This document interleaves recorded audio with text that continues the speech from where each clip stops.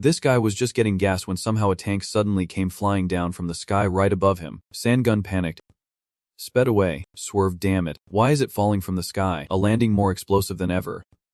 Literally, with smoke and fire everywhere, Sandgun was thrown off both his bike and himself, flying wildly.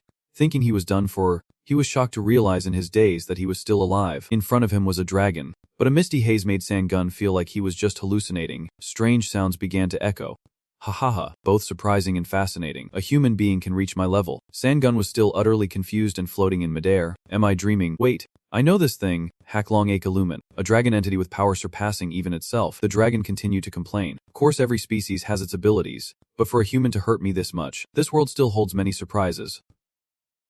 Truly fascinating. Sandgun was stunned, not understanding what was happening. What? That dragon is injured. How did that happen? You were startled when you heard the voice of another person nearby with a damaged body. This person replied to the dragon. Surprisingly. But unfortunately, we can no longer play together. A bit disappointing, but there is nothing we can do. Sandgun vaguely tried to think. Who is this? It feels familiar. Do I know him? Haklong replied to the other. It is a pity. I really wanted to have more fun, but there is no way anymore. No matter how strong you are, you can't escape death. As the other person had only a little strength left, he still smiled and declared, no worries. Akalumen, I still have one last trump card to play. Haklong mocked. Kukuku, the resurrection magic you created. But do you still believe it will save you now? With eyes barely open and life force nearly drained, he was determined to see it through and warned. Stay healthy. One day I will come for you. Haha. I will wait for that day. Great wizard Curatoris. Sandgun looked confused when he heard about the resurrection spell. The final orb from Haklong marked Curatoris' permanent end. It slammed into Sandgun, his head pounding like a hammer. Yeah. This feeling does not feel like death at all. My head, right after the explosions and the scorching smoke that burned flesh, blood from his hands and entire body stained the ground red. Sandgun lay helpless, not knowing whether to feel happy or sad. Haha, I really have wasted my life, reborn after all that trouble and yet living like this. The moment he opened his eyes, he realized his identity dead in the final battle against Haklong Akalumen. Unexpectedly, his past life was that of the great wizard Curatoris. It feels strange as the memories of my past life blend with my current ones. Sandgun sat up, his body covered in wounds, clothes torn below. Let us see. It seems like I did not break a single bone, which is great since I am unharmed despite all the wounds on my body. But being reborn only to live such a miserable life is truly. Thinking this, the young man decided to stand up and head back first to check the mana flow in his body. Sandgun closed his eyes and slowly felt it. Luckily, the mana flow was fine. Very good. A powerful energy surrounded him, instantly completing the connection to the Akaza system. A notification appeared, beginning the awakening. Congratulations, Charlie Sandgun. From now on, you are an awakened one. 10 years ago, when the first space gate opened, an entity introducing itself as the operator of Akaza began connecting with humanity. That entity randomly selects humans to awaken them with an ability which levels up through experience and allows them to use those skills. It is similar to a true game system. Humans use this ability to fight monsters. Sandgun still could not believe it. Never expected to get this too. It is pretty clear that the soul and body are not synchronized entities, and the entity called the Akaza operator is probably not from Earth. Let us see. The young man decided to open the status window to check the information, namely Sandgun. Human race. No profession. Level 1. Strength 18, Stamina 21, Dexterity 22. Mana 1, Luck 35. 0 points, no special skills. Sandgun put his hand on the controller. Curious. Did the mana just increase because of what I did? Awakened but still no profession. Sandgun is definitely an exception. But it does not really matter. I should start gradually accumulating mana soon because you never know what might happen next. Sandgun closed his eyes tightly, stretched out both hands, feeling every sense in his heart along with the energy surrounding and absorbing him. Yes. Just like this, finally done. The system announced you have acquired a magic skill. The young man was very surprised. The system's ability was truly as expected. Able to analyze instantly, a notification appeared. You have reached the apprentice mage profession. Sandgun wondered. Apprentice mage. So it does not know all of his information. Without the system knowing about past life memories, Hung really can't tell if this is the power of a god or just a divine ability. Absorbing mana while walking. Right now, doing both tasks at the same time is not too difficult. Just then, a notification popped up. Mana increased by 0.01. Sandgun. Great job. Seeing the results right away is really amazing. Batrack gazes into the distance with a passionate look. But this is really bad. As soon as he finished speaking, this young man suddenly pulled him up, meaning the barrier had been breached. The final line of defense, for those who do not know, is the boundary separating North and South Korea, established by the Armistice Treaty between the two Koreas. But after North Korea was destroyed by a monster attack, the border was renamed the last line of defense. Currently, forces including the Awakened and the military are defending the fence to stop monsters from pouring in from the north to fight monsters resistant to physical damage. The fence was reinforced with heavy weapons and a large amount of explosives, but the defense team just dropped from the sky, and if the last line of defense has been breached, it means monsters strong enough to break through have appeared. Right now I can't do anything, and I can't bring the dead back to life either, so I might as well go home. Everything was fine. Then suddenly the yard got messed up. Could that be a box with many red fragments scattered around it in the distance? There were quite a few types, all of moderate size, and they would sell for a good price. I guess the ones from the nearby vehicles got like this because of the blast shockwave. He held it up to the sun to check, saying that in his past life this was called a mana stone, a source of mana in the form of a gem. This is extremely useful for someone like me who does not have much mana yet. The purity is quite high, so I can definitely make good use of it. Got lucky. 32 types worth about 10 million coins. Stuffed all these into my bag, looked around frantically for the car, but when I looked down, I was just stunned, completely out of luck. In short, hoping it is okay after such an explosion is impossible. Using this on the car feels a bit wasteful, but there is no other choice, especially since I have no other means of transportation left. After placing the items around the car, Sanquan finally agreed. Okay, done. We have to leave quickly. As soon as he touched the circle, the car instantly changed, and the system notified that you have learned the magic circle skill. The wheel began to gradually restore, followed by more notifications appearing. You have acquired the restoration magic formula. You have gained the skill to use mana. In less than a minute, the vehicle was fully restored, even looking brand new, shiny and glowing. Sanquan glanced over the vehicle, clearly satisfied. It seemed much better now. He glanced up at the system screen, knowing it was like a game, but never expected it to turn his magic into a corresponding skill, and even allow him to use mana to activate it, meaning he could freely use his magic as long as he had mana. Suddenly the ground shook. Sanquan startled and looked over to see the silhouettes of 3 people, his face twisted in pain. Whoa. Right nearby, he looked puzzled. What is this? The enhancement ability is top-notch. Is he a tank? Are they all still alive after that explosion? If they are still here, then maybe I do not have to leave this place after all. In the distance, a woman was still asking a man if he was okay. Meanwhile, Sanquan was still confused, looking around. No, if the last line of defense has been broken, then they probably can't hold off for me either. I have a bad feeling I need to get out of here quickly. Just as he was about to speed off, something came crashing down from the sky, and Sanquan felt a sharp pain in his chest. He thought he was done for. Then came a deafening explosion. But luckily, Sanquan managed to stay calm. Mana, as the owner, I command you to protect me. The area around Sanquan is shielded by a barrier layer. System display. You have acquired the barrier skill. In the end, both Sanquan and the car were spared, but then Neem was still shaken. As the figure gradually emerged from the smoke, Sanquan's heart nearly stopped. It was a monster. The people standing nearby called out to each other, took their positions, ready to fight. Oh no, has it mutated? Right after that, the monster roared like it was going crazy. Sanquan stood at a distance watching the situation, feeling scared. Whoa, this is intense, way beyond what I can handle. For now, I just have to get out of here. Voices echoed everywhere. Help, is anyone there? Please save me. Sanquan is drenched in sweat. What the hell? Could I have misheard? Amid the rubble, there is still someone alive. The girl is barely breathing, and you weakly try to save her. At first glance, Sanquan quickly recognized her as the girl working at the gas station. In the distance, beam of light still flashed dazzlingly. They are still fighting fiercely against that monster. Sanquan could only scratch his head in frustration. I guess there is no other way. Hopefully there is still enough time. You decide to stop the car to help. It has to be quick and efficient. Before she could even lift the rock, the girl lost consciousness, her body badly injured and bleeding heavily. After taking a look at the situation, Sanquan felt something was wrong. I need to lift this up. Alright, let us do this. Mana, as the owner, I command you to enhance my physical strength. The system announces, you have acquired the strength skill. Sanquan put his hand on the stone to reduce its weight. The system continued to display, you have acquired the weight reduction skill. Sanquan looked very satisfied, then used force to lift the huge boulder, pressing down on the small girl. After throwing it far away, Sanquan immediately bent down to lift the girl's head. Hopefully there is still enough time. Mana, as the owner, please heal the wounds. Immediately, Sanquan gained the healing skill, and the girl gradually stabilized her breathing. Sanquan lifted her up. I can't fully heal this girl because this is only low-level magic, but this is all I can do. How is the battle going? Saying that, he turned around and saw his great-grandmother. Something came hurtling wildly toward him but luckily missed Sanquan. Sanquan let out a light sigh of relief. That was a close call. Luckily, I just moved away from there. What just fell from the sky? From the hazy smoke, Heavy cuffing sounds echoed, and Sangkwon opened his eyes wide. Is it a girl? The smoke swirl faded. The girl was severely injured, collapsing as blood continuously dripped from her mouth. Sangkwon stood there stunned. After seeing 2 out of 3 faces, I immediately recognized her. Isn't she Sung Jareem? Sung Jareem is one of the highest level awakened individuals in the country, known for possessing 2 skills, physical enhancement and fire magic. Sangkwon tries to remember. Her title is the Fire King. Right. I also remember that she is a star as well. The wounds on her body, even for an awakened person, are quite severe. Sangkwon sighed and looked up at the sky. Maybe I should pull her back a bit too. If it were not for Sung Jareem, this battle would have been a complete disaster.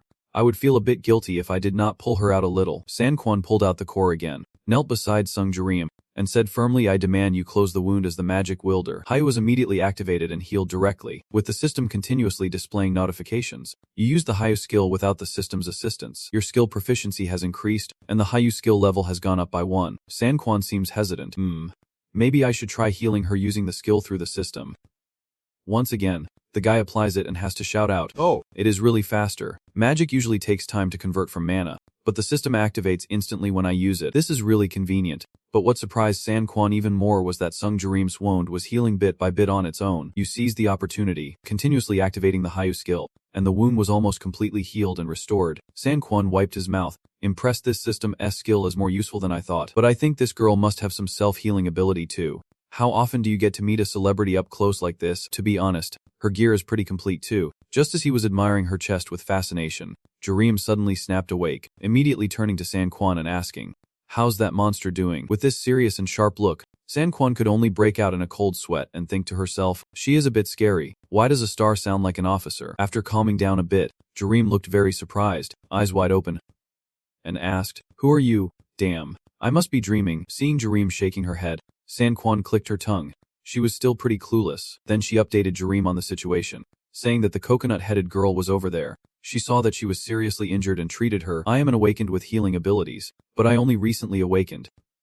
Saying this, Jareem suddenly realized and looked down at his abdomen. That is right, its attack pierced through my defense. Jareem stood up and said, thank you. I want to repay you, so please contact me after this battle. And you say you just awakened. Then run now. The enemy is very strong. Jareem immediately turned and Sangin responded calmly. Of course, what the hell are we doing here anyway?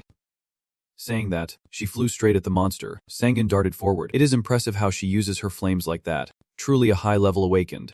Her power is solid. There is probably nothing to worry about anymore. Back to the gas station attendant. Sangin whispered, hang in there until I regain my strength. On the monster's side, many awakened people are surrounding it and fighting together with all their might. Tonight, you also waste no time and take that girl to the hospital. When she woke up, the girl was very grateful. She truly thanked him. Sangin waved his hand. It is nothing. I just did what needed to be done. No need to think about it. How could it be nothing? You saved my life. Sangin felt shy after hearing that. Luckily, you were not seriously hurt. I did not do much anyway. Just then, both parents rushed in a panic. Ainhei. Oh, my Ainhei. While the mother cried tears of relief, the father kept rubbing his daughter's head. She told me not to work in such a dangerous place. Sangin saw this scene and could only remain silent. Sighing, to give them some privacy, you planned to go outside but then heard the news on TV. The location and how an oxer with a level around 80 appeared remain unclear. This is live footage from the scene. Reporter Kim Yi-won, please update us on the situation. The battle scene was recorded in detail. The reporter provides updates. Yes. The area we are watching now is a gas station near the last defensive fence. Sangin turned away when he saw Sung Jareem, then caught himself and reminded himself, now I have to take care of myself first. After treating my mother and regaining my strength, it will be a new beginning for me. This is the hospital and your mother is still there receiving treatment. Her condition does not look very good, and Sangin's face is blank, showing no sign of happiness. I knew it right away. This is a mana disorder syndrome that occurs when someone suddenly absorbs a large amount of mana at once. Their body cannot handle that amount of mana and is forced into a coma. The treatment for this syndrome is quite simple. Just help my mother's body adapt to that amount of mana, but the process is rather complicated. A mandragora is definitely the easiest method. But there are other ways too. Still, no matter what, a mandragora costs 1 billion coins. The easiest way is for a high-level wizard to absorb all the excess mana from the patient's body. But mana absorption magic is impossible for me right now. It requires at least a 3rd-level wizard. Mom, I promise I will help you wake up. Definitely within this week. Please wait for me. As he thought this, he took his mother's hand, tears streaming down his cheeks. Trust me, I will definitely succeed. Sangin returned home, sat on the bed, still staring intently at the core. The system notified that the mana stat had increased by 0.1. There were several more notifications like that in a row. I know it will work. I can absorb mana from a level 3 mana core 3 times before it breaks, so 0.3 mana points per core. It feels a bit wasteful, but right now this is the most effective way. He continues absorbing mana. The system displays, mana points have increased by 0.1. The same notifications kept coming until the mana reached 15. Sangan could finally smile. The current mana is 15. Well done. Next step, he laid the mats on the ground and threw down the 3 cores. Let us begin. As the wielder of magic, I demand sharpness. As the magic wielder, I demand sharpness. System notification. You have acquired the sharpness skill and the rago skill. Sangan's gaze was sharp, then he carefully carved with a small knife. It had to be meticulous, he could lose a finger if he cut himself with an enchanted blade. As the moon rose, Sangan finally finished. Able to throw down the knife and collapse onto the floor. This meticulous work really is not for me. I am exhausted, with dark circles under his eyes.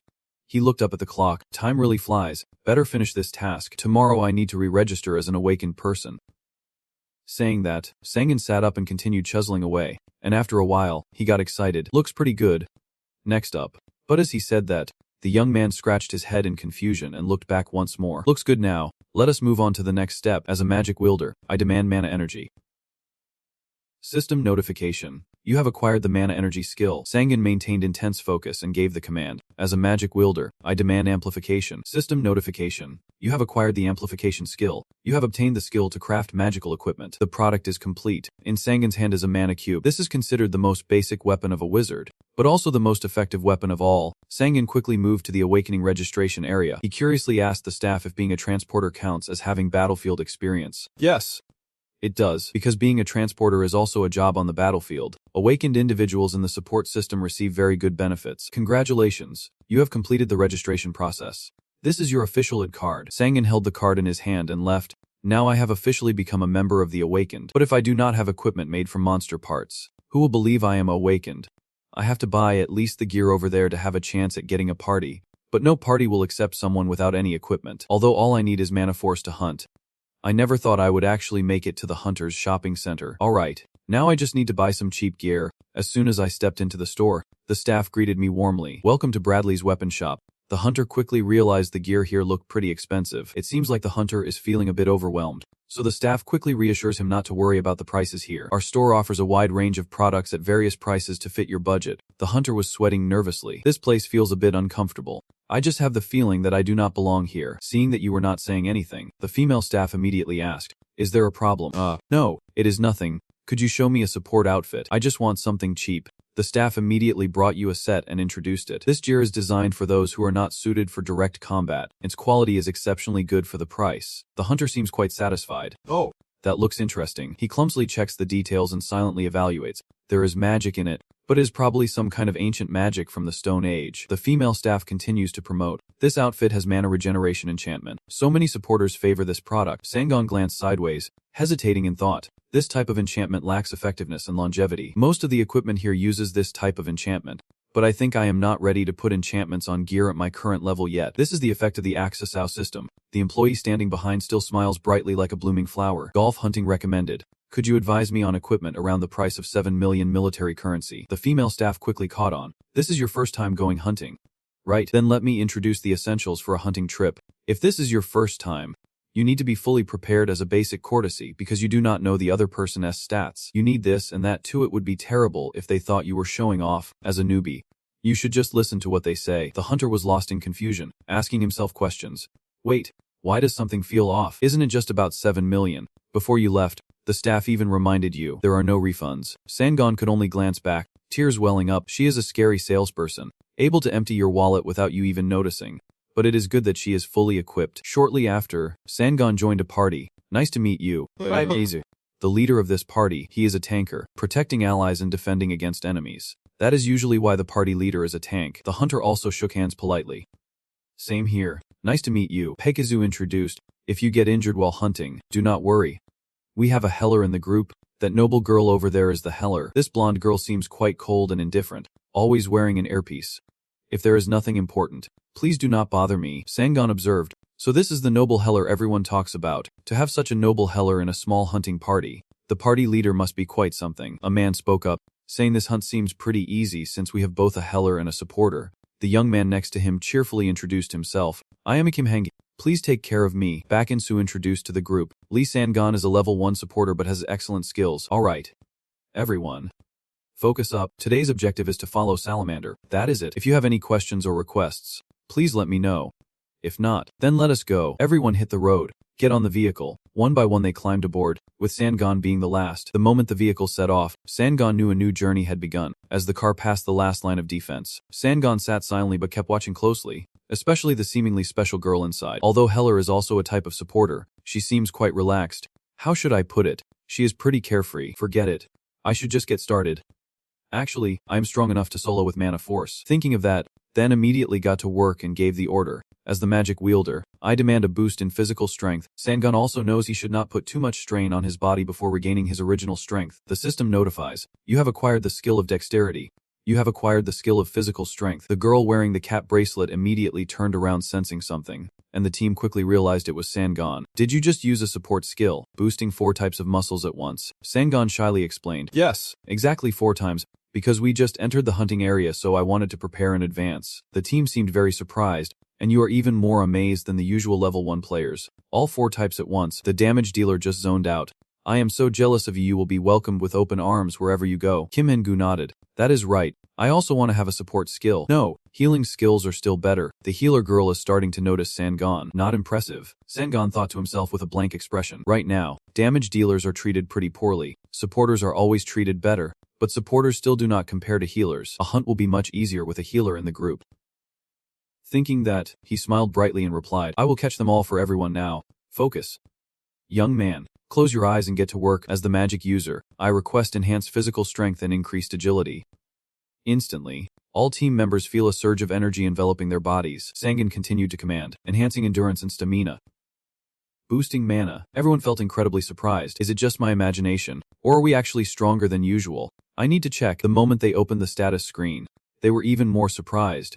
No way. This is the stats of a 1-star supporter. Sang-gun closed his eyes, smiled, and thought to himself, their stats must have increased by about 20%. Wheels slowed down. Sang-gun turned around. Are we here already? The captain declared. Our expedition starts here. Baek In-soo opened the map to check and has found the target. Everyone quickly got off the vehicle and headed towards Sang-gun, who felt very excited. This was his first hunt since awakening. Baek In-soo reminded the whole team. Within a 1-kilometer radius, there is a giant monster. That is our target, as discussed earlier.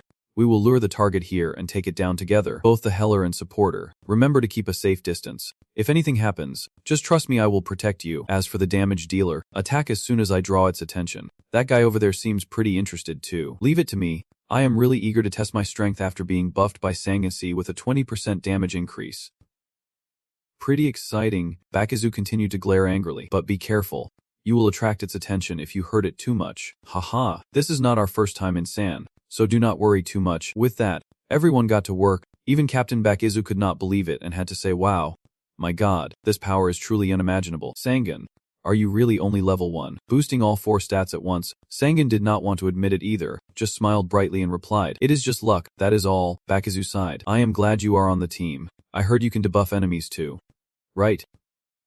Sang-gun nodded, but only he knew the truth. He could not only debuff but also track, attack, and move. The captain sensed something and shouted loudly, everyone get ready, it is coming. The foot began to emerge, and all team members focused intensely. Body with blotchy red spots screamed in terror upon seeing humans. After looking, Sang-gun could only smile softly. Who would name a monster like this something cute like salamander? Glancing back, he saw the heller girl looking shy. Sang-gun was puzzled. Was she scared? It looks a bit scary. Huh, she is sweating. It is a bit sluggish. Sang-gun focuses on observing to decide whether to debuff it. After thinking it over, he decided to observe the situation first before making a move. Everyone fell into a state of focused combat. Sang-gun never stopped watching and analyzing the monster for a second. A skillful provocation to draw its attention. A type of mental attack skill that makes the target focus solely on the user of the skill. Baek In-soo takes action. Good. It worked. He spun around and jumped up to draw the monster's attention. Baek In-soo orders the others, attack the legs. Do not let it move anymore. After receiving the orders, the team members began to coordinate. Sang-gun also found their smooth cooperation quite interesting. The team leader does not rely on skills. He knows how to use his shield to the fullest. Meanwhile, the damage dealer deals precise and effective damage. They seem to no longer need Heller to step in. Probably because they could not predict what would happen and needed Heller as a backup. Sangan is wondering whether to form a party with both Heller and a supporter or to go solo, since it is easy to recruit a damage dealer. You think I just need to handle unexpected situations like an extra monster appearing or a mutated monster? I have to be a 3rd level wizard to create a golem, but I do not have enough mana. Wait, I just sensed it. Haha, I just said it and it is already here. Another unexpected monster. Sure enough, another one appeared right after. The captain was so shocked he did not know what to do next. What is that? Where did it come from? Why did not the sensor radar detect it? While Sangan was muttering to activate his skill, Parkizu shouted out, Heller and the supporter, run to me quickly. The moment the monster roared, Sangan activated his skill, freezing it in place, and everyone was stunned. What the hell is happening? Oh my god! Sangan just casually touched the monster's face like that. Everyone go ahead and relax. I will hold it back. Just calmly take care of each one. In the end, everything settled down, and the whole team managed to capture a huge, formidable corpse. Everyone carried the monster onto stretchers to clean up. Captain Parkizu tossed a bottle of water to Sangan and exclaimed, we survived without any losses thanks to you. No matter how many skills you have, a supporter with powerful area control skills is highly valued. Kim En-gu was very curious and immediately asked, what skill did you just use? Sangan just smiled and answered calmly, tiredness, hallucinations, paralysis. Those 3 types. The damage dealer suddenly sat up. You are really only level 1. Yet your skills and ability to adapt to unexpected situations rival those of experienced players. That is right, you are truly amazing, and thanks to you my mistake did not come at a high cost. I should have been more careful when using the sensor radar, and I sincerely apologize to everyone. Bakuzu lowered his head to apologize, but Sangan quickly waved his hand. It is okay, do not worry about it. Actually, I wanted to test my skills too, since this is my first time hunting. Bakuzu finally looked up at that moment. If you say so, then I feel a bit relieved too. Kim En-gu held a glass of water. Speaking of which, a supporter with your area control skills would be recruited by the big guilds in no time. I am really jealous of you. Also, instead of constantly forming groups with strangers, it would be better if you stayed in a stable team. You never know. Sangan smiled and replied, I know, because I used to be a transporter for a long time. Northazu replied, then I guess I do not need to explain anything further. I am sure you already have some plans for yourself. Right. Hello. I was surprised after hearing their conversation. Carrier. You used to be a carrier. No wonder you stayed so calm. Northazu clapped and asked everyone, thanks to Sangan, we were able to finish so early. Does everyone still have mana? One by one. Everyone reported, I still have 70%. I still have 80%. The captain turned and gently asked Sangan, what about you? Sangan was still a bit of a joke. I still have enough, while the young man was scratching his head in confusion. Looking embarrassed, the others in the team could only think to themselves, hey, if you say that, who would want to play with you? He let everyone in the group use extra skills and still had enough mana. I heard that using area control skills consumes a lot of mana. Seeing them stay silent, Sangan could only break out in a sweat. You do not even realize that beside you, the girl Hello is waiting for a chance to talk to you. Sangan's face twisted, sensing something was wrong. Why does this girl keep hiding like that? Does she want to say something? It was scary. While Sangan was still singing, Hello sighed quietly to herself. What should I do? I want to talk to him too. It was not until the captain turned to ask that she finally spoke up. What about Hello? Do you still have enough mana? Yes, if everyone agrees, let us continue. We will keep going until our mana no longer allows it. Everyone agreed and got to work. Time passed, and before they knew it, night had fallen. The monster's corpse was collected and moved to an area. It has been a long time since I have seen a monster's body this intact. There is only one wound on the head. What trick did you guys use? Insube crossed his arms and laughed loudly. Haha, not at all. We just tried to handle them without causing too much damage. Remember to pay us extra for that. The uncle turned around and replied. Of course, let us see. I will give you an extra 15% above the usual. This is truly a surprising figure for the captain. Insubak did not expect to collect this much. The uncle who buys monster corpses explained. Of course, if the corpse is intact, there are many ways to use it. Besides, we have been doing business together for quite a while now. If next time you get more, remember to bring them here. Sangan stood at a distance listening, eyes half closed. If I used a lie detection sensor, it would probably be a lot of fun. But unfortunately, at my current level, I can't yet. What a pity. I need to get faster and become a level 2 mage. Finally, the two of them said their goodbyes, and now comes the division of the spoils. The team leader seems kind, probably did not skim off anything. Alright, it is time to split the hunting money for today. After calculating for a while, Bakinsu announced that today's effort was stronger than usual. Each salamander corpse we hunted was paid 15 million kwan. 10 salamanders total 150 million kwan. Hearing this amount, Kim In-gyu could only jump for joy, while the damage dealer seemed a bit skeptical. It sounds a bit off, does not it? Bakinsu explained that because the monster corpses were intact, The selling price increased a bit. Just look at this extra reward. Thanks to Sun Gun. Today we received 4 times more than last time. Haller was stunned. While Sun Gun kept smiling warmly, the captain informed the whole team. So today, we can all go home happily. First, 400% will go to Hyler. That is the current standard. Right, seeing her get such a large amount. Those guys over there are still trying to argue. I wish I were Hyler. Moving on to the shares for the other 2 guys. They get 20%. Insu calculated, normally I would take 30%, but this time I will only take 20%. I will give the other 10% to Sun Gun, making it a total of 20%. Kim and Gu was very supportive. I think so too. Thanks to you we had such a successful Sun trip today, so I will give you an extra 2%. The damage dealer was excited and said, I want to give him a share too. Sun Gun felt shy after hearing that. Thank you.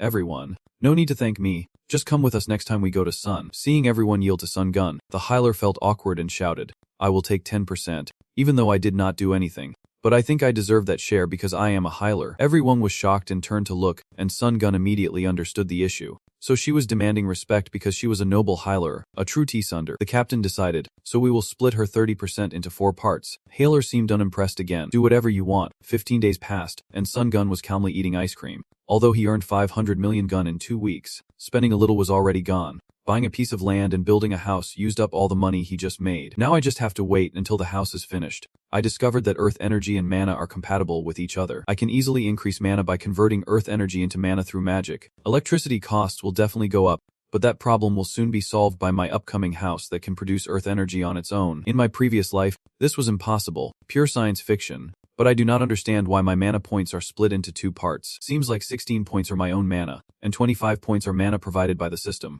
Oh well. It does not really matter. The house will take 2 months to complete, then 20 days to become a rank ban wizard if everything goes according to my calculations. Within 3 months, I can heal my mother myself, and Nigok might be even sooner. After drifting off and thought for a while, I looked up at the clock and saw it was almost 3 of the clock. At this hour, if you are quick, you are already out the door, but you are still stuck inside. Sitting at a cafe, Sangan had a meeting today, and the person across from him broke the ice first. Nice to meet you. Sangan, I am Lee Ji-suk, deputy manager of the AD Corporation strike team. Sangan stared intently at the business card, thinking to himself, hunter companies are quite similar to idol companies, though their purposes and activities differ. These companies recruit and support potential or already well-known awakened individuals in the country. But the most notable point is that these companies all belong to leading domestic corporations and have close ties with the government. Lee Ji-suk explained, after you awakened we gathered information and assessed you based on your hunting history and abilities. You used to be a courier until recently when you awakened. Also, your mother is undergoing treatment for a disease caused by spatial water. Right. Sangan did not hide anything and replied, that is right, as expected from a major corporation. Your information network is truly impressive. Lee Ji-suk immediately adjusted her glasses upon hearing this. Haha. If we did not have enough resources to scout potential rookies in this industry, we would have gone bankrupt long ago. This field is just as fierce as the battlefield out there. Getting back to the main point.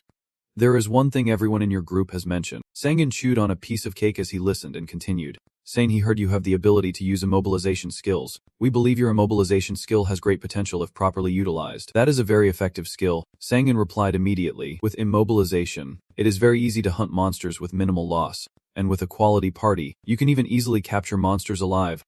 Right, Lee Ji-suk nodded in agreement and felt extremely satisfied. Exactly. A dead monster compared to a living one can have up to 10 times the true power. This is our proposal. Please take a look. He handed the tablet to Sangan. Just from a quick glance, Sangan already sensed the scent of a beast. 100 million troops. It seems he rates me quite highly. A tiger is still a tiger. Lee Ji-suk quietly rejoiced inside. I have got him figured out. He keeps trying to persuade me. For a potential like you, we have to offer a price that matches. Hallow high supporter with an area control skill like immobilize. This amount is probably not enough. Sangan suddenly stiffened. Can you give me some time to think? Hearing this, Lee Ji-suk was startled and had to ask again. What did you say? I do not understand. I am pretty sure our offer is very reasonable. Yes, it is very attractive, but the other offers are just as appealing as yours. Sangan began spreading out a series of different business cards, leaving Lee Ji-suk stunned. Oh, are there foreign companies involved too? Are there even other reputable companies jumping in now? Sangan's eyes sharpened. That is right. The supply is small but the demand is very high. No matter the corporation, I am always the one in control. They just need to offer a better price. Back at the hospital, the doctor looked at Sangan with great admiration. Congratulations. But how did you get Mandragora? I signed a contract with a hunting company. It is just part of the terms. Dad, I heard you recently awakened. Your potential looks promising. Even with special abilities, it is hard to get such a good offer. While they were talking, your mother slowly opened her eyes and managed to say a few words. The nurse beside her immediately called the doctor, who assessed the situation and announced, "Oh, it seems your mother has awakened." The moment she slowly opened her eyes, she recognized her son in front of her. "Is that you, Sangan?" She reached out to stroke his head, as if she had fainted twice and so many days had passed. "Mom apologizes for this foolish illness, but rest assured, I have woken up." Sangan is moved, tears streaming down like a growing child. The mother, seeing her son sobbing, grew worried and asked, "Son, what is wrong?" Sangan bowed his head, thanking heaven that his mother had woken up. Seeing the deep bond between mother and child, the doctor felt awkward and could only clear his throat. Could you please step back a bit? I need to recheck your mother's condition." They began measuring her blood pressure again. "How are the results?" 80 out of 100. Her blood pressure is normal. "Good.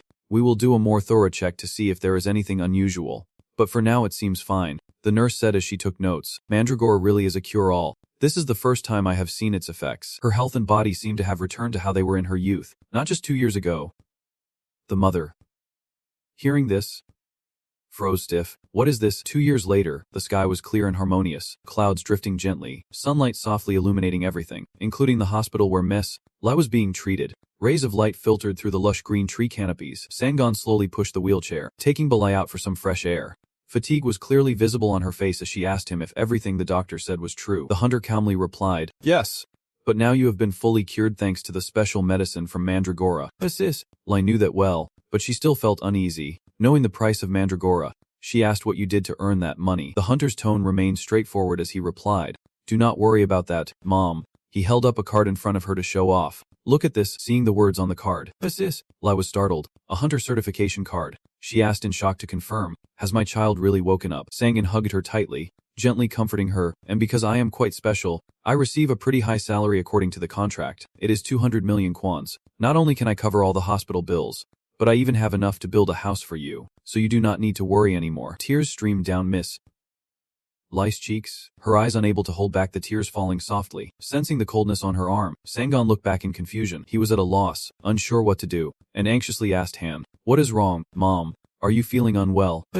Lai emotionally confessed, "My beloved son had to give up his dreams and become a hunter just because of me. How could a mother not feel guilty?" Understanding her heart, his own felt warmth. He comforted her, "Please do not worry. The company that hired me is part of a national corporation. Do you know the Hattie Corporation, Mom?" He tightly held his mother's thin hand. Sangan assured her, "I will be fine. Please trust me." Even though he said that, Lai could not stop worrying.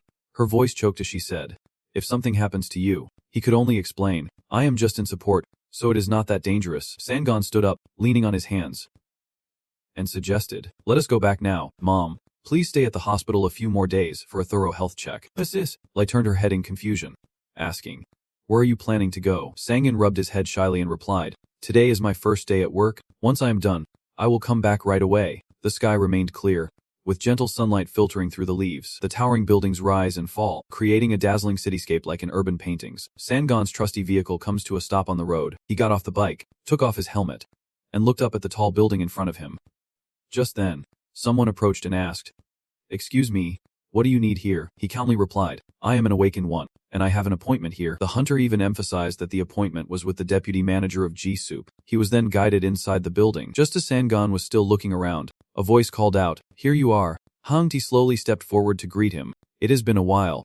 Sangan, you blinked jokingly and said, "Have you been waiting for me all this time?" Young Ti smiled as he handed over a card and said, "No, the security told me. I am a busy person too. Here's your card." Sangan took the card and teased, "Are you planning to send me straight to the battlefield? My level is still a bit low, so I am afraid I won't be able to pull off much." Young-ti calmly replied, "Not exactly. Our company has a pretty interesting project for people like you. That includes you." Hang-ti presented his plan, aiming to train and help everyone continue to develop as quickly and as well as possible. The hunter probed deeply. "I like that idea, but is it feasible?" You thought to yourself, for any awakened person, their abilities are what generate money for them. Sangan remained skeptical. So hunter companies always try to recruit high-level or rare-skilled individuals, but binding them to the company is another story. Not to mention some could be potential threats. Hang-ti confidently replied that it was possible if we targeted the right point, and Sangan hesitated. Then he gave an example. "Like you, is not money what you want after you wake up?" You could not argue, and just nodded in agreement. "Exactly," Hang-ti emphasized while asking, What if you need money to fulfill that desire? He asserted that whether due to family circumstances or personal reasons, as long as their finances are tight, the company is willing to cover that shortage no matter how much it costs. Hearing this, the hunter immediately calculated that it only requires meeting those conditions without needing to know if their abilities are useful or not. Meanwhile, Auntie kept explaining his ideal that if we built a team like that, we could create a strong influence right from their development stage, thereby forging a close connection between them and the company. Not to mention making it easier for us to manage their activities. Sangon concluded in his mind that it was a way to bind them financially. You rubbed your chin in admiration. It really is a clever idea, and I am part of that team too. Hyungti nodded in confirmation. That is right, because you also need to level up like them. I believe you will be a key player on that team. Sungon pursed his lips and thought for a long moment, then finally sighed and accepted. Fine. Sounds beneficial to me anyway. I am really looking forward to it. As the elevator moved, he asked again, how many teams like this are there? Hyungti answered. There are currently 3. Alpha, Beta, and Omega. Sangon requested. I want to meet my teammates now. From another room came a voice. So the rumored rookie is joining our team. Jiexik looked at the people in front of him and replied. That is right, Sin Sangjin. Supporter. The giver of blessings frowned in disagreement. Do we really need another supporter on this team? Jiexik hinted. He is not an ordinary supporter. Someone versatile like him can fill the gaps the team currently has. Suddenly, a hand went up, accompanied by an urgent voice. I have a question. Yozong Heller, the eager messenger of light, asked. This is just a rumor, but is it true that this rookie can use CZ, heal, and buff? Jiexik showed her the information and said, check it out yourself. Here is all the information about the team members. Yozong read happily, excitedly praising, cool. Kim Dojin, the newbie, and the passionate fam were curious today is his debut. Right. Just then the elevator door opened, and he had not even joked yet already arrived. After changing clothes, Sungwoon confidently introduced himself as he stepped in. This is definitely a big corporation. All top-notch gear. Nice to meet you all. I am Sungwoon. His calm voice echoed through the room. Pleased to meet everyone. I am Sungwoon. The fourth son smiled and greeted. I heard our team is strong in the National League, and since I am just a rookie, I hope to receive everyone as support. Yozong looked at him and shouted. Just said you appeared already. Dojin smiled politely and replied. Hello, I am Kim Dojin, the team's rookie. Yozong smiled brightly like sunshine and said, I am Yuzum, the team's hello. You really timed it perfectly. We were just talking about you. Sungwoon did not expect her to be so straightforward and was a bit surprised. Not knowing what to say, Yozong stepped forward without hesitation and asked, Can I call you Oppa? She suggested getting to know each other, saying she had never seen a multi-class player before him and hoped they could work well together. That moment, 2 others walked in. Jinsuk, seeing everyone gathered, asked if they were late, while Jinsu waved without paying attention and said, Hello Nuna. Park Jinsuk, damage dealer, politely extended his hand to Sungwoon, a new face, asking if he was the rookie recently mentioned. I'm damage dealer Park Jinsuk. Pleased to meet you. Sungwoon also shook hands and replied. Same here. I am Sungwoon. Yozong pushed Jinsu forward to introduce him. This is the youngest member of the team. Jinsu, Lee Jinsu damage dealer. The storm hunter shyly scratched his head and said hello, and you responded warmly. Hello. Suddenly Sungwoon noticed someone who had been silent until now. Sangjin was still scrutinizing him from head to toe, and he coldly introduced himself. Sangjin. Supporter. Sungwoon immediately understood why he acted that way, probably because he was also a supporter and feared losing his position. He sat down in the chair next to Sangjin, thinking to himself that he did not really need to act that way. He was not just a supporter. Seeing that everyone was settled, Jinsuk spoke up. Now that we are all here, let us begin. Secretary Kim, please start. When Meet Tae received the order, he quickly presented it, saying, Yes, this wedding venue area, as he passionately explained the plan. Speaking nonstop, Sungwoon listened intently, nodding in approval, thinking, no wonder this is a reputable company. Everything is well organized, with clear strategies, geographic analysis, and monster analysis. He quickly recognized the strengths of this plan and proposed specific strategies for each scenario. Unlike other parties, this approach allows any rookie to grow and succeed. Watching the others, Sungwoon felt even more satisfied, and the communication between members was excellent. Seeing them exchange ideas so positively, there was no need to doubt everyone's teamwork skills. He nodded to himself, sure this was far different from the randomly formed parties. After the meeting, the sky remained bright, the radiant light and drifting clouds against the blue creating an unusually peaceful beauty. Sitting in the moving armored vehicle, a complaining voice echoed, My mother is terrible. She ruins everything by trying to run some business on her own. Yu Jang shared her tragic fate. Then her father was diagnosed with pancreatic cancer. The girl wiped her tears sadly. Luckily she was awake. Otherwise, Sungwoon said sympathetically, I understand. Dojin groaned. Come on Yu Jang. I have heard your story so many times my hand is about to fall off. The girl puffed her cheeks in mock annoyance, saying, "You are really unfair." Sungwoon just heard it for the first time. Being called uncle hit Dojin right in the heart. His expression stayed the same, but his voice was clearly irritated. "No, we are not that far apart in age. Right, so please do not call me uncle anymore." "Okay," Yu Jang laughed in response. "Never." Sungwoon still smiled, but his mind had drifted away. In his past life, no one ever called him Appa, and he never had any relationship with any woman. You suddenly remembered someone. Right. Now that I think about it. Aka Lumen. A woman. The only girl I knew in my past life was a dragon. Sungwoon glanced to the side, a look of avoidance clear on his face. Suddenly Dojin spoke sharply, saying, "You seem humble for someone with the title new recruit." Sungwoon smiled modestly and said, "Please do not say that I was just a transporter before. New recruit is a bit much." Dojin nodded understandingly and replied, "No wonder you are so humble." You looked at the others with curiosity and asked, "What about everyone else? I mean their previous jobs?" Dojin was the first to answer. "I was also a transporter for about 4 years. Sungwoon was impressed. "That is quite a long time." And he agreed, "That is a lot. Yet I have a pretty healthy body like this now." "What about you?" Sungwoon did not hide it and confessed, "I worked for 2 years before awakening. I truly thought that job would help me awaken." The wheels kept turning as usual. Suddenly Jinsu and Sungwoon realized something was wrong and jumped up. The boy shouted urgently. Dojin hissed, "Something is coming." Sungwoon silently assessed, "Does the ranger system have sensing abilities?" A loud scream. "Stop." The vehicle slammed on the brakes. By inertia, the car made a perfect parabolic turn and then stopped in the middle of the field. Seeing the monster charging straight here, Jinsu was terrified. A blind bull's out. "How did it appear in this area?" Dojin said anxiously. "If that thing sucks us in, it will be bad. We have to stop it." Sungwoon stepped forward and said, "Leave it to me." His hand condensed into a cube as he muttered a spell, acting as the magic wielder. Sungwoon threw it out the car window and commanded it to stop its movement. The magic circle shot out like strands of rope, wrapping around the monster, immobilizing it. The blind bull's horn was tightly bound by the magical strands. The monster was dragged violently, spinning on the ground, the spot where it stood shattered by its massive body. Jinsu, witnessing everything, exclaimed, "Impossible." The boy seemed to have learned about the skill just now and asked excitedly, "Is that the immobilizing skill?" The monster was completely controlled, and seeing it with my own eyes shows how amazing it is. At that moment, a pair of feet approached the blind bull. Jin carried the crutch, wondering if this was real. Jinsak was equally amazed but still confirmed, "Yes, it is." Sungwoon then stepped forward to remind him that the effect only lasts for 5 minutes. But Jinseo could not help but say, "There is no need to be so modest. The time does not matter. Your presence will make all the difference in our hunt." Looking at the blind bull on the ground, Jin-seek suggested, "Hunting does not require fighting. I will take care of this one." And Dujin did not argue, saying, "Go ahead." He raised his hand and began casting magic. A black energy burst from Jin-seek's palm as he chanted a spell. Appear. Demon Spear.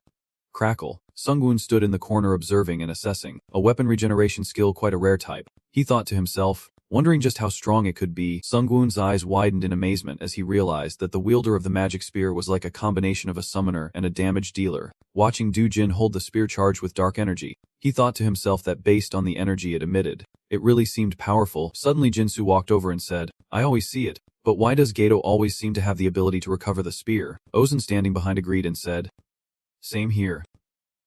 Sungwoon asked, "How strong is it?" Jinsu replied that it is not because it is strong but because it is a free weapon. The boy said honestly, "Weapons cost a fortune, man."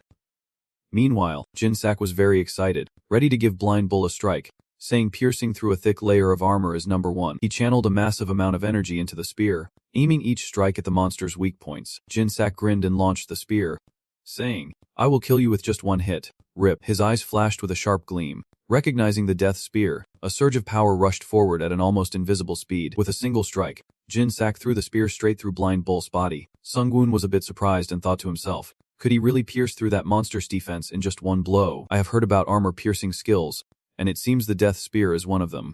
Just looking at the devastation after that move shows its incredible power. Sungwoon carefully assessed that the spear was not only powerful but its wielder was equally strong. He thought to himself, with a team like this, I can level up quickly. Jin approached without a word of praise, as expected from Jinsak, who remained serious. He humbly said, "I only killed a monster that was already restrained. Anyone could do that." Yu Jang patted Jin-Su on the shoulder and asked Sungwoon, "Do you believe in us?" He replied, "Honestly, it is even better than I expected." Yu Jang happily agreed, "That is right. If we keep this up, we might even compete with the top teams in the near future." Their fighting style was fully recorded by a drone. Sungwoon thought to himself that when working with lower-level teams before, they often used couriers as bait. Seeing that everything was handled, the drone flew away, Simply because the value of a monster far outweighed the life of an ordinary person, it returned to the area where the trucks were parked. But with a team sponsored by a big company, they had their own reconnaissance squad and drones as bait. No matter how strong the monster was, technology always played a crucial role. Inside the vehicle, people were working carefully. This is the drone's camera, the girl announced, switching to the main screen. On the screen was an image of a monster moving in the forest. After watching, someone hesitated. This? Doojin wondered, is something wrong? He looked up at the screen and recognized a northern wading ant. A northern wading ant is an insect-type monster with a short life cycle that depends on a queen. You asked curiously, why is there a pincho back in this area? Doojin guessed it might be trying to expand its territory. It seems like just a scout. And the girl showed disgust. I do not like it at all. He hesitated and suggested another possibility, that their nest might be nearby. Although very dangerous, it could be a valuable target. The market analyst organized the information and reported that based on our data, they have only recently appeared and are requesting access to the Hunters Association information. Sangin joked, saying it is like an ant. Yurang eagerly agreed. Yes, it nests underground. It has a queen like ants, but the queen is a rank B monster. At least it is not a rank A monster like the snail last time. That is good, the girl said, still not liking it. But even so, those bugs 1T make it easy to attack the queen bug. You softened and said, that is true. Normally a rank A monster would consume all the military resources of a nation. Doojin suggested, let us just give it a try. It is worth it. That is a huge amount of money. You happily agreed. Exactly. Sangin nodded and said, money is number one. Chobuk used his top speed to move through the bushes. Sangin's drone in the sky dangled a piece of fresh meat as bait to lure him into chasing it. Bin Chobuk had no idea he was trapped and was chasing the juicy meat with all his might. At that moment, Jinsu stepped forward to report. The target has been spotted. Doojin suggested, shoot the first one. I will take care of the rest. Jinsu had no reason to refuse, so he gladly agreed. Okay, now, the monster has entered the team's attack range. Jinsu opened his eyes wide with seriousness and prepared to strike. The boy Doong also used a technique, firing 3 consecutive arrows at Bin Chobuk. The arrows flew at high speed, aiming straight for the monster's head. Very quickly, 3 holes appeared on its large sharp body from the arrows. Its body shattered. The Bin Chobuk monster lost its life and fell down. Jinsu stared in horror, eyes wide, shouting no. For some unknown reason, the Ron was holding the piece of meat behind Jinsak and Doojin, watching the fragments of the monster fall. Jinsu still said in confusion, impossible. Doojin stepped forward, also cautiously watching Bin Chobuk. If it is Bin Chobuk, it can't be taken down with just one skill from Jinsu. He wondered, with their defense, could it be that Jinsu has gotten stronger? Suddenly, a spear pierced through and flew past Doojin's face, striking down the distant Bin Chobuk. Leaving him startled, Jinsak stood behind, speaking without any sincerity. Sorry, Doojin asked in surprise, are you the same? Jinsak smiled. Jinsak joked, I just need to control my power better. Then he turned to Sangin and said, that is amazing. Sangin, Yugo asked in surprise, what do you mean? Idajong stood on tiptoe to listen. What is it? Jinsu, standing nearby, drew his bow and explained to her. Everyone just used a skill that caused a sudden spike in damage, and only one person on the team can do that. After understanding the situation, Doojin sighed in relief and praised, but the amount of extra damage is quite significant. Sangin scratched his cheek shyly and replied, I am just doing my job. Doojin then turned to Sangjin and said, not to mention Sangjin's debuff ability, this mission is really easy. I think we can take care of the bugs quickly, maybe even without a tanker. Just then, the radio crackled with a voice. Bin Chobuk was approaching from 3 directions, 9, 12, and 2 of the clock. Doojin immediately signaled, get ready for round 2. Doojin suggested that Jin Seik and Jin Su handle the 9 of the clock direction, and since they had no reason to refuse, they happily agreed. Got it. Okay. Next, he told Sangjin, I will take care of the other 2 directions to buy time. Support me. Sangjin immediately agreed. Got it. Doojin then turned to the only girl on the team, Idojang, saying, if needed, help us out. Idojang, okay. She nodded and waved. Okay. Finally, to Sangin, Doojin assigned the task. When necessary, use the immobilizing skill, and he just nodded in understanding without saying a word. With the assignments done, Doojin led the way, so let us get started. Come on, Sangjin and Jinsu reminded. Be careful and listen to him, he said over the radio. Hello, which direction is the closest group to us? The other side replied. 2 of the clock direction. Jinsu used his sharp eye to observe from afar and reported. 9 of the clock. The monster will soon appear in sight. Following the direction Jinsu was looking at was a deserted road with nothing in sight yet. After a while, a pack of young pincher bucks came from that direction, and the boy immediately reported. Target identified. Please be ready. Each one was quickly launched, flying straight towards the monsters. Each one struck by their blows fell before their comrades. Each carried a terrifying force that pierced through the heads of the pincher bucks. On the other side, Jinsu also used the magic spear to eliminate each approaching one. After finishing, Jinsu reported through the comms that the 9 of the clock direction was clear. Hearing the announcement that the area was clear, along with the monster's body falling at their feet, suddenly countless red dots appeared on the screen. The assistant shouted in panic. What? She hurriedly yelled out the news. No way. There are more than just 3. Hein Tae quickly gave the order. This is a dangerous situation. Please evacuate immediately. The assistant carefully checked. 7, 8, 9. The number of pincher bucks is still increasing. Hein Tae gritted his teeth and cursed.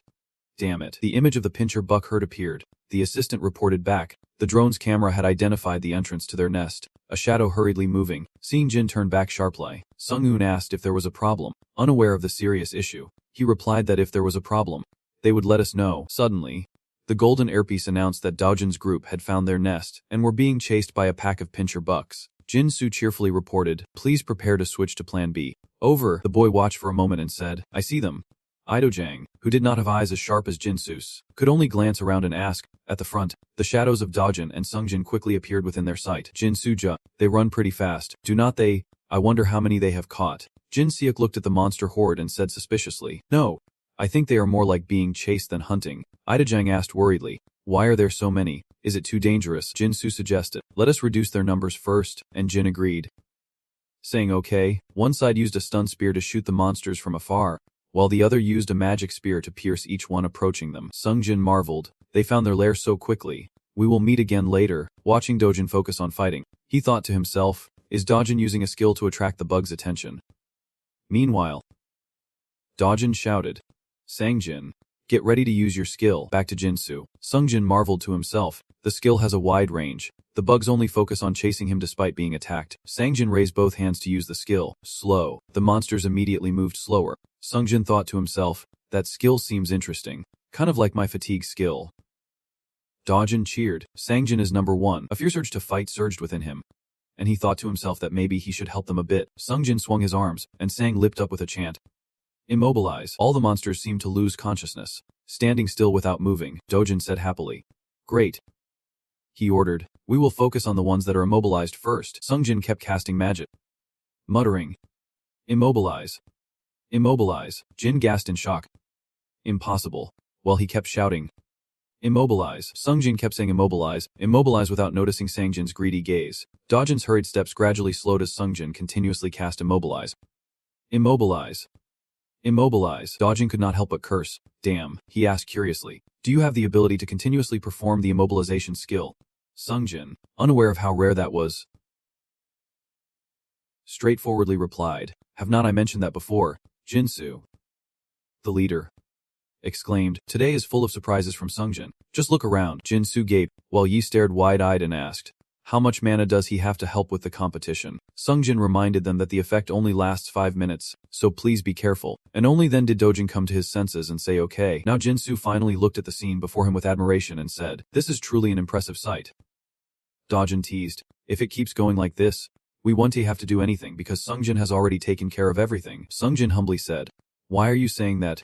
I just helped a little, that is enough. Dojin seriously stood in front of the battery and said, alright then, let us finish the rest of the work. Fresh blood splattered with each of his finishing blows. Dojin calmly said, cut us some slack. As night fell over the city, stars twinkled in the mystical dark sky, and the hot shower water poured down. Jinsu happily recounted, today was great, we gained 10 times the usual level. Sungjin agreed. And not only that, we also leveled up quite a bit. Jinsu excitedly said, I wish every time could be like this. Sungjin thought to himself, today I gained 1.7 million troops and leveled up 7 times. The system displayed a notification, using downgraded mana. Level map, a passive skill for those learning to use mana. The skill increases damage and magic effects, boosting magic damage by 5% and reducing mana consumption by 5%. Mana recovery downgraded. Level 1, B0%, passive skill for magic users that increases mana recovery, with an effect that boosts mana recovery by an additional 30%. After reading the status board, Sungjin's mood improved even more. His mana increased by 50 points. There was even a new skill added, helping to understand the purpose of the Akasa system and why it grants power to humans. After Jinsu finished bathing and was drying his hair, he suggested, Hyung, everyone's planning to go out for a drink. Are you coming? Sungwoon shook his head and declined. Sorry, I can't today. Actually, I came here unexpectedly because the company just gave me a sudden schedule. Waving goodbye to the others, I left, thinking to myself that first I have to get my mother discharged from the hospital, then find a temporary place for her to stay until our house is finished. The phone rang in the quiet forest. Sungwoon answered to hear the voice on the other end say, Sungwoon, it is me, Deputy Manager Jinsuk. The house you requested has been completed. Today is a beautiful day, sunny with no wind, peaceful and calm, as a luxury car pulled up by the roadside. As soon as he stepped down, Jinsuk said this way, just as you requested. From the first to the third floor there is a glass wall on one side. He introduced it to you. The interior is also finished. You just need to move in. Assist. La looked at the apartment in front of her in amazement, unable to believe it was their home, and Sungwoon nodded in response. Yes. Jinsuk continued to introduce the house's features, saying we have also installed as many solar panels on the roof as possible. He led Miss Lai and her daughter inside, where by the entrance was a koi pond. Assist. Lai, feeling even more overwhelmed, asked, Koi pond, isn't that a bit much? Seeing this scene, Sungwoon thought with satisfaction this was the best he could do for his mother right now, but he still felt it was not enough. He looked around. The first floor included the living room and kitchen, plus a guest area. The second and third floors were private living spaces, and the basement was divided into 3 levels. Sungwoon was a bit curious. The lowest level of the basement is where I asked them to install that thing. Right, after the mission, Jinsuk took the initiative to say. Well then, I will be going now. Feel free to contact me if anything comes up. Sungwoon politely replied. Thank you very much. Assist. I saw the house was very spacious and immediately knew the amount spent was not small. She worried.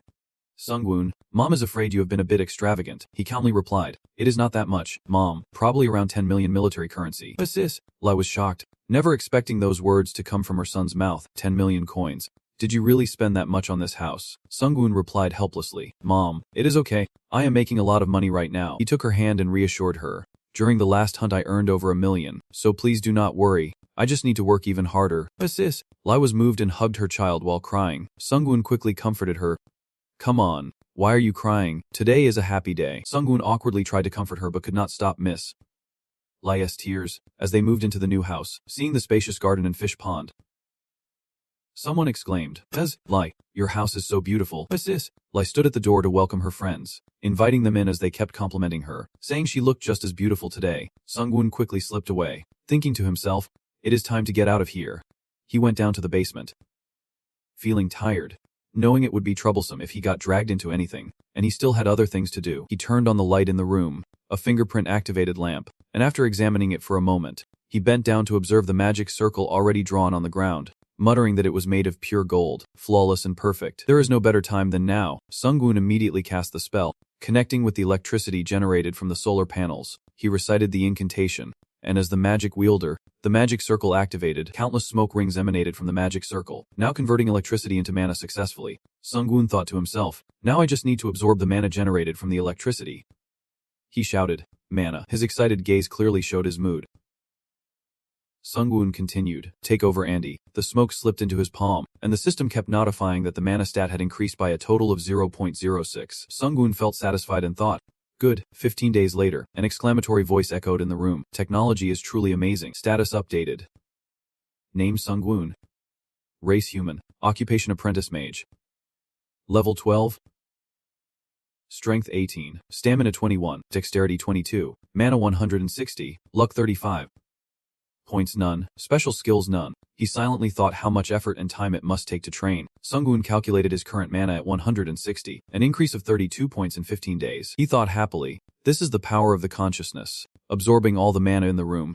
He calculated that this amount of mana should be enough. Sungwoon squinted, focusing all his energy. Mana burst exploded as the magic around his heart seemed to upgrade. Sungwoon adjusted the mana in his body, originating from his heart and enveloping his entire being.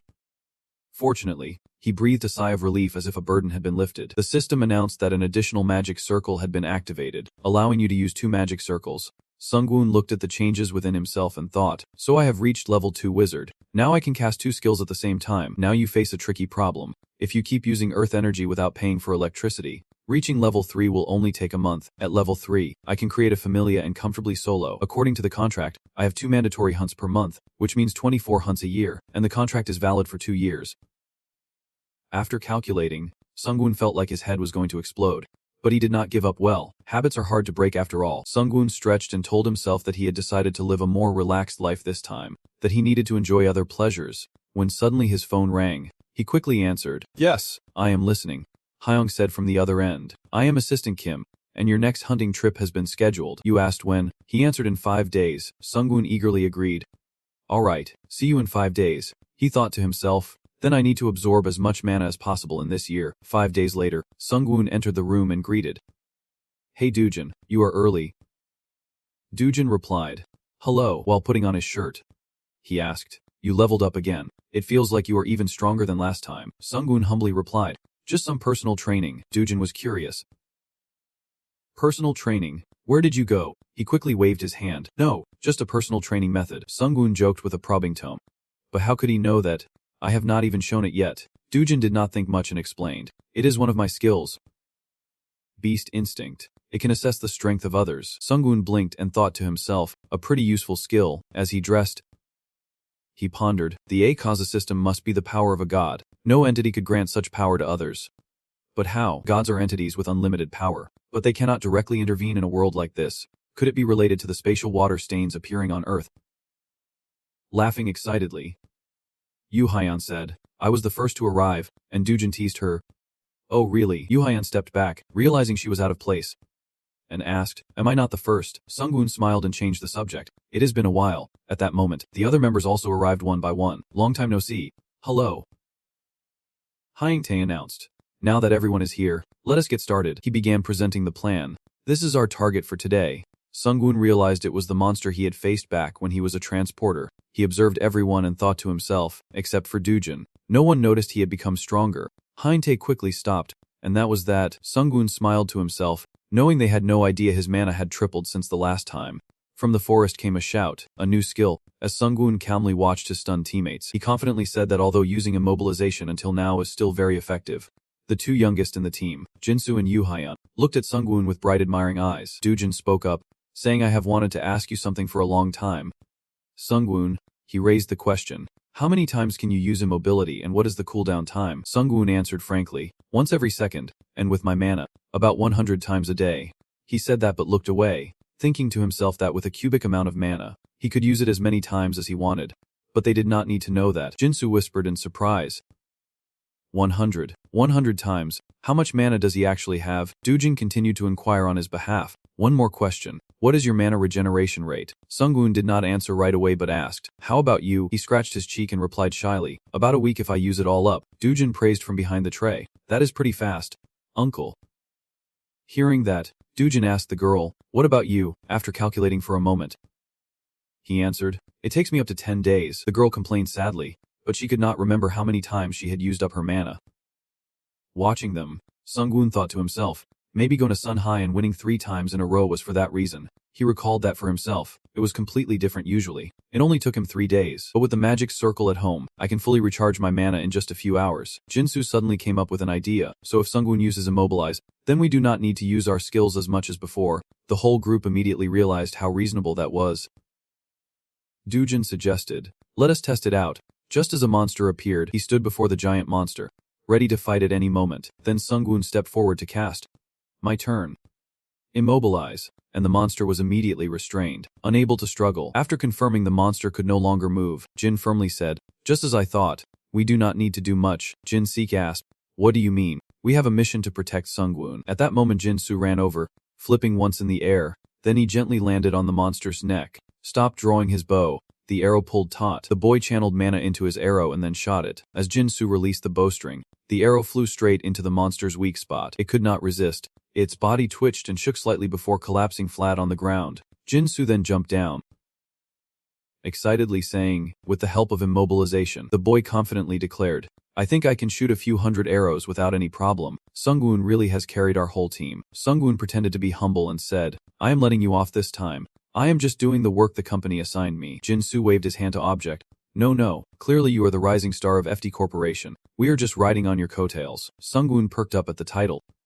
Rising star? Huh, that sounds interesting. You tell yourself that means they are placing a lot of hope in you. The group moves quickly, and someone suggests, let us deal with this body quickly, then we will continue. Jinsu told him our target has moved.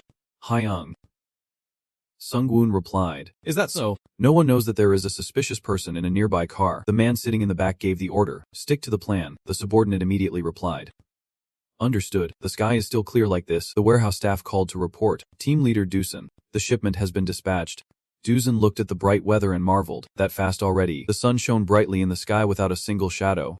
and Dusan could not help but marvel that we finished the hunt before mealtime. Yu Zong suggested, "Hey, do you want to continue?" Dusan asked the members, "How is everyone's mana?" Sungwoon just replied, "Still enough." Seeing everyone was fine, Dusan agreed immediately. "So let us continue after we finish clearing the monster corpses." The group clinked their hands happily and shouted, "Agreed." Sungwoon sat in one spot, deep in thought. The more money the better, but level was just as important. "Not bad," the driver announced. Team leader Kim Dusan, "Is there something wrong with the communication system?" Dusan asked confusedly, "Is it broken?" The other replied, "Yes." This is the first time he checked the earpiece. Puzzled, wondering what was going on.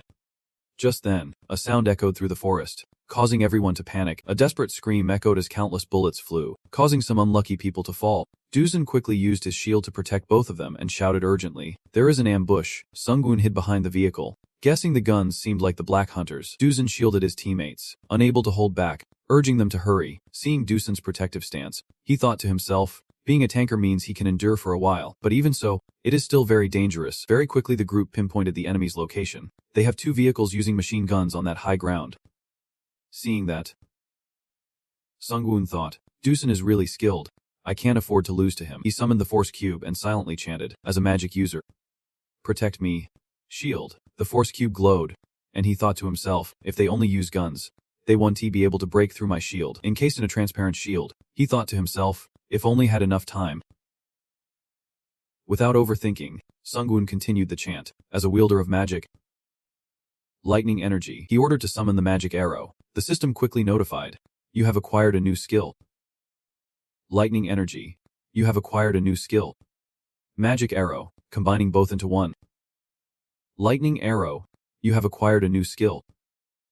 Lightning arrow. Right after gaining the new skill, Sungwoon immediately used it and fired. He raised his hand, still crackling with energy, ready to attack. The enemy kept firing streams of electric attacks, and the Dusan group could only keep jumping to different spots to dodge the strikes. Suddenly Sungwoon swung his arm, calling out fiercely that the enemy's weapons had been neutralized and the target was 200 meters away. He shouted loudly, ready to counterattack, while those unable to fight were treating each other. Jinsu gritted his teeth and cursed as he drew his bow. "Damn those bitches to death." He launched a barrage of arrows to attack the enemy. The arrow flew at high speed toward the enemy's vehicle, but a hand raised, showing signs of using a shield. Indeed, Jinsu's attack failed. The shield was raised firmly and caused no harm. The mysterious man even laughed mockingly, saying the kid was still too inexperienced. Jinsu clenched his teeth, thinking to himself, that was his strongest attack, but their level was higher than his. Honde's team quickly took up their guns and fired. However, it was all useless. The enemy's shield was too strong to break through. Du Jin gritted his teeth, worried and panicked. His attack no longer even scratched,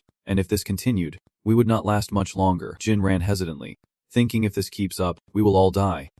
Suddenly, a click of the tongue sounded, followed by an annoyed voice. "Consider yourselves unlucky." Du Jin thought in horror, what did Sun Gun just say? Seeing Yo Rang, who had just finished healing, looking over this way, he wondered what he was planning. Sun Gun raised the cube. As the wielder of magic, the words abyssal judgment echoed, and the earth and rocks softened as if turning to water. The system announced that you have acquired a new skill. Abyssal depths. Just as the mysterious figure realized something was wrong, a large pit appeared beneath their feet, pulling the entire group down. Rocks scattered everywhere as the enemies fell inside. Du Jin and Jin Su stared in horror at the scene. Ojang and Jin Su were equally startled, staring intently to see what was happening. Now, a pair of legs slowly approached. Sun Gun standing at the edge of the cliff watching the group below. He furrowed his brow slightly, assessing that they were still alive. Sure enough, the hand of someone clung tightly to the rocks. That guy shouted angrily, "What kind of dirty tricks you played? You lowlifes," Sun Gun said calmly. "Someone as lowly as you does not need to know. Good night." Under the man's fearful gaze, Sun Gun cast the spell. Hibernation. Watching him move his hands, Du Jin called out in confusion.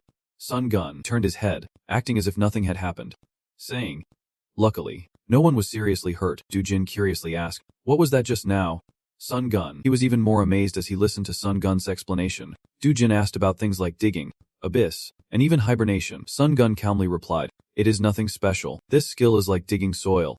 He explained that the dust that appeared earlier was just dirt thrown around while digging a hole. Sun Gun took the chance to promote this skill and said, "Of course this skill is extremely effective against those standing above. It blinds them and sometimes even stuns them, while hibernation is just as its name suggests, skill similar to immobilization." Du Jin still found what had just happened hard to believe, but the other person was already lying flat on the ground. Yu Jang asked curiously, "How many skills do you have?"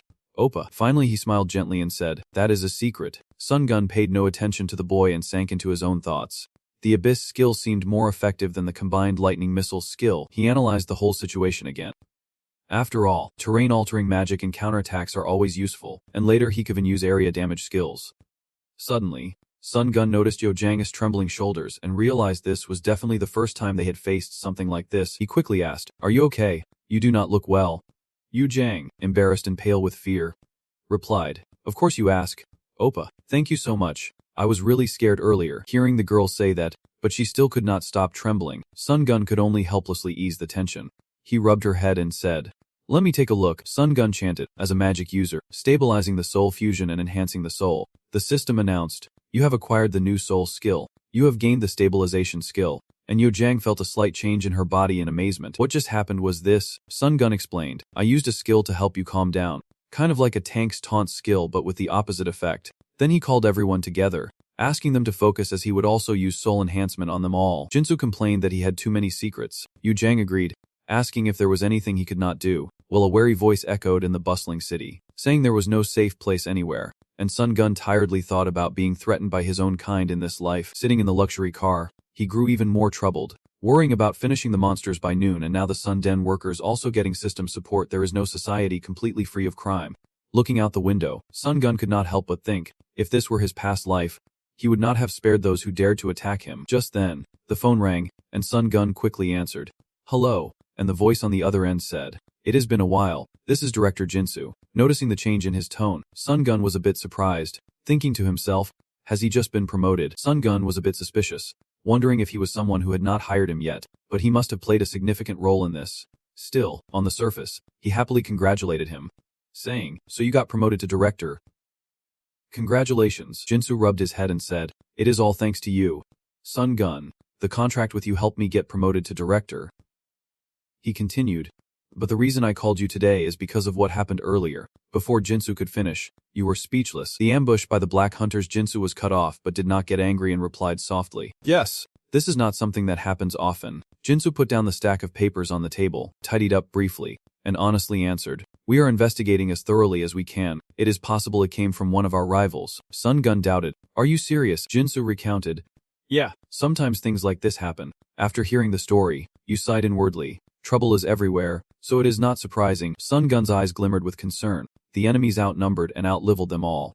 And if he had not been there, everyone would have been dead. Jinsu, unaware of his thoughts, continued working diligently like a busy elder. But we handled that attack ourselves. The reason I called you today is that you used new skills today. Jinsu reviewed the documents and asked about a terrain-altering skill. He pursed his lips slightly, seeming to be calculating but still praising, saying tactically this is an extremely valuable skill. Sun Gun felt annoyed and thought to himself, it is really troublesome that he has discovered my skills are unusual. You recall the characteristics of this place, where usually awakened individuals have at most 10 skills from a single system.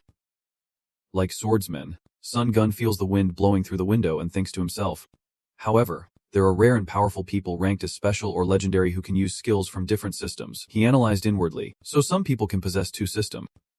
Even 3. In general, the more systems one has, the rarer it is. The screen displayed the full names and effects of each skill. Ji-Shook said cautiously, using skills from 6 different systems. Sun Gun, you might be the first 6 system user in the world. Sun Gun smiled quietly. If he knew that was not even all of my skills, he would probably die of shock. Ji-Shook hesitated as he voiced his suspicion, asking if Sun Gun was still hiding something else. Sun Gun joked, who knows? Even I do not know yet. Maybe we will find out as I level up. I know what you are worried about, but do not worry. I won break the contract. Ji-Shook laughed and replied, am I really that easy to read? Sun Gun did not hesitate to say, anyone can see that, especially when they have no brains. Ji-Shook pretended to be regretful and said, then I apologize for making you uncomfortable. Ji-Shook suggested, I will come to see you soon, and then we can talk more about this matter. Sun Gun calmly replied, all right. Ji-Shook stopped talking, and he muttered with interest, the situation seems quite interesting now. Sun Gun gently pressed the power off button on the screen. By the time he got home, it was already dark. Using his fingerprint to unlock the door, he called out, I am back. Sun Gun relaxed and thought to himself, after restoring my mana, I will study current science and broaden my knowledge a bit. Semiconductor technology, electronics, and even it's still no one home when he opened the door, making him wonder if his mom had gone out. Sun Gun tossed his clothes messily on the floor, and while changing, he suddenly remembered, oh right, the item I ordered should have arrived by now. Sun Gun took the elevator down to the basement. His thoughts running through his mind, he heard it was delivered by the company himself. Clearly they are paying a lot of attention to him. When he arrived, he happily exclaimed, "Great, it is here." Looking at the seemingly ordinary box on the floor, Sun Gun thought to himself, even though this is just mana, getting chunks this big clearly shows that 80 Corporation has very strong financial resources. He threw a few checks. They seemed heavy. Perfect. Sun Gun immediately entered the magic circle and meditated. Then began. The system announced, another magic circle has been activated. It announced that you can use 3 magic circles at the same time. Sun Gun sighed, looking at his current mana of 360. 360. He thought, so he had reached level 3 wizard, much faster than in his previous life. Sun Gun stretched and took a break, then moved on to crafting equipment from this type of mana. Holding the engraved spear and the stone in his hands, he began to use his skills sharp and precise. Sun Gun slowly chanted the spell, as a magic wielder. Altering bonds. Merging. Combining. Uniting objects.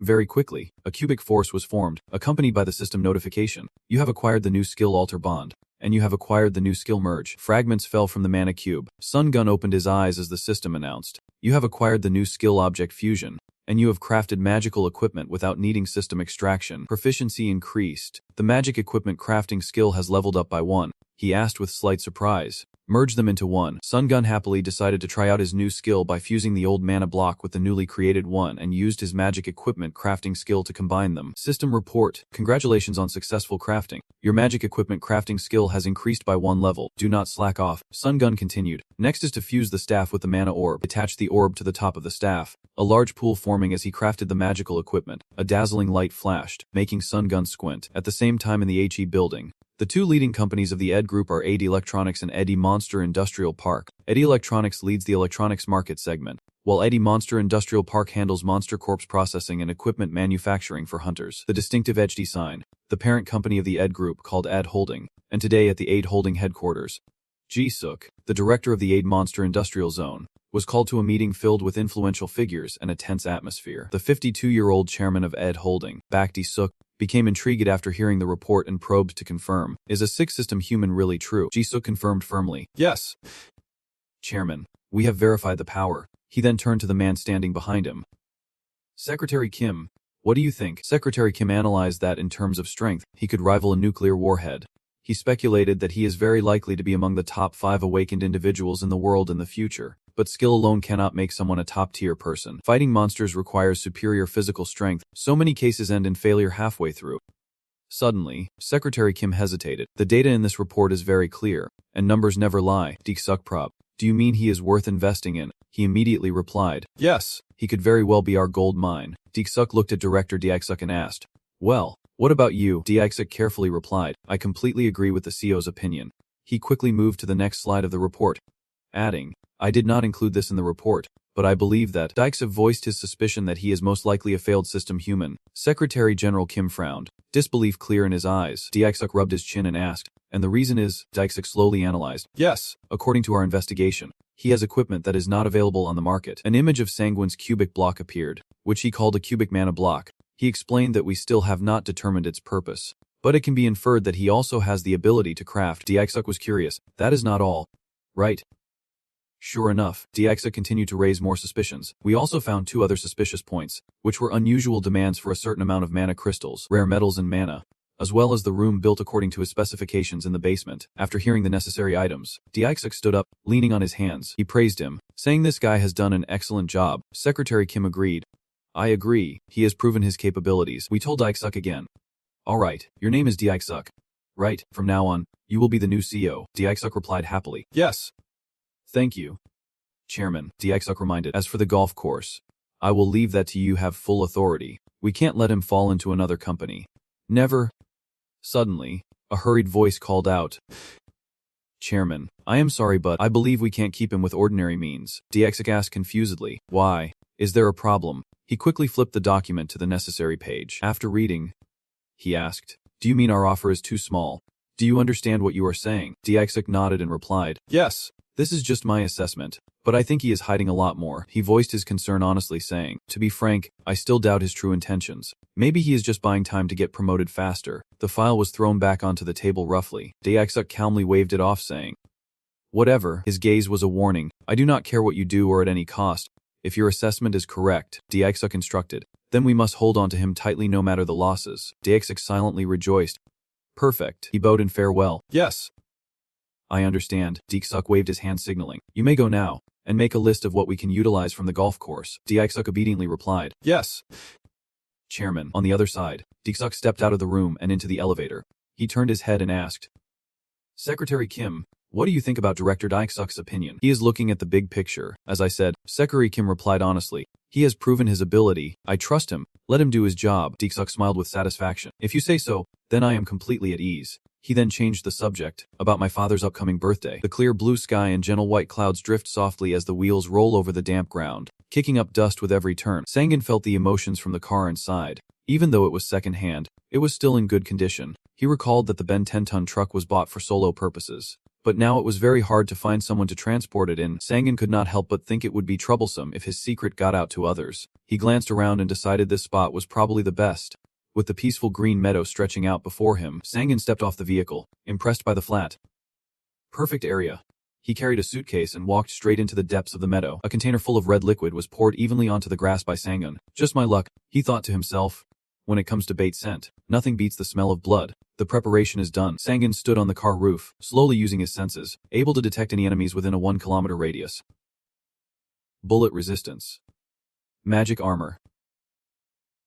Physical enhancement. The system immediately notified. You have activated bullet resistance. You have activated magic armor. The magic resistance aura covered his entire body. Physical enhancement activated. All physical stats increased. After a moment, Sangin slowly opened his eyes. Sensing everything around him, he looked at his body with satisfaction. Good, Sangin excitedly thought to himself, this should protect me from any unexpected situations. Suddenly he spotted a blind bull lurking in the distance. Sangin braced himself for battle. His first target was the blind bull perfect. It was time to use it. He pulled out a magic staff, Sangin's mana staff. Rare rarity, increasing magic damage by 30%, reducing mana consumption by 50%, boosting mana regeneration by 200%. With a special effect that allows casting the same spell again without casting time and doubling the casting speed for the next spell. The blind bull charged forward, unaware it was about to face an iron wall. Sangin raised his magic staff, slowly gathering mana to cast the spell Lightning Bolt, his eyelids narrowing as his mind focused completely. A series of powerful lightning strikes descended, attacking the monster. Sangin cried out in joy.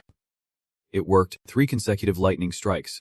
But when the charred image of the blind bull appeared after the smoke cleared, Sangin could not help but laugh bitterly. But does a roasted corpse still have any value? It is frustrating, but I have to use Immobilize. Sangin smiled slyly. No, today I am just focusing on leveling up, watching the monsters hiding in the bushes nearby.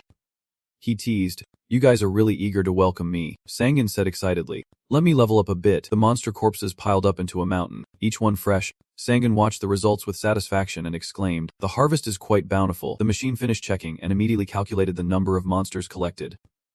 25. The system also displayed a notification that made Sangin happy, leveling up by 10. Not bad. He thought to himself that playing solo was the best, and if he kept this up, he would reach level 100 within a month. No doubt. Usually, people use power without thinking, but he did not like that because it was not his own strength. Looking at the points on the screen. 70 points. Sangin thought to himself, I never heard about the Akasa system in my previous life. The points quickly changed. Dropping rapidly after spending all the points, he said with satisfaction.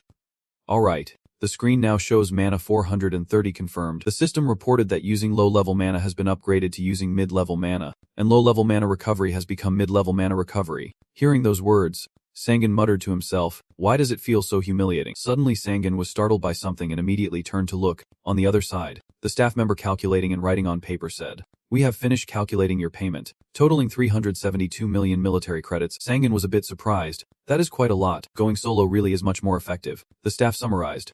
According to the contract, the amount you will receive is 353.4 million coins before tax. Would you like us to handle the tax for you now? He sighed and replied, yes, please go ahead. The staff then took out paper and pen to continue calculating. We will deduct 38% of your total amount as tax. Sangin thought bitterly, to taxes. The thing that hurts me the most countries charge about 38% tax on monsters. Those bastards. Maybe I should move to a country with lower taxes, he said politely as the staff left.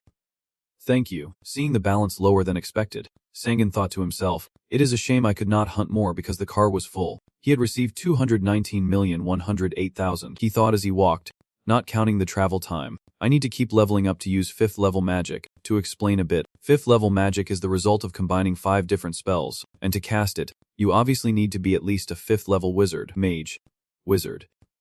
Arch-Wizard. Supreme Wizard. The only one to achieve the title of Supreme Wizard is Sangun's successor.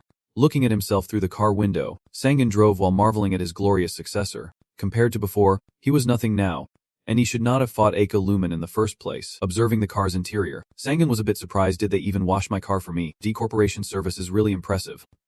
Meanwhile, Jizik received a message. Director, there is new information. The person who answered the phone asked in surprise. What? Is he going hunting again? Even though he just went yesterday. The other end hesitated. Yes, sir. They reported that he is currently heading towards the hunting area, and the peace device we installed on his car confirms it. Sangun's car is still speeding down the road. Completely unaware. Now, are you tracking him by satellite? The other side replies honestly. Yes. I am still monitoring him. The satellite in space is operational, the other end said. However, if we keep monitoring with the satellite like this, the information might be exposed to others. Jizik reassured. No need to worry about that, just gather as much as possible. He reminded them to gather as much information as possible. The staff responded promptly. Understood. Jizik, satisfied, held his coffee cup and said, Good, if you find anything valuable, report to me immediately. The other end replied. Yes. Jizik muttered to himself, I knew it, he is still hiding his abilities. He guessed that he could be an 8th, 9th, or even a 10th system person. Even though no 10th system person has appeared yet, we have to keep him at all costs. Just his presence alone is already beneficial for the company. At Sunghoon's house, Lai happily served some food and said, Try this dish. Sunghoon helplessly refused. Mom, I am not a child anymore. Lai sulked. What do you mean by that, and why won't you eat? Sunghoon hesitated, looking at the table full of food. Silently complaining, why are there so many dishes? Lai kept nagging. I heard people like you need to be as healthy as possible, so why do you eat so little? He replied while eating, How can I eat while fighting demons? La puffed her cheeks and reminded him, I told you to bring food, but why did you leave it behind? Sunghoon looked guilty. Thankan said, All right, next time I will bring it. I promise. He put down his chopsticks to rest his stomach. But actually, a wizard like him did not need to eat and only had to absorb mana. Yet the corner of his mouth could not help but twitch. That care felt like warm water flowing through his body. Lai kept asking, You are making that old man face again. So when are you planning to get married? She asked, a familiar question during meals. Sunghoon spat out the bite of rice he just put in his mouth, quickly wiped his mouth, and asked nervously, What do you mean? If everyone avoids awakened people like the plague, where am I supposed to find a wife? Lai frowned in anger and warned, What are you talking about? I heard awakened people are very welcomed. Sunghoon chewed while changing the subject. I do not know. Let us just drop it. But she would not give up and said, This is something important you need to think about. Lai kept reminding him, You are almost 30. You know that, but Sunghoon ignored her words, silently thinking he remembered the times his mother prayed. Though it was truly painful to go through, the system announced that not enough monsters had been eliminated, and his eyes filled with worry as he asked, What the hell is that? The system announced that the world would move on to the next phase, as bustling street scenes were recounted. Suddenly, a flash of light appeared, accompanied by a piercing sound that made everyone hurriedly cover their ears. A pink hole appeared in the sky. Everyone panicked and shouted, A crack. What is it? Is it real? The people hurriedly told each other to evacuate. Damn it. We have to get out of here immediately. And some who did not understand asked, Why? That person angrily cursed. The monster would appear from the rift, which still lingered in the sky. Someone stood before it and took a photo, excitedly looking at themselves on the phone. A once-in-a-lifetime shot. He had no idea of the danger approaching and even raised his phone to take another picture, thinking this was a rare event that might get him some views. Suddenly, a creature appeared behind him. A bloody image unfolded. A dinosaur-like monster emerged from the rift, swallowing everyone nearby. The terrifying and hateful appearance of the monster was clear to everyone as countless creatures crawled out of the rift. Everyone screamed, Monster. Run fast. In major cities across the US, people panicked and fled in chaos. Even Europe, like the United Kingdom, is experiencing similar situation. The monsters have started invading squares in China as well. Sangun looked around to assess the current situation. There were some difficulties here. The system had just upgraded her. He narrowed his eyes and thought silently. Good. Next. Looking out into the garden, Sangun noticed a gate that looked like a spatial link, and he was surprised. What is this? A gate. Sangun spread his hands to cast a spell and then quietly whispered, It is quite noisy, so please stay silent. Seeing Mess lay drifting in the magical wind, he reassured himself that she would be fine in the sleep magic. Then Sangun set up a magical network to envelop the house for safety. Cyan, I just finished enchanting this house. I am not ready to leave it just yet. Now the entire house is fully protected by his barrier. At this moment, the system announces that the rank 1 maze gate has opened, allowing only level 50 or below to enter, within a rank limit. Sangan was quite surprised by the conditions set by the system. One of the pincher's claws slowly emerged from inside the gate, and he just stood there calmly smiling at the challenge. Seeing its fierce form, Sangan felt provoked and muttered to the system, "Are they underestimating me?" He never thought an insect would be sent right into his own yard, daring to guard a gate right in front of his house. What is this? A praying mantis. The pincher's eyes glowed with a fierce red light as it prepared to strike Sangan. He quietly unleashed his power. La-9. And immediately a bolt of lightning from the sky struck it, causing it to scream in pain. The piercing screams of the pincher forced Sangan to quickly cover his hands, but it slowly stood up, mocking the thunderbolt struck fish, as if to say, "Is not that thunderbolt a bit too much? Fish are quite expensive." You know, pincher boldly challenged a stronger strike, so I needed something more suitable. Taking the hint, I complied with its wish and switched to a different technique. I will use this psychokinesis. Seeing this new technique, Pincher looked confused and dumbfounded. The magic particles being absorbed swirled around Sangan's hands as he confidently said, "I can kill it cleanly with this power." In just a moment, that power from Sangan easily crushed its neck. His face showed no change. His answer light as a cloud yet full of confidence. "I just need to break its neck to keep its value." From that space gate, many large bugs were still rushing in. He watched with curiosity and amusement, wondering if even more would come. This was quite exciting. Sangan issued a stern warning to the pinchers. How could they dare invade a sorcerer's territory without fear? "I will kill all of you and use you as ingredients." Switching to the Honda area, Boss is also fighting, scanning the area, and has cleared it out. Seeing the monsters lying crushed on the ground, Boss breathed a silent sigh of relief. It is all cleared here. The entire street was littered with the remnants of the recent battle, a massacre of both people and beasts. Damn it. How many people just died? We need more reinforcements. There are too many victims here since the gate appeared. He can't imagine what would have happened without his timely intervention. Really, if I had not taken a break here, what would have happened? Hearing that, Chang Sik encouraged him, saying, "Even without you, there are plenty of awakened people." Boss smirked and smiled like a true gentleman.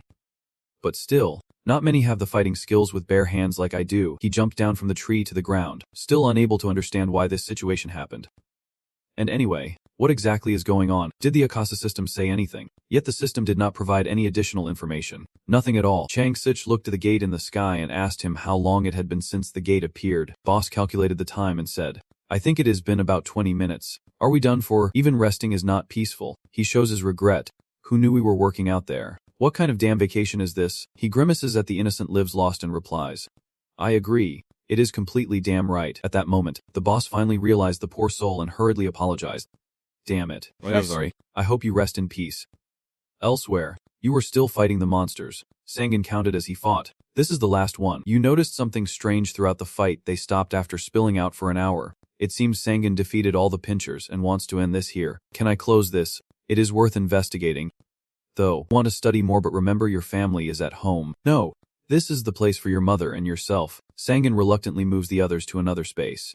"I can't leave such a danger in front of the house because I do not have enough strength." After the recent battle, Sangan gained a lot of useful new knowledge. You have learned the skill spatial interference, the skill time interference, the skill accent wisdom, and the skill accent integration. He smiled mysteriously and forced the system, saying you will have to close it whether you want to or not. Sangan reached out to close it himself, warning that if it showed up here again, it would be the first to get crushed. Since the system would not close it, Sangan had no choice but to use his own magic to seal the gate. The gate was completely sealed, and immediately the system congratulated you. You have forced a gate to close and achieved an accomplishment. The first person to close a gate. Accomplishment. All stats plus 10. Inventory space plus 10. You have achieved the accomplishment impossible action. Achievement impossible action. All stats plus 20. Full mana recovery 1 point. Thanks to your impossible action, the system is now monitoring you. Seeing the last status line, Sangan's eyes showed caution. The system is monitoring me. You sighed in disappointment at how it worked, as if saying they never cared before.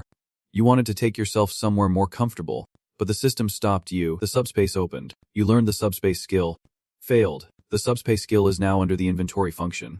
Failed. The system is now tracking you. Sangan irritably rubbed his head and reminded, "Hey, the subspace is my own property. That is not something people should be concerned about. The system is now monitoring you." You retort that the inventory function belongs to the system, but the subspace is my own property. Don't mess with it without a reason. You received a golden reward box for learning the skill, and just as you were complaining, Sangan suddenly got a gift, a golden reward box. But before enjoying the reward, he had to clean up the messy battlefield first. So let us finish this restoration. Restoration. Restoring the garden items back to their original state. Next is the pond. Sangan is thinking of buying a few more fish to make up for the ones that died recently. It looks clean now, so I will put a few fish in the pond and see how it goes. With his keen observation, he found something suspicious. And it seems like he has discovered something unexpected along the way. The golden reward box. I wonder what is inside. And this reaction from the system. The system is now tracking you. If it can't track, then Sangan is willing to accept it. He even boldly provokes. I do not know what you want. It is quite hot here, but go ahead and track everything you want, because you know that whatever it is doing now, you will hunt it down to the very end. The day I fully restore my power, whether God or not, I will follow your trail to the ends of the earth. Tonight News has started reporting on the appearance of strange gates. The world has changed. The editors sat down together to discuss the issue. The gate would no longer open in remote areas. There are reports of changes in the gate whenever a waking person appears. Female host introduced a new topic. He was talking about a star constellation, and the male editor eagerly responded, yes, a star constellation. We do not know what is inside, but foreign forces have already started sending attack units, and this news made Sangan pay close attention. An experienced expert shared his knowledge, saying that it is the work of those living on the front lines. We cannot ignore them. That is right. Many gates have appeared in residential areas. He slowly took a sip of hot coffee, silently thinking this is quite enjoyable. Sangan expertly navigated the virtual screen. And although this was interesting too, searching, sensing, analyzing the golden reward box, the only thing he knew was that it was made from an unidentified material. He still had questions that needed answers. The more he thought about it, the more curious Sangan became. And what the hell was the Akasa system anyway? Even a god with limited power would cause consequences elsewhere. Looking at the shiny gold item on the table, he felt a bit happier. After all, this was a rare item box dropped from a monster. Observing the material of the gift, Sangan was full of questions. Was it made of premium gold, rare or unique? He immediately chose to open the gift to stop guessing. I will find out after opening it. Do you want to open the gold reward box? Yes or no? As soon as it was opened, a dazzling light shone from inside, blinding even Sangan. It turned out to be a ring, and the system displayed its information. A ring supporting the Akasa system. Rarity. Mythic. Magic attack increased by 100%. Mana consumption reduced by 80%. Mana regeneration increased by 600%. Special effects. The spell can be cast twice without casting time or mana consumption, with no casting time applying only to third-tier spells or lower, and casting speed increased by 200%. He was quite pleased as he held the ring, gazing at it intently. Looking at that dazzling accessory, Sangan could not help but anticipate the power it would bring. Let us see. This should double my damage. He compared the strength of the ring, realizing he no longer had to worry about third-tier or lower spells breaking and the mana regeneration it provided. Although he really liked it, Sangan was still reserved with his praise. Good. He put the ring on his hand and finally spoke his true feelings. I will be very happy to receive this. Sangan felt this was good enough and did not need any upgrades, so he declined. The item would be limited. Do you want to equip it? Yes or no? The item is limited. With the support of this ring, he confidently asserted that he would be able to hunt more with it. Suddenly the phone rang with Lee Ji-suk calling. Sangan answered and politely spoke first. Yes. Hello. The person on the other end of the line calling you. Sung Huns, is Lee Ji-suk. Hearing that, Sangan happily congratulated him. Director, I heard from General Manager Kim that you were promoted to CO. Congratulations. Lee Ji-suk quickly brushed that aside, wanting you to focus on something else. Thanks. It is not important. I am calling you about some urgent matters. Have you read the news? A gate appeared in the middle of the city a few hours ago, causing many casualties. Sangan just finished watching the news about this incident. Yes, I read it, and a gate also appeared right in front of my house. Do not worry, I have taken care of it. Hearing this, Lee Ji-suk felt a bit unsettled and wanted to confirm what Sangan just said. You just said, sorry, you... What? You took care of it. What did you do? You comfortably stretched out on the soft fur rug, once again stating, as I said, I closed the gate. He suddenly sat up, surprised that Sangan would dare do that. Are you serious?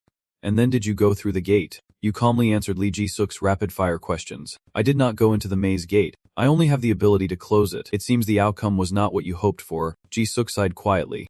Truly, there is no end to the surprises from you. Then he carefully asked, may I ask, is that even possible? Sangan calmly looked at himself in the mirror and said, it is my unique skill. However, it only works around the house area. Ji-suk still had questions. So what about the other gates? You smiled helplessly, admitting your ability. Yes, I can't close it, but Ji-suk still has a stubborn belief in Sangan's power. He guesses, and maybe in the future. With your level, you did not deny it either. Seems you had anticipated this. I guess it is possible. Ji-suk felt a bit overwhelmed and took off her glasses to ease the headache. Her voice tinged with fatigue. It is unbelievable. That is why we have supported you as much as we could. Sangan could only smile awkwardly at his reaction before changing the subject. But what is his urgent problem? Ji-suk sat down at the desk, looked at the computer, and continued, up to now, I want to ask you a few things. Right now, I want to assess your current strength. Ji-suk began asking, what is your current level? the scene shifts to Honda District, where Sangan has arrived just in time, the driver informing him, "We are here." Thung Hei. Sangan stepped out of the car and politely thanked the driver for the ride. After observing the scattered debris around for a moment, he concluded that it was quite chaotic, looking at the bodies of the monsters piled on top of each other. Sangan was certain these creatures came out of the gate. The rescue workers were also trying hard to find the missing person. There was still one more here. His eyes held a worried look for everyone's safety. A few hundred bird-like monsters had appeared. Was it chaotic like this elsewhere? Sunghoon see. Right here. That is Sunghoon Hyung, Ji-suk called, snapping Sangan out of his thoughts. Yojin quickly and proactively greeted them. "Oppa, it has been a while." He seemed quite happy to reunite with them. "Very glad to see you again." Yojung sigh. "Maybe even later," he told me. "You can speak freely with me." Ji-suk interrupted to bring them back to the main topic. "Anyway, has everyone here heard the story?" Ji-suk held the report in his hand. Turning to gather everyone to listen carefully, he would explain everything in detail during the meeting. "But first, let us go." They gradually entered the makeshift tent set up for rescue operations.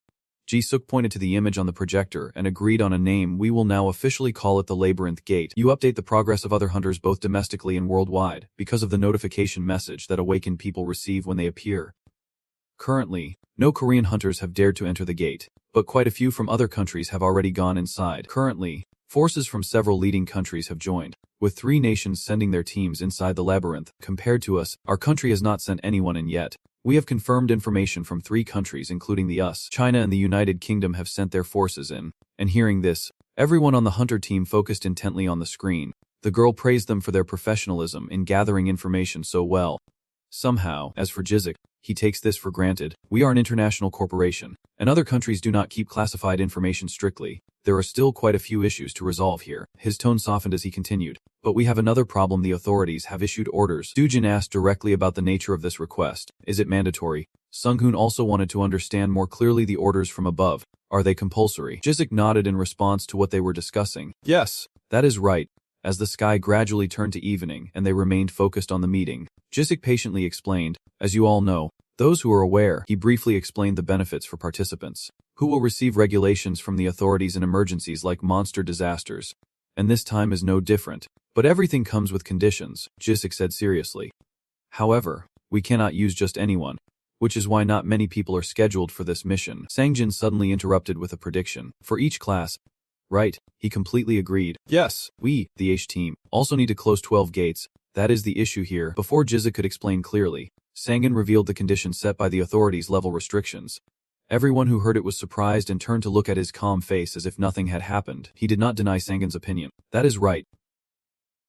Level restrictions. As everyone knows, monsters spawn every 3 hours. On the first map, the monster spawn locations were marked with symbols for participants to easily understand." Jizik explained once again, "If we keep them, the monsters will keep spawning endlessly. Not just in Myeongdong. And Mekong does not only appear in Area 35 of Seoul. We have found 81 Mekong in urban areas, and including those in the suburbs and countryside. We estimate there are up to 200 Mekong appearing in South Korea." At this point, his face tightened, his voice grew serious. And the most important thing to be careful about was that no one knew how to close the gate. This information truly made everyone who heard it shudder in disbelief. But the other 2 seemed to have anticipated this, so they were not too surprised. Jizik now added more negative details about the battle. "Yes, that is right, and no one has ever returned after entering Mekong." Jizik could not hold back and immediately argued to demand fairness for them. "Truly reckless. He wants us to enter such a dangerous place without any information. Does the government even care about our thoughts?" Yozing also joined in the protest with the kid, saying exactly that it is basically telling us to go die. While the 2 sides were in a heated conflict, Sangan suddenly raised his hand to cut off the argument, saying, "Sorry, your action caught everyone's attention," and everyone fell silent to see what Sangan would do next. "I have a question. What is the reward?" It seemed like it took a while before someone finally asked this important question, and he patiently gave some examples. Alright then, another image appeared on the screen. Jizik enthusiastically listing each reward for the hunters. The government is not shallow in requiring everyone to take on missions without proper rewards. Hunters participating in this mission will be tax exempt for 5 years. The first benefit alone sounds very attractive: tax exemption, which is quite significant at 38%. He quietly calculates the benefits this reward brings, considering all the tax money he will save in the coming years. Is there anything else? It seems what Sangan is waiting for is what he is about to reveal. He parts his lips in anticipation. One more thing. The government will provide you with all the special equipment. Indeed. The hidden thing is what Sangan finds most interesting. Finally, something exciting. To be sure of his rights, he asked Jizu, "I assume they will grant me full ownership of those equipments." Right, he bowed his head and adjusted his collar before hesitating. Yes, that is right. However, that trade-off still left the girl uneasy. Yet it was still a small price to pay when we have to bet our lives on it. Right, Jisoo quickly added for emphasis that any debt would be fully paid off by the authorities on your behalf, a benefit that left the Yojang brothers and Jisoo wide-eyed with surprise. At that moment, everyone suddenly fell silent, seemingly lost in deep thought about the battle they were about to join. In that pause, he sensed that Sangan would refuse this offer, even though it was not an attractive deal for Sangan. But he did not bother to calculate anything. Instead, he seemed completely at ease. Which was not true. He had never started out in debt. It seemed simple, but Sangan surely had other concerns. However, was there any penalty for those who did not participate? Jisoo quickly denied it to reassure everyone. No, we do not want any veteran hunters going abroad because of this. This generous reward is truly worth considering. You are right. If their debts are paid off, you hesitated for a long time before making your first decision. I will join. Sitting down and crossing his legs, Sangan stated the conditions he wanted met for this mission. But first, let me see the equipment. He led everyone to the back of the truck carrying the items, taking it upon himself to introduce them, saying here they are, because they knew how urgent the situation was, so they were brought here immediately. Jisoo was excited, looking at the items with enthusiasm, their quality far better than the goods sold on the shelves. Dojin picked up an axe to check its quality, and he was quite satisfied with what was provided. I remember you seriously and carefully warned him about a few things taken from the reward box. Please do not remove the red cloth on the axe. A bracelet caught his attention. Sangan picked it up curiously, wanting to understand it. This one, is it good? A black lineage bracelet. Rarity legendary. Magic attack increased by 50%. Mana consumption reduced by 20%. Mana recovery increased by 100%. He helped lock the selected item onto his wrist, cherishing it as it glowed with special effects. Poison immunity, acid immunity, and body enhancement. In detail, the bracelet was crafted from black lineage mist, its power weaker if made from a juvenile, and limited to being equipped only by magic classes. Sangan was very eager to explore its power. The rarity of items ranges from rare, unique, legendary, mythical to transcendental, and this one is a legendary item, so it must be good. He bent down to admire the bracelet and carefully asked, "Does it stack?" Sangan smiled crookedly, his eyes full of satisfaction with the item's features. "Good. It stacks." Dugin called out to gather everyone. "Are we ready to go?" Jisoo stayed behind to send his best wishes to the hunters, hoping luck would be on their side. You have entered a Mekong. The system notifies as it detects participants passing through the spatial gate to another area. You cannot leave the Mekong until you defeat its boss, and they have been teleported deep into a forest. This is, looking at the trees all around, the girl guessed the nature of the place. Tropical forest. Is this really a Mekong? Insu tried touching the vines. He seemed to underestimate this area. We are not entering a lower dimension. Are we? Sangjin focused on the virtual screen and replied, I do not think the system is still working in this case. While he was deep in thought, Sangjin suddenly mentioned a definition, lower dimensional space, and Sangjin startled and asked again. Sorry. He plucked a leaf to examine it, and then explained his impression. I only heard about it somewhere, but this looks like a lower dimensional space. Yojin curiously asked, what is that? Oppa. Sangjin wanted to ask the team, does anyone know what a dimension is? The girl casually shared her simple view, saying it appears a lot in games, like a twisted space or something. He had also heard of that term before. I read about it in a science fiction book. He smiled warmly, adjusting his glasses to explain the concept as simply as possible, since everyone already knew the idea. So I will keep it brief. Sangjin let the leaf in his hand fall to the ground as he calmly explained. It is like a smaller dimension but different from the universe. A lower dimensional space. The small leaf gently landed among the fallen leaves, and he continued calmly, it is something like an imitation concept, smaller than our dimension and with fewer functions. Jinsu quickly grasped the situation, standing up on the rock and leaping down, saying, I think I understand now. He glanced at everyone and commented on the space they had entered, saying this maze looks like a secondary lower dimensional space, and I guess it is pretty straightforward. Just as he was about to continue his thought, the boy suddenly caught sight of something flying by that surprised Jinsu greatly. We are in a lower dimension space and there is a monster. The boy shouted in panic as the strange object suddenly exploded, spraying blood everywhere. At that moment, Jinsu got a clearer look at the strange object to shield. Sangin's warning cut through, signaling it was a monster. Upon hearing this, everyone turned around cautiously. At that moment, a sharp arrow was shot out, saving them just in time. The giant beasts from deep within the forest began to rush out in droves, but luckily they were protected by the mage's barrier, stopping the attack of those giant beasts. And a warrior spoke up, asking if they were really surrounded. The boy was grateful for Sangin's help, thanking him, and Sangin smiled, saying it was no problem. Dujin spoke up to bring everyone back to the main issue, taking the initiative to suggest preparing for battle, saying I will draw the enemy's attention right now. Then Dujin stepped forward with his staff in hand, full of confidence to attract the monsters. The monsters seemed provoked and charged at him all at once, Sangan was quite impressed with Dujin's strength. His taunting skills are really strong, are not they? Watching him alone draw the monster's attention. The others were already in battle stance ready to support. Jinsu raised his bow, aimed carefully without hesitation. And we had leveled up. The kid's strength is impressive, hitting every shot and helping to counterattack those monkeys. Dujin quickly stepped forward to silence the market, ready to take down those big beasts for me. Dujin was also shielded by a barrier as he looked out to observe his surroundings. The monsters that collided with the magic were repelled, crying out in pain. Dujin decisively surged forward, ready to deliver the finishing blow. The monsters of blood splattered, staining his cold face. Dujin, standing to one side, was also breathing a sigh of relief after defeating the opponent.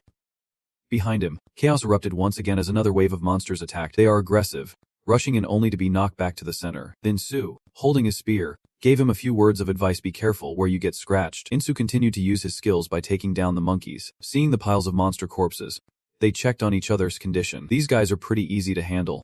Right, Yuzing stood in place, excitedly cheering on the team. Yes, you calmly said as if it were obvious. We can clean up this place. Right, but suddenly a large suspicious white figure appeared from the bushes. The sensitive girl noticed the phenomenon and became curious. Yuzing boldly ventured deeper inside to explore on his own. When he looked around, she suddenly gasped in amazement, her eyes wide with astonishment. It seemed the Lord of the Forest was hiding behind the branches. Growling fiercely, Yuzing froze on the spot.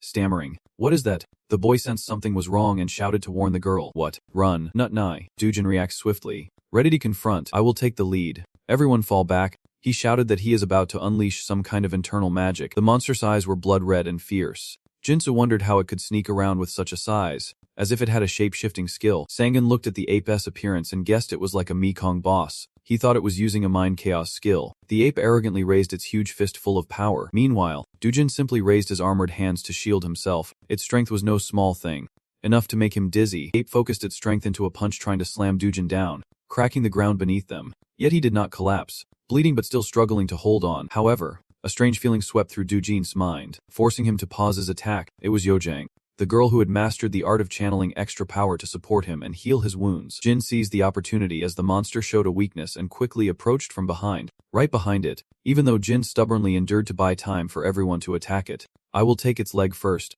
We will slow it down. His red spear lunged swiftly to pierce the ape's flesh, but it seemed things were not going smoothly. Jin grit his teeth, his face hardening at its unexpected reaction, and Jin panicked and quickly warned him. Watch out. Its giant hand swept past Jin like it wanted to crush him. Mei replaced Sangan just in time, allowing him to restore the defensive shield. The timely appearance of the shield made the monster's hand slam straight into the ground. The sharp defense was effective but still took a hit. Part of the shield shattered halfway, leaving Sangan stunned. It was destroyed in one hit, which is no easy feat. Yozine continued to heal his teammates, but he was knocked back and slammed into a large tree. Sitting down dizzy and gasping for breath, Dujin seemed provoked, standing firm and boldly taunting the beast. Hey you damn ape, look at me. It was challenged and became even more aggressive, its eyes full of rage staring at Dujin. The ape roared, raising its arms to the sky to show its strength. The surrounding area suddenly felt intense pressure and began to shake violently. Even he was pushed back and thrown backward. Blood started to flow, but Dujin gritted his teeth and kept fighting despite the pain. The girl, overwhelmed by the tense situation, did not know how to retreat or defend. Even when I countered the damage and healed her, she could not hold on. What should she do? Sangan watched the moves carefully. This battle was truly as fierce as he had imagined. Even though he was fully buffed, he still struggled against this ape. It is no surprise that no one has returned. Jin hesitated slightly as he prepared for the next move. I hope this works. Then focusing to perform the move, he took out the magic gun to charge it. Exhausted, a cloud of smoke spread around the ape, leaving it confused and standing there dazed. That toxic smoke invaded the ape's mind, leaving it dazed. Yes! Jin continued to execute the next step on the virtual screen, applying a debuff to reduce its defense. Immediately after, Jinsu gently took out a magical arrow, swirling it around. The boy skillfully shot the arrow straight at the beast. The arrow's force was immense, emitting a dazzling light filled with incredible energy. Terrifyingly powerful. The ape, caught off guard, took the counterattack from Jinsu. It was seriously injured, blood splattered onto the tree canopies. He praised and urged Jinsu. Good, do not stop attacking. But Sangan, seeing the kid was about to run out of energy, thought differently. It seemed difficult for him, as each shot consumed a lot of mana, while Jinsu had to use a lot of strength and the ape was only slightly scratched and did not take much damage. Seeing its increasingly aggressive reaction, he guessed that attacking more would only make it angrier. It angrily grabbed the tall ancient tree trunk beside it, then gently lifted the entire tree root. Surprising Dojin. He panicked, eyes wide in shock. realizing he could not take it lightly. But before he could finish his sentence, the ape ruthlessly threw the large tree straight at Dojin. It continued uprooting other big trees to use as weapons against them. Staring at the tree aimed straight at him, Jinsu could only stand frozen, knowing it was too late to run or dodge. It was already too late, so he had no choice but to brace himself for impact. Yozin closed his eyes heavily, unable to bear witnessing this heartbreaking scene. The impact created a significant shock, and the surrounding forest seemed as if it had just experienced a massive explosion. What was happening before their eyes left Hanji and Jin Seik frozen in despair? However, a miracle occurred as the tree trunk suddenly stopped just inches away from Jinsu. The boy sat dazed at its sudden halt. Both the ape and everyone else were shocked by this intervention. And hearing Sangan say it was heavier than him made it even more confusing. It turns out he used his power to slow down the speed of the tree. The girl was very surprised. Sangan was still using magic to control the direction of the large tree. He then turned it around, using it as a weapon to counterattack his opponent. The ape was now defeated. Thrown violently through the dense trees, the ape roared in rage as the massive tree slammed into its belly. It was knocked down, crashing into the large trees deep in the forest. Jinsu was bewildered by that incredible ability. Sangan nodded. He was also very curious about what had just happened. Sangan, what was that just now? Sangan calmly answered everyone's questions, explaining that it was a skill called sechokinesis, a power anyone could develop with talent and training. Save Dujin first. Seeing Dujin collapsed in the rubble, Sangan urged quickly, Yojang, hurry and heal him. At that moment, Yojang suddenly snapped back to her senses and remembered her mission. She quickly ran over to him to heal him. I came here, Dujin is Jushi. Dujin weakly struggled to whisper a few words. You definitely just heard that. Yojang healed while asking with concern. What did you hear? He was still happily playing with the little girl. You just called me Appa. Yojang shyly dodged the question. I know I am going to die. As Jushi, the two of them kept arguing like that. You are not being honest at all. You really are going to die. As Jushi, Yojang, why do you heal so painfully? Seems the situation has eased. You stand aside smiling. Somewhat relieved, looking like a shield engaging the clutch. It is truly dangerous. Sangan still has a target to deal with. You hesitate about how to deal with that beast. So, what should I do with this guy now? He made some strange moves after taking a bit of damage. Struggling to get up, he kept his eyes on Sangan as he flew closer. The contraction is clear in its body. Sangan's voice carries a challenge. Just look at his red eyes. Seems he has fallen into a rage, despite being seriously wounded. The deer still had the strength to leap high and retaliate against him. Seeing its determined attack, Sangan could not help but admire it. Sangan acknowledged its progress with a mix of admiration and disdain. This was definitely rage. It was faster than before, but the determined Kan Vong is still rushing straight at you. Watching its speed, Sangan silently judged. Your movements are too simple. He began to perform maneuvers to use his strengths.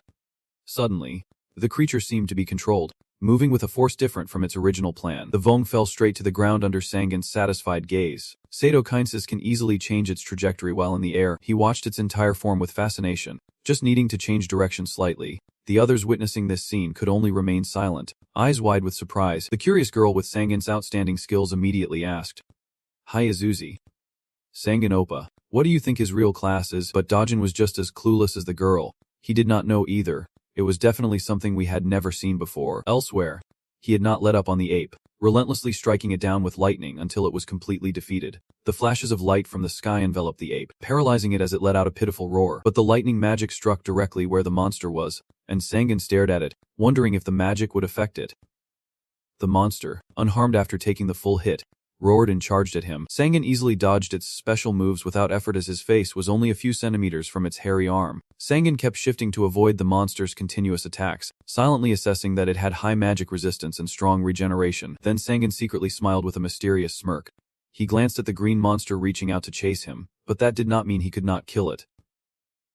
Analysis complete. The ropes often appeared and tightly bound the monster, preventing it from moving further. The monster watched Sangan fly freely before it, unable to catch him because it was chained down. His face gradually grew serious. He closed one eye and opened the other. I am starting to track it now. The gem on Sangan's staff glowed. Magical circles appeared. My mana. The monster froze stiff, as if hit by a double blow from his skill. The magic fell on it, causing a huge explosion with thick black smoke rising everywhere. Dujin and Yojang stood dumbfounded as the purple smoke spread. Jinsu was also extremely confused. What is this? Moments later, after calming down, the three of them were all hit hard. The kid turned away praying. What is that smell? It stinks so bad. That dark purple smoke was poisonous gas. Sangan's face darkened as he smirked. It was even worse than sewage by 10 times. He created a magic barrier to absorb all the poisonous gas and cast a spell to convert the oxygen in the air. The monster took all the damage from the toxic cloud, stunned and unable to believe it. As it focused on controlling the magic of the object manipulation, the toxic cloud formed two whirlwinds attacking the monster, leaving it no time to react. It kept growling fiercely, the sound echoing through the space. Sangan blinked and looked at the monster with a mocking gaze. How could it survive if it could not breathe? The monster's massive arm fell helplessly as it suffocated from your toxic cloud. The system announced, "You have leveled up," and Sangan coldly turned his back, walking away, leaving the monster lying there. He looked at the system screen in disbelief as the notification kept repeating, "You have leveled up. You have leveled up," Sangan asked in confusion, but the system kept announcing, "Is it over now? You have leveled up. You have leveled up." On the other side, Dojin also received the report, "You have completed Mikung." Jinsu was so surprised he exclaimed, "He managed to kill it himself." And a system prompt appeared before them, "You will leave Mikung now." Their group was teleported out of Mikung. Jin's voice choked with emotion as he said, "I am really glad about this." Sangan wiped the sweat from his face but did not forget to read the announcement. "Mikung is closing. You have achieved the first clear of Mikung." He was curious about the reward. The system launched an orange royal box. All stats +2. Inventory slots +2. You have received a bronze reward box. Sangan held the royal box in his hand with slight disappointment, wondering if the cleanup reward was just a bronze box because it was a low-level Mikung, while Yujing waved from the ground. "Oba." Hearing that, Sangan glanced down and his voice softened as he said, "Are we able to go back now?" He slowly landed, and the girl was the first to run over, curiously asking, "Sangan Oba, how did you do it?" Yojin kept talking admiringly. Controlling objects is extremely rare, a legendary skill. Sangan tossed her the reward box. She caught it surprised and asked, "What is this?" He explained, "This is a reward box." Yojing spun the box around looking at it. "It is the first time I have seen one. Is this really a reward box?" A mature voice sounded behind Sangan, catching his attention. "Thank you for everything." Sangan, see. Over there Jizu and Yojang are still having fun playing with the bronze box, which means it is not good, right? Dojin looked at him with admiration. "You saved us again with a new skill. I really wonder what your class is." Sangan rubbed his hands and smiled awkwardly as if unwilling to answer. Then a sharp crack and a cry of pain rang out. He curled up in pain. Yojin clenched her fists tightly, flames flickering, saying, "I call you a Jussi because you do not understand feelings." Dojin was in so much pain he shed tears, responding with deep frustration. "Not curious to?" The girl whispered to him. "Don't you see?" He changed the subject about the reward box. Dojin asked awkwardly, "What is that?" Sangan cleared his throat to draw everyone's attention to the most important thing. "There is an escape route, and we need to bring that monster's core back. They all passed through the portal to return to the real world. So let us head back now." The group and the camera crew stood close together in excitement. "We are allowed to be here, right?" At the same time, your group had completely left Mekong. Someone in the crowd immediately recognized and shouted out, "Look, they are coming out." Yojing stared in shock at the crowd before him. Jin Jung pointed at his approaching group and ordered his subordinate, "Hey, camera. Hurry up, this is a big scoop. We have just hit the jackpot." He immediately became professional, looked into the camera, and spoke into the mic, delivering an urgent update. "The hunters who entered a Mekong in Myeongdong have just come out." The camera kept rolling as Jin Jung added, "This is the first time in our country." From afar, another large group ran over, cutting him off. "Everyone." Yojing happily waved and greeted. "Director, we are back." Jinsu looked at Sangon confused and asked, "Hyung." The reporters were blocked by the bodyguards and not allowed to get close, but they still kept piling on questions, asking what Mekong said. "Please be quiet." Out of concern for the hunters, Director Hai Chan, breathing heavily and worried, asked the Sangon group if anyone was injured, or if there were no casualties at all. Dujin glanced at the girl beside him and replied that thanks to Yojang, none of us were injured. "Honestly, we cleared Mekong without any problems," the girl said proudly. Hands on her hips, Sangan remained silent, standing aside and calculating in his mind. "I will stay hidden for a while because it is a bit noisy. The people who just met are chatting a lot, making a commotion, so I will let Dujin handle this matter." An arm raised high with a shout. "Return." They focused their cameras on Dujin, bombarding him with questions as he said he had cleared Mekong. But what exactly happened inside there? "Can I ask a few questions? What does it mean to clear Mekong?" The flashlight shone directly into their eyes. The cameraman stood straight, capturing every detail of what Dujin said. "My team was exhausted after completing Mekong." He confidently answered the reporter without a hint of arrogance. "So I will summarize the important information for everyone." Dujin glanced meaningfully over his shoulder at Sangan and said, "When you enter Mekong, your mission is to hunt the boss monster until you defeat it and clear Mekong." The frog-eyed guy responded. Dujin added into the mic, "You want to be able to leave Mekong." Sangan captured a strong and majestic silhouette with his eyes. "I will answer one more question, and then this interview will be over." A reporter raised his hand again, wanting to ask a question, and Dujin, not surprised, gestured for him to go ahead. "Yes. Please proceed." He pointed the recording device toward him. The diverse TV reporter, Baek Jin-dun, asked, "Can you describe the inside of Mekong in detail?" Dujin hesitated for a moment before answering. "It is simple, but completely different from Earth." He recalled the scene inside Mekong and added, "A place where we felt like we were in the Amazon jungle, with sun and clouds. Not like Mekong, but completely different from Earth. It also feels like an ancient world. That will be the end of my answer. Another reporter took the opportunity to ask another question. Sir Hunter, one more question. The director stepped forward to block, saying stop here. The H-team will answer any more detailed questions. Jin Dung stubbornly grabbed the director's shoulder. Wait, what kind of boss monster is it? Jinsu spoke up worriedly. Are you okay, Nutna? You must be very tired today. Right. Yojin covered her mouth and smiled softly. She has used up all her mana. Damn. Jin left but still turned back to explain to him. It is a yellow monkey. Just like the ones that came out of the gate. However, he clarified that is bigger, equivalent to the Oxford one that appeared recently. Jin Dung's eyebrows furrowed tightly. It was a Dana. The director pushed him away again. I'm sorry. But all detailed questions must be directed to the H-team. Jin Dung stubbornly turned his head. No. Sorry, director. Jinsu felt disappointed, thinking that the reporters were not as many as he had hoped. Yojin did not care, hurriedly opened the door and went in. Too tired. She did not care. She wanted to try the cockroach. Jin Dung stepped forward, seriously reminding them. This is not the only place with a gate. Reporters from all the other places with gates will come here. Please go back. Jindu and the kid turned away from him in surprise. Jin Dung sincerely advised them to rest, saying we booked a hotel nearby. Yojan's feet stepped up the stairs. The girl fell back into the chair, sighing with relief. Another voice said, fortunately we returned safe and sound. We had a tough time, and I think Yujang used up all her mana. Outside, the sky was a pale blue, with white clouds drifting gently. Assist! Lai appeared on the simulation screen. Scolding. Why did you go to a place like that? Sangan stammered in fear. Mom, she scolded angrily. Do you know how worried I was? He fearfully raised his hand to shield his face as the hologram nearby began to break apart. Assist! Lai's voice trembled slightly as she scolded, saying she woke up to find a news article about the dangers of the Mekong. And yet he went to a place like that. Sangan replied softly, but this is my job. After all, how could I leave without telling you? Her eyes grew sad, her voice faltering. Why is it only my son who makes me so scared? He smiled sheepishly and scratched his head, trying to calm Miss La's frayed nerves. Don't worry, Mom. Can't you trust your son?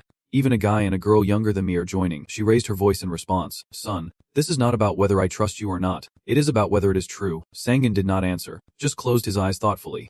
And Miss Lai sighed helplessly, her iron will failing. She gradually calmed down and tried to reassure him. My son, I know you are worried about me.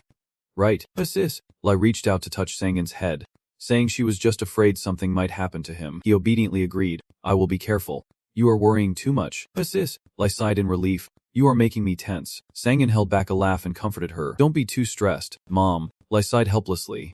Why have you become just like an old man since you woke up? He said goodbye. Now I have to go. I will see you again after I get home. Sangan placed his hand on the door and sighed softly. Mom is just worrying too much. He suddenly looked at the scene inside the room. Yoan lay face down on the bed. Jinsu lay back on the chair. Everyone seemed exhausted. On the sofa, Dujin and Jinsuk were sound asleep. Not noticing anyone coming in, their energy was completely drained. The girl half opened her eyes and asked Sangan, have you finished the call? He put his hands in his pockets and walked over to Johan. Yes, I am done. The fiery girl replied lazily. Just talk normally. Sangan placed his hand on Johan's head, hesitating for a moment, wondering if he should help them a little. The girl gasped in surprise, and Johan shouted in confusion.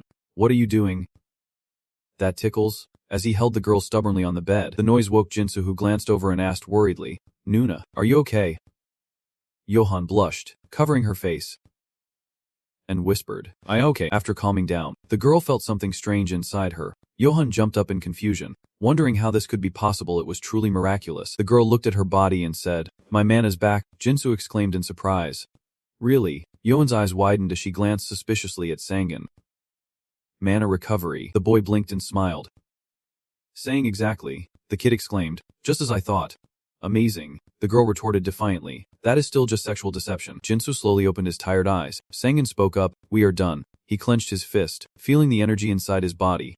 I could not be more impressed with the mana recovery ability. Jinsuk grabbed the remote to turn on the TV, saying we are really lucky to have Sangun Sai on the team. On the screen, the reporter spoke loudly and clearly. We are now live connecting to reporter Park Jinsung. Recently, they said this is the first gate ever completed in the world. So what does it really look like? Jinsung pointed behind himself to introduce. Here, in Mindong, after the hunters came out of the gate, it completely disappeared without leaving any trace. The military and the Awakener Association have publicly declared that Mekong and Mongdong was a threat not long ago.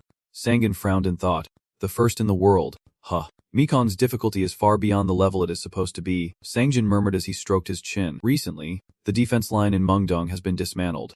And he wondered to himself, even so, our country could not handle the Mekong boss at that level. The room fell silent watching the TV. Only Sangen's thoughts drifting. I guess there are not many awakened with such unique skills. Jinsung widened his eyes and glanced at everyone, asking, "Hey, did they just say we are the first in the world?" Yozin glared at him. "Does that mean our team has really become famous?" The voice on the V kept going. The Ed Group's alpha team had finished. Dojin propped his hand on the table, closed one eye. "Is not it like they are putting too much pressure on us?" He spread his arms and said plainly. "After all, Sangenshi cleared Mekong all by himself." Jinsung nodded in agreement. "That is right. If it were just us, we probably would not be here now." The door opened with a voice saying, "May I come in?" Jinsung stepped inside and asked with concern, "Is everyone able to rest comfortably?" Dojin replied, "Welcome, Director. Thanks to Sangenshi, we have fully recovered." Jinsung asked sharply, "Was there some commotion with you outside?" Hearing that, Jinsung widened his eyes in surprise, thinking, thanks to Sangenshi, is he using a different skill again? He carried a thick stack of documents and said, "Those are just managing the troublesome tasks." Sangenshi, "I have read the report already. Has everyone else reviewed the report you wrote?" Yozing nodded and replied, "Yes, we have read it and understood." Jinsung then turned his attention to the person mentioned the most and said, "Then Sangenshi, could I have a private word with you?" The waitress politely pushed out a chair and sat down here. Another person placed a glass of water in front of Sangen. "This is Ace Americano as you requested," Jinsung said politely. "Thank you." He grabbed the glass and drank hastily, glaring at Jinsung as if mocking him, then slammed the glass with only ice left onto the table. Jinsung's eyes narrowed cautiously. "I will be straightforward. How many powers do you actually have?" Sangenshi thought.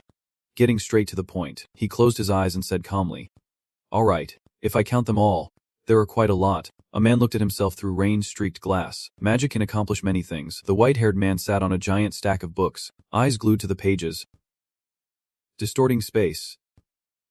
Breaking time. Destroying life with unethical drives. Person seemingly on par with a god. Yet being a god without knowledge is nothing but shallow and incomplete, for we mages are gods of wisdom. Sangen tapped his hand on the table rhythmically, and said, "I can't fully answer your question yet." He added quietly, "I am still developing even now, but compared to others who are awake." Jinsung's face grew serious with every word Sangen spoke, silently locking eyes with him. "I use all 10 abilities." He pressed his hand to his forehead, his voice tinged with disbelief at the timing. "All 10 classes at once, and you are still improving." Sangen replied, "Yes, that is right." Jinsung let out a quiet sigh and spoke firmly. "I will be completely honest with you. Sangen's ability is limitless." His eyes sharpened. "For the first time in the world." "Yes, the first time in the world. There was only one person like that." Sangen nodded in agreement. "Yes, that might be the case. Anyone with reincarnation like Sangen would be the same, even if they could not use such magic. You have heard of people born remembering their past lives, right? Well, unlike me, a mage king, they are just ordinary people." Jinsung took a laptop out of his bag, "So we reviewed the time to discuss your issue." He placed it on the table and opened it. "Because frankly, we have never treated anyone like you before." Jinsung turned the computer screen towards Sangen and said, "So, we want to improve your current contract, but it is a 15-year contract. How about that?" You crossed your arms and thoughtfully said, "Improve my contract." Sangen bowed his head, his mind filled with many thoughts and calculations. "All right, no one else has abilities like mine. Even the Akasa system is watching me, and at this moment, it truly knows that I have knowledge from my past life." Jinsung seriously introduced the great perks to Sangen, saying our offer is 100 million won, with the right to buy any company equipment at production cost, and with priority over anyone else, and a 10% share. No less. Staring thoughtfully at the computer screen, Sangen moved the mouse and asked, "And I will get the 10%, he replied firmly. Exactly. Sangen was utterly confused by his actions. The company would make no profit. So how could he bring such an offer to the table? Jinsung replied, and something on the computer made his eyes widen in surprise. Looking at the profile picture, he continued answering Sangen's question. "The truth is we are recruiting the strongest awakened person in the world. Your very existence will bring benefits to the company." His eyes remained fixed on his own image on the screen. Jinsung laughed happily. "Of course, there has never been a contract like this before. Because your current contract is one of the best offers in the world." Sangen did not answer immediately and continued to consider the situation. "So they are using my job as a marketing strategy to boost the company's stock price. They will break even in other aspects, which simply means, you think to yourself, they expect a lot from me in the future. Enough to bet everything on it." Sangen voiced his thoughts, "But I think 10 years is too long." Jinsung nervously adjusted his glasses, then interrupted him, saying, "Let us see." Sangen held up 5 fingers. "How about 5 years? 5 years and I will agree to the contract." Jinsung's brows furrowed. 5 years. He hesitated, reaching out one hand to shake, "But we did not have many options either." "Right, so we agreed." Sangen also felt a bit of admiration for Jinsung, very decisive. They shook hands, sealing the 5-year contract. The sky was clear blue, dotted with fluffy white clouds, and a sincere voice echoed, "Thank you." The wind turbine kept spinning steadily. With solar panels below, the reporter spoke from the TV. "We are interviewing Kim Do-jin-si from the Infa team, the first team to clear Mekong." She held the microphone toward him. "Kim Do-jin, please describe the appearance of the monster in Mekong." And he complied. "Yes." Do-jin sincerely described the monster as a giant golden monkey with excellent camouflage skills. Something that could not be called a low-level monster. Sang-gun felt reassured by those words. It seemed he did very well in the interview, and he did not need to reveal his recent abilities. Even now he was already very strong, but he needed to at least become a rank 5 to relax without worry. He said loudly, "I am home." Sang-gun called out confused, "Mother." The sound of Miss Li's hurried footsteps echoed down the hallway. He turned to stop her. "Wait. Mother." Sang-gun's painful scream rang out from inside the house. "Sis." Li smirked coldly. "You got hit so hard you jumped like a shrimp. You are so bold. Mom likes that you go out without daring to say a word to her anymore." Sang-gun was in so much pain he cried, his body trembling. "So what would happen if you went out without saying a word? Then Mom would not let you go out anymore. Right?" From a maze with a level 50 limit, they revealed the corpse of a boss monster the size of an oxer. The host showed images of Jin-Soo and Do-jin. The Eddie Group's alpha team had finished them off. Then the screen showed the battle scene again. The vicious monsters roaring. "Yes. We were at the gate in Hongdae, an emergency situation. The workers are the victims, and when faced with this harsh reality, we must stay calm. This is an emergency. The gate must not be closed." The battle was fierce. Explosions erupted. Thick black smoke billowed. That was the monsters. They appeared again from the gate, bringing destruction to the workers once more. The host gripped the paper tightly and asked, "Yes. Have you watched all the footage?" Moon Chol, sitting in the center of the U-shaped table, spoke up. "So we will begin this special debate session. It relates to the gate situations the world is facing." Moon Sheik also joined the debate, saying the biggest issue is the level restriction. "We have to kill the boss monster inside the gate, but the level limit stops us from sending the right people in." He asked doubtfully, "Is not there a team that cleared the gate without any casualties?" Jin Jung's face was serious as he adjusted his glasses. "Yes. That is the alpha team from the Ed group. But I have heard they are awakened with rare abilities." Dongsung also interjected firmly. "As everyone knows, there are major corporations that have employed and trained such a team. But only this alpha team has members who can manage to clear the maze without any casualties." Moon Shi crossed his arms and nodded in agreement. Even the teams from the Shi group, considered the best in the country, could not clear the maze without any casualties. Some, in fact many, failed and let the monsters escape from the gate. Man Chun kept firing questions at the dozens of camera lights, asking if it was teamwork or their abilities. The old man shrugged and replied, "I would say both." Jin Jung added another topic for discussion, saying we should be grateful the maze has only reached rank 2 so far, and a rank 2 maze limits levels to 75 and below. Right, he cautiously pointed out that if so, the developments for rank 3 or rank 4 mazes would be the same, which is truly too dangerous to doubt. Jin Jung put on a troubled expression and glanced as he said, "Starting from rank 4 labyrinths, the monsters we have classified are grade A." His voice came steadily through the phone screen. "And it is very likely they will appear from the labyrinth." Everyone watching this interview is buzzing with speculation. What if many monsters appear all at once instead of needing time to show up? We would be facing a disaster. People crossed the street in a daze, and with the level 4 labyrinth, the numbers multiplied. The entire peaceful city was filled only with the sound of hurried footsteps and loud conversations. Sangin suddenly remembered something and asked Jisuk, "Right, there is something I want to ask." He pressed, "Do you know of any research on the Akasa system?" Jisuk closed one eye and opened the other, replying, "No, it is nothing." The two of them walked down the hallway talking. "Thanks to the Akasa system we can use skills and mana, and we apply them in many aspects of our technology. We were allowed to research in that field, but for some reasons, even after all our efforts, we found nothing." Jisuk walked ahead, glanced back at Sangin, and added honestly, "We have no way of knowing, just like we can't clearly understand how the earth was formed. Is something bothering you? You say nothing, just silently close your eyes." Ending the flashback, Sangyu's gaze falls down full of sadness. "You are meditating inside the mindscape." Thoughts flood Sangin's mind like waves.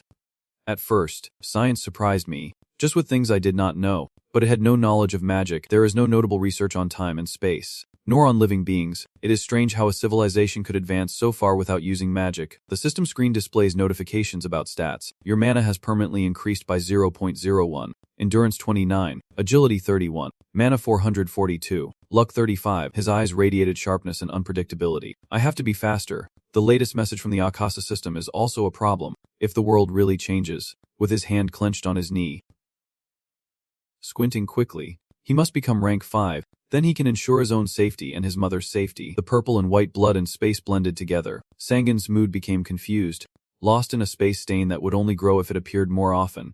From beneath his seat, tiny energy particles rose. The end of this Earth was inevitable. Sangan concluded inwardly that this planet was ready to step onto the threshold of destruction. He silently thought to himself, I guess I am still lucky. Sangan's gaze fell on the two black boxes in the corner of the room.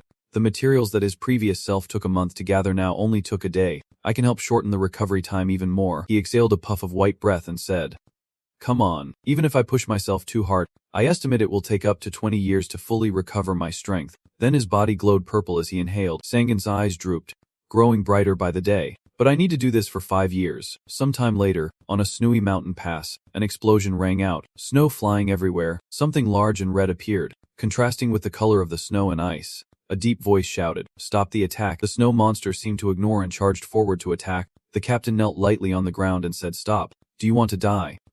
You fool. Then he stood up and shouted fiercely at the snow monster. Look at me. It jumped really high with a roar. The snow monster landed, sending snow flying everywhere. Where it landed, it created a large crater. The captain gritted his teeth. The snow monster grew a massive horn. He shouted loudly to signal.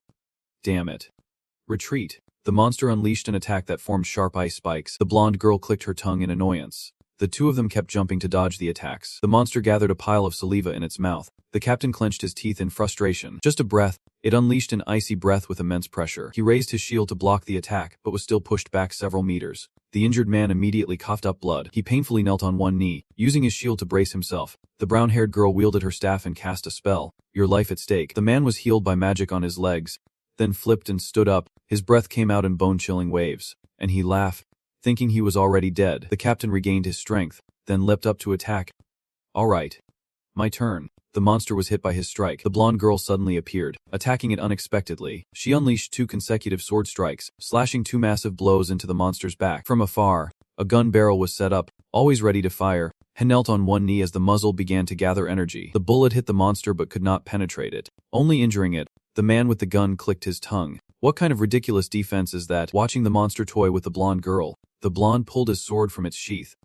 Damn it. I really do not want to use this. The brown-haired girl hurriedly urged her teammates to do something quickly. He slashed his palm with the sword, ready to heal Andy. Blood dripped onto the snowy ground, turning it a deep red. The blonde swung his arm, blood splattering everywhere, filled with rage. Rage. A curse of wrath will befall you. The monster, unaware of the impending danger, stopped and glared at him. Blue liquid began to flow from its feet. It painfully collapsed before the man in black armor. He shouted loudly.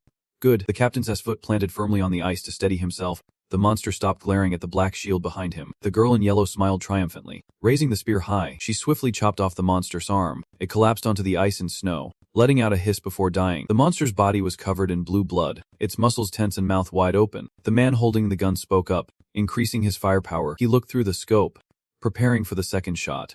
A bullet pierced through the monster's brain. Blue blood splattered on the snowy ground. The blonde girl widened her eyes and looked up. She stepped back to avoid where the monster had fallen. The captain sat down warily. He spoke anxiously into the earpiece. Is everyone okay? The man holding the gun pressed the communication device and replied. No problem. The brown-haired girl who just treated the blonde reported the situation. No one is seriously injured. He was in so much pain that tears welled up. Damn it. That is why he did not want to use it. The blonde girl exhaled a white breath and complained. I am not okay at all. Do you want me to die or what? The captain clicked his tongue in frustration. That can't be pulled out. Put it away. He was about to press the cloth down on the snow, saying if we burn its fat, it might keep us warm. You two put it away and just take out the fat. The blonde girl holding the knife in her mouth replied. Okay, the captain added. In the meantime I will find a place to hide. But first, let us warm up. After a while, as the sun slowly set, a plume of white smoke rose from a circular shelter in the snowy mountains. The blonde girl sat by the fire. Feeling warm, she leaned against the wall and asked, Do you think we will be safe after all? The captain of the shield squad snapped back. Damn it. I never agreed to come here. The blonde girl twirled a few strands of hair. What should we do now? Captain, he helplessly replied. I do not know. Even that was not the boss. And we are in a terrible state after killing just one monster. The captain suddenly spoke up, asking, How much mana has everyone used? The blonde girl answered first. About half. The blonde man added, I still have about 70%. The man holding the gun also replied, I have half left too. We are done for, he seriously suggested. Captain, I think we can get out of here. After that, everyone on the team stared curiously at the blonde. He explained that his god had just revealed we need to find the core of the monster we just killed. The circle opened a small gap. Come on, let us collect the loot we received. The blonde and the captain led the way. Peeking outside to take a look, the system beeped a notification. You have found a Hurston version, he exclaimed happily. Here it is. Do you want to return? Yes or no? The blonde man pressed yes. Did everyone get the message? Let us go back. The sound of metal and tapping accompanied by a humming echoed throughout the room. Sangan carefully crafted the item before him. It seems like he is in a very good mood. So he starts singing. Hey, I love you so much. Okay, love, open your mouth. Do I love you a lot? I love you this much. Each small detail decorates the metal surface. After the final circle, the item was completed. Sangan looked at the finished product with satisfaction. Good. It works. He lifted the necklace high with pride. Done. Sangan smiled and removed his protective glasses to see the necklace as clearly as possible. I can't stop admiring it. The current technology is truly the best. Absolutely excellent. It just keeps getting better and better. Since I have almost unlimited access to mana sources, I can speed up making these kinds of items. Even as just a third-tier mage, you smell like perfume on your arm. Good. Super good, Sangan muttered happily. I wondered how Akasa would rate its rarity. He immediately used it and appraised it. The system quickly displayed a progress bar in Sangan's mana core transmission screen. Rarity. Rare. Ability to create a shield when the wearer is in danger. Ability to create an illusion when the wearer is in danger. Ability to create a barrier when the wearer is in danger. A unique magical item of the mage Sangan. Because it is crafted using magic, this finished product requires mana to activate its own power. This special magical item, created from knowledge, is not permitted in this world. Sangan read for a while and was satisfied. Good. An accurate appraisal. Not bad at all. He clenched the necklace in his hand and thought to himself, even when recording the formula, there is nothing to complain about here. As he stepped onto the stairs, Sangan smiled happily. It had been a while since I last saw the sunlight. Outside, the peeled persimmons were laid out on the table. Called out, Mom and Miss. I heard the familiar voice and replied, Son. Sangan handed her the necklace and said generously, Here's a gift, Mom. Try wearing it. Looking at the item before her, Sis. Lai was amazed and asked, What is this? Admiring the delicate necklace. Sis. Lai kept praising it. Oh my, how beautiful it is. Where did you get it from? Sangan replied frankly, I made it myself, using my own power. And Miss. Lai was not too surprised, her hands moving more carefully. She told herself, Then I have to be more careful. I have never seen a jade like this before. Bully quickly put it around her neck, not forgetting to ask, Does this have power, like the things people show on TViv? Sangan opened the fridge door and replied casually, You are right, Mom. Sis. Lai asked in surprise. Really? Holding a cold can in her hand, he confirmed once again, Of course, Mom. Sangan suggested, These days the world is very dangerous. I made this for you to be prepared for that. Always wear it.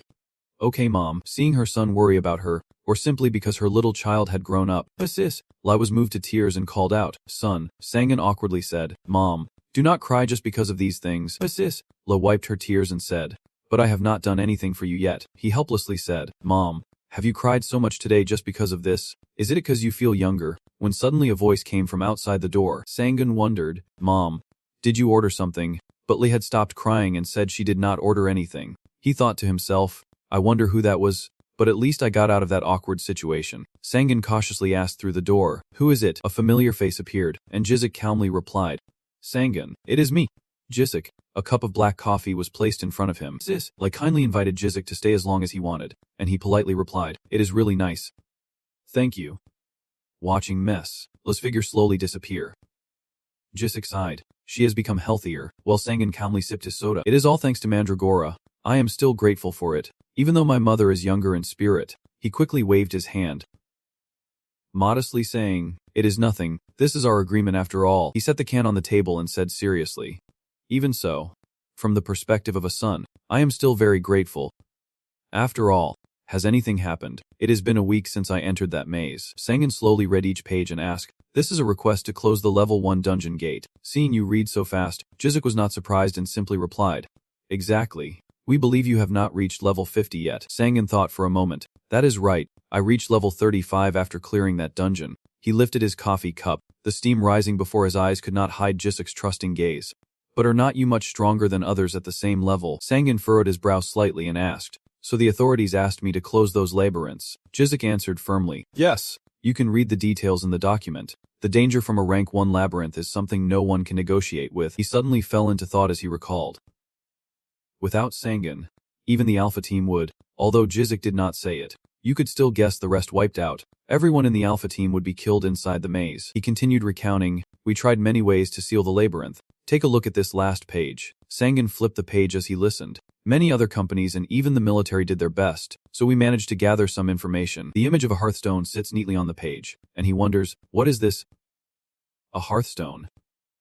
Jizik explains, It is an item used to escape the maze when you cannot clear it. He pondered and asked how to find this, and without hiding anything, he answered that it could be found inside the labyrinth. But clearly, it was very difficult to obtain without someone on the team having sensing abilities, and Sangan carefully examined the stone on the paper. He thought to himself, I see, this is an item in the labyrinth. Of course, the Akasa system seems to be merciful to humanity. It does not want people to die. Jizik got straight to the point. The existence of the Hearthstone was reported 3 days ago, and since then, a sensor ability user has always been in the labyrinth team. Sangan was confused, but to ensure the team's escape in an emergency, he confirmed that information has been spreading rapidly lately because of the labyrinth situation, and the World Summit has been called for an emergency meeting. Sangan looked up at the TV screen showing the news about it with curiosity, and Jizik answered his question. Yes. All the presidents corresponding to their countries will be called to this meeting. Even though it is just a conference like any other, he gently raised his glass, glanced at him, and continued. Anyway, the point is, when dungeons are closed, casualties become significant, especially in densely populated areas between cities where problems arise. Not only does the local economy fall into chaos, but it also affects the entire national economy. Before Jizik could finish speaking, Sangan interrupted. So the government's disappointment led to the search for our team. Right, he was not angry. Just replied, yes, there is only one team that clears the maze without any casualties. Pondered, and so the Hay team wants me to take on this mission. Jizik nodded seriously, a slight smile on his lips. Yes, that is exactly right. Sangan ruffled his hair slightly, already decided in his mind. Well, it is an opportunity after all. I will be clear with my team and act on behalf of them. He quickly quoted a price, 500 million, and Jizik asked in surprise. Excuse me, Sangan confidently declared. Give me the 500 million magic cores from the government, and I will take care of the 5 mazes next. A luxury car was speeding forward, racing down the main road. Jizik sat in the car, gazing out the window lost in thought. The ability to craft was definitely a rare skill. He recalled Sangan's words back then. As you know, I use many skills. Crafting is one of them. He recalled weakly that crafting ability involves embedding mana into objects or enchanting them to enhance skills or stats for the user. Rare crafters are those awakened not just for combat, and without their existence, humanity would struggle to combine power from the system with science. The items made are all quite good, so naturally their value is incredibly high, but Jisuk still hesitated a bit. Although their value still does not compare to the top-class awakened fighters on the battlefield. Suddenly the phone ringing caught his attention. Jisuk quickly answered the call. Yes, this is Jisuk, and on the other end, Jisuk asked. Director Lai, have you reached an agreement? Jisuk honestly replied. He requested additional conditions. Chairman, he is difficult to deal with. Conditions? He responded. Yes, he wants a magic core worth 500 million coins. Jisuk reported what he had learned. As we assumed, he admitted to having the ability to craft, but he needs a magic core to create his items. Jisuk then asked him, how do you think the authorities will react? Jisuk replied seriously, I believe they have no choice but to follow. He analyzed. Because he is the only one who can solve the problem with the rank 1 labyrinth. If we conquer those labyrinths for just 500 million coup, then I have to say that is a cheap deal. Jisuk looked out the window as Jisuk continued, saying that if they did not gain anything from them, those damn politicians would sell out their own country. He added, but understanding immediately replied, there is only one person who can do that, because the level cap is the biggest issue. He carefully considered his thoughts. And moreover, public opinion would only worsen over time. The vehicle had passed Danjin, and Jisuk was still weighing the benefits for the old man. If they could use 500 million troops to eliminate the labyrinths, they would gladly raise both hands and welcome it. He affirmed that if that were the case, we would follow him and take as much profit as possible. I have already achieved it. The leader was satisfied and ordered to continue your good work with that insider. We will negotiate with the politicians and the government. Jisuk obediently replied, yes, thank you very much, sir. At this moment, the deputy ordered the person outside, General Manager Kim, to contact the northern representative, then tell him, well done, and to have dinner together occasionally. Jisuk gave a faint laugh, then heard the sound of the machine fainting, and he threw it straight onto the seat beside him. Jisuk rubbed his eyes. Everything was happening too fast. It was truly exhausting. The car was still sleek and black, speeding down the busy road, the bustling crowd, the city at night lit up as bright as day. Sangan hurriedly put on his coat to go out, and before leaving, he did not forget to say, Mom, I will be out for a while. What's this? Lai asked. Really? I also want to go out, he asked again. Where will you go? She replied gently, a smile creeping to her lips. I am going to visit Mike-suk. I can't keep telling her I have been to our place so many times. Sangan worriedly asked if Mom had called a car yet, and Bully confidently replied. Why worry? I can take a bit car. He complained, Mom, this is part of the contract. Please call a car to pick her up. Otherwise he will just get paid without doing anything. Bailey laughed softly. Really? Sangan saw through his mother's plan, looking at her helplessly as she was set on taking the bit car. He pretended to raise his phone and said, "Do not worry, I will call him." Sis, quickly objected, saying she did not need it, but he still called. "The manager Kim, please send us a car." "No, my mother is going out." Sangin unlocked the bike while answering the phone, saying, "I already have this one." He eagerly put on his helmet, wore his goggles, and shouted, "Let us go." Without hesitation, Sangin revved up his bike and took off, his eyes serious behind the glasses. He had already messaged, "I need my crew." "Yes, I have made up my mind." Sangin called out, "Can everyone meet for a little while tomorrow? We have not been in touch since the last run, but if everyone's okay with it, how about the meeting tomorrow? I have a few things I want to discuss with you all." Jinsu was the first to reply. "Definitely." Dujin seemed to have just finished showering and quickly messaged back, "I am fine too." Ilo Jang lay in bed texting, "Where are you?" While Sangjin replied for both him and Jinsax, "Hyung Nim and I will also go." Meanwhile, Sangin was speeding in the car when he heard the phone's notification sound. The map appeared on the pillar, and he stopped in front of a coffee shop. Sangin looked around searching. He came over, rubbed his head apologetically. "I called everyone first, but I am the one who is late." "Sorry." Jinsax waved. "Hello." Ilojang blinked and said, "You are not late. Oppa. Everyone has only been waiting for 10 minutes. We have not ordered anything yet." Sangin sat down and smiled, saying, "That is good, but I still feel a little awkward." Dujin stepped in to ease the tension, suggesting why not start after ordering something.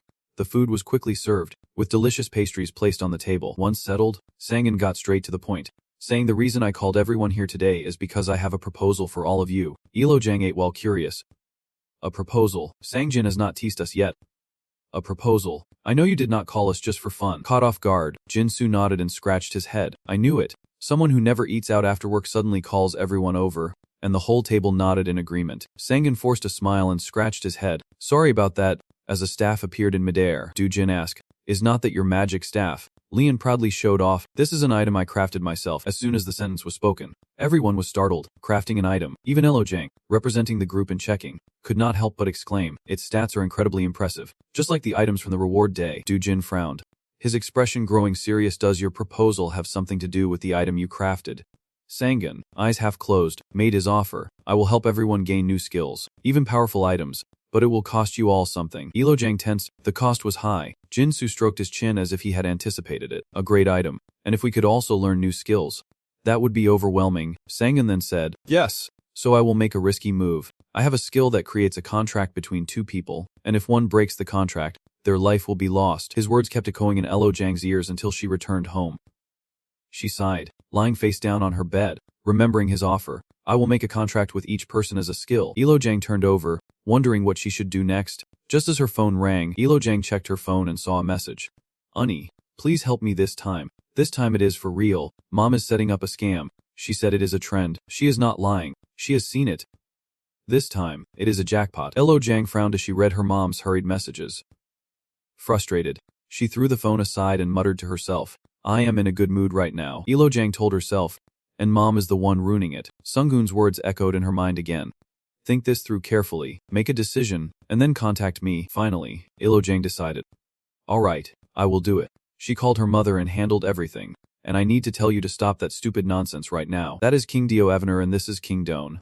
"Look, Mom, the moon hangs high and the night falls on the other side." After some practice, Sunghoon lets out a light sigh. A dazzling light radiated around his body, accompanied by a notification. "You have learned the Eternal Enhancement skill." Sunghoon's upper body was uncovered, revealing his toned physique and six-pack abs, while the system continued to report that aura points had been generated and Eternal Enhancement activated. Passive and active transformation. Level 1. A skill that allows you to manipulate energy from another world. Aura, which is banned in this world due to that understanding. He slowly opened his eyes and read the system board. The source of energy comes from your life force. It can grant long-term enhancement effects and temporary enhancement effects. Sunghoon was curious. What? Why such a brief explanation? He looked at his body with no changes and felt uneasy. Not knowing what aura could really do, Sunghoon recalled that aura, considered a reflection of pure life force itself, means the power within the body can greatly affect physical ability. There are many advanced training methods to create this power, and I am one of them. The blood vessels in the body seem to change. In my previous life, it was called the heart of the flow. By creating a mana foundation in my heart, I circulated mana through my blood vessels to generate aura. Images from my past life flashed in Sunghoon's mind, and at the same time, throughout the process of creating aura, my body underwent a purification. Your heart is surrounded by circles, and there is a reason to learn this permanent enhancement. Mages create a mana circle around their hearts, which is the source of their mana and power. At that time, Sunghoon studied a lot, and the problem was that every time they ranked up, their mana density increased. So, The moment you rank up from 8 to 9, your heart shatters into pieces, remembering every note he had written. Sung-hoon sighed. I worked tirelessly to prevent this problem. I have strengthened my body through magic, evolving it by mastering aura. The flame has never gone out all this time, nor did I become a god by abandoning my mortal body. He thought to himself, but I want to achieve a certain milestone before becoming a god. Rank 10. Sung-hoon pondered that the reason he trained with permanent enhancement in his previous life was to reach rank 10, to train his body to withstand the mana enhancement. I have studied enough to become a master of aura, and later, to become someone who learns aura to mastery. Back in the present, he is determined, so I will do it again. Sitting in his office, Sung-hoon thought to himself, I did not think I would need to learn all this from the start of my new life, but there is still so much to learn. A sly smile tugged at the corner of his mouth as he pondered. Well then, time to plan for the future. Right, he was scribbling and pondering. This is the 21st century, democratic society that upholds basic human rights. Plan on how to become rank 10. English words were written on the paper along with his thoughts and the obstacles that followed. Sung-hoon pretended to be embarrassed. Honestly, there were many obstacles. He circled what needed attention. The nation, government, business, and even the people with vested interests. Sung-hoon analyzed. But the biggest issue was how I could secure my own interests. At least I believed the world would be better. He told himself, in the end, the best way to protect myself is to create a group under my leadership. Thinking of the members in his team, Sung-hoon was satisfied. That is why I suggested the Alpha team take action. But it is not enough, also because I can use the ED group as a permanent tool. He planned the next step. In the end, I want to establish a business I own and gather trustworthy people myself, which is quite complicated. Recalling his past life leading an entire army, he thought to himself, that is why in my previous life, created a soulless humanoid army. Sung-hoon continued to take notes. Anyway, this is what I need to do. He listed everything that needed to be done. Protect a power plant, find an employee, find a team manager, craft artifacts, build an automated production system, and find a place to sell artifacts. Sung-hoon rubbed his head in frustration. So many things, I just want to relax and focus my mana. He thought to himself, but he could not keep doing it. So Sung-hoon decided to gather the team to work on something for the future, and to move on from that topic. His eyes were deep, a slight smile on his lips. What I need now is, Sung-hoon thought to himself, of course I need to strengthen my body first, so let us protect a power plant. After marking it down, he became even more determined. Mana. I need more mana and manpower. Sung-hoon threw the pen down and sighed. What am I supposed to do with this land now? Just then, his phone screen lit up with a call. Sung-hoon immediately answered the call. Yes. Director, the voice on the other end quickly said. I am calling because there are some things you should know. He wondered, why the rush in your voice? Is something wrong? All I heard from the other side was that it had been approved, and before Sung-hoon could understand, he asked again, what was approved? The other side quickly repeated, your request for the 500 million military magic core has been approved. He leaned his hand on the bookshelf beside him and showed a happy expression. Saying that is good news, Sung-hoon replied with satisfaction. I understand. Thank you for the call. Looking at the pale pink sky outside, he silently told himself it was time to act once again. The scene unfolds in the early dawn at the Capitol building. Jin Jung is reporting live from the scene. We are currently right in front of the Capitol building, where many high-ranking hunters are on alert and guarding the outer perimeter of the military camp. He narrates the story smoothly. The representative said the H team would assist with the Mage situation, when suddenly Jin Jung notices something. He quickly ran over and professionally told the man, the hunter has arrived. We will try to get an interview. Then a pair of legs appeared nearby. Sung-hoon was stretching and muttering, they really did it. But the nearby guard did not catch that and asked, sorry, I did not hear what was said just now. You smiled and replied, it is nothing, I was just talking to myself. The stone glowed, and beside it came the muffled sound from the reporters. Hunter Sung-hoon, may I ask you a question? Can he really solo clear the maze? Is there a reason why he entered the maze alone? Hunter. Sung-hoon, you asked the person next to you to watch over your place, and he confidently replied, leave it to me. Sung-hoon calmly jumped down from the barrier. So, the system asked, this is a maze for level 50 and below. Do you want to enter? Yes. No hesitation. You agreed. Now I will go. Sung-hoon closed his eyes, feeling himself being teleported. His sense of smell and hearing sharpened. What is this? My skin and nose are being irritated. What is this? Very quickly he frowned, realizing the poison. As Sung-hoon stepped onto the field, he thought to himself, now I understand why no team has returned. He assessed the area ahead. It was a place filled with toxic gas. A poisonous zone, just as he had heard. It was a common area because of the poison and venomous creatures. Even the plants were toxic. Sung-hoon pinched his nose to keep the toxic gas out, thinking to himself that from insects to reptiles, maybe even animals carry dangerous poison or venom. Looking around, he gradually guessed that the poison was compressed in the air, which is why his skin and nose felt irritated. Thinking of the team, Sung-hoon silently thought, Everyone would die if they came to a place like this unprepared. He muttered in admiration. It was really a good idea to come here alone. Anyone else coming here would only be useless. The ring on Sung-hoon's hand glowed. And he thought to himself, but I am different. The magic on the ring appeared, reminding him that this ring, into which he had placed a 250 million core, had a simple function. He slowly whispered, resisting spatial decay. There are 2 artifacts contained within this ring. Something appeared before his eyes. Survivors adapted to multiple environments. The elite. The system also displayed a notification that Sung-hoon's artifact had been activated, starting to clean status effects. Begin detoxification, initiate health recovery, and activate magical protection. A breeze surrounded his body. This divine aura was just an ordinary artifact, an extremely rare item usually equipped by a mage or a very high-level player. Sung-hoon thought with satisfaction that it was a great idea to create useful items for such a special environment. Another thing appeared. The second artifact was a spider robot with shaking legs. Its size is twice that of Sung-hoon. Truly a golem created by magic. Although it is an artifact, it is still much more beautiful than today's concept of robots. A modern society advanced enough to create a useful and intelligent artifact is unlike what was predicted. This robot does not use electricity but mana as fuel. He gave the order. Alright, let us go. Without hesitation, Sung-hoon climbed onto the spider robot and moved to another place. He muttered to himself while observing the surroundings, starting to look for signs of recent life, except for intelligent beings. Sung-hoon's eyes flashed with a murderous intent: kill them all. The spider robot received the command and immediately followed the owner's request. A mage should always be prepared for everything without exception. He thought to himself, with enough money, knowledge, and time, even level of preparation is possible. Panels on the robot's body opened one by one, then it fired countless laser beams. Every object was carefully scanned by the spider robot. Every spot scanned was blasted to pieces, smoke and dust filling the air. One swift shot destroyed part of the forest, flames roaring high. Not just one but several explosions happened in succession. Sung-hoon wondered, should I help a little? You raise the Gaho fist. I command you, guardian of mana. You order the great mana to vanish, to burn, to converge as one. As soon as the words left his mouth, the chief fist unleashed a great force toward the explosion site. Sung-hoon continued to command, magnifying the flames. The attack shot forward like a cannonball at high speed. It flew straight into the forest and exploded. Sung-hoon covered his face in awe at the destructive power, burned fast and was as effective as expected. If everything burns, the monsters will die too. Burning the monsters also gives me experience afterward. You can lie back comfortably. Just fight from a favorable position. That is what a spell does. Like a painting of war or the 36 stratagems. Sung-hoon lay down and casually ordered, anyway, keep burning everything. The 6-legged robot spider heard this and immediately responded, starting the command. Suddenly it shouted a warning. Master, 12 life forms detected. Sung-hoon listened carefully to the robot's report, approaching at high speed, estimated in 1 minute 12 seconds. He thought to himself, finally a monster worth dealing with. The 6-legged robot spider announced, activating defense mode. Defense mode engaged. A white barrier rose up, enveloping Sung-hoon completely. Something emerged from the fire while the robot kept reporting, estimated in 10 seconds. Sung-hoon was curious about what it could be. Sung-hoon was amazed when the monster's true form appeared. It was a cricket.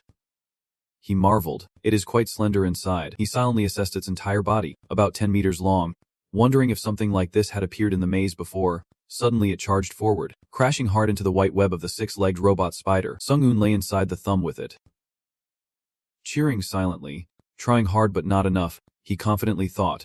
You can break the mana shield if your attack power is not strong enough to deplete the golem's mana. At that moment, the 6-legged robot spider spoke up, confirming the enemy's attack and retaliating with spider silk. A gun appeared from its body, aimed straight at the Z. As the strong threads quickly shot forward, the strands of web tightly bound the massive body of the Z.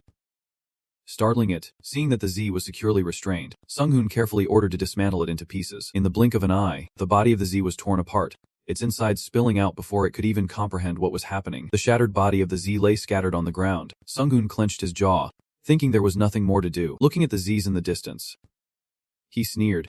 You are weaker than you look. Seeing the Zs crawling this way, Sung-hoon's expression remained blank as he thought to himself, and do not ever let a sorcerer know your range. He raised his magic staff, chanting, mana, chains, thunderclap, both becoming one. The webs of the 6-legged robots cut each Z into pieces one by one. Their bodies exploded right in front of their comrades. He was doubtful. Is this really them? From the flames emerged another swarm. A horde of Zs rushed out from the blaze. The silk threads of the 6-legged robots shot out again, dazzling and binding them. Sung-hoon raised his hand too, casting magic. A chain of lightning strikes. A dazzling lightning bolt appeared before the Z swarm, catching them off guard.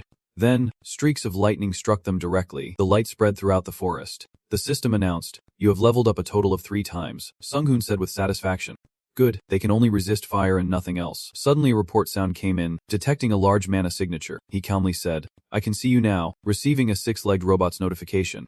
Approaching at high speed, Sung-hoon stood up. Things that big are not suitable for golems to fight. He jumped off its back and withdrew into the spaces. Giant, about 10 times bigger than the previous ones, appeared. It seemed to be the final boss. When the Z roared in anger, he stayed calm and teleported. Sung-hoon checked the status board and thought, have I leveled up because of that? They are supposed to be strong, but they are still weak anyway. Suddenly he noticed beside him, looking at the forest that was completely gone. Sung-hoon felt frustrated. I have already burned through all the mana stones. This is the second time I have destroyed them.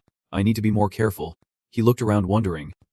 After all, where is the boss? In a corner deep in the forest, a pair of red eyes flashed in the darkness as it lunged from its hiding spot. Its massive body stood tall like a telephone pole, its tail flicking in the firelight. At the same time, Sung-hoon teleported to a nearby rock where he could observe everything, thinking to himself that it was clearly stronger than the apes.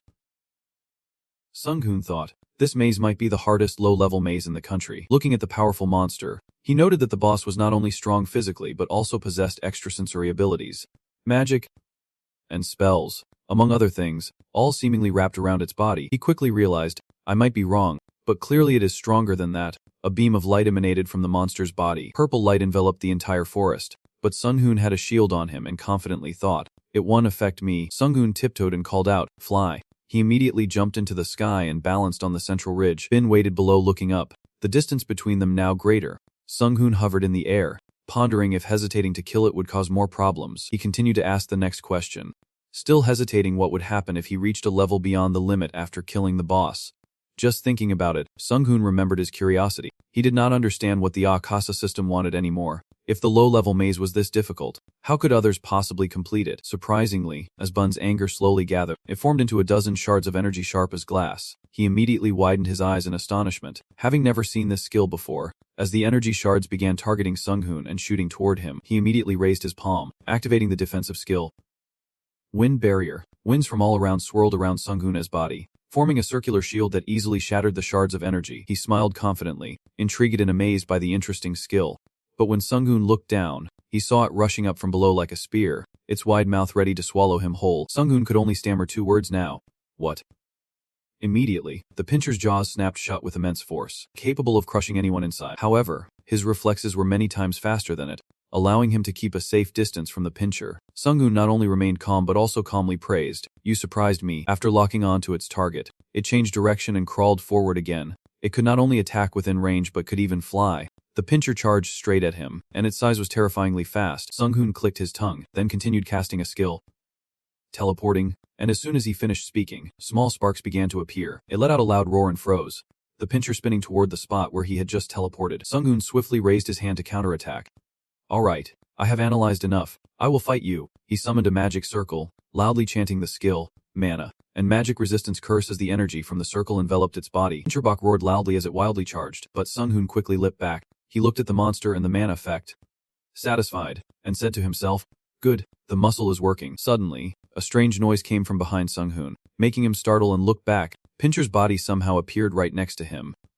Sneering.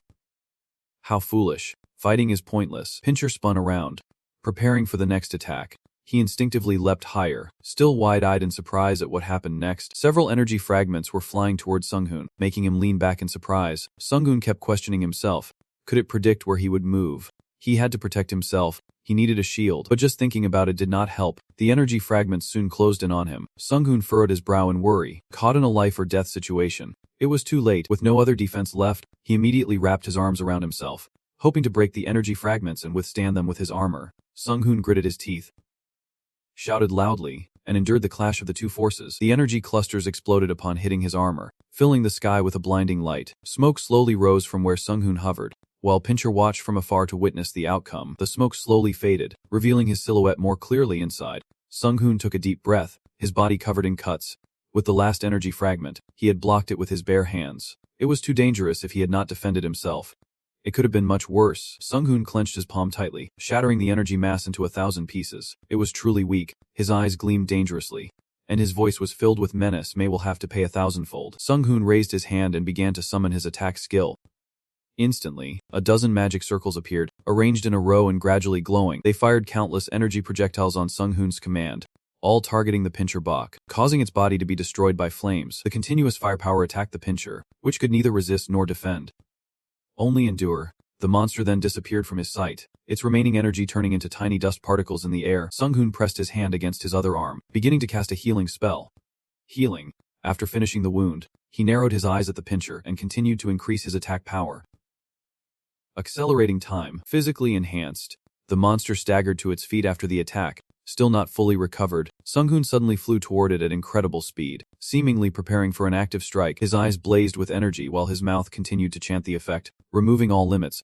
Finally, with a finishing blow, Sung-hoon began to gather lightning energy in his palm, the thunderclap of destruction. He rushed forward with the lightning energy gathered in his hand, flying toward the pincher bok and shouting, "I am going to finish you." The lightning energy shot straight at it, as if locking onto the target with perfect aim. The lightning energy slipped into the monster's mouth when it was defenseless, and as the electric force struck like a powerful blow, the entire white-tipped area was torn apart, ripping the pincher apart. After battling the pincher bok, Sung-hoon looked back at the battlefield and let out a long sigh. He gazed at the monster's corpse hanging on the cliff and said plainly, "It seems I have changed a lot." After speaking, Sung-hoon fell silent in thought, realizing that in his past life he was never so impulsive when provoked. It seemed his temper was a bit hotter in this life. He smiled to encourage himself, scratching his head awkwardly, telling himself it was not a bad thing. He was still himself, the same person from his past life in the present. The system appeared, displaying an image of a force cube and announcing that you have become the first person to clear the maze alone. All stats increased by 5, inventory space increased by 2, and you have received a steel reward box for clearing the maze. Sung-hoon was a bit amused. He stifled a laugh and exclaimed that the reward was pretty good. Then he continued to look at his own creation, pondering a little. After all, seeing that the maze is so long and large, he also became worried, estimating it would take a while to retrieve these pieces. Really bad. After a while, inside a moving van, the T broadcast voice came on, saying it had been 4 hours since he entered the maze. But from the maze, the monsters inside, and the hunters, there were no signs at all. Someone inside is holding a tablet and watching the news. Right now around the gate, high-level hunters and the military are preparing for battle in case the worst happens. Doojin has been watching the live broadcast the whole time and wonders. I know Sun-hoon is a special case, but will he be okay? Not only Doojin, but Yojing also saw it and was reassured. He will be fine. After all, that is Sun-hoon Appa we always talk about. Although she insisted with her words, inside she still felt curious and a little worried. He will be fine. Right? Just then, he suddenly shouted the news. He is out. Yojang quickly rushed over, trying to see the screen with Doojin. Where is he? He is fine.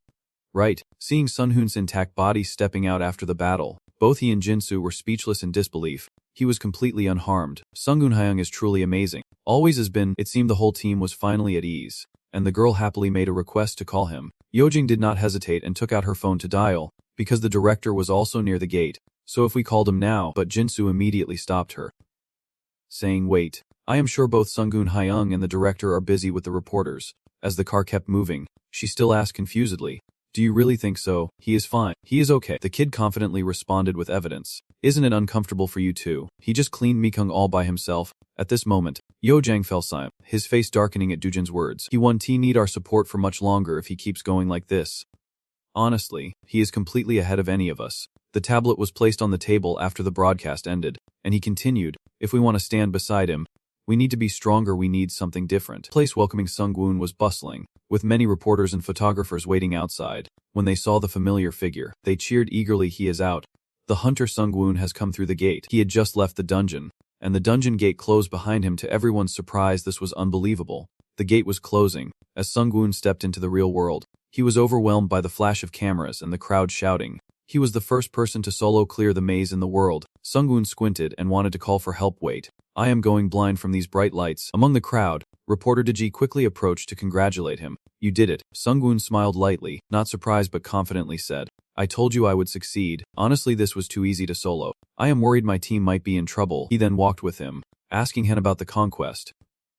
Still amazing. So what kind of monsters are in the maze? But Sung-woon was already too tired to care and brushed it off. "I will explain later. I want to rest for a bit now." DG then clasped his hands as if pleading because this was a historic moment. "Can you answer a few questions for me, please?" Look at this expression, as if he is triumphantly thinking. After all, Sung-woon also considered gaining fame. Fine. Reputation will help me. He turned his thoughts into words, easily agreeing to the offer. "All right, I will answer." After a moment, at the interview stand, cameras flashed continuously as the moderator began speaking. Sung-woon the hunter has now recovered from the battle. so we will only accept one question from each group. If anyone asks a conflicting question, they will be asked to leave the interview, so please ask your questions peacefully now. The person in front. Yes. Please step forward. As planned, Daiji stepped forward to introduce himself. I am reporter Daiji from Capress. First of all, I want to thank you as a citizen of this country. He then began to ask, what I want to know is, did you find any survivors inside the maze? Sangan did not hesitate and answered immediately. Unfortunately, I did not find any survivors, but I did find their remains. He then continued to explain that regarding this, our ecchi team will bring them to the victims' families. After answering Daiji's question, he turned his attention back to the other reporters for the next question. Many hands went up, and one of them asked, what kind of maze is it? Sangan received the question, closed his eyes and thought to find the right words, wondering how to explain it. Then, he recalled the scene and began to describe it: a vast forest and land filled only with toxic gas. I held my breath for a while shortly after entering the maze. If the previous teams had no way to deal with the poison, they would have been killed immediately.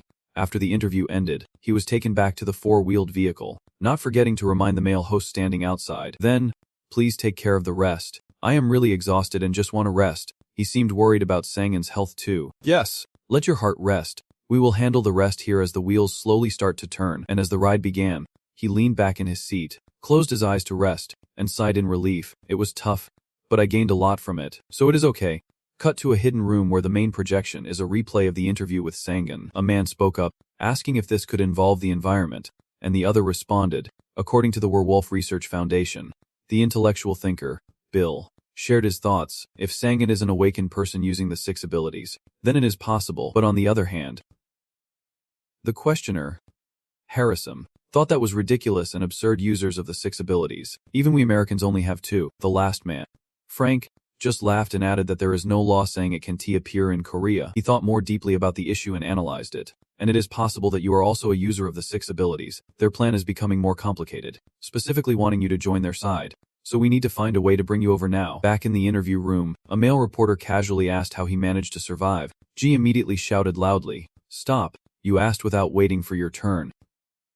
Next reporter, please ask your question. But even so, Sangan spoke up, I want to say a few things about this. It surprised me too. He began speaking into the microphone. From my experience, the biggest challenge in Mekong is not being able to kill any monsters. Sangan clasped his hands, his expression serious as he explained. It is the environment. The Mekong I just entered is full of toxins, but other places might also have similarly unique environments. Then he gave detailed examples: a vast mountain range, a land of molten lava, or an area completely covered by water without any land at all. If there is no information about the inside of Mekong, teams will have to prepare everything to maximize their chances of survival. Sangan's eyes narrowed, as if issuing a warning about the danger. I advise everyone to at least wear a spacesuit if you do not want to die.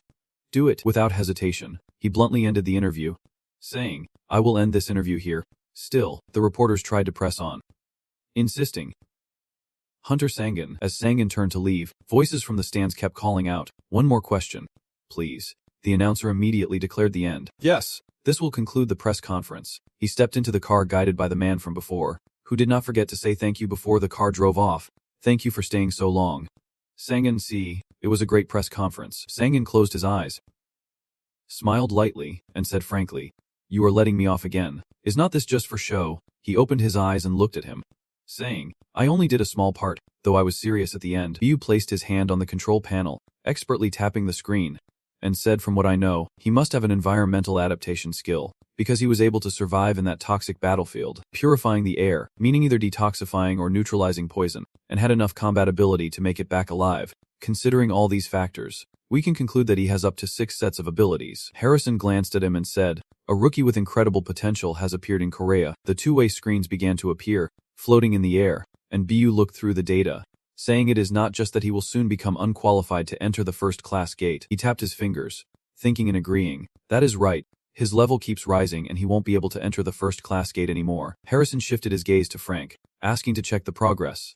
Frank, how's the preparation for immigration going? He crossed his legs, leaned on the table, and replied, it is ready. Should we proceed? The old man nodded in approval and asked again. All right. I will put pressure on Korea using the foreign channels I have connected with. Which area is the most urgent? Having the data beforehand, Frank answered easily. New York. Harrison began discussing the plan. The code name will be Foxit. To obtain Foxit, do everything you have to do, and send the official request to New York, the company you belong to. He laughed and without hesitation said one word. Yes. On Bill's side it was the same. his eyes full of certainty. Yes.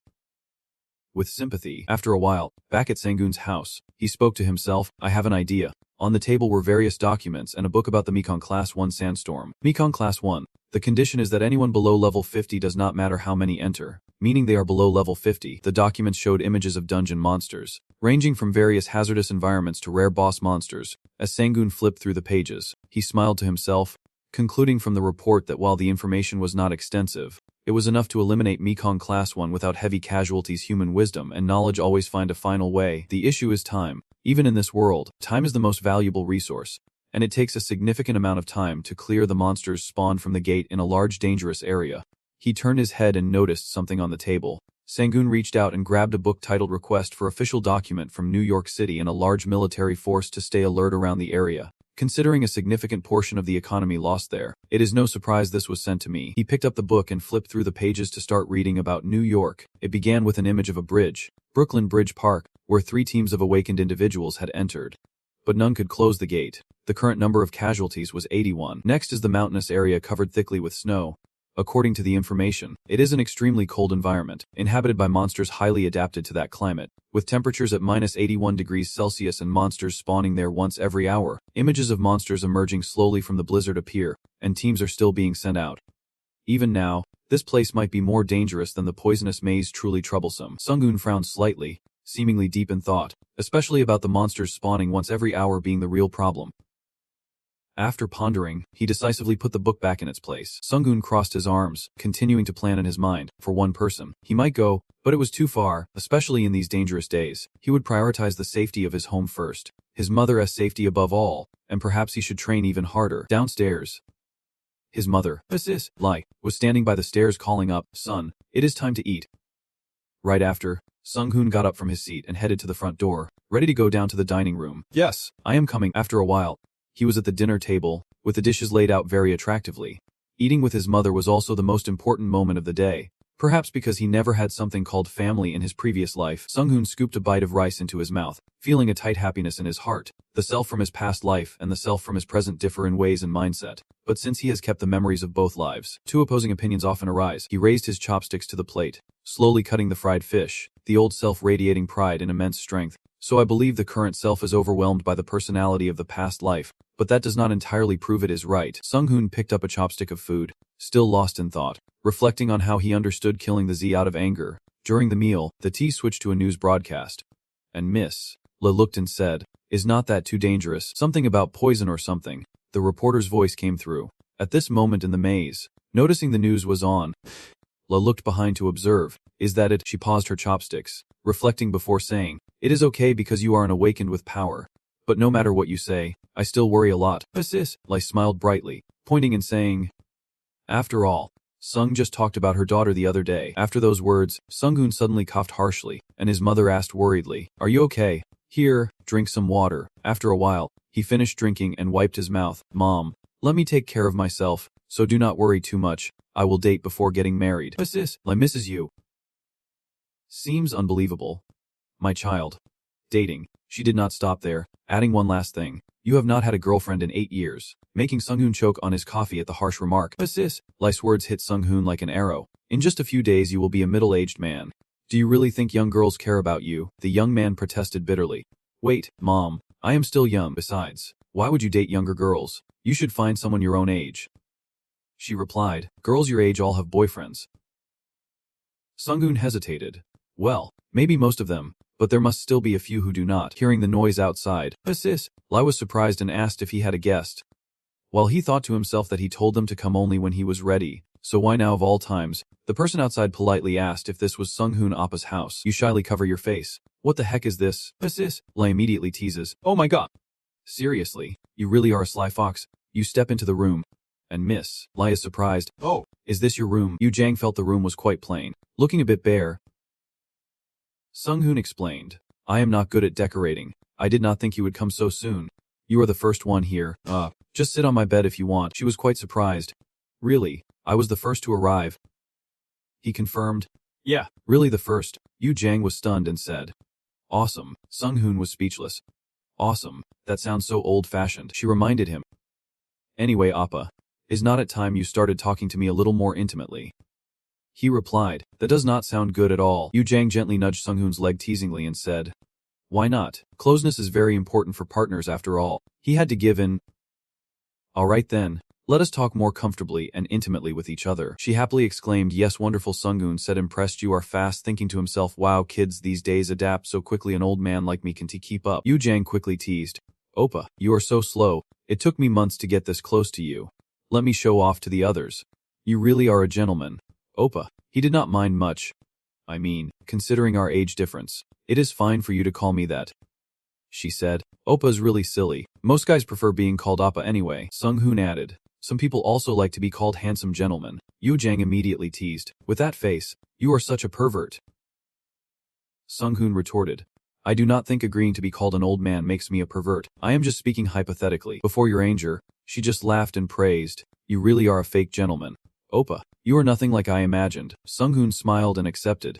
So you have made up your mind, have not you? The scene shifts to a hand reaching out, blood dripping from the fingertip onto the scroll below. After completing the ritual, Yu Jang tries to touch his bleeding wound. And Sunghoon, who is also there, warns him, read the bottom part of the contract aloud. The effect only works when the signer reads it with their own will. After hearing this, the girl hesitated a bit, stammering each word. Do I really have to do this? It feels like you are about to be hit by an angry black dragon or something. Without hesitation, Sunghoon firmly urged, go ahead, and Yu Jang had no choice but to agree. Alright, the girl turned to look back at the scroll and read the oath aloud. Yo Jang, swear to leave my soul and will on the line to agree to this contract. Yu Jang spread her palm in the center of the page. The heart of the star soaked in blood, beginning to emit energy. The scroll hovered in the air, slowly becoming transparent. A magical oath, a form of curse magic, with the condition that the signer cannot break it. If the dark magic is lifted, the signer will lose their life upon violating this magical contract. So they 1T break the oath. Right. Sangin quietly watched her complete the oath, then finally asked, I will ask again. Have you read the contents of the oath? And will you still do it? Yu Jang replied seriously and honestly, yes, I will do it. And Sangin was pleased, thinking to himself, she is quite determined. He then raised his hand, asking for something. So hold out your hand. I need some blood. The girl gave her hand to Sangin, who grabbed Yu Jang's hand and began casting a spell on the injured finger, making her flinch from the sharp pain, her lips trembling.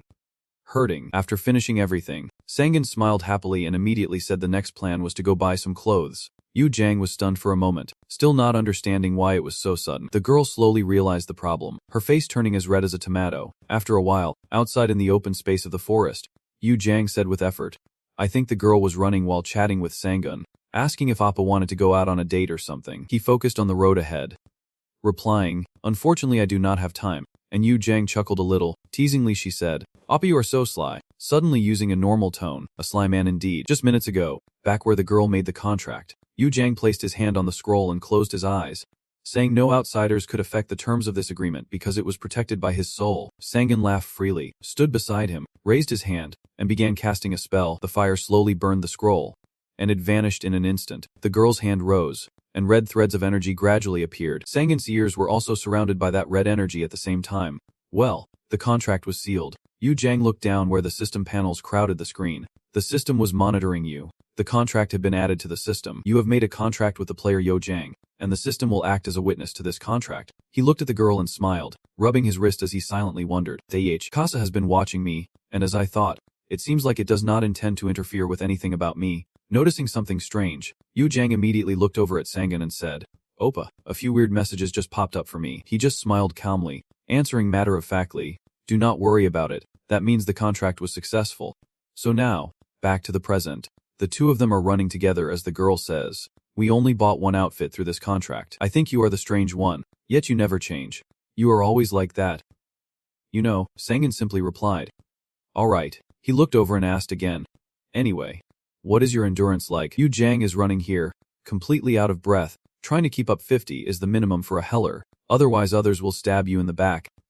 The girl, though tired, tries to speak. I have only got 45 points and I am already exhausted. And it only went up by 5. But how long have we been running? Hearing the question, Sangin just smiled casually and said this is just the warm-up. We will keep running until we are completely exhausted, which made Yu Jang pause in surprise. He looked over and added, I will teach you what I mentioned last time once we finish. It is pretty exciting. With a motivated spirit, the girl excitedly continued running forward. Okay. A while later, inside the training room, Yu Jang lay on the floor, Drenched in sweat, gasping and trembling, Sangan handed the bottle of water directly to her, not forgetting to say, "Here." Receiving the bottle, Yu Jiang seemed to come back to life and jumped up, gulping down the water quickly, seeing her over-the-top reaction. He frowned. "Drink slowly. If you choke, there is no cure for that. We will rest a bit before moving on to learning the skill." Yu Jiang tilted the bottle and drank eagerly. Then she smiled brightly with relief and motivation.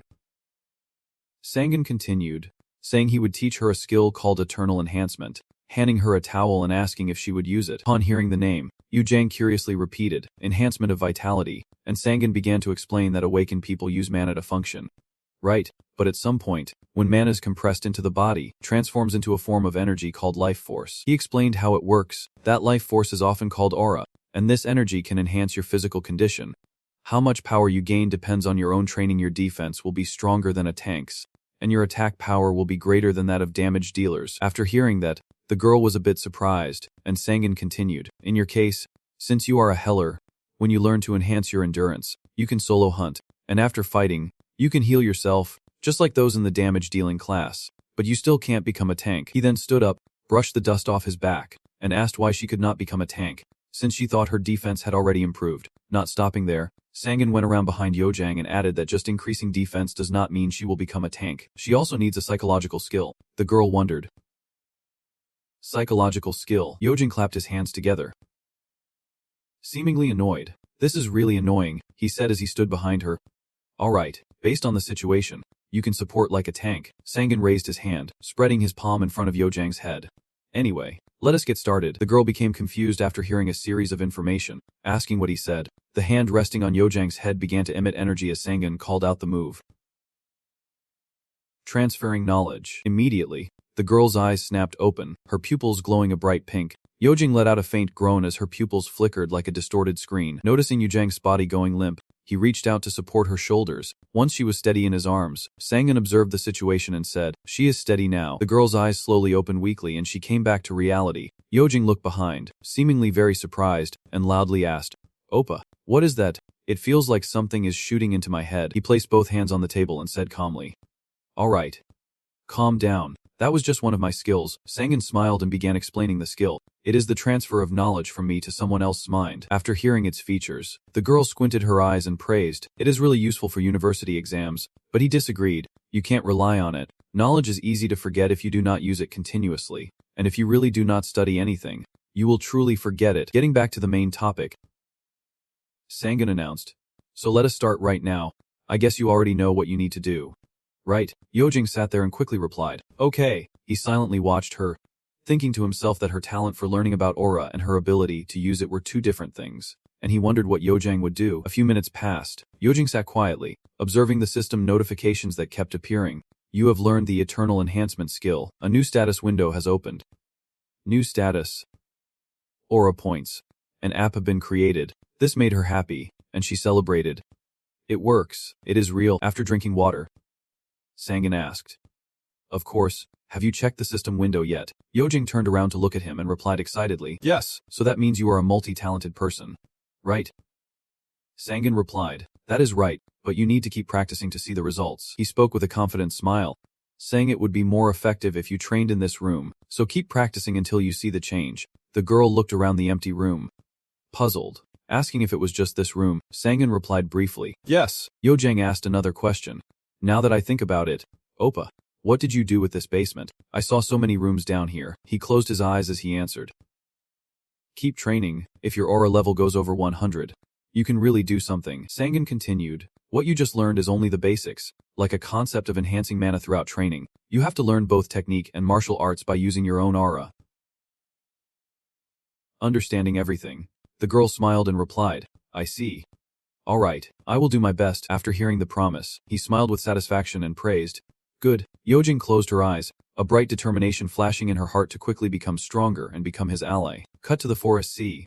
Sangan continued training while running through his thoughts, and while training Yojang, the others had also contacted him. His feet stepped back. "All members of Alpha Team have contacted me, and I also told them about enhancing endurance." Sangan now returns to a defensive stance. The terms of the contract are nothing special. He stomped his foot hard again, pressing his body as force into the ground, warning not to tell anyone about the knowledge shared, to become his ally and maintain a friendly relationship with him. Sangan leapt forward, his palm ready, And the most important thing, and finally, he released a powerful force, shaping the rock before him into the words "Never betray me." Sangan jumped up, smiling with satisfaction at his achievement, smoke rising thickly from his aura. The hills where Sangan trained trembled significantly. Flocks of birds flew away from the mountaintop. He withdrew his hand, staring intently into the void at the scattered falling rocks around him. "I will teach them about the dragon's heart, a subtype of the dragon's heart, and the martial arts that go well with it." Right after the training session succeeded, the system window kept popping up, saying you have used the Dragon's Heart skill, enhancing the Eternal Gate without the system's support. The Dragon Heart skill for enhancing the Eternal Gate leveled up. Sangan wiped the sweat from his face and muttered, "Damakasa system." It revealed everything without even a 2-second delay. "You are tall and annoying. This heat keeps rising. You are provoking me because it feels like I am being watched." But then, Sangan had no choice but to take a deep breath. It provoked him, but he could not do anything about it. With trembling legs, he stepped forward again. Determined not to give up, he had to reach rank 7 to ignite the system's watchful eye. The status board appeared, displaying all of Sangan's collected information. 121 points. Rank 70. Title: Someone who knows knowledge from another world. After a while, his phone from afar started ringing with a very convincing ringtone. "Please pick up your phone. Please pick up your phone." Sangan finally had to pick it up, feeling annoyed because this new ringtone sounded really stupid. As the phone kept ringing, "Please pick up your phone," he was surprised to see the caller's name, Director Legizic. After answering the call, Sangan held the phone and heard the voice on the other end say, "Yes, this is Legizic." On the other side, Jizik was sitting in a car, smiling warmly as he asked how he was doing and if he was resting well. Without hesitation, Sangan replied, "I'm fine. What do you need?" On this side, Sangan sat on a tree trunk and asked again if it was the next maze, and Jizik immediately provided the information. "Yes, the next maze is in the Gangnam office area." He was curious, is there any information about that maze? At his place, Jizik was holding a tablet displaying a map. As he observed, he reported, "There was no survival information from the first team. We did not gather anything." Hearing that, Sangan asked again, "Nothing else? So you will think about it after finishing this maze, right?" It seemed his words were confusing, making Jizik ask back, "Sorry." He furrowed his brow slightly and asked another question. "You have probably decided to accept their offer, have not you?" Sangan did not hesitate to answer, "Yes, accepting it is not too difficult, but the problem is it is just too far away." Right. While talking, he thought to himself that he would go to America to solve their problem, but he would not go unless the reward suited him, and finally said out loud, "I will accept it for a magic core worth 1 billion. Hearing such a request, Jizik was so shocked he froze. Even dropping his tablet onto his lap, Sangan remained calm and said they are a world leader in power, so they can easily meet such demands. In his heart, he was quietly calculating a plan, realizing he had been greedy lately. It was ridiculous how he pushed them to refuse, as if he actually wanted them to agree. After a moment, Sangan's voice rang out, "How long has it been? Are they here?" Aura sensors. The sky was gradually darkening, and all the members of the group were present. Standing in a line before him, Sangan tapped on the floating system panel in front of him, looking at everyone and commenting that they had all trained very hard. The first member, Jin Sangjin, AP 21. The second member, Park Junsuk, AP 22. The third member, Lee Jisoo, AP 24. And the last one, Kim Dojin, AP 25. He spoke while cracking his knuckles, telling us unbelievable things, especially to me. It fit perfectly. Really expected, and not to be missed. Yojang, AP 29. The girl brightly raised her index finger. First complete. Observing the information displayed on the system screen, Sangan pondered a bit. Everyone's aura had surpassed 20. Basically, it is about permanently enhancing a strong body, like a tanker, and boosting attack power to fight a damage dealer, which suits Kim Dojin, who is also quite good at dealing damage. Even as a tanker, do not wonder why it fits so well. With this, he can develop into the strongest tanker in the world. Clapping his hands together, he confidently began. "Alright, we all have aura now. I will teach you martial arts using the Dragon Heart's eternal enhancement." Sangan raised his hand, energy beginning to flow in his palm, called the Dragon Steel Chopping Technique, known in Hanja as Dragon Body Steel Splitting. Sangjin smiled at Sangan's words and casually remarked it sounded like something straight out of a Muram novel, but immediately after, his words quickly dampened the team's energy. Everyone's faces darkened as he said the next sentence. "I will teach you the Dragon Steel Chopping Technique through knowledge transfer, just like before. However, the Dragon Steel Chopping Technique is extremely important to test the skills in everyone's body, so you will head straight to the training battlefield." Sangan raised his hand, ready to choose who would go first. "Come on, one by one, step forward to me." His palm pressed against Yojang's head while she hugged her face, trembling with worry. Really not liking this. After a while, the whole team was exhausted. Yojang lay sprawled on the steps while the others were completely drained. Jinsu blocked Jeji fiercely. The break was over, and Sangan returned to ask, "All right, is everyone okay?" The boy hugged himself, slowly sat up, and replied, "Yes, we are fine." Everyone lined up and sat attentively listening to his lecture.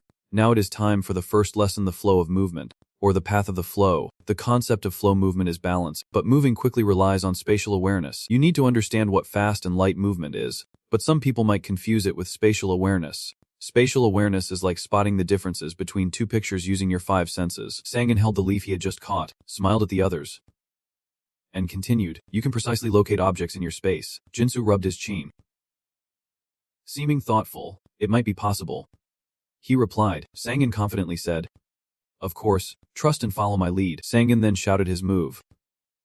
And suddenly, a hole appeared in the sky, dropping many bamboo sticks. He waved his hand and continued to call out the skill, the bamboo sticks immediately flying in one direction under Sangan's command. They all plunged firmly into the ground while the other bamboo sticks automatically hung above, connecting and coordinating with each other. Seeing them work so uniformly, Yojing and Jinsu stood frozen for a moment, unable to believe it. In just a moment, a room appeared before them filled with training dummies, and one of them stammered, asking if these were made just like in a martial arts movie. He pointed at it and replied calmly, "Yes. Everyone will train by moving quickly through the bamboo poles." The training team slowly approached the room to observe more closely, and Sangan reminded them that no one was allowed to touch the ground, no matter what happened. She anxiously glanced at Jinsu while examining the training equipment inside, wondering if it was even possible. He did not hesitate to warm up his hands, ready to demonstrate for the others, saying, "I will prove it by doing it once." Sangan took off his sandals to move more easily and added, "My current app count is 223, but I can reduce it." He carefully placed the sole of his foot on the first bamboo pole, looked at them and said, "I will do this with just 20 app. Watch closely." Once he was set, Sangan focused his gaze ahead and said, "I am doing it now." Both Yujing and Jinsu were stunned by his powerful burst. Sangan, moving like lightning, used alternating jumps and wall grips to quickly reach the far end of the room. The male members of the team all stared in disbelief at the incredible completion time. He made the final jump and successfully left the room full of obstacles in just a few minutes. Sangan jumped out, managing to stay balanced without losing control. After watching the example, no one could keep up, but you showed no reaction, just raised two friendly fingers and asked, "How was it?" "Easy. Right." Your students all felt weighed down. Yojing spoke up, "Is not he sounding like Bob Ross? Those old guys would love those easy sayings." "Right." Jinsu agreed without thinking. "Exactly." And then, it was the team members' turn to train. Sangan sat on the steps. Watching them practice, it would be very difficult to train without a stable footing. That is why I created this method. It is the most effective way to train, and lets them get familiar with their bodies. I am not just sitting around doing nothing. The mana shoes surrounding you and the previous exercise are the reason. This is a simple meditation to train your mana. I connected this bench to my magic circle, so the effectiveness does not drop much. The magic circle will operate at full capacity. Even right now, Sangan closed his eyes. The system panel slowly reappeared. Your mana stat is permanently increased by 1 point. Nearby, a woman wearing high heels stepped into the forest. Back where everyone was, a mystical barrier appeared in the sky. Jin looked puzzled. "What is this?" Yozin looked at him and asked, "Oppa, is this your skill?" Sangan raised his hand to unleash energy, and he replied, "This thing is just to block others from watching us train, so keep training. I will go meet a guest." Sangan smiled lightly and turned to the other side of the forest. "So, I guess we need to wait for this guest." Right. Scene change. A blonde woman is sitting on a rock. That is Mizm. She scrolls through her phone while panting heavily. On the phone screen, there is simply a location marker of herself, surrounded by complete silence. Mizm, feeling both exhausted from the chase and frustrated, wondered if she really could not leave this place. Was this also his power? Suddenly, a voice spoke up, "Hello."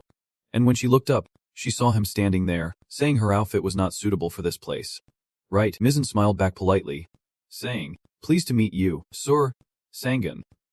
But inside, Sangan hesitated a little, wondering if those things were not illegal and unfair. After a while, the two of them arrived at the place with chairs and a table that she had arranged, and Mizzen began to speak. It could be because the countries had agreed on some special international laws. China and Russia could do the same without breaking the law, but regarding this, she shared some information, saying that only 2 people were treated specially in the Titanium Giant and the Somset Runner.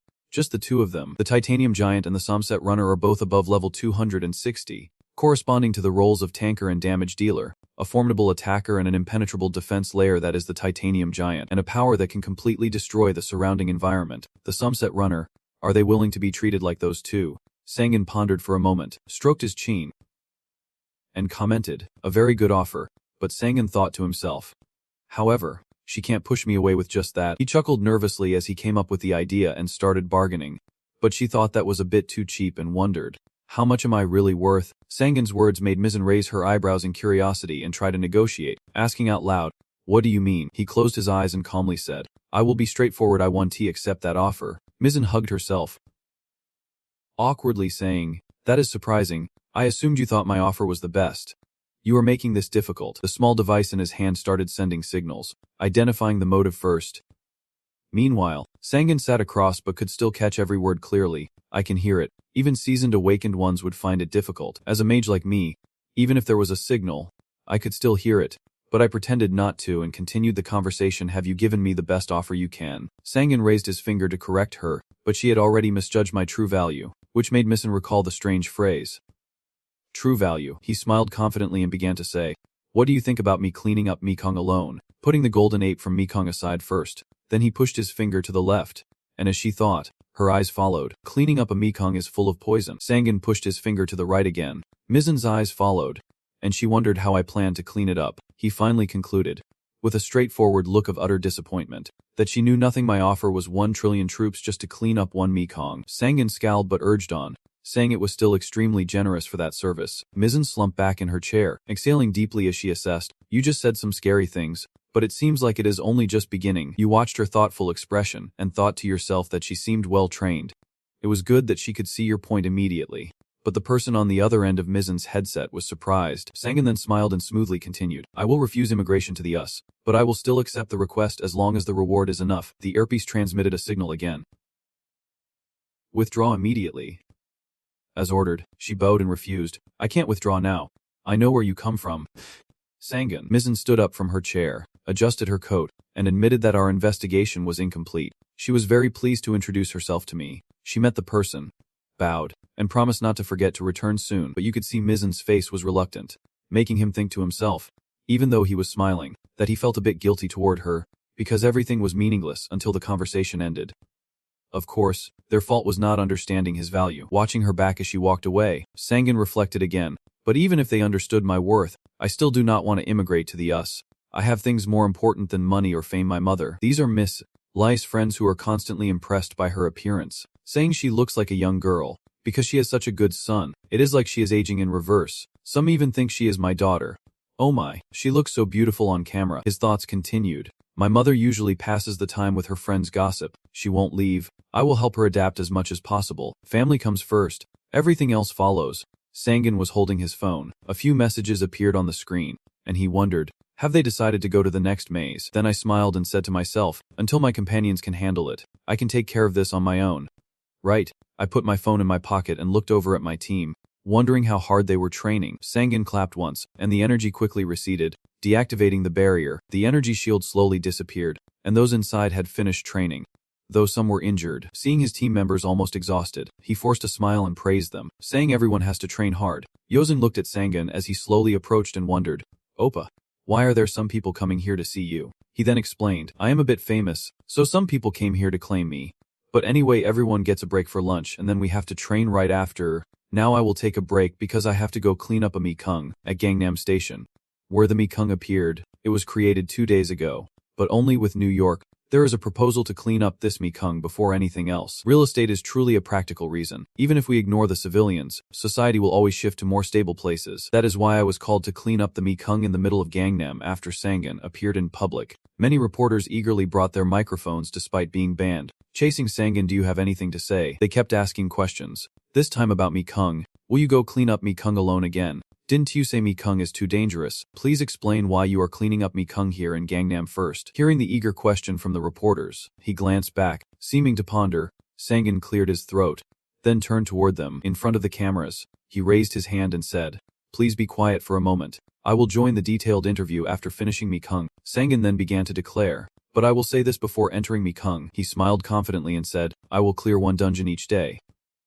So tomorrow, I will clear the dungeon in Samsung, and the day after that in Myeongdong." Sangin's sharp eyes showed no sign of worry as he continued, "Including the dungeons I have cleared in Myeongdong, I will clear a total of 5 dungeons." Hearing that announcement, everyone was stunned into silence. The reporters fell quiet, and after a few tense moments, the crowd burst out again, asking if it was true and begging to know the special way you recover mana. "Do you have a mana recovery skill or some kind of potion?" You just simply turned around and said goodbye. I will see you all again soon. After a few steps, Sangan stood before the dungeon gate, which opened wide and shone brightly. He slowly reached out to touch the glowing dungeon gate, wondering what might be inside. Sangan closed his eyes, gradually feeling himself being drawn elsewhere as the atmosphere shifted. But when he opened his eyes, he was surprised to find himself floating in the air. No! More accurately, Sangan was free falling from the sky. He panicked and shouted loudly as the wind and clouds split into many paths for Sangan to fall through. Realizing his grim situation, he no longer doubted anything. It is no wonder everyone dies. He wondered to himself, those who can't fly will surely die. Right, Sangan raised his eyebrows and asked loudly, is not this too harsh? Answer me, Akaza. When you fall like that, you can see the world below, but I can't see any land at all. Could it be the horizon, or are there some water-type monsters, and I will have to fight and swim at the same time later? Even if there is a piece of land, it is still a really tough challenge. It is time to act. Sangan used his Q, began gathering energy. Now, he quickly turned himself, recited the command, and flew. Sangan was safely soaring through the air, using third-level magic to fly, true to its name, allowing him to take flight. He aimed his head straight down, with clouds and wind forming beautiful circles around him. Sangan finally landed on the sea, his feet touching the water as he stopped. Hovering above the sea, he looked around and said, this is open water. Finding a monster here will be a real headache. Sangan smiled with excitement, reasoning for a moment that in this kind of environment, it was perfect. Then he gave the order, and a giant mechanical spider sprang out. Let us go. Spider. Sangan stood on the back of the mechanical spider like a boat and said, I am telling you, you can be on guard in that maze, because it is not a problem for me. The entire terrain and all of Golem's intentions switched to speed mode immediately too. Spider. I upgraded it beforehand, so it can adapt to any environment. He gave the order. Water mode. It consumes quite a bit of energy and is also troublesome, but thanks to it, I can reduce emergency situations like this. Sangan smiled with delight and continued. Mk2. Initiate destruction mode. Scan for all nearby monsters and kill those in sight. The mechanical spider immediately acknowledged and reported. Executing the master's command, the giant mechanical spider transformed into a submarine in just 1 second. Diving beneath the sea, it spun its engine, the propeller drawing in water to start moving. The submarine sped forward. Following his instructions, he sat quietly, dangling inside the transparent submarine cabin. As the water churned below, Sangan spoke up, saying it might not be a big deal since it had defeated the Mum-1 boss. He pondered this while calmly smiling and scratching his head, even though it was indeed a serious matter. But while the submarine was still running, Sangan sat right in the middle of the vast tank, bored and complaining. Waiting here was deadly dull. A thought flashed through Sangan's mind. Maybe he should practice a bit. He began to put his foot down, but did not fully touch the water. Sangan's feet were wrapped in a protective layer, with water only touching the outside. Using aura power on his feet to disperse the water as surface tension, something like walking on water in fantasy martial arts. Suddenly, strange movements spread beneath the sea surface. Training like this is excellent for controlling and using aura. He quickly noticed something unusual and wondered as he looked back. Was that a wave? Just as expected, behind Sangan was a huge wave, rolling in bursts. He was not worried at all. On the contrary, he was completely focused, as if something had erased his boredom. What kind of clown is this? Inside the rising white wave appeared a bizarrely shaped shark. Sangan puzzled as he analyzed it. Shark. Ray.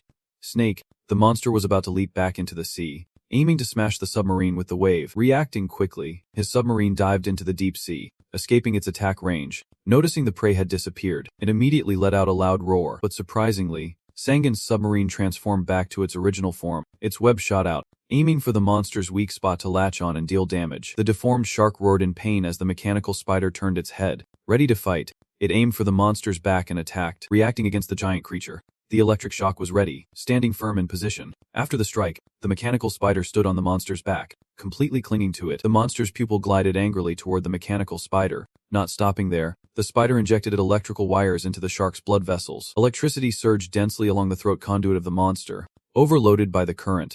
Both the gills and mouth of the shark emitted a powerful lightning discharge. Sangan watched from inside, very pleased. The fight went pretty well. This guy is more effective than expected. And the system showed 2 notifications. You leveled up. Sangan smiled proudly at his achievement, both dispelling his boredom and leveling up. The deformed shark fell into the ocean after being defeated, and he kept praising. Good, you did it. The information panel appeared showing Sangan's stats. Human race. Wizard profession, level 45, strength 113, 78 plus 35. He immediately jumped to the shark. Still thinking, my level has increased again. It will be a problem if I level up too fast. Just a moment later, the giant shark had made a new, larger boat for both the mechanical spider and Sangan to sit in. Should I bring some things back to share my experience with everyone? He looked at his mechanical spider resting there and thought to himself, no, better think about something else. When the spider is in shutdown mode like this, a thought flashed through Sangen's mind. Should I rent this out to someone? You reach out to pat its head, smiling softly, knowing with this spider, others will clear Mekong with ease. The moment you touch it, the mechanical spider instantly opens its eyes. Maybe if I mass-produce these, could be a super powerful punch. Sangen told himself he would think more about it after reaching level 50, as the current top-tier Mekong is relatively easy. Dangerous environments or big monsters do not pose any real threat to him now, so it is time to move on to the next Mekong. Cut to the dungeon entrance where reporters are gathered. Digi is being filmed and speaking to the camera. Everyone may be witnessing this right now. The Gangnam Mekong is disappearing. He continues as other reporters wait eagerly behind him. Hunter Sangen will leave the Mekong as soon as possible. It is closing slowly. DG turned his face back, watching what was happening. As the Mekong was crowded, this was the image of Sangen appearing, standing next to Benji, and everyone started exploding with comments. Really, he cleared 2 at once. Insane. So cool. Take him. This guy is seriously dangerous. On social media, there are countless articles featuring Sangen's profile picture along with information about him. And the comments are mixed. How many abilities does he really have? I think he has up to 4 abilities. I want to have multiple abilities too. Seriously, solo shooting game. When he levels up higher, he might just be a threat to others. He is insanely strong. This is just a rumor. He received 500 million troops to clean up Mekong. Double check your calculations, son. If you are wrong you could get caught. Did I calculate it right? You idiot. So stubborn. Agree or not? Agree. I want to be like that. Me too. Under the streetlights late at night, Sangen is currently riding a 4-wheeler heading home. He looked out the window, leaning on the doorframe, deep in thought. It would be suspicious if the authorities were paying attention to him. Flashing back to the past, when the documents were piled messily on the table, Ji's voice echoed. I want the Hay team to clean up more Mekong. A new request came from the authorities, and they made a special proposal to me. Kang Junsa, the second deputy manager of the National Intelligence Agency, clasped his hands behind his back and said, your level has been rising too quickly lately, which is a problem, so I suggest issuing a formal document to the Info team to share the experiences gained. He needs to clear more Mekong. And the second person in the office agreed. Yes, that is right. And the others took turns confirming it. That is the problem. What happened to Deputy Manager Kang? That face of his? There are only 1 or 2 Mekong left that Sangen can clean up. Back to the present. He realized there were more than 1 or 2 Mekong. Sangen held a document, looking at Jizik and thinking that perhaps many other teams had failed to clear the Mekong. Junsun sighed and said this was just a precaution, but there was only a 50% success rate in clearing the Mekong. That means it is hard to adapt and survive in those environments. Sangen thought to himself, which is why he is even more cautious of them. Meanwhile, Jizik was looking at the hunter list and continued, especially those below level 50 who have entered Mekong. The government no longer wants to lose any awakened individuals with potential, and the best way to utilize those with the greatest abilities like Sangen. After hearing this, he fell into thought with questions. Does he really want to pay even $1 trillion to have him clean up Mekong? Sangen's face suddenly darkened as he thought of one thing. It seemed the authorities were quite hasty. But at his current level, there was no threat to him. Back in the present, he sat back in his chair, taking a long rest. Though in his past life, it had taken a long time, everything gained one way or another was difficult. It is truly complicated. It would be a completely different story, because it is knowledge from another world. Sangen turned to look out the car window, knowing that his otherworldly knowledge would change the model of this world. His fingers clenched tightly into his sleeve as he crossed his arms. Even Mei was fascinated by his abilities. Sangen closed his eyes and whispered to himself that he'd create up to 8 spells without relying on the system's support. This way, he could handle any consequences that arose, even when using his own knowledge. As the car continued moving through the night, he was determined to be faster. Like a mage, the scene shifts to the next morning, still in the forest, with Sangen's voice, tinged with a bit of embarrassment. He was holding paper and pen, jotting something down, then pondering, wishing his level was a bit lower. I guess I should spend time on lower level dungeons like this. Sangen put the pen to his lips as he flipped through the notes. Pondering that his biggest obstacle was finding a way to improve himself, he put the pen down and called out, Status. The status panel immediately appeared with full information. Character details. Name Sangen. Human race.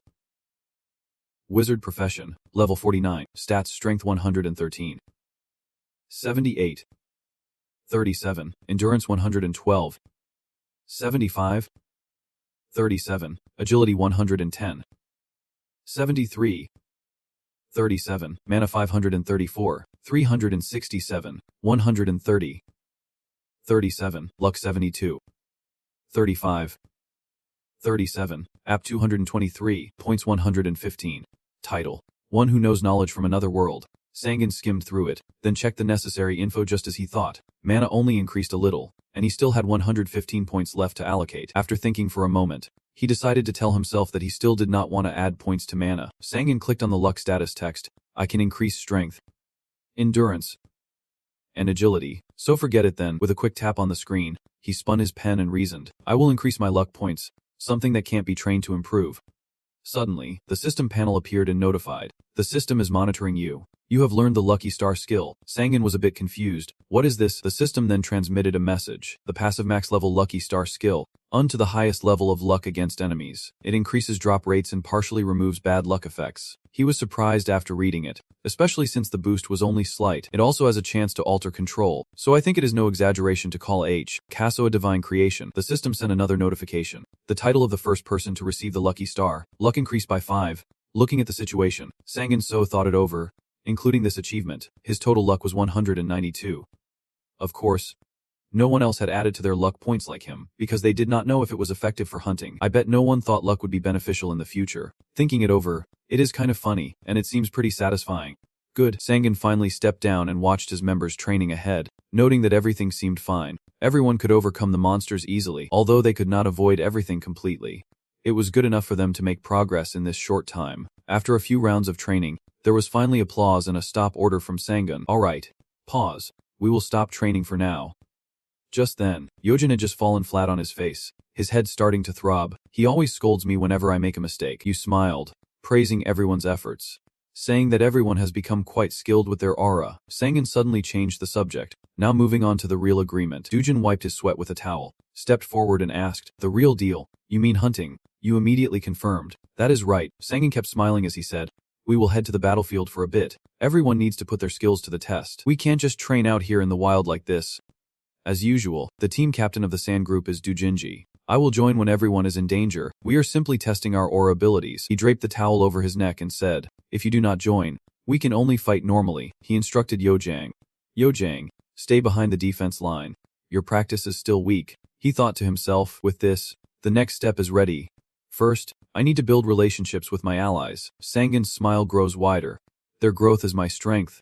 And now it is time to give them the gift I have prepared. Outside in space, at an altitude of 2,600 kilometers, a satellite is hovering above the Earth. It belongs to a channel called Sothianka, starting from the first movement confirmation. Then they predicted the destination, expecting to arrive at the monster battlefield. The scene shifts to a forest trail where their convoy is having a snack. The lakeside scenery bathed in warm sunlight. The wheels began to roll through the forest. The smoke cleared. Du-jin looked out the window and called out, we are here, as the vehicle door slowly opened. Everyone got off the cart and stepped out. Ido-jang stretched and said, now that I think about it, it has been a while since I last came to the battlefield. Jinsu said bluntly, we are going to be busy fighting now. The little Ku asked curiously, but with this new gear, the kid replied, it is amazing. I can't even imagine how good it is. The leader, Sangan, holding a staff and wearing a mage's robe, said these equipments are gifts I prepared in advance for everyone who will become the strongest team in the world. And of course, I have my own as well. He is fully equipped with armor and weapons. Some designs and stats resembling the reward boxes from Mikung. It is hard to believe he crafted all of this himself. Sangan reminded everyone once more,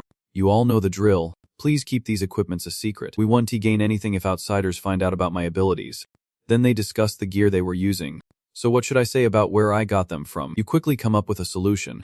Or maybe say you got them from Mikung or something.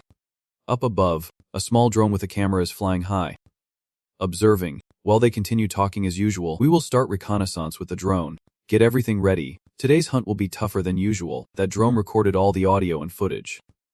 So Dujinshi, do not use that taunting skill. I will protect the vehicle. So everyone go on the hunt independently. The drone operator, also the assistant, spotted something. The drone's camera detected a pack of soy approaching. The monster appeared. It was the two-tailed soy. Meanwhile, Sangan's team was still talking among themselves, wondering if the two-tailed soy were breeding here. Yu Jiang asked how many there were, and Dujinshi replied after observing them through the virtual simulation. 6. Just a small group. Sangan smiled with excitement and said, this is a good time. Let us try to take them down with the best skills everyone has.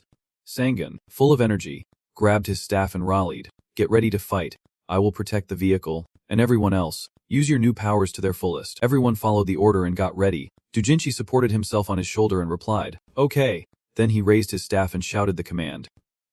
Mana shield. The energy light from the staff slowly spread out. Hexagonal shapes began to form, connecting and glowing. The shield instantly flared up, becoming invisible but incredibly strong. On the other side, The manager spoke through the microphone.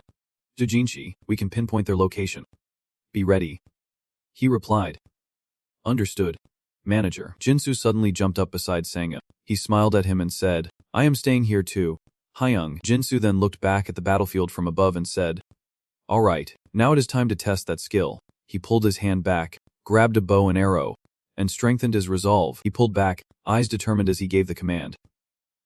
Aura activating. His pupils began to glow, as if anger sharpened Jinsu's focus. From the far edge of the forest, the boy could clearly see each creature with his aura, shouting at the targets in sight. The Ksoi were charging wildly. Jinsu began to call his skill, sniping targets from afar, chasing the wind. Each one glowed and emitted a shining effect as the boy shot his hand out. It sped toward the pack of Soi at an incredible speed, tearing through the air. Just as expected, Jinsu's shot was a critical hit for the creature in the pack. Jinsok, seeing the kid's skill, was also surprised. Piercing the skull like that, the hard miss could be easily penetrated. Sunghoon watched them and announced it was their turn, saying let us see what Dojinshi and Jinsokshi can do next. They look faster on the outside. Be careful. They have already eaten many of their own kind since I was a transporter. Although one of the pack had died, the others were still full of energy and charged straight at them again. Both he and the other ran straight forward, rushing into the pack of Soi. The pack of Soi lunged at Dojinshi, who was already in an attack stance. A slash fueled by restrained power was unleashed, like a streak of light flashing by. Both two-tailed Soi were defeated by Dojinshi, their bodies falling to the ground. He smiled confidently, wondering if these fast and agile two-tailed Soi could really be hunted so easily. Blood splattered everywhere. The Xoi's head severed. On this side, Jingsak was no less. A fierce gleam in his eyes. There was no reason for him to lag behind Dojinshi. Jingsak leaned forward, striking with great force. The Xoi was pushed back but quickly regained its footing. It seemed like nothing was happening, but the Xoi's body suddenly exploded along with the rocks beneath it, putting him in a difficult situation. He made a small mistake, just wanting to expose a little, Jingsak said painfully. That is too much. I can't see anything through all this smoke. From within the thick smoke, a choppy Soi appeared. Then it lunged at him while Jingzak's vision was limited, forcing him to think, I need to call for a bodyguard. But in that life or death moment, Jingzak vividly recalled the feeling from training in the practice room. His form returned, and Jingzak quickly stepped forward. The staff in his hand now radiated a fierce aura. He knelt with the gun and spun the staff, tearing the spear apart and sending it flying high. Jingzak shouted loudly, Jingsu. With the next spear, it charged quickly, but he reflexively raised his staff and thrust with all his might, defeating the spear on Jinx's side. The boy was also focused on shooting the remaining ones. After the spear fell with the staff stuck in its neck, Jingzak admitted to himself that he was a bit panicked. He pulled out his staff and said he had survived many steps of the stream. Meanwhile, Young felt amazed. He really had taken down all of them. Sangjin stood beside the girl, agreeing, that is right. After the sweep, Jingzak and Dojin chatted back and forth. Sorry. My fault. It is okay. Yojing was a bit curious. Do we get any corn or fish or something? The girl looked at Jingsu and whispered. Because we are too strong, even Jingsu managed to take down 6 on his own. Sangin jumped down and started to speak. Alright, Sangin smiled and said, there is a bit of risk here because it will definitely happen if no one has the taunt skill to attract monsters. Fighters are always on the front line, and everyone has to survive no matter if someone draws the monsters or not. Sangjin and Yojang have not entered the battle yet, and they are feeling unfairly treated. So do we even need to be here? He covered his mouth and answered, yes, we are necessary. That is the truth. Sangin clapped his hands and voiced his opinion. We need more bait. He then gave examples of why bait is necessary, such as when enemies are immune to bait's taunting skills. Imagine a scene in your mind where the tank is at a disadvantage against the enemy, and you ask what will happen next. The next image is no surprise. The monster charges straight in and attacks the formation, and both Yojang and Sangjin respond in unison that the team will be broken and destroyed. Sangin showed them the importance and said, I want as many backup strategies as possible because safety comes first. Everyone, do not forget you are putting your lives on the line when fighting monsters. Dujin on the other side was surprised to be mentioned by Sangin. So I believe there must be someone else on the team who can play tank like Dujin. He then wondered, do you mean creating a backup tank? A backup tank. A role that supports the tank. That position is responsible for protecting the teammates behind when the main tank's taunt ability fails. He smiled and replied, with Mikung's presence, monsters can appear here, there, and anywhere, so there is a chance monsters won't be affected by taunts. Sangin's expression grew serious as he added that is why he taught everyone how to use aura to prepare for the worst case scenario. And finally, Sangin began assigning roles, saying Jin Xiexai and Yojang, you two are allowed to take on the role of flankers right now. Jin was satisfied with this decision. The two of them would now act as tanks, which was fine by him, but Yojang was still preoccupied with a few thoughts. Things would get pretty intense with 3 tanks, and she had to consider different types of healing for various situations. Even though Jin interrupted her thoughts, you are not too confused, right?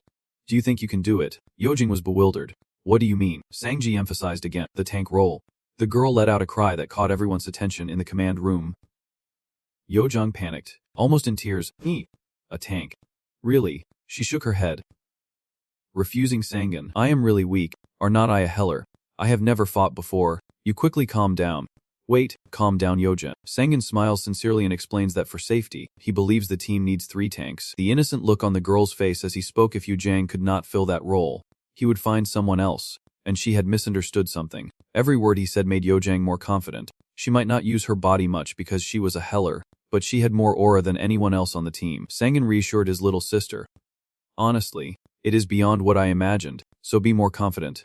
Because if it were me, I could do it. Yojing shyly accepted, and just then, a hand was raised. So what will Mir Sangjin do now? Jinsu voiced a question, saying it would not matter if he was a frontline soldier. Right, more frontline soldiers would be safer after all. Have not we all learned aura? Just call him Hyangdi. What nonsense is this pretending? Sangjin sighed helplessly beside him. His eyes glanced at Du Jin as he spoke. 4 tanks is a bit much, is not it? Aren't backup tanks only for emergencies? Jin also added. But with this group, everyone's roles are not clear, and some agreed. That is right. Sangan tried to reassure everyone. Do not worry. I have another plan. I will teach Sangjingsi a few completely different things. Du Jin asked curiously. Different things? At that moment, more 2-tailed wolves appeared, so he paused the conversation. I will explain later. Get ready to fight. To Harrison and the doctor standing in front of the observation screen. When did that thing appear? The drunken doctor senses his emotions. Calm down, director. You know we are really short on manpower. But he still roared. That is why I shouted it out loud, to get rid of the anger inside me. Explain it. The doctor looked at the presentation screen. The monster named Lizament. Each individual has a different class. The monster's eyes blaze with fury. It is a species rapidly increasing in number across South America. It charges with weapons in hand. And the reason for their swift growth is the crisscrossing streaks of light environmental changes that fuel their rapid development. Harrison frowned, assessing, saying it is like a maze appearing in the real world. Right, the doctor nodded respectfully, showing insight. We believe they are like a fusion of dimensions. And that guy kept asking if the assumed dimensions were folded like 2 different things. Can they really connect like that? The doctor patiently explained. According to Nakai and the observatory on its spatial length, they have a theory and an explanation for our recent evidence. Harrison warned, saying to share it in your internal report later. He loosened his tie, gradually losing his temper, and said, just summarize it. He called out the next speech, saying you can think of it like overwriting a computer file, meaning the Earth has been overwritten but still exists. A dimension at the start. Harrison slammed the table, interrupting angrily, saying it hurts like hell. There are already tons of problems with monsters coming from the maze, and now the environment too. He turned around and asked Frank, who was sitting casually at the table, if there had been any initial progress. Frank pulled out his phone and replied, clearly not even bothering to meet our agents anymore. And he even told her to contact him through the singing group. He frowned deeply after hearing that. Clearly dissatisfied. Why is nothing going as planned? Harrison slammed his fist down like a storm, venting his anger on the table. He gave the order, telling her to contact the members of the Ampha team, also the representatives of the Ed group, saying he did not care what methods they used. Just do whatever it takes to find out everything possible. Harrison gritted his teeth. The most promising leader to solve the problem, the powerless sage. All the Awakened were like that. Suddenly, the sound of a door sliding open echoed as another person entered the room. They quickly approached to report that we had just received a recorded video. He wondered aloud. A video. Bu tapped repeatedly on the tablet. Look at the main screen. After watching, Harrison's eyes widened in surprise. What the hell is this? He explained to the old man that the man was handling the 2-tailed wolves alone. He was the lead tanker. Du Dian. Bulit looked around, and according to the information gathered, he was only level 38, serving as a tanker. Frank jumped up in excitement when he heard that a level 38 tanker could kill a 2-tailed wolf in one hit, but Harrison coldly stopped, saying wait. He asked Bu to follow his instructions. Rewind, a bit more, stop. At the right moment, Harrison had him make further adjustments, zooming in and using lip-reading software. They used technology to read the mouth movements of the tank. After analyzing the data, the system concluded that he said the word aura. Frank was stunned, not understanding anything. Aura. What is aura? A skill. Because the doctor suddenly got agitated. No, we have information that he learned it first. It is not a skill but a training technique. I know he does not have a new skill, but knowledge. He has knowledge from another world. A power. Does he know something about the system? Harrison sighed warily at his words, his face showing a hint of disdain.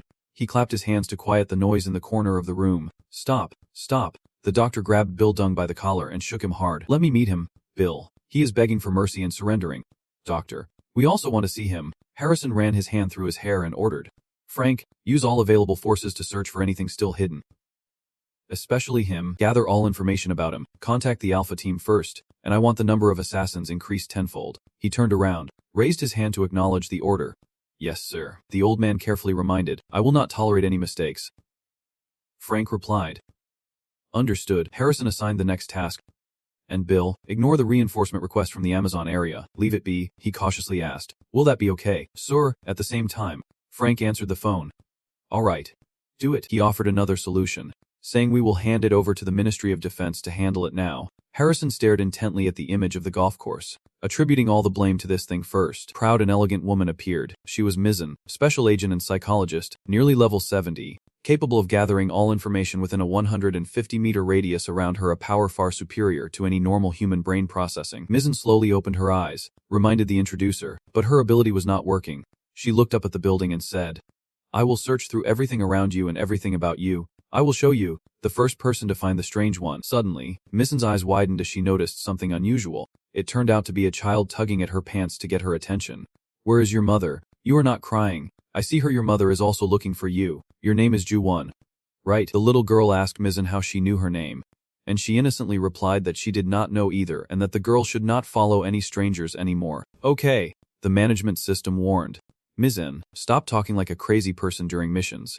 Whose thoughts are you reading after finishing with Ju-won? Now you are being interrogated by Frank. Continue read his mind. Mizzen confirmed. No, basically my abilities are completely blocked when facing him. She also provided him with additional information. With all the remote data I gathered, he claims to be a sorcerer. And moreover, he possesses extensive knowledge. Mizzen's words made him deeply consider, including the aura we collected. Frank handed back the file, placed it on the table, and praised. Well done. His voice was calm and warm. We will follow your hypothesis, and I will also support your report to Korea as well as request information on class classification. She accepted. Yes. Understood. Now, leave there alone for now. Let us start with Dojin, who mentioned the aura. Mizzen stood in front of Hong, checking her earpiece. The target is at home.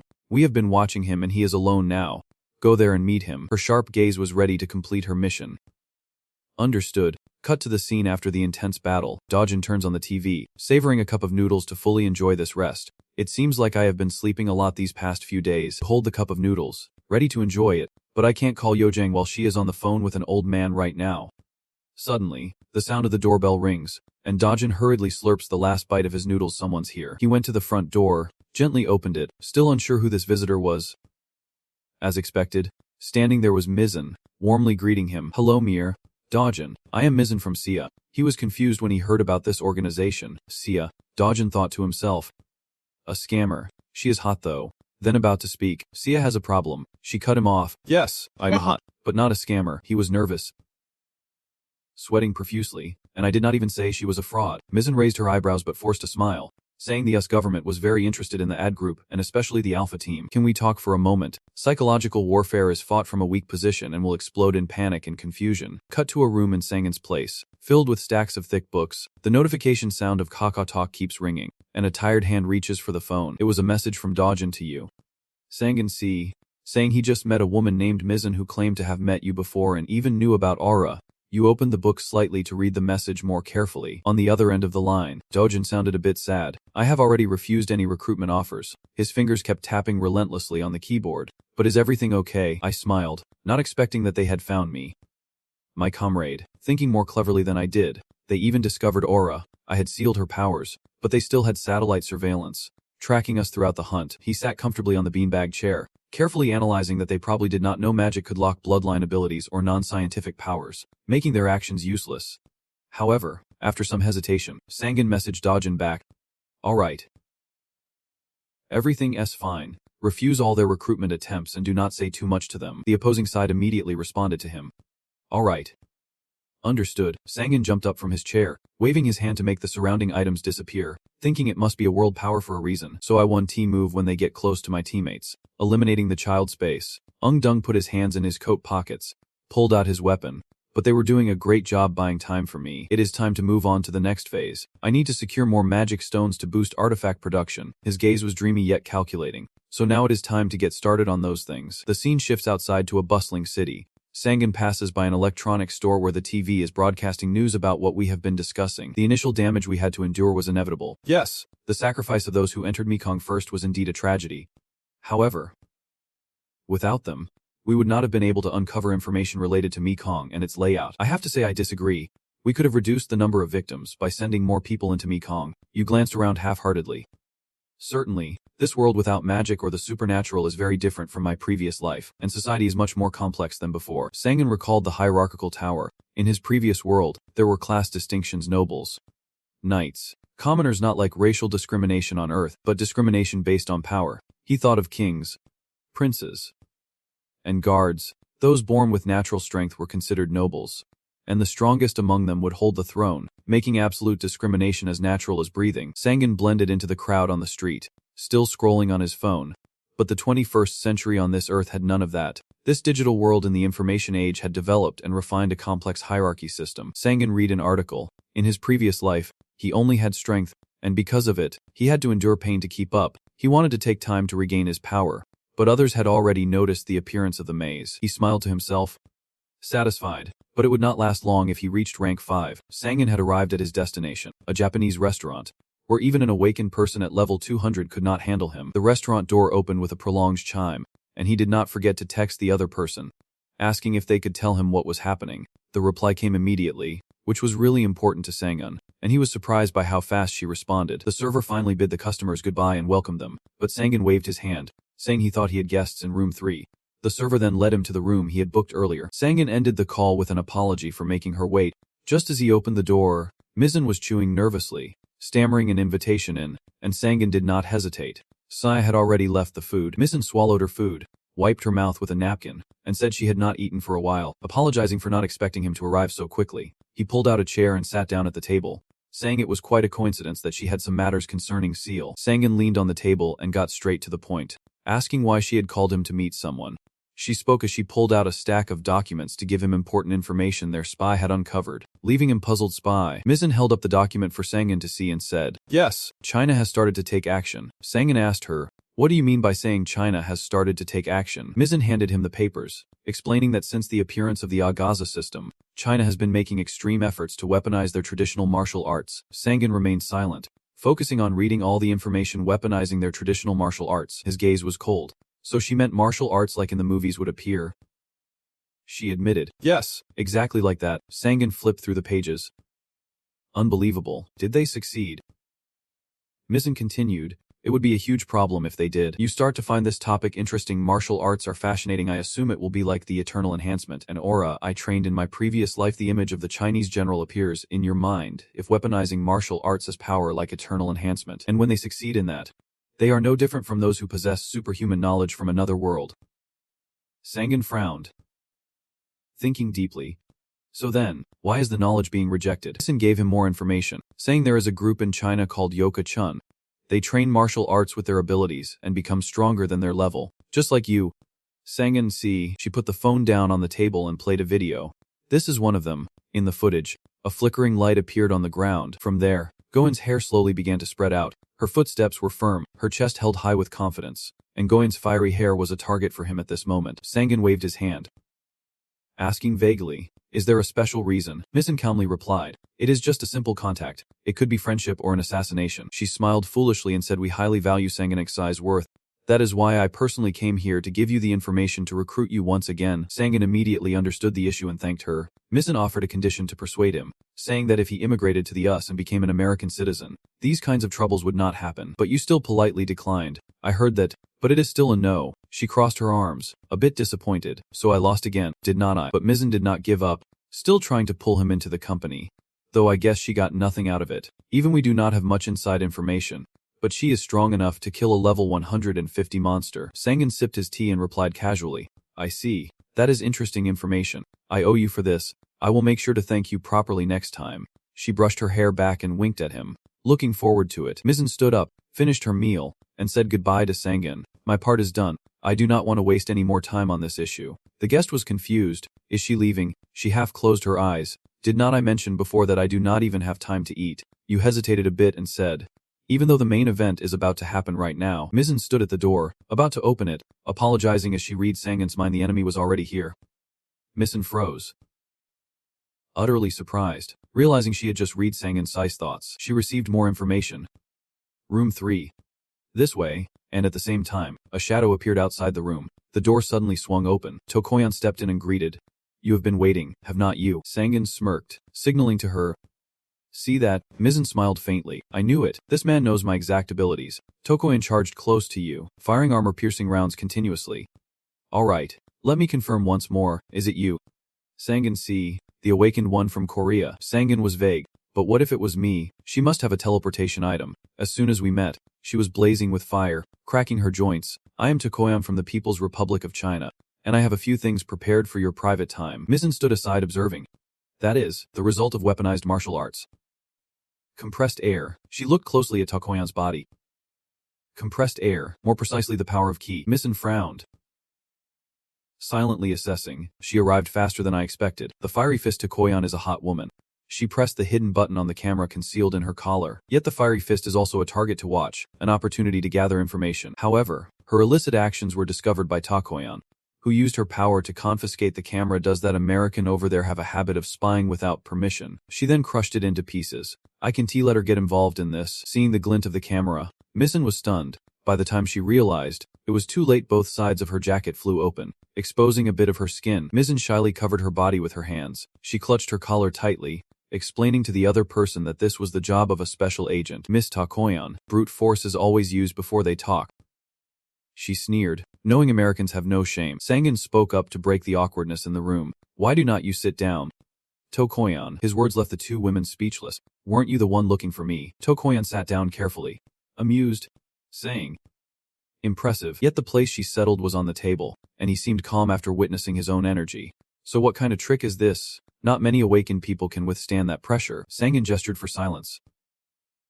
Looking mysterious, it was a secret. He turned to say goodbye to Mizen. Mizen, thanks for today. I believe this girl wants to talk to me privately. She answered while clipping a binder clip onto her shirt. Understood. I will leave now. What a hassle. It is because I can't stand such blatant rudeness. Mizen walked past him, her voice suggestive. You owe me for this, do not you? I am curious how you will respond. Sang-In smiled wryly. It is nothing too serious. Just a few minor things. Mizen stepped out of the room, the door firmly closed behind him. He smiled, opening the conversation, raising his hand as if to say, go ahead. What do you want to say? Tokoyan C was cautious, wary of you. This young man. Tokoyan smiled slyly, always radiating a fierce aura. You are someone with great ability. It is impressive to see you standing strong. Sang-In smiled faintly, wondering who was really judging whom. He said to her with disdain, as Mishla C said, you are quite rude, so speak in a normal tone for the first time we meet. Tokoyan sighed. Frustrated. Why does it have to be like this? So annoying. She fiddled with the stone on her earring, saying it was the fault of the translation device. We just can't speak formally and normally like your language. Tokoyan stubbornly threatened him, saying she could speak formally if needed. But with someone like him, it was just boring. Sang-In did not react much, just rubbed his head and said, is that so? Then I will talk to you normally. You glanced slyly, wondering why someone like her, who never bothered to be formal with you, would come to see you like this. She is going pretty far. Thinking of meeting you because they want you to join them. Offering free citizenship. Is China the same? She crossed her legs, acting arrogant, saying we can make a better offer in America. Sang-In wondered, if there is a chair, why is she sitting on the table, and what is the offer? Tokoyan held out her hand in front of him. 3 offers. She proposed attractive conditions, immunity from the law, tax exemption, and as much money as he wanted, a completely absolute check, just as he wished. Sang-In pondered, so this is the status of a great nation. This must be an amazing deal. Then he asked her, how far does the legal immunity go? Tokoyan leaned back comfortably, saying we won't punish you, not even for murder. The only condition is that it does not get leaked to the media. You handle this sweet deal first. Quite generous indeed. But Sang-In still hesitated to trust. So what would happen if people like her watched me accept this territory? She grew impatient. And I wondered the same, her eyes blazing red. Ready to start the fight now. I have to figure it out myself. The sound of fighting inside the room made Tokoyan's 2 subordinates pretending to be servers outside tense up. It is started. Will it be okay? It will be okay. We have evacuated all the civilians. And this is not the first time. You know that. Inside the lock, everything was a blur. Sang-In vanished from Tokoyan's sight. What? I can't catch him. Her eyes darted around searching. I see nothing. He just disappeared, then suddenly appeared behind me, whispering in my ear. Where are you looking? Looking at the talisman on the door, the receptionist guessed nervously. It is heating up already.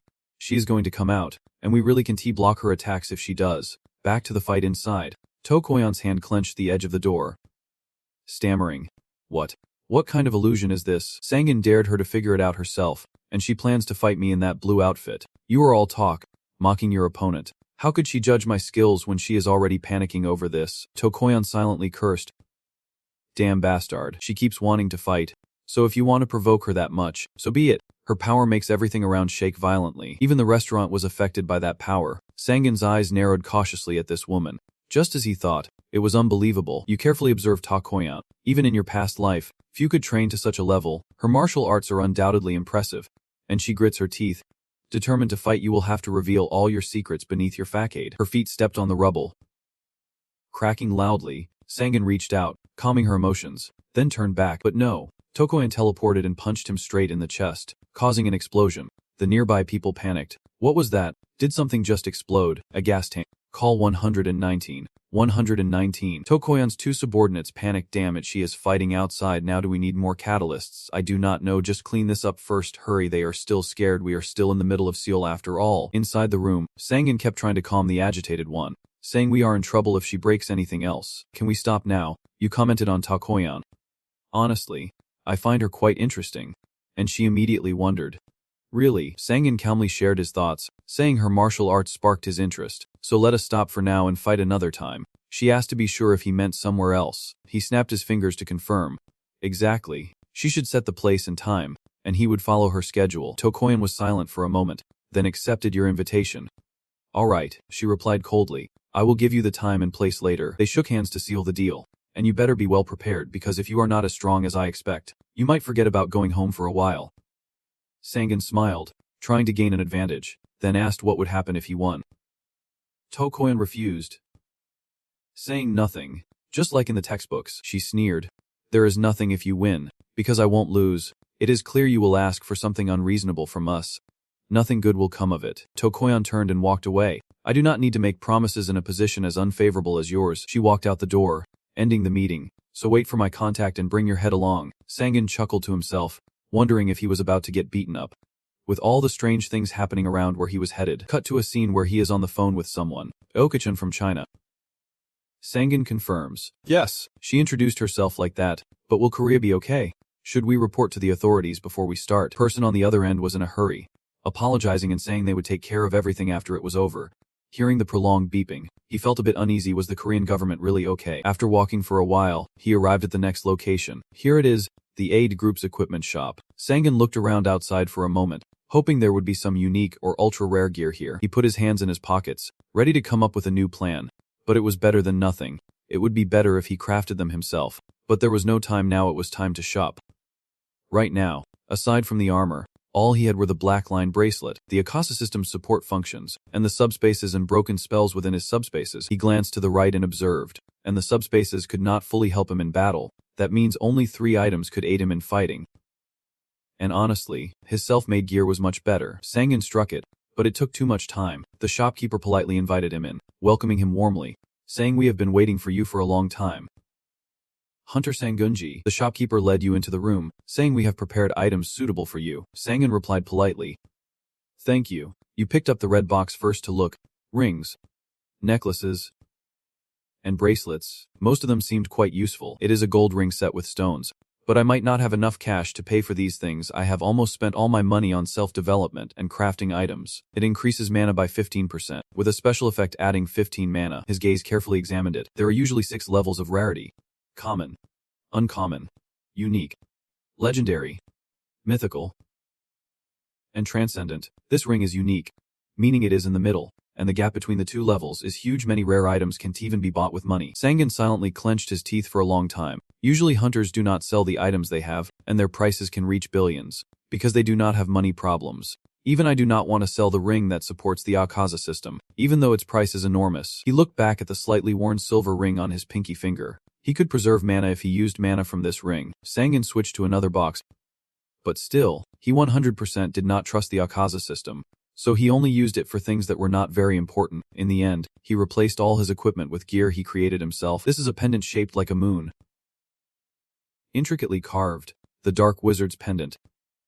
Unique rarity, plus 5% magic attack, 5% mana consumption. Special effect adds 30% mana. Immune to low-level curses. It increases mana by 30 points but reduces some other stats. He glanced at another equally luxurious bracelet, the Ancient Dwarf Magic Bracelet.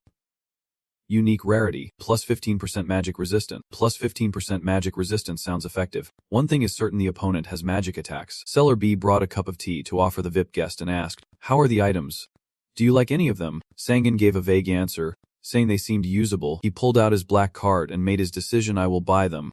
The seller quickly took it, processed the payment, and thanked him. Cut to the next morning, the sky clear and fresh, at a unique building of the Tianjin Group in China, the Korean branch. Sangan confidently steps out of the car, wondering what kind of incredible structure this is. This building has a separate area for handling monster corpses and many other convenient facilities to eliminate any inconveniences of living here. He was impressed by this display. China seems to have a lot of money. Sangan looked around the building. They created a standalone tower. This is the Korean branch of the Tianjin Group. I think this facility is solely for investigating and researching the monsters that live only in Korea. While admiring the view, someone came out and asked Han if he was Sangansai, and he nodded in agreement. "Yes, that is me." The person then led him, saying they were waiting and to follow them. The deeper Sangan went, the more amazed he became. The training area, the light in the room blinded him, and someone present sneered, "You are late." Before anything, Sangan judged the matchmaker's fighting gear, sensing mana concentrated in certain spots. At this moment, she spoke to Sangan again, saying he seemed stronger. Had he eaten something extra? He denied it, saying he was just naturally preparing for the battle. His gaze was sharp, but he thought she was the one who had prepared more. Goyen's hair was already set, arms crossed with determination. "I am a fighter, so the fighting spirit is always there." At this moment, he vaguely realized, that is right, he does not want to be humiliated. Goyen's hair was annoyed by that attitude. What was he mumbling about? "But am I really that funny?" Sangan denied it. "Not entirely. Now can we start?" She was curious. "What reason is there to wait? Let us begin." Goyen's hair gave orders to his comrades. "Trung, Ong, build the barrier." Both of them immediately pulled out their talismans, ready to cast a spell. "I am doing it here," they shouted loudly. "Barrier." And instantly, a yellow shield appeared. Those are the 8 illusionary star barriers. A strange figure appeared, with swirling winds circling around the two of them. He was very skilled, a kind of star barrier technique. She reassured him, but with a hint of disdain, saying there was no need to worry. "It was just something interesting we prepared along with the protective barrier around the building to guard against the battle." Suddenly the ceiling vanished, leaving only a partly cloudy sky. Sangan shielded her eyes from the sun. "What is this?" He looked up high. "An illusion. Not magic. This feeling, it is so real." "Interesting indeed." He explained to me that this is the 8-star illusion barrier we created using our own Chinese martial arts. Their martial arts and this barrier technique, it is impressive, is not it? It really adds to the excitement. Sangan praised slyly. China has taken the Akasa system to a whole new level. She raised her hand, challenging her opponent. The conversation ended. "Let us begin." You seriously observe the situation. She is very confident, 100% sure that she is not a match for her. So maybe I should fight her when she is off guard. Let us see how amazing their martial arts are for my body. Sangan still uses internal energy to launch the first move, only releasing aura. Ta Koyan smiles fiercely. Close combat with her, truly a fierce fighter unaware of the danger she is stepping into. They charged at each other, creating a massive explosion. Sangan clenched his fist tightly, determined to show no mercy to anyone. The punches of both collided. She laughed provocatively. You and Tak Koyan were unharmed after the impact but were thrown against the beam. She stomped hard on the ground to gain momentum for her attack. Tak Koyan teleported toward the opponent. Dust flying everywhere, another explosion erupted, the sound echoing throughout the space. Rocks were lifted by her, and Tak Koyan's power sparkled like a meteor. She used all her strength to charge forward. She relied on agility, extending her arms while raising her knees. Neither side yields in the fierce battle. Tak Koyan looks at him arrogantly. Feeling frustrated by how troublesome basic attacks can be, she took advantage of the opportunity to keep attacking. "Well, I only saw you using terrible skills." Sangan was immediately pushed back by her strength. He gathered his strength, preparing to counterattack. Focusing his aura, Tak Koyan regained the initiative. Ready for battle, Sangan threw a punch aimed straight at that face, but she blocked it, her hand ruling the sky.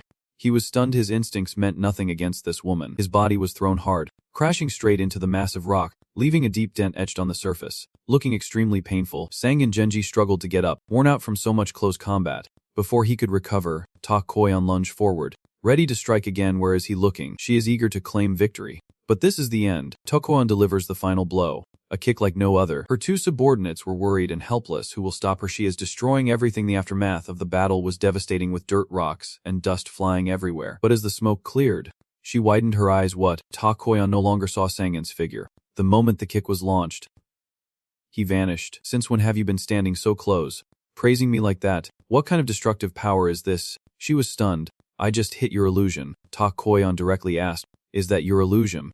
Did you use it right when the attack was launched? Sangan was lost in thought, wanting to see how enhancing martial arts with eternal energy would work, though I guessed it would not be very useful, then gave an unrelated answer healing. Starting over, this time I will face it seriously. She also had secret thoughts. Like I thought, he had no brains, and I did not have time to care, so what about this time? You charged without a plan to deal with Tak Koyon. But I probed her entire body throughout the battle without her noticing. I have fully analyzed her mana flow and can improve this permanent enhancement with that data. She taunts Sangan with sarcasm. Fine. Then do not disappoint me this time. I really hate the embarrassed sounds men make when they lose. You act mysterious.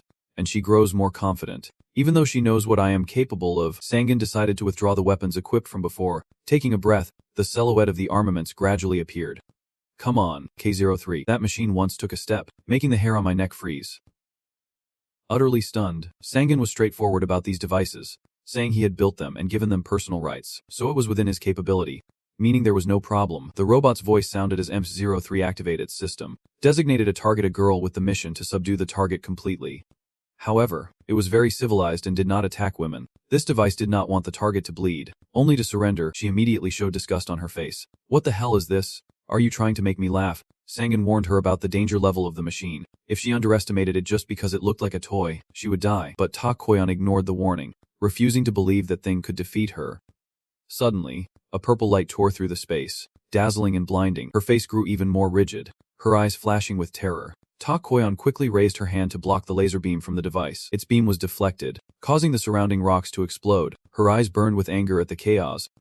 Damn it. This tiny thing. Tak Koyon clenched her fist tightly, determined to destroy Sangan's robot. She launched a deadly strike at it, a super fast punch, but it seems she underestimated this device. Performing an evasive maneuver, Tak Koyon felt annoyed by its intelligence. It knew how to dodge, and it was pretty fast too. Mk-03 turned its head, its gun barrel glowing brightly, no longer holding back like before, fired a laser beam straight at her, but luckily Tak Koyon quickly dodged to the side in time. Sangan stood outside laughing with satisfaction, as if she had lost focus and forgotten herself. He used the tip of his staff to draw a magic array. So let me show you what an attack from a mage looks like. On the other side, she was still busy fighting M03, but now she is stopped. Tak Koyon was both angry and smug. I have got you now. Sangan denied it, saying to pause the match for now. No. That he had caught her. Time stopped as she hovered in midair, empowering the magical arrow. Tak Koyon was stunned, straining to glance back and observe. Beams of light streaked past, rushing toward Tak Koyon. She quickly flipped in the air, her agile body dodging the entire streak of light. Tak Koyon gritted her teeth and thought, what a mistake. I got close to the toy and forgot about the backup. Suddenly she remembered what had disappeared earlier, a flicker of caution in her eyes. Wait, where's the spider? Then a purple light flashed nearby, and Tak Koyon immediately heard a voice shout. Here, she hurriedly raised a shield to block the sudden attack. Tak Koyon gritted her teeth, almost swearing, why is this tiny thing hitting so hard? A sharp metallic clang rang out, accompanied by a purple glow enveloping everything. As Tak Koyon landed, she heard the six-legged robot spider announce that the main mana gun was depleted and recharging. She was shocked, her eyes wide with disbelief. She saw countless golf courses appear there, and Tak Koyon was startled, guessing it was a clone. She was stunned, her mind on high alert. The illusions were already a real pain, and now there was this annoying skill on top of it. At that moment, countless magic circles aimed straight at Tak Koyon. The targeted attacks rushed toward her, forcing her to stay alert. Now was not the time to hesitate. She had to deal with them first. Tak Koyon pressed her feet firmly into the ground, gritting her teeth and tensing her leg muscles to the max. She used the dragon cloud step technique to quickly escape the relentless attack and move to another spot. Suddenly, Tak Koyon realized the attacks had turned back towards her, and she thought in horror, is it chasing me? These things seem like they only exist in legends. Tak Koyon opened her eyes wide in fear, doubting to herself, is that part of his skill? She immediately stopped, planting her feet firmly on the ground once again. Watching the streams of magic still relentlessly shooting toward her, one of Tak Koyon's eyes flashed with a fierce red light. Her teeth clenched as she silently vowed, if she could not dodge them all, then she would crush them instead. Thinking and doing, she unleashed countless punches forward. That was the thunderstorm piercing fist technique, with each punch from Tak Koyon launching thunderstorm spheres. Meanwhile, Trung and Hong, not far away, whispered about whether this was the first time she had faced trouble. Yeah. It seemed the battle was over. Jung wondered if she would lose. Ong declared with a small hope, no way. Meanwhile, Sun Gun watched her with interest, thinking to himself, Tak Koyon, she is stronger than I thought. Each enhanced magic spell is not something one can ignore because it is created by their own power. watching the punches release thunder spheres. He hesitated slightly, though. Sun Gun judged that she underestimated her opponent, probably because she had never fought anyone stronger than herself before. Sure enough, when Tak Koyan's punch pierced his magic, she was horrified. What?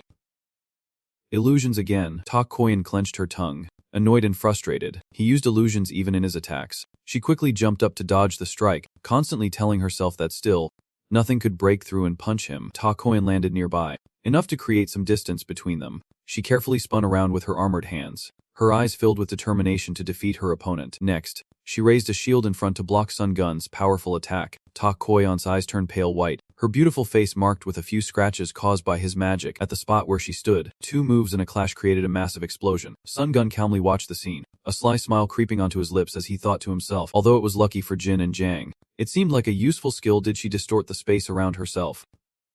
Unexpectedly, Tak Koyan was still standing after the explosion, dust clearing to reveal her struggling figure. Tak Koyan kept gasping for breath, her strength drained, and Sun Gun calmly asked if she would continue. The corner of her mouth twitched into a slight smile, her tired eyes silently thinking that with this group, she would lose, and he would defeat her if she kept defending. She told herself that if she got close to him, there would still be clones, and she really needed time to find the real one. Tak Koyan could not help but mutter in pain. On the other side, the 6-legged robot spoke up. The main gun is loaded, requesting the target to surrender once again.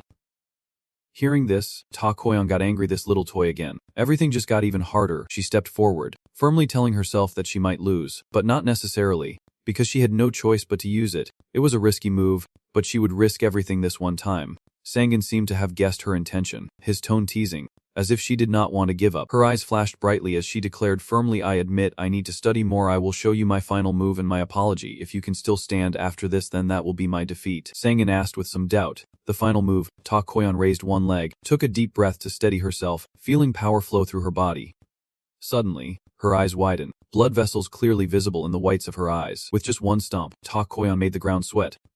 The robot, sensing danger, quickly jumped to another spot, its mechanical sounds rising as it struggled to maintain balance, making an emergency dodge. Ignoring it, Tak Koyan gathered all her strength and rushed towards Sangan. He was not slow either, waving his hands to create a series of magic circles in the center. Sangan calmly unleashed his technique, enhancing the magical arrow. Then, once again, he moved his hands, sending familiar beams of light toward Tak Koyan. However, those magical streams passed right through her body, revealing it was just an illusion. It turned out that Tak Koyan had used a speed so fast that the naked eye could not see her leap higher. Sangan quickly noticed this and waited anxiously. Now, let us see what her final move can do. At this moment, Tak Koyan was on the stage, quite a distance from Sangan, where she could carefully observe his movements. Sangan's streams of magic turned and shot towards Tak Koyan, who was hovering on the stage. Just as the attack was about to hit her legs, Tak Koyan used his magic as a springboard to move higher. She twisted her body, pointing her feet to the sky, bringing her thighs together to strike. Tak Koyan's eyes filled with arrogant defiance as she declared that if she could not tell who was real or fake, she would smash them all one by one.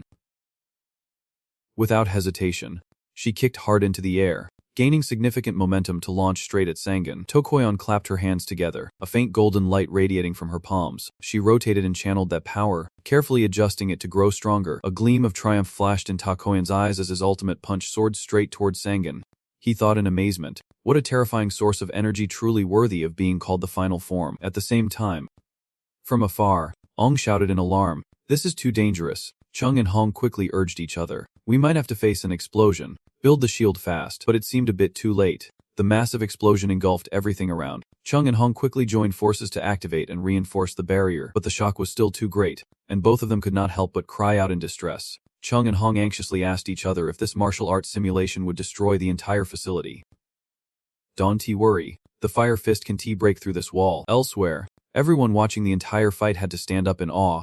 Still, this was an unbelievable battle, and that Korean man had to make her unleash her full power. Someone shouted in panic what happened, whereas the fire fist, the arena floor was now completely destroyed with dust and smoke filling everyone's view. A familiar figure appeared in the haze, an announcement confirming the fire puncher was still alive. Goyen gasped for breath, half sitting on the ground, thinking to herself that she had struck Jin and Jiang many times, clashing between them until the force of the attack reached its maximum. It slipped from the corner of Goyen's mouth as she gritted her teeth, telling herself that because of the internal energy loss, her core had been broken from overuse. But still, victory was certain. There was nowhere he could hide. Then a voice rang out, startling Goyen, declaring it a perfect ending. Only Sangan hovered in the air with an unscathed body, calmly saying that such a terrifying destructive power deserved to be called the final form. Tak Goyan exclaimed in horror. Unable to believe it, she stared in awe, her eyes wide as she asked, "So, how many powers do you really have?" Sangan gently landed on a small rock on the ground, holding his magic staff firmly. Sangan replied bluntly, "So you are only curious about my power now? Even though you tried to fight me, you did not even care from the start, never used your brain. Maybe because you have never fought someone stronger than you." You sneered arrogantly. "I have a saying for you, a frog sitting at the bottom of a well." Got it. Goyan's anger flared, her armored hand clenched tightly. Watching her body tense up, Sangan grew slightly curious. It seems Goyan's hair was so provoked that she burst out laughing. A large spurt of blood sprang out and pooling on the ground. Sangan was a bit surprised, still unsure of what Goyan's hair intended to do. Although she was so angry that she coughed up blood, her body was drained of strength, so all she could do was curse. Damn bastard. At this moment, Chung and Hung also pushed aside the dirt and rocks to appear. Tak Goyan was clearly overwhelmed and collapsed. The commentators' voices echoed, "She has fallen." Chung and Hung rushed over, silently blaming, "It must be Zuho Jumo."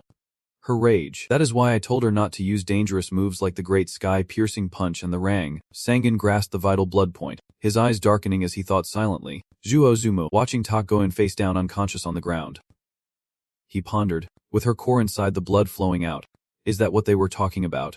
Outside, a shocked voice echoed, "I can't believe it. The Fire Fist has been defeated. They keep talking. Is not it too much? I do not think she used her full strength." Meanwhile, Chung and Hong are trying to wake Goyan up with physical stimulation, saying, "Miss, wake up. She will be fine. She will live." Sangan felt uneasy and told himself he felt a bit guilty. This was not the outcome he wanted, so he should leave before things got chaotic. "We will meet again." Though the others did not know this and were still blaming, unable to believe it, the pride of our nation, Sangan gradually disappeared, and before leaving, he said, "We will meet again later." The sky was calm, clouds drifting gently, and somewhere a report echoed, "Elder, the Fire Fist has been defeated." Because the elder calmly sipped his tea and asked, "Was she defeated? And who was the opponent?" The steward bowed carefully and replied, "It was someone the Fire Fist could not even scratch and was even made a laughingstock." The elder pursed his lips and asked, "Was he just toying with the Fire Fist?" The steward said little, placed an object on the table, and reported, "This is a video recording of the match." You could say her lack of experience also contributed to her defeat. Light flashed from the object on the table, shining directly on Trung, and the screen immediately displayed a close-up of the battle between Top Koi-on and Sun Woo. After watching it all, the elder commented that not only did he have strength, but also a lot of combat experience. He seemed somewhat like a mage. His eyes narrowed slightly as he remarked, "Even we have not been able to create a magic martial artist." "Right," the steward beside him replied. "According to analysts, we believe he is not a mage. We hypothesize that Sun Woo has abilities similar to European mages or something along those lines." The elder sighed upon hearing this, saying, "It is incredible, even we have only weaponized martial arts, never infused them with magic." Then he asked, "Did they succeed?" The butler answered honestly, "According to investigations into the European Awakening Society, they have connections with Sun Woo, so we have to get involved." "Elder." The elder was displeased and immediately ordered, "Hurry up, South Korea must cooperate with us and oppose them." The butler quickly replied, "Leave it to me." Returning to Sun Woo's familiar house, night had fallen with only a few stars left in the sky. The status board simulated Koyan's body, and Sun Woo thoughtfully remarked that he had gained some information about the parasites flowing in the bloodstream. It is more effective than enhancing the eternal sheep, although it is unstable because the key is injected directly into the vein. Lying on the bed, he adjusted the information and concluded that the control and micromanagement of the key definitely have analytical value. Suddenly a notification sound rang out. Yojing had entered the territory, and he wondered in surprise. "Yojang, into this house." Yojang stood at Sun Woo's door, and before he could say anything, "Begged, please train me to be stronger right now." Sun Woo stood outside the door, dazed for a while, unable to process it. After a moment, he snapped back and awkwardly suggested, "Come in first." Yojang hesitated. "What about your mother?" Sun Woo quickly replied, "She is at a friend's house." Now he carefully asked the girl, "The next training is tomorrow, so why are you in such a hurry?" Yujing smiled brightly and replied, "It is because I am a little worried about handling both tanker and supporter roles at the same time." Sun Woo agreed. "You are right." The girl gently shared her thoughts, saying she did not think she could handle two roles at once like her current self, since she had never fought monsters before. Unlike the two old men Jingzak and Dejin, Yojing nervously intertwined her fingers, admitting that even with the mercy support from the Akasa system, it was still too difficult for something she had never done. Sun Woo walked ahead, silently thinking about the mercy of Akasa, recalling the fear in the opponent's eyes. Most people who use power from the Akasa system become calmer and less afraid. At that moment, Yojing pressed her shoe against the monster's mouth. This is a psychological manipulation mechanism that allows people to fight monsters even if their personality is not suited for it. But Sunwool still acknowledged that Akasa was like a shield protecting humanity, and Yojang firmly said, "I think I should train specially." Sunwool praised her. Good thinking. And he summarized for her that Dojin and Jingzak knew how to use weapons based on their class 9 to keep up with their abilities. Then I need to train and push myself beyond limits throughout the entire process. Yojang immediately understood. Yes. Sunwool opened the double door lock. Alright. The girl was curious. So you are the MA trainer. His eyes glanced at Yojang as he replied. That is right. Because he had completed the creation of the training device, he also made training equipment for others. And honestly, overcoming obstacles like bamboo poles is too primitive, mainly because he lacked sufficient funds and materials. The girl thought for a moment and then commented, looking at it as a specific case. Yojang sighed. But if you think about it, Oppa only creates virtual reality things. Right? Sunwool laughed teasingly. It seems you understand me quite well, seeing that she did not get his meaning. He explained, as you said, it is virtual reality training, and I finished it not too long ago. Yojang exclaimed in surprise. The girl wondered aloud, are you serious? I thought I was not joking, but we have been down here for quite a while. How deep is it? Sunwool explained, this time I placed it very deep for security reasons, and I also had to consider the safety of the surrounding environment. It is strong enough to withstand a nuclear attack. Yojang joke. Sounds like a villain's hideout. Huh. Well, you do not know. A hideout, a maze that is every man's dream. Got it. The elevator finished moving and quickly announced, you have arrived at the lowest floor. Sunwool looked at her and said, you are the first person to come to this area. Get excited. Witnessing what was inside, Yojang exclaimed in amazement, this device can really create virtual reality. Sunwool introduced it as a high-performance virtual space training machine, and looking at the pink room with magical objects in the center. Yojang commented, sounds like a game for otakus. He quickly changed the subject, hurry up and change your clothes. There is a room with a shower inside. Master Yojang did not understand, so Sunwool pointed to a spot and explained, there is a locker with your name on it. You will see when you get there. Watching the little girl scamper off in the direction he pointed, Sunwool smiled helplessly. There was nothing he could do. Turning his attention back to the center of the room, he thought to himself that he should get ready too. Sunwool placed his hand on the panel, and after scanning his fingerprint, it quickly announced authorization. Creator Sunwool confirmed. System startup initiated. The stones lit up, accompanied by mechanical sounds. Now in optimal state, he calmly issued the command to create a virtual space. Setting the initial combat scenario level to 1, the stone rotated, its light growing brighter, and a voice responded, confirming the order. The level 1 initial combat scenario virtual space is now active. A small hole immediately appeared on the ground, from which a thin layer began to form a circular shield. The system announced the successful creation of a virtual space sphere. Looking at the sphere like a trophy, Sunghoon praised with satisfaction. Good. At that moment, Yojang shyly came out and asked, Oppa, is this the only outfit we can wear? Sunghoon replied frankly, it is fine. It suits you perfectly. Trying to cover up, the outfit only reaches her hips, and she shyly asks if it is some kind of online game armor because it looks like a swimsuit. Sunghoon calmly replies, well, it is a swimsuit. Yojang angrily grabbed his collar. Her eyes filled with anger as she demanded, what are you talking about? Did not you think about some perverted things? Sunghoon hurriedly defended himself. I am not doing it for personal reasons. It is because you really need it. But she looked unconvinced, her suspicious gaze scanning him. Are you sure? He hesitated. Of course, the more you come into contact with the device, liquid, the better the synchronization, which improves training efficiency. Yojang puffed her cheeks, annoyed and doubtful. But this outfit really fits.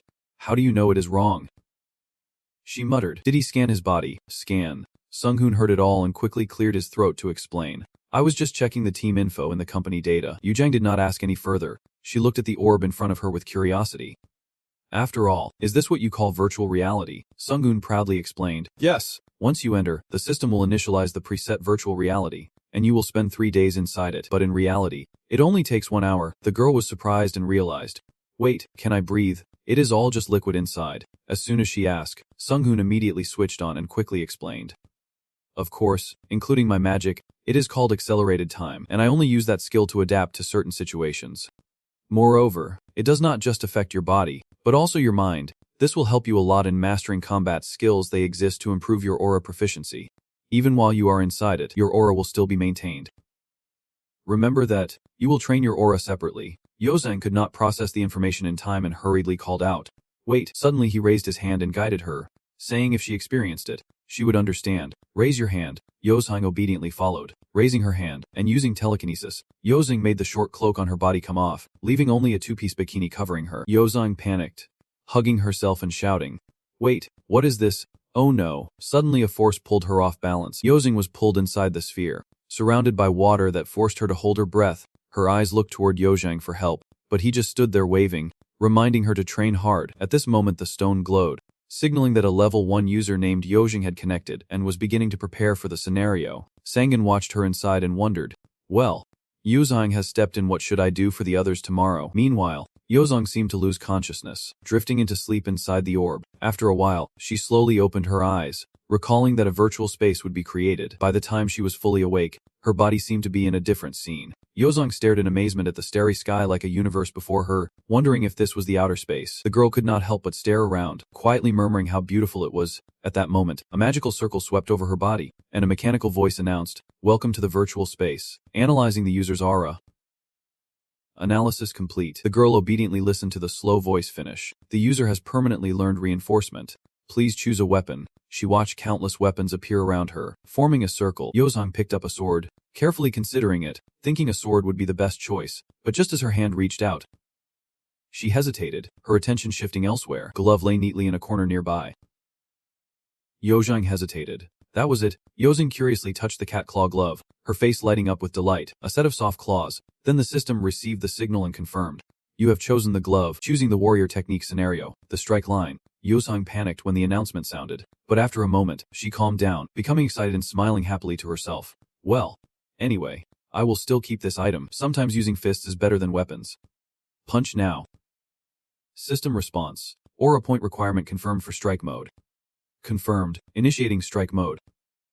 Beginner mode. Scenario 1.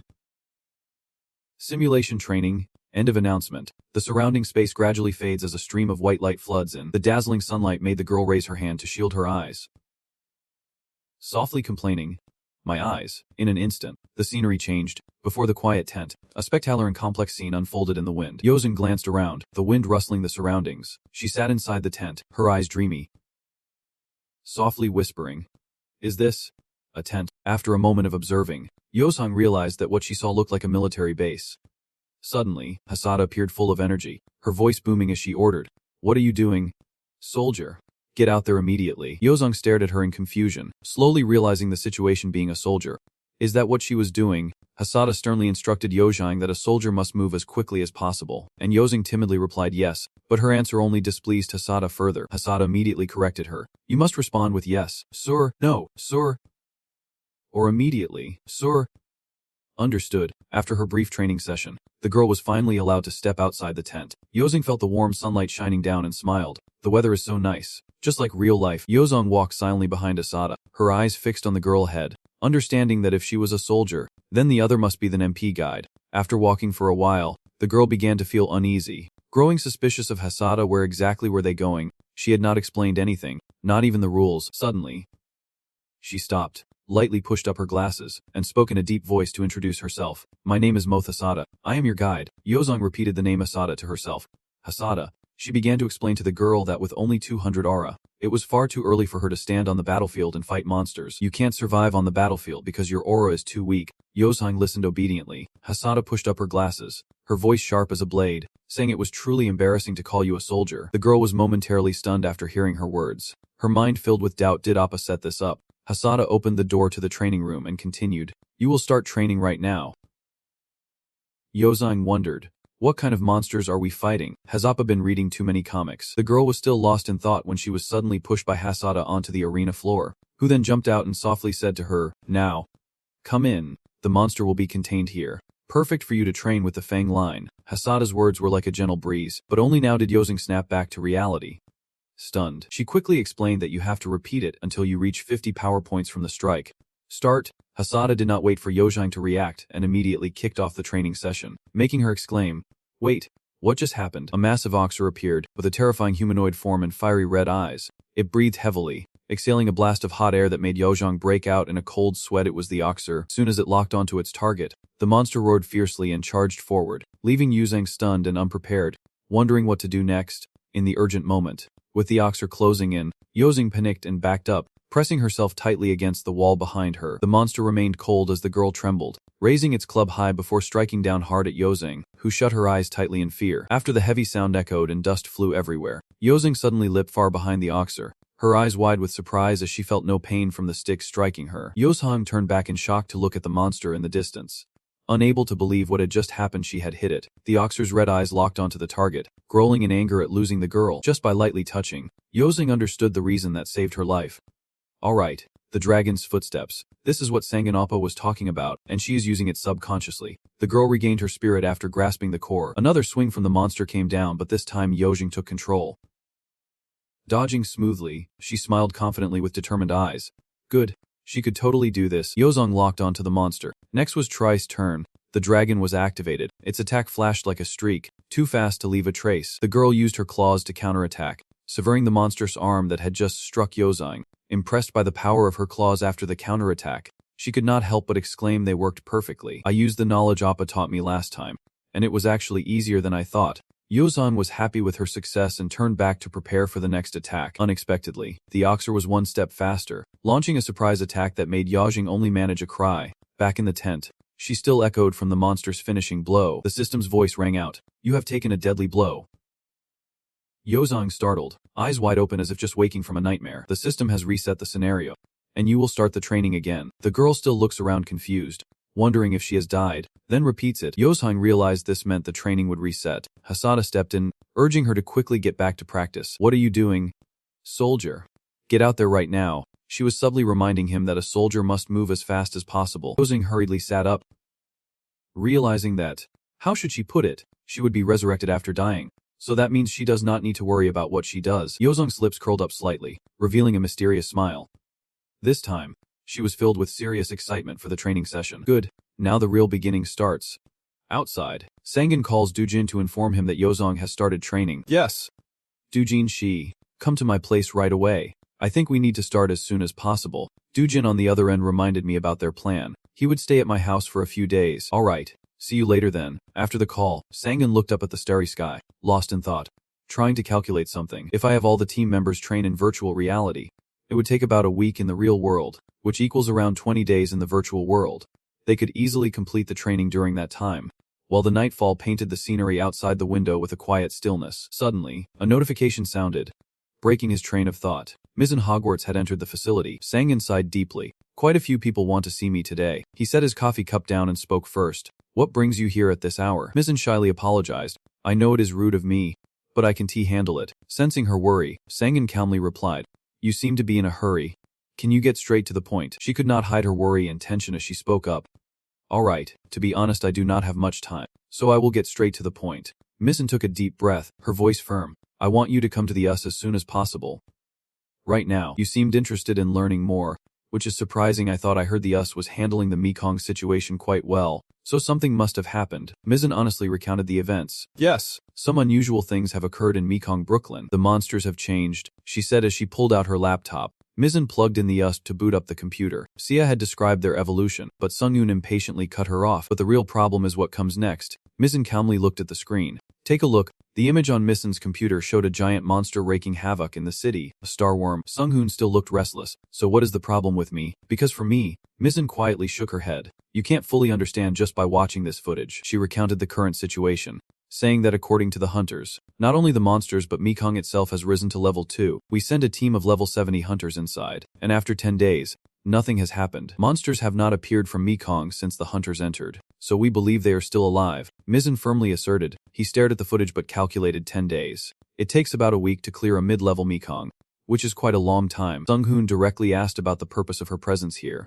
and that was also the reason she was here. Mizzen calmly closed her laptop and nodded in confirmation. Yes. Mizzen spoke to him. We officially request you to rescue the survivors in Mekong and offer a reward for our proposal. Sunghoon thought to himself, that is a very large sum. Then he cautiously asked, I guess someone important is on the raid team. She added that since this is an emergency situation, we have prepared everything. Usjet is ready and waiting for a response from Mir. Sunghoon. Then Mizzen's eyes hardened as she seriously set the deadline, estimating it would take only 3 hours to reach Brooklyn. And we expect a quick answer from you. But Sunghoon calmly finished his coffee before speaking. Let me ask you a few questions first. Mizzen froze, unable to guess his meaning, and apologized. Sunghoon raised 2 fingers, waving them as he casually said, obviously. Double. Sungun did not hesitate to make another demand. I want the reward to be at most twice the amount of magic stones from you. If you can do that, I will reduce the travel time to just 1/3. Misen was stunned, her eyes briefly showing surprise as she asked again. What? He explained that it was an emergency, and he wanted to test some of his abilities. Sungun said with wide eyes and a hint of joking. So, a fair fight then, but inside he was seriously calculating. It seems quite frustrating to negotiate with those living on the front lines, as they are also world-class superpowered classes. If I can get enough magic stones, I might reach rank 4, but until then, I have to train my team with the best abilities. He also insisted on paying up front. Right, I want to receive payment first. Sungun pressed the point for a long time. Misen let out a helpless laugh at his confidence. Honestly, I really do not understand you. The deal was accepted. She immediately informed the command. They had to be brought into the virtual world quickly, then head straight to the airport. Upon arriving at the military airport, Sungun called to reassure his mother, telling her not to worry too much. Don't casually reassure your mother on the other end of the line. Just tell her you are only going on a business trip. Yes. Alright, I have to go now. I will call back later. After calming his mother for a moment, Sungun hung up and got ready. Misen stepped up from behind. Softly praising, a pilot suit would suit you well, you replied cheerfully. Are you trying to flatter me? After the greetings, she led Sungun to the base. This way, Tom was the next to welcome you. Are you today's honored guest? I will take you in the best way possible. The two shook hands and introduced themselves. My name is Sungun Si, and he heard Sungun praise him without reservation. His English is excellent. Call me. Tom already knew about your talent. After all, I heard Sungun is an amazing hunter. Right. The senior officials in America keep calling him whenever they are in an emergency. Misen added, just like you said, he is absolutely out of this world. Sungun interrupted them and got to the point. You can arrive there in 3 hours. Right, he smiled proudly and replied. Of course. In America, only one person can do that, and it is definitely me. Sungun lightly touched the ship's body, looking for a way to improve it, wondering if there was a way to speed up. Then suddenly a thought flashed mana. He quietly realized it and gave Tum a meaningful glance. I get it now. Tum is also an awakened one. Sungun urged them to hurry up and get going, saying I will show you some of my abilities once we are on the move. It is urgent. Let us go. He immediately responded. Okay. Ready. Gravity under 4 Mach is pretty intense. I hope you can handle it. Sungun, it is fine. Let us go. The train is departing carrying everyone's hopes. Sitting on the train, I silently marvel at the remarkable progress. I know the F-22 can fly at 2.6 Mach, but at 4 Mach, I guess they have increased the engine thrust using awakening abilities. Sungun silently admitted, I guess I underestimated the creativity of this world. The plane left the military base, embarking on a journey through the sky. In the quiet night, the plane streaked through the sky like a shooting star. Tom confirmed the good weather and then turned to ask Sungun, the sky is clear. When can we fly fast? Tom was surprised by Sungun's question. 12 Mach. Just kidding, Tom confidently affirmed once again. I am the main pilot. There is nothing I can fly.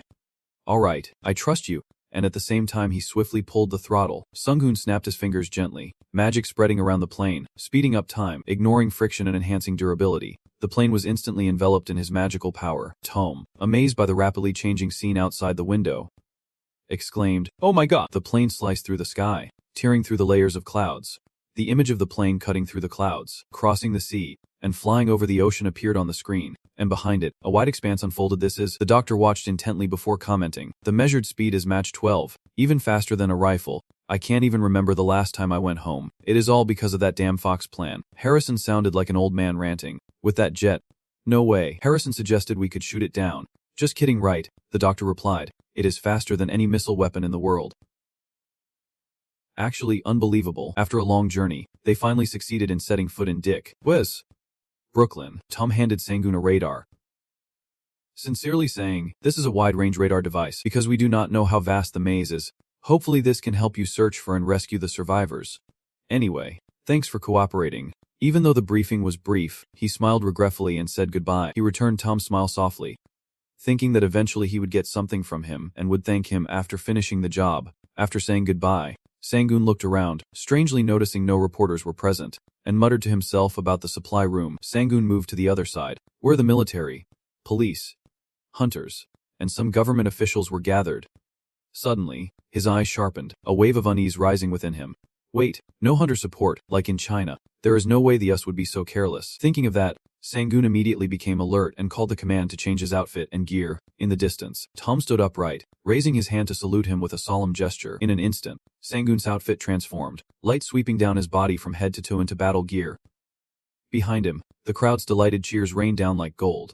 Amazing. Well done, young man. That is a transformation. Before stepping through the gate of destruction, Sangoon did not forget to return a warm smile to everyone and said, I am going in. The space beyond the door was covered in white, with thick snow obscuring the view. The moment his foot touched down, sank deep into the soft snow, leaving a clear imprint on the ground. In the snow-covered air, there was only a solitary, tiny figure almost swallowed by the endless white sea. Sangoon exhaled a faint white breath, feeling the cold chill. It was quite cold. The ice worms born in Mekong, so it was no surprise the climate here was so frigid.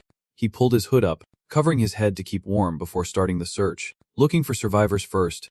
Enduring the harsh light, the system activated. Notifications sounded one after another, starting to clear statuses, initiate protective magic, and regulate temperature. Sangoon took out a wide cold staff, raised it, and cast a search spell.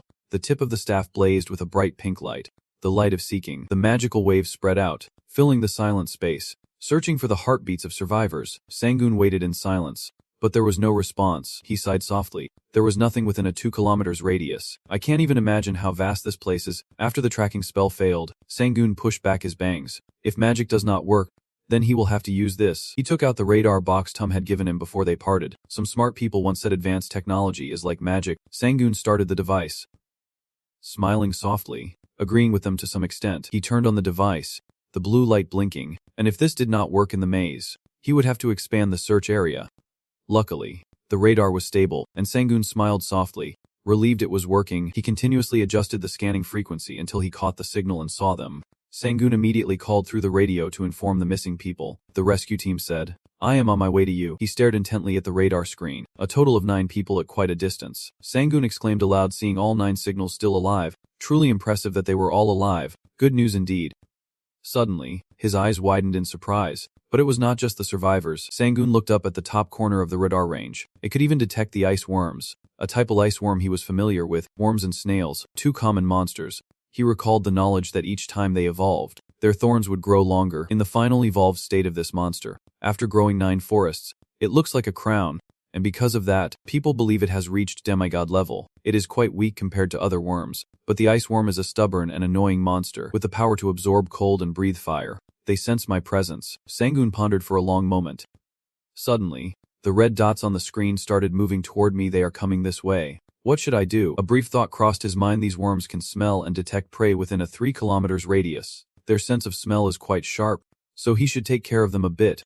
Sangoon took off, flying higher to get a better view because they were right on his path, and if he ignored them, they would follow him back to the others. From the snowy heights, he spotted 3 massive dark figures approaching. One of them roared, a deep guttural sound echoing through the air, causing the snow to melt violently. He smirked softly, his voice dripping with sarcasm.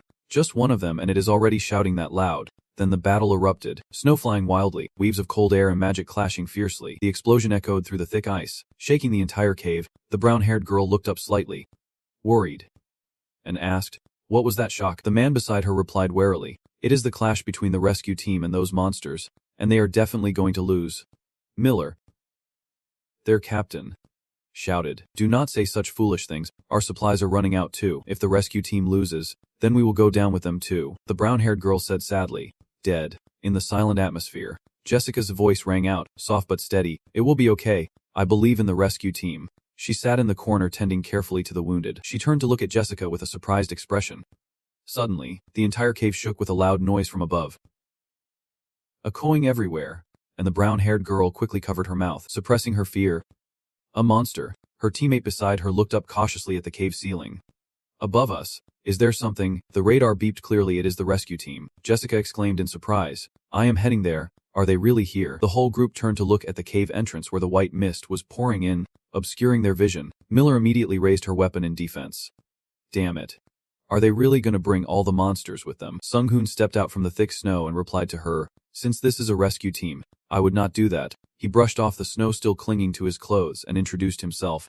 I am here to get everyone out. I am the official cave diver sent to rescue everyone from the vehicle. Miller watched Sunghoon enter alone, stunned for a moment, and he noticed her gaze as he got straight to the point.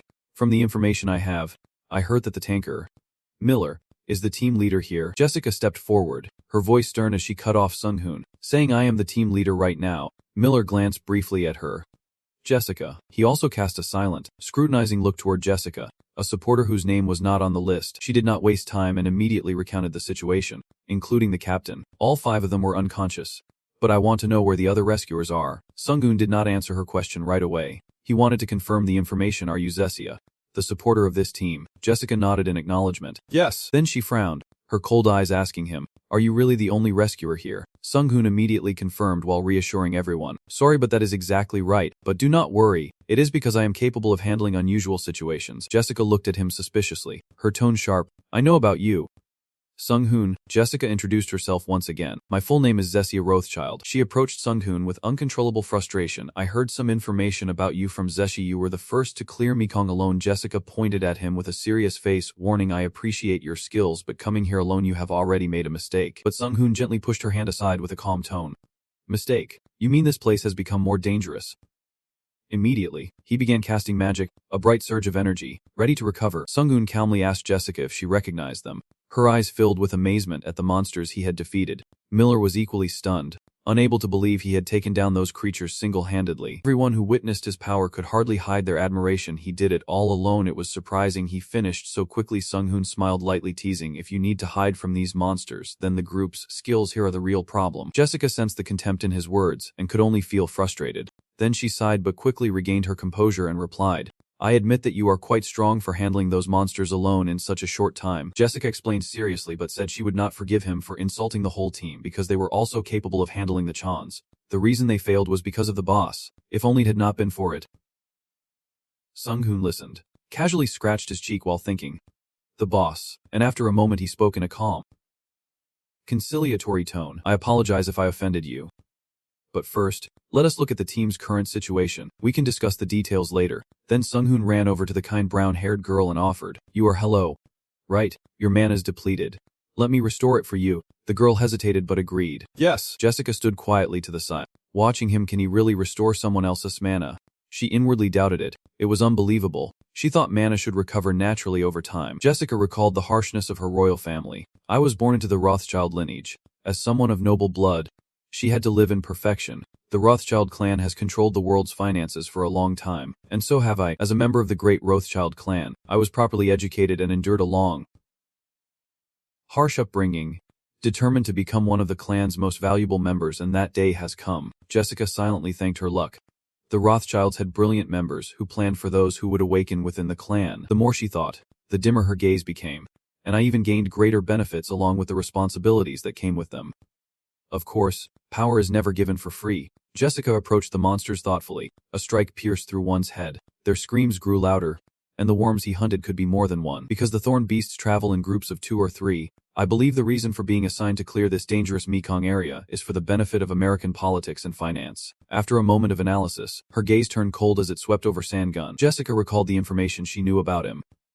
Lee Hangzim, codenamed Fua, an awakened individual from Korea. He possessed multiple skills, his power limits unknown, but he had defeated the Chinese martial artist Ta Koyan. He overwhelmingly defeated Ta Koyan, known as the main hand of China, while Sanggun remained friendly and protected the others. The more she thought about it, the more confusing it became. And not only that, he also hunted these creatures, a team specially trained by the military clan that seemed unbeatable without anyone getting hurt. Jessica's eyes flashed with a spark of light. Lee Hangzim. I have to know what kind of person he is, including the secrets he is hiding. Her gaze remained fixed on him. No matter how much he concealed, she could not estimate it. And these creatures too, brought out from that thin hair. Then Jessica glanced at the monsters lying defeated by Sanggun's power.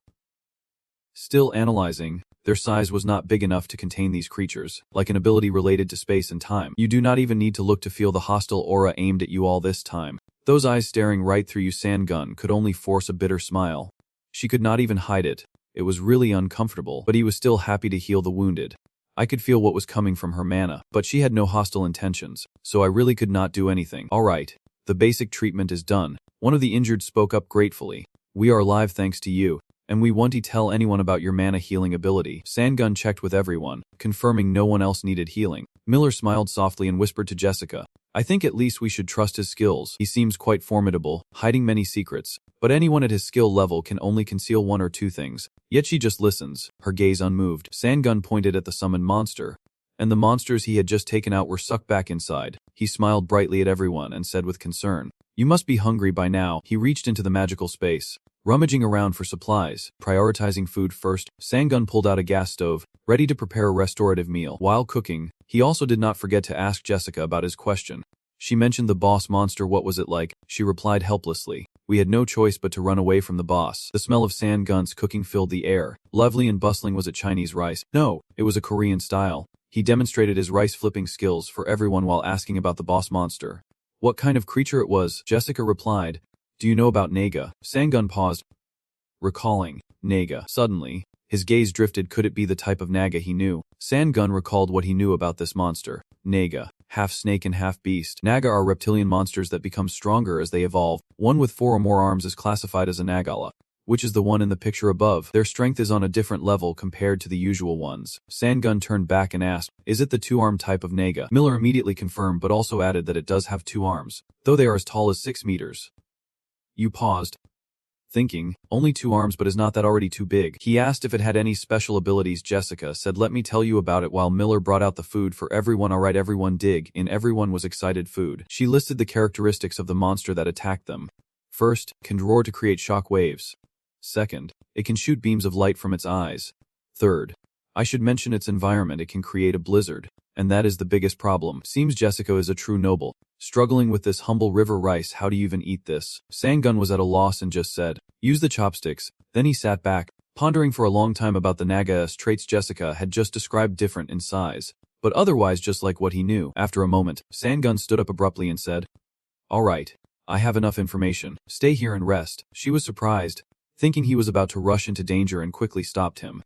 Wait, where are you going alone? You only live once, so there is no need to act recklessly. San-gun smiled softly at Jessica's warmth, seeing how she cared for the common people. She did not seem so bad after all. Then he replied, I will show you that you must act or there will be no results. In the end, Jessica chose to go with San-gun, and as they talked along the way, he was intrigued and said, now it is my turn. Here's the question about the ability you use to save everyone. It is the primal magical ritual of England, and I think other countries have something similar. Jessica felt awkward hearing San-gun speak, nervously biting her nails. Go on, he urged. I want to know which country's power you use to save everyone. Jessica has a special skill, and it is even ranked within her clan. San-gun glanced at her and saw a complex expression, then stopped, saying if it is too difficult to answer, she can stop. Jessica closed her eyes, took a deep breath to steady herself, and said, no, I will answer your question. She listed her abilities, saying that besides China, India, the Netherlands, Africa, and the United Kingdom, what I have learned is my protective magic up to now. He was momentarily stunned, unable to believe Jessica had so many abilities, so many. San-gun thought to himself, I always believed there was no one in this world with supernatural powers. That was the first thing that came to mind, but perhaps for some unknown reason, the rejection of mana, the source of supernatural power, gradually weakens those with supernatural abilities over time. After this thought, he slowly spoke, as I think, no, in this case, this power only exists in the Rachai tribe. San-gun asked another question. So she looked at him without answering right away, but reminded him that it was for next time. Now it was her turn to ask. San-gun suddenly realized this, then suddenly hesitated, his eyes darkening with a flash of surprise. In front of them, 2 monsters spotted the pair and charged wildly. Jessica suddenly noticed their presence and panicked, trembling. At the moment when both monsters rushed very close to their vehicle, Jessica was still stunned and unable to react. Thin silk-like threads were shot out. San-gun used a weapon that shot out silk threads to blind the 2 monsters. Then, he applied a bit of force to cut through them, the flesh and blood splattering everywhere, which made Jessica feel incredibly thrilled. She quickly activated the vehicle's shield to block the filth below. Jessica looked at the pile of flesh scraps with disgust and complained. What kind of weapon is that, able to kill those worms so easily? Can those metal threads really do that? After that display, San-gun spoke up. Should I take that as a question? She looked at him with cold eyes, thinking, our current weapons can't handle the monsters. What if this man knows how to make weapons that can kill them? This can be classified as the highest level of information. Jessica was still lost in her thoughts. San-gun smiled mysteriously with a hint of mischief and said, well, then replied casually, you just schedule it and it gets done. She was taken aback by the answer and quickly wanted to know more. I already know that. The question is, how is that even possible? San-gun softened his tone and explained to Jessica, I think you are expecting something bigger from me, but this is just a part of my power after awakening. He thought to himself, I am not lying. This is part of the Akasa system's ability. She looked at San-gun speechless, and Jessica thought to herself, if I spread this knowledge, it would surely help humanity. But he cut her off. Let us stop exchanging information here. We are here now. She pouted. But I am the one who decides when to share it. The snowy mountain cave appeared clearly before them. San-gun called out, we are here. Jessica looked a bit doubtful. This place. He gave his judgment. Exactly. I can feel a source of power coming from the cave. I believe this is the lair of the boss. She hesitated upon hearing that. A place like this? Sangun asked Jessica for more information, confirming she did not know the boss's location. She firmly replied, "Of course not. It came to us first." And throughout the battle, it left no trace at all. Around the snowy mountain, the ground is littered with fallen players, and they are saddened by the sight. Some of the bodies are from the last raid, and we will bring them back later. Jessica senses the atmosphere here and asks about the next step since there is still no sign from the boss. It means it has not detected us yet. Right. What should I do now? But you are not ready to start yet and need to carefully scout first. Before we begin, tell me about the magic you can use. We will fight together. And at least I want to know something about your abilities. She seems a bit uncomfortable. So even though she agrees, her expression is still a little awkward. It is okay. Jessica shared more details about her abilities. I can use 3 buffs, and he was surprised. 3 buffs. She calmly explained each one. First is an unquenchable flame, then it pierces through smoke to continue attacking. Second is to worsen the wounds. After being injured, the opponent will gradually weaken and die. And finally, it damages the nerves. These spells are extremely effective on humans.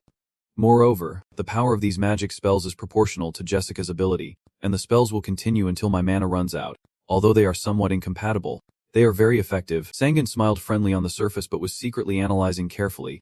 Just from hearing it he already felt it was fundamentally different from his own magic. The magic of the English. He was quite fascinated by this ability. It really was more effective when heard. I understand now. Let us begin. She then introduced herself. Call me Jessica. Sangun eagerly wanted Jessica to show the power she just mentioned. Alright. Jessica, can you cast the unquenchable flame spell? Seeing the magical sparks displayed, he could not help but be surprised. Jessica continued to maintain the spell. It was a buff that lasted for 30 minutes. He seemed to feel the flow of power within himself being strongly enhanced by 20% of his stats. Better than he expected. Just this one buff already helps a lot. Sangun discussed the next step with her. I will lure the boss by revealing its location. Be ready to unleash your magic right now. Beneath the snowy mountain, a strange creature has appeared, its blood-red eyes sharply fixed on the two of them. The massive Naga standing proudly on the white snow is ready to fight. Jessica is closing her eyes, focusing as she silently chants the spell. Pharaohs, Han. Beside her, he is performing his analysis skill. Jessica was disturbed and immediately turned to warn. Wait, did you just do something? You just used the analysis skill. Right, Sangun hesitantly replied. Yes, I did distract her. The mana division from Sangun to mine affected the casting process and caused it to fail. The girl was both confused and embarrassed. She failed to activate her skill because of the analysis magic. Sorry about that. Wait, different magics are fundamentally different. Look, Jessica kindly warned Sangun not to do anything that would affect her again. Please be careful. I won't be kind to anyone who dares to invade my privacy. It feels like someone wants to pick a fight with me. Jessica's reaction really puzzled him. She failed to activate her skill because she did not want him to use analysis magic. Was she panicking or what? Her sudden burst of magic left it utterly confused. Jessica clasped her hands together. Ready to start over. I will try again. The power from that spell began to gather around the center of her forehead, boosting her momentum. Naga panicked as it was gradually being controlled by that superhuman ability. Naga's eyes widened in terror. It collapsed in agony, lying helplessly in the snow. Sangun did not expect this move to be so effective. It is writhing in pain. More useful than I thought. Naga's outer skin is burning away, and you are still hesitating about the next strategy. Now, what should we do? The flames keep burning, meaning it is taking continuous damage. Suddenly it realized where we were hiding in the sky. Sangun was not afraid but remained calm. Saw us, so stick to the plan. I will fight it. Keep your magic ready. I did not expect Naga to be able to glide. He was briefly surprised. It can fly, but too slowly. It is like magic that lifts or throws you up. Immediately Sangun jumped out of the spaceship to confront it directly. I am going now. She hurriedly called him back as if there was no time. Jessica could only feel helpless at Sangun's recklessness. Sangun jumped down to the ground on his own, and normally I would focus on him. It was Naga who made Sangun break his usual rules, as he began to showcase his abilities, opening a spatial portal and controlling his mana as best as he could. A spatial gate opened, transporting Sangun to another universe, supporting the mana device connection. He cast a magic circle to combine with his weapon, causing the orb to explode. Sangun, empowered by the energy, was incredibly strong as he pushed into the magical orb. But this was a different case because with the support system, I could try mana. Sangun's eyes were filled with determination and confidence as he declared, I am enough to kill you alone. He calmly rode the missiles plunging straight into the snowy mountain. All those missiles were aimed directly at it. The impact created a huge explosion that shook the entire mountain area. The ground shook violently as Naga, hit head-on, was thrown backward, its body trembling as blood spilled from its mouth along with desperate cries. Sangun seems to have only used a little strength, so he still looks full of energy. The fighting style of mages is quite simple. Break the opponent's strengths while enhancing your own.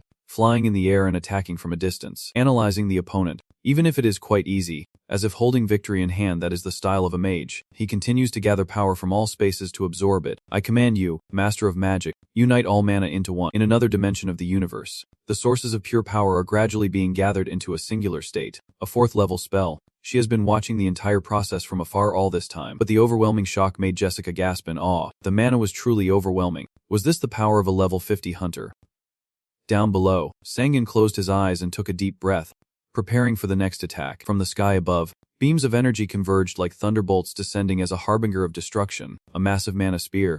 Below, Naga looked up at the mark in the sky, then it let out a loud roar as dark power radiated around its body.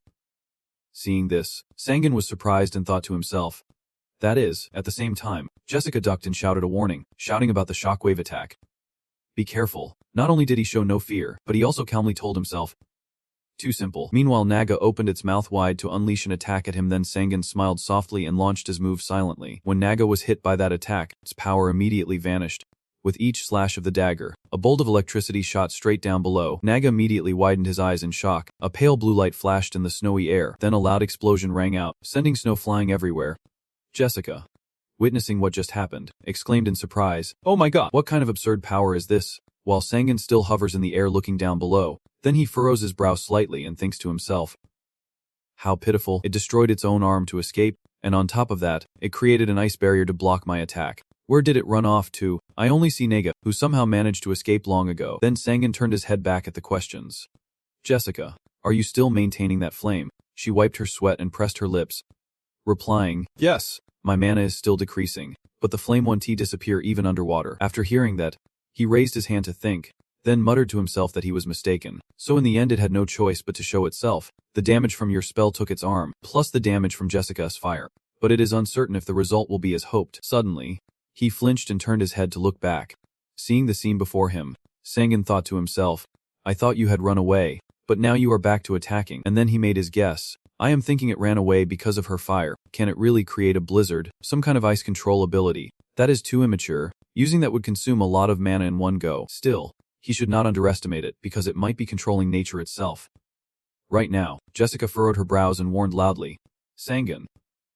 Right there, the snowstorm is getting bigger. At the same time, right below, a massive snow vortex appeared with incredible intensity.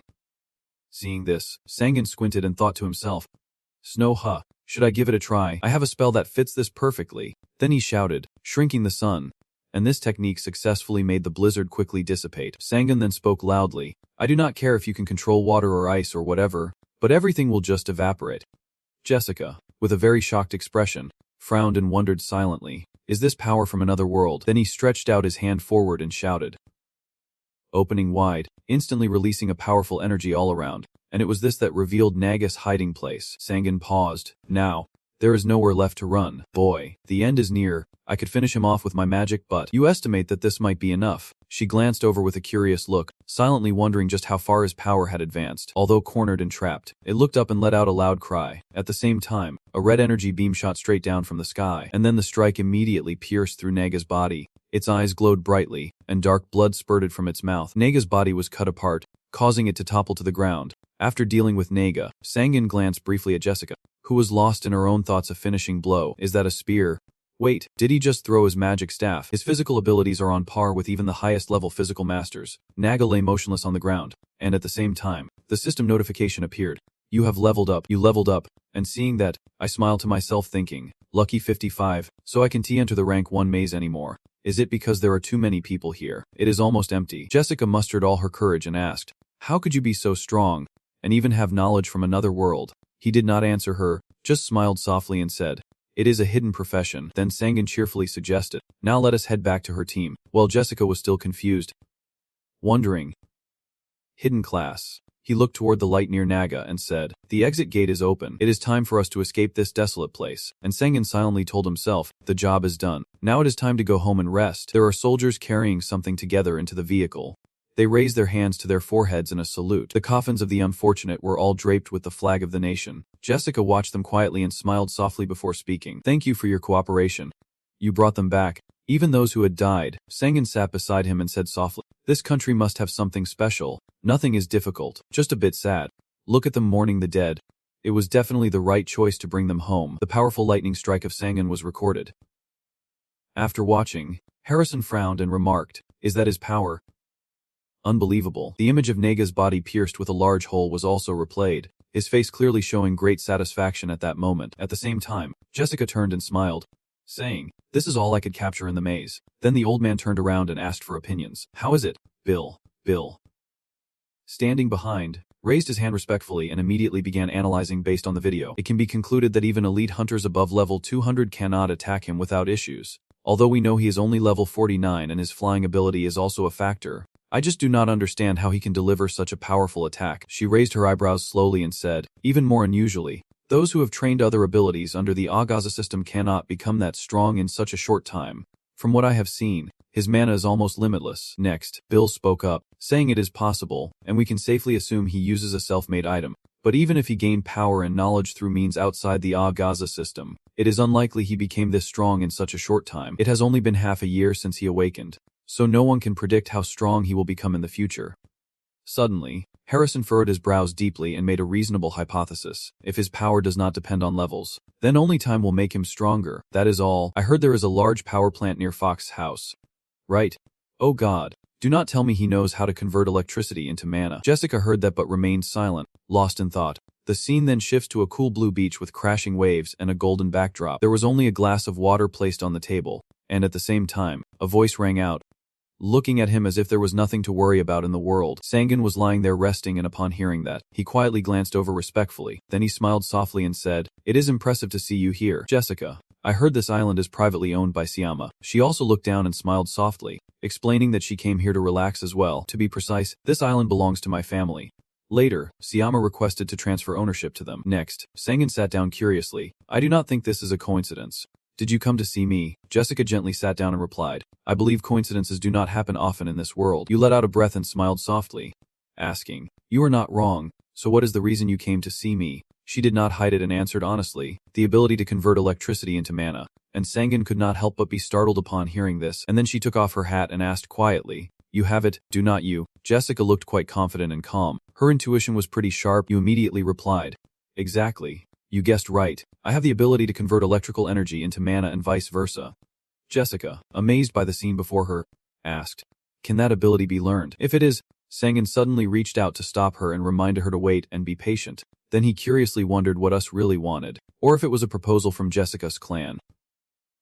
The Rothschilds. Jessica also sat down and thought to herself, "This is the territory of the car. They can hear us." Sangan glanced back and smiled, saying, "Anyway, this is not a good place to talk. Look who is coming. Let us end the break here." She quickly turned her head upon hearing that. Seeing the other person, Jessica exclaimed in surprise, "Mizzen." Suddenly Sangan stepped forward, startling her, and Jessica immediately turned her blue eyes back, but he then stepped forward cheerfully and asked, "Are you ready, Mizzen?" Who put on her hat while sighing, thinking the conditions he set would be tough, but this seems almost impossible. Does he even consider that? At the same time, Mizzen's voice rang out, "Lord Sangan, why do not you stay here? We have already prepared the plane. Let us go." Jessica politely said, "Hello, Mizzen," who immediately wondered, "Jessica, what are you doing here?" "Here to see Sangan." She quickly denied it. "No, I am just enjoying my vacation and happen to meet Sangan here." The scene shifts to Sangan's house, and his voice is heard, "I am home, Mom." With 2 bags of fruit he just brought sitting on the chair, he walked around the house, thinking to himself that his mother had just gone out and there seemed to be no problem with the protective magic. Nothing unusual had happened. He paused and said, "All right." Since even Sangan was not sure, he wondered how his team was doing. He wondered to himself, how strong have they become? He had only been gone for 3 days, about 12 days in the virtual world, so they must have gotten used to it by now. Then Sangan gave the order, "Admin command, show me all the logs." A voice replied, "Yes." Understood. He looked at Yojang and said, "First person. Yojang." The system voice also echoed, "Rewind the log video." All Sangan could see was the screen showing a blurry image of the girl. He stared in amazement, wondering if she really reached this level in just 3 days. At the same time, inside Yojang's world, Mario's loud voice rang out, "Move forward." No retreat allowed. As soon as he finished speaking, the entire army behind him immediately charged forward, and their opponents were a group of goblins with fierce eyes. At that moment, a familiar figure appeared with a smug smile on their face. Only one of them was seen being blasted into the air by Yojang. She raised her leg and fiercely unleashed her moves. Pink rising strike, pink rising spinning kick. The girl with eyes full of determination declared through gritted teeth.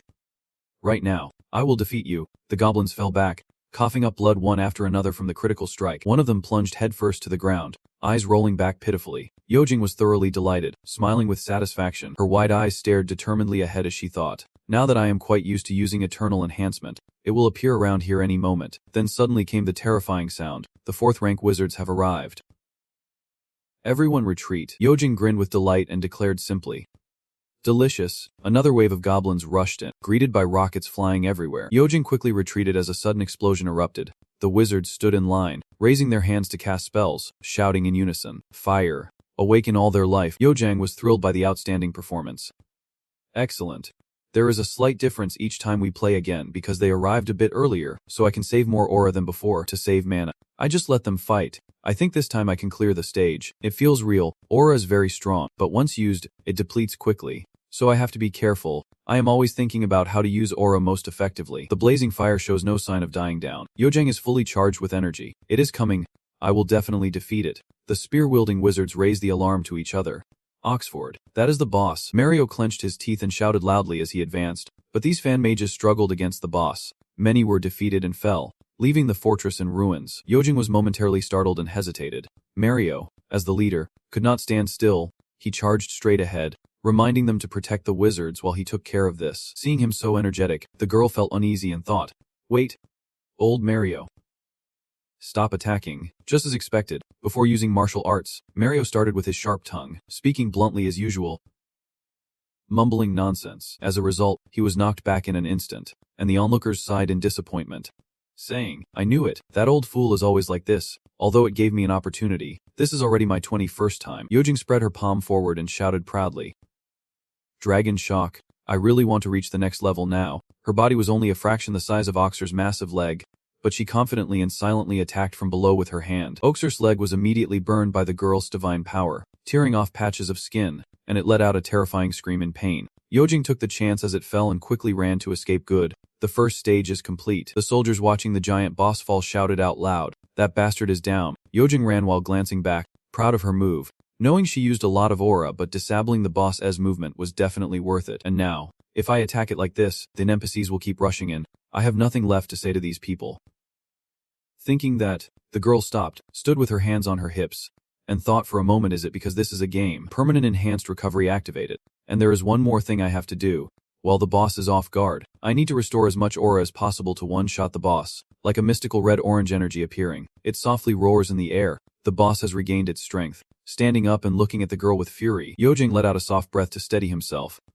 Honestly, even though this is just part of the program, it makes me sad they are dying so senselessly. This damn game feels too real. I do not think I can lose with this much aura. I have got 20 times the experience now. The body is protected by a layer of muscle, so attacking it is useless. You have to aim for weak points like the head or knees if I want to beat this dog. I have to target the head. Right. A soldier ready to fight suddenly freezes as if encountering something strange. Probably surprised to see Yojang leap up to lure Oxford's attention, it fell into the girl's trap, staring fiercely at her with clenched teeth. But before it could move, the red-orange spiritual energy suddenly shot out and pierced its eye. The girl had appeared behind Oxford, grabbing hold of him tightly. The girl smiled faintly, raising her eyes indifferently. Having caught her target, this is my victory. Her strike was just as cunning as anyone's. The cord piercing through the eye and straight out the back of the head. Yojing gripping the cord tightly, controlling the flow. A few strands later, a dark black liquid appeared on the ground below. No need to ask, it was Oxford's blood. The black blood flowed down from its eyes onto its face. Disgusting and repulsive. The next one slowly collapsed and then bowed its head motionless. Everyone was overjoyed. Bursting with happiness, Oxford had fallen. The girl laughed joyfully, praising herself. I did it. I really won. She waved her hand and smiled with her eyes closed, her childish voice ringing out. Delicious. Finally got the prize. Wait, I just finished it. Admin. Where are you? I completed it after 21 tries. And there is no reward. It really ended without giving me anything. And the saved points too. Stop. Stop it. The system coldly ignores the girl's crying like a vaccine. Returning to reality, Aojing unwillingly watches her achievement disappear, screaming in sadness and disappointment. This cannot be happening. Back in reality, the girl was still wearing her swimsuit, sitting slumped in the bathroom. When Sangun saw her, he stared blankly, thinking the reward for winning was just something he gave for fun. Seeing his little sister bury her face in tears, he could only smile awkwardly and say sorry. Do you want to claim your reward now? Aojin cried and scolded. Can't you wait a little longer? It took me 21 tries, and I did not even get to save it yet.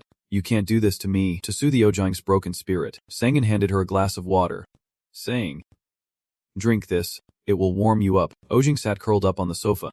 Really? How dare you force me to go out now? He smiled awkwardly. The girl replied shyly, I did not think you would push it that far, and he really felt guilty. I turned off the machine right after she finished the stage she had tried so many times. Don't wonder how she got so obsessed. It is like having to stop watching TV just to see the crowd's intense reaction. But what I did not expect here is that this is not like a TV show. I created a virtual world where the body remembers everything it has experienced inside it. Magic directly affects the nervous system. Making it the best training tool to date means everything is synchronized. I built in some safety measures, but it is definitely intense, because the pain and dying feel real. I do not think she is just treating it like a game. Yu Zhang is truly terrifying. Sungun sat down in the chair opposite, rubbing his chin thoughtfully, saying that anyway, you have definitely gotten stronger. You have improved significantly in just 4 days. And I really did not expect you to be able to defeat the Oxer on your own. Yu Zhang forgot to be embarrassed and just smiled happily when praised. That is right, you have been training your aura. Sung-hoon nodded in agreement, not holding back his praise. Yes, your aura proficiency has reached rank 3. There is no mistake in calling you a genius. Yu Zhang blinked in confusion and asked again, what is rank 3? Sung-hoon explained carefully while illustrating with his hands. The aura proficiency is divided into 10 levels, and the proficiency level corresponds to how effectively you can use aura. Considering your training time, if you really have reached level 3, then you are very suited to using aura. Yu Zhang raised the glass to her lips, blowing gently to cool it down. Then replied, I do not know if that is good or bad news, since there is no one to compare to.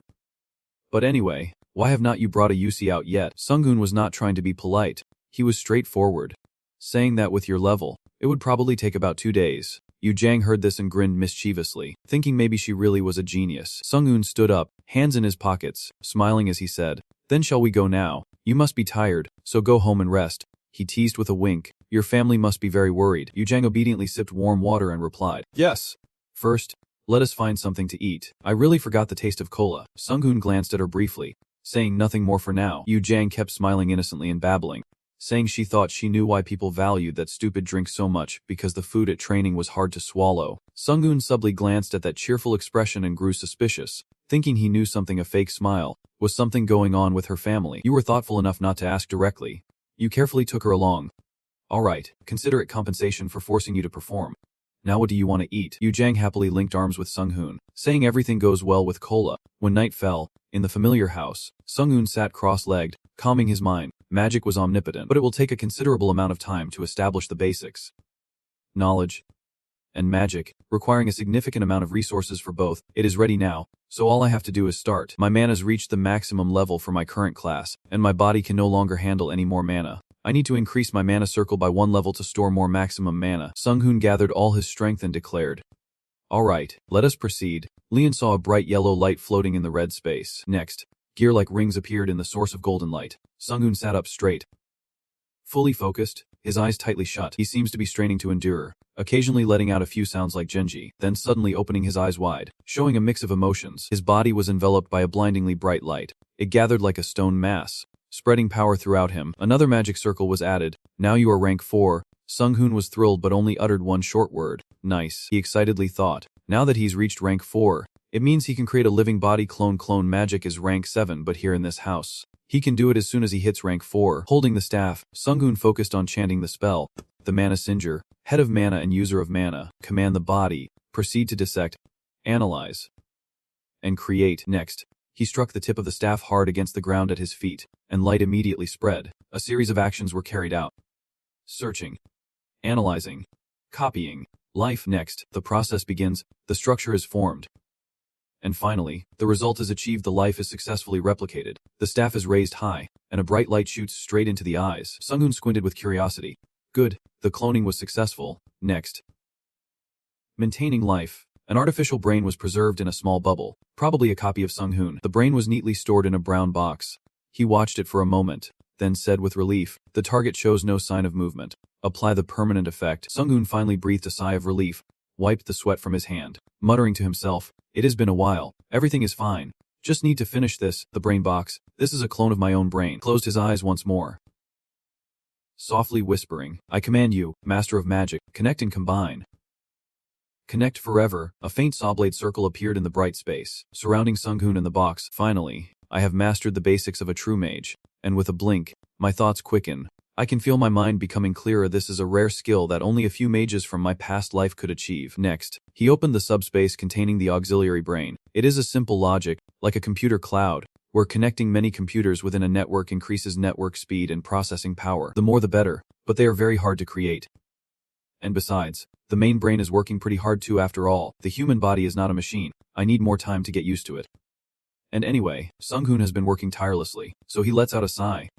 Exhausted. The system is watching you. Just as I thought, the Agaza system, managing billions of people. It could be a powerful god. No, maybe the most powerful god. Standing before the vast open field, someone excitedly exclaimed, "It has been a long time since I last came to the training ground." Kim Do-jin carried the stretcher on his shoulder with deep nostalgia. "That is right. I do not even know how long it has been." Yu Jang, who came along, looked at him with a gentle smile.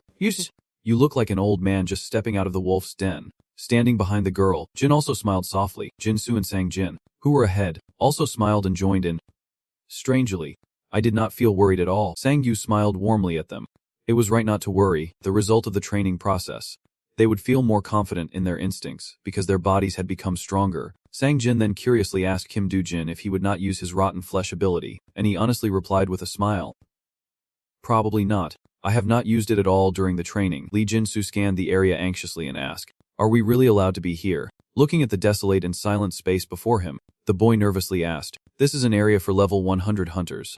Right?" Lee Jin-soo smiled gently at the boy. "You keep worrying about strange things, but with Sang-gun Appa here, we won't have any problems, and have not we all become stronger?" The system emits a red signal, warning that this area may not be suitable for your level. Someone is also anxiously warning everyone. "I heard this is an area where trons often appear." Shin Sang-jin did not deny it. He even added, "That is right. Not only trons but also ox appear over time. There are a few high-level hunting zones here. Do not you think?" Jinsu asked. "Do not tell me it is the kind of zombies we have fought many times in the virtual world." Shin Sang-jin eagerly investigated, saying these orcs ambushed merchants to steal guns and formed a tribe. A panicked voice shouted, "Guns? What kind of orcs are they?" Sang-jin recited the lineage as if he had lived here before, the varying intelligence of the orcs always being a tough question in the craftsman exam. Jinsu was caught off guard and stumbled. "It has been quite a while. I really forgot everything." Through the radio, Sang-jin received a report that the monster trap was successful. The assistant sent the briefest and clearest information possible. "The target is a burrower, appearing at the 10 of the clock direction. Approaching in 3 minutes. Please be ready." Kim Do-jin also received the report. A smirk appeared on his lips. Understood. Another person was also tense and cautious. The drone's job was to scout other areas to prevent danger, move the target deeper to create more distance from the other monsters, because we are in a high-level area, so we will hunt them one by one. Sang-gun continues to urge the team from headquarters, leading the teammates. Everyone heard that. "Right. Let us not get too excited. Just hunt them one by one." Yu Jang and Lee Jin-soo shouted slogans in disbelief. Carrot. Goju. Shin Sang-jin, with a wary soul, looked on and said, "These kids really have an outdated way of playing with words." From afar, the silhouette of Atrana could be seen. Kim Do-jin crouched down and shouted a warning. "It is coming. Get ready to fight." In front of them stood a tall monster with skin as tough as its name, the Trana. Sang-gun froze, studying the opponent carefully, wondering if it could adapt to the environment after coming through the gate. After all, Tron are known for their adaptability not only in the swamp but even in distorted spaces. The assistant keeps sending information to everyone. Tron, as you have seen, have very tough skin, so be careful. Kim Do-jin was eager to attack, quickly giving orders. "Okay. Got it. Jin will cover the right, Yeo Jang the left." Heavy footsteps thundered from both sides. Fierce shouts adding to the tension moved forward. Each person took a different direction to attack the stone thorn. Kim Do-jin charged straight ahead. Yeo Jang and Jin Sak supported him from the left and right flanks. Kim Do-jin struck a heavy blow downward, his eyes flashing with pride. The stone golem seemed unfazed by the attack, standing firm without wavering, forcing Kim Do-jin to look up in frustration. He began to feel irritated. It was too shallow. He had struck with all his might, but it seemed to only cause superficial damage. But defense is all it has. I am someone who can only fight monsters of the same level, yet now I can take on these high-level ones. While distracted, the stone golem suddenly attacks, forcing Kim Do-jin to quickly raise his shield. The two teammates rushed to support him, a flash of dust and light erupting. The stone golem, attacked from 3 sides at once, was a bit disoriented, but its stone skin still protected it, showing no sign of weakening. Shin Sang-jin watched the entire battle from afar. The debuff failed. I have used a grow. Kim Do-jin, in a critical situation, reminded himself not to let anyone else do it. The stone golem's eyes emitted strange beams of light. Kim Do-jin had returned to his fighting stance, constantly encouraging himself. Good. I have got the debuff now. Time to fight. In the chaotic space, a streak of light shot forward, aiming straight at the neck of the stone golem, instantly obscuring its head from view. Lee Jin-soo was the one who shot the arrow earlier, a calm boy but a very skilled assistant. This time the stone-eyed monster knelt down, swinging its arms wildly in pain. Lee Jin-soo watched its reaction closely. Sang-gun admitted that Jin-soo's arrow could pierce its head, one of the hardest parts of its body. Everyone did pretty well, even though this was their first time hunting such a high-level monster. At this pace, everyone would adapt very well. Lee Jin-soo stood on the high platform, trying to stretch his neck as far as possible. Juice? You shoot. Kim Do-jin turned around, gritting his teeth with a confident smile. I can handle this debuff. Go ahead. Baek Jin silently attacked to support his teammates. Lee Jin still decided to shoot one more arrow. The stone golem in the distance stood up again, slowly stepping forward. An arrow pierced its ankle, causing the stone skin to crumble. Next, another part was hit. Then came the critical point, the deep-eyed human. How can the stone burial resist an arrow infused with divine power? It painfully looks up and lets out a helpless cry. North Jin seizes the opportunity, raises the sword. After disabling its movement, this is the moment to kill it. He also let a beam of light shoot toward the buried stone. Combined with Baek Jin Sak's attack, it successfully took down this stubborn buried stone. A small figure was darting like the wind. Yu Jang jumped high, his face clearly showing excitement. The little girl's feet radiated a powerful spirit energy rivaling the uncle's. She did not hesitate to stomp fiercely on the monster, blood splattering everywhere. Sang-gun smiled at the results. The mission was a success. Just barely over a minute, Yu Jang raised her hand in joy and said, "Nice. I got the last hit." Tons of experience gained. At the same time, in the outskirts of Pyongyang, a haunting voice echoed through the quiet space. The light. The figure in the cloak walks slowly. How long has it been since I bathed in the sunlight, the place where the gods promised us? A dark face stood out with eyes like they were made of blue fire, and even the armor emitted strange blue smoke. The other opponents will arrive here soon. I must be faster. After a while, his skull-like face became clear, and he loudly gave orders. Now, all of you, stop lingering there. Get up and move. This is the moment we must act for our master. Kill any living thing you see immediately. The innocent were possessed by him, turned into miserable ghosts to obey his every command. At the same time, at Exxon's domain, a loud voice boomed. Das. I order you to manage the mana. Sang-gun stood on a ring of light and spoke clearly, memorizing this location, marking it permanently, and thanks to the permanent marking effect, a teleportation gate was created. He was good at reacting and satisfied. Well, I have recorded all the coordinates in South Korea. If I want to go anywhere at any time, I have to record the important coordinates. Let me see. Did I forget anything? Good. I can protect the whole country with these. Can I get back now? Just after asking this, Sang-gun suddenly felt uneasy, his eyes wide with shock. He instinctively turned to look into the distance. What is this? Powerful aura coming from the north. Dark and stagnant energy. I am sure I have experienced it in my past life. What could it be? It is not just a simple monster. Sang-gun just needed a moment to recall and immediately remembered. They are in death. I will explain more about them later. But I think a few powerful Andeth have appeared recently. I did not force myself. Just went to check it out. It is quite far, and if I were lazy to train, I probably would have missed it by now. I did not record the coordinates in the northern area, so there is a bit of uncertainty, but it is fine. With just a bit of mana and a hand gesture, Sang-gun instantly stretched out his hand to summon a space portal, and soon after, his slender figure was nowhere to be seen. The area around Pyongyang is being blocked by brutal humanoid monster shadows. They appear in the forest, hunting for tasty prey. The guardian beasts of the forest grew wary, facing the Andeth swarming like wild grass. As the Andeth kept advancing relentlessly, the leader's subordinates urged a retreat, saying we have suffered too many losses. But all they got in response was a sharp curse. Are you stupid? Where would we go if we gave up our territory? This guy stubbornly argued, but fighting them was like self-destruction. Look. Indeed, the situation is extremely unfavorable now. The guardian beasts of the forest are constantly being dragged down together, and in the end, losing their will, they turned back to bite their own comrades. Oh my god! They too became in death after dying in despair. Seeing this, the leader finally decided, everyone retreat. Stay away from this patch of black earth. Suddenly, it fell silent, its whole body trembling as if clinging to something. It looked down and saw the Andeth swarming around its feet. Helplessly it could only cry out, "Oh God." The next pain came as it was tormented. It opened its mouth to scream its final cries before being swallowed by the dense crowd of Andeth. A part of the ground was soaked in red blood. The scene was utterly tragic.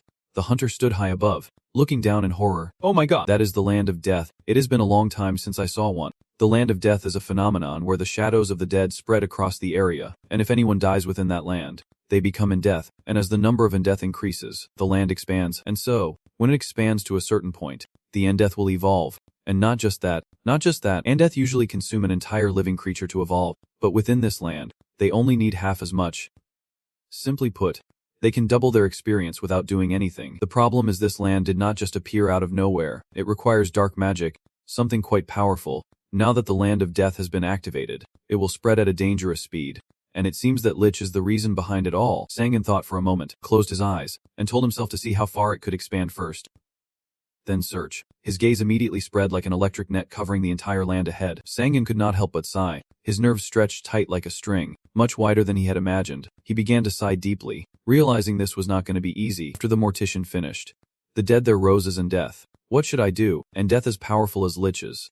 Vampires, or ancient mummies are formidable opponents. They are powerful mages in their own way, creating their own magical domains to gain an advantage. In my previous life, just bringing a high-level holy mage could blow them away with advanced magic. But I have not found anyone like that in this world. Is there any other way? So, Sangan decided to record the event by pulling out his phone and snapping away. He took several shots of the mountain and the dark forest before him. Then the Lich and his minions were quietly watching, planning their attack. Sangan sat perched on the staff, still having time to comment on the image quality. A beautiful picture. He was not eager to fight. Scolding himself, maybe he was a reincarnated mage, but still a person of the 21st century. He could not do this alone. Better let the government handle it. Sangan then heard himself smile slyly. Good, I will upgrade tonight, but for now, I will shut it down. He decided to press the button to temporarily pause the system. He stood in the purple space, softly exclaiming in satisfaction. Now he had everything he needed. He would lose everything he had built for this. But it was worth it. The foundation of the magic tower. Share my consciousness as I plant my ego within the body. The atmosphere fills with a mystical light, a faint purple glow shimmering above. The space grew more mystical as Sangan spoke. The master of the magic tower. Every word he uttered was clear and deliberate. Coming to life, Sangan silently waited for a reaction, his eyes slightly narrowed in concentration. Before him, pale purple vortex was swirling. A small reaction occurred, vaguely seeing something taking shape. Cute little subsystem appeared with an innocent smile. Please give it a name. It took less than a second to have a cute name. Aina. Your name will be Aina, as the creator Sangan commanded. Your name will be Aina. Aina's eyes sparkled brightly. Happy to meet you, Master. Aina has completed initialization. Sangan held the small orb named Aina in his hand, his voice trembling with emotion at last. It was done. His ancient artifact, his personal secretary, his trusted ally. That is a companion using its own self. Of course, it is no different from a newborn baby since it was just born. Aina obediently spoke up, reminding the overly excited young master. I am waiting for your command, Master. Sangan gently lifted baby Aina to eye level and calmly asked, You can search for information through the memories I have given you. Right, Aina quickly confirmed. That was exactly it, Master. That is when you gave her the order. Use these memories and start self-learning. You are allowed to access the internet unexpectedly. Aina replied. Please choose the direction for self-learning and develop yourself. Sangan smiled understandingly and comforted Aina, saying it is hard for you to support me in your current state. First, you must learn the knowledge of this world. Focus on accessing scientific knowledge and applying it in practice. Aina was very obedient, not arguing at all, and immediately agreed to follow the order, saying, I will start the command, Master. I will begin searching for a way to access the internet and do my best to master the knowledge of this world. Time passed. Sangan stretched and relaxed his muscles, muttering to himself that this was one of his methods. Standing inside the house, he clearly heard a cheerful voice outside calling out. Inviting in.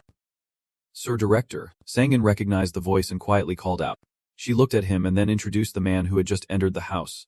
Sangan, the director is here. The man smiled at him and said hello. Sangan opened his eyes wide in amazement, surprised to see him drop by unannounced. Jiaxek smiled softly and then directly announced, I just received some news that might interest you. Sangan's mother thoughtfully prepared 2 cups of tea and brought them out, saying, Please drink it while it is still warm. Jiaxek said politely.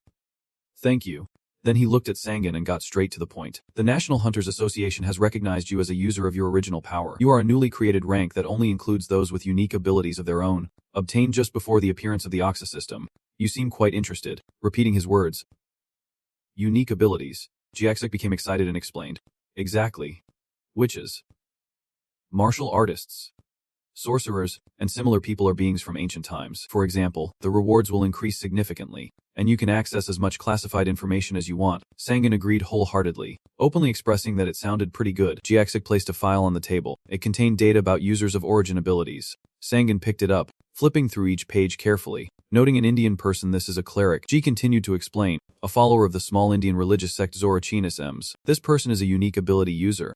Their power is much stronger and their faith is something he asked me to investigate. Sangan let out a soft laugh, a smile curling at the corner of his lips. He looked at the image of a little girl with platinum hair on the page and whispered, "What a perfect moment. A priestess. I wonder if I could bring her over to my side." In a remote and desolate place with no one around, someone still eagerly continued clearing monsters in the area. Ojang fiercely delivered the finishing blow, the last one. The teammate beside him could not help but marvel. Nuna's attacks were becoming increasingly terrifying. With such power she could wipe out any damage dealer at the same level. Dujin spoke into the communicator. "Director, we have finished here. Let us wrap it up." The other side replied. "All right." The girl even dusted off her hands and flew away, saying this shooting range is terrible. He asked, "What level are you now?" Ojang honestly replied, "Level 62. "And you?" Dujin revealed, "I am already level 65. Ever since we entered the advanced shooting range area, the experience has been increasing unrealistically." After finishing the mission, they prepared to leave. They returned to the specialized vehicle, praising each other. "Well done, Nuna. You too." Jinsu must be exhausted from protecting Korea. A messenger approached Dujin and said, "Leader, take a look at this tablet. On the screen are unknown creatures in the toxic fog." "What is this?" "It is an urgent report. In Panjiang, above the border, a massive horde of zombies has emerged." Dujin sighed. "So many. Are they all undead?" Yojing peeked in and exclaimed, "If this is the border line, then we are really close." Did not rush to ask more. "All right. Where did they come from?" The information replied, "We believe they came from the labyrinths near the border area." He ordered their team and our Korean group to return immediately, because if these monsters move further south, there might be a mandatory order for hunters to fight them. They look filthy, so should we stop here? You guys have to leave. Let us go. It is ending too soon. Now it is time to rest. But Dujin's expression darkened a bit. This number will be tough, even for Sunwool. This is already too much. Information about them is starting to spread on the news. The undead in the north are beginning to move. "The government?" he asked.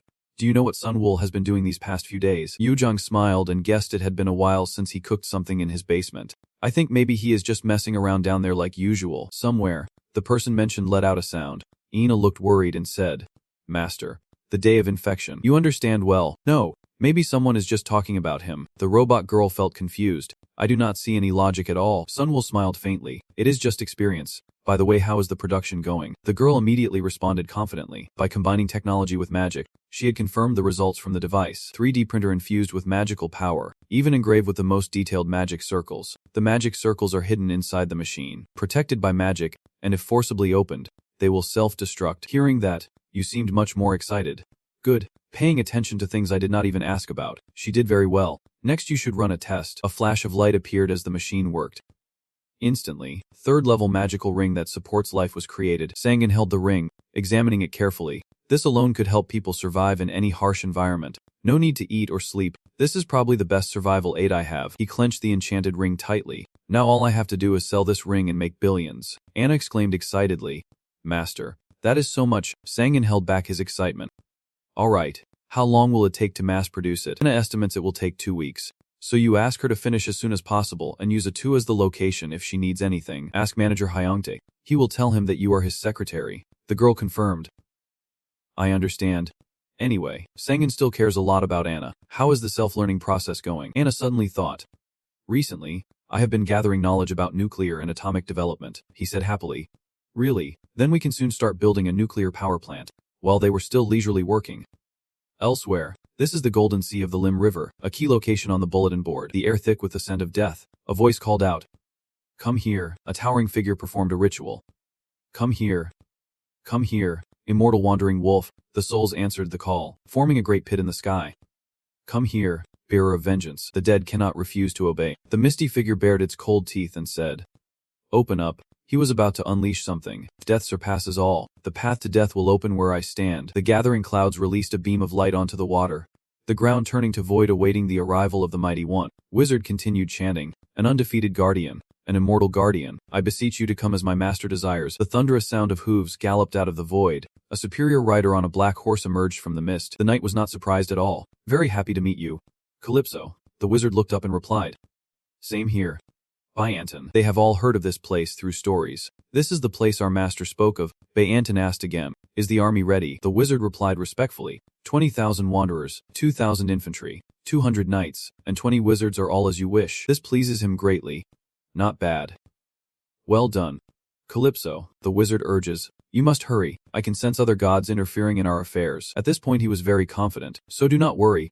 Everything will go according to the master's will. The sharp sword emitted a cold breath as it was drawn. Commander Anton led the troops preparing to invade the world, saying, "We will march north. We will advance." The entire army of fierce warriors rose up, proving their existence, their eyes filled with a relentless spirit shining brightly. The dead will march until they are wiped out. At that time, Sangan was still busy expanding his work when he received a request for help from Jessica, an acquaintance of his in the US. The two reached an agreement to teach national hunters, especially those in the Rothschild clan, how to use aura, and her request was better than he expected. A month later, that is why today marks the day the first batch of students is ready to graduate. Sangan entered the room filled with silence, and Aina disconnected everyone and woke them up. At this moment, the tiny girl with wings who looks very cute is Aina, who has grown rapidly since she was born. She also chose her own form. So what about those who do not meet the goal?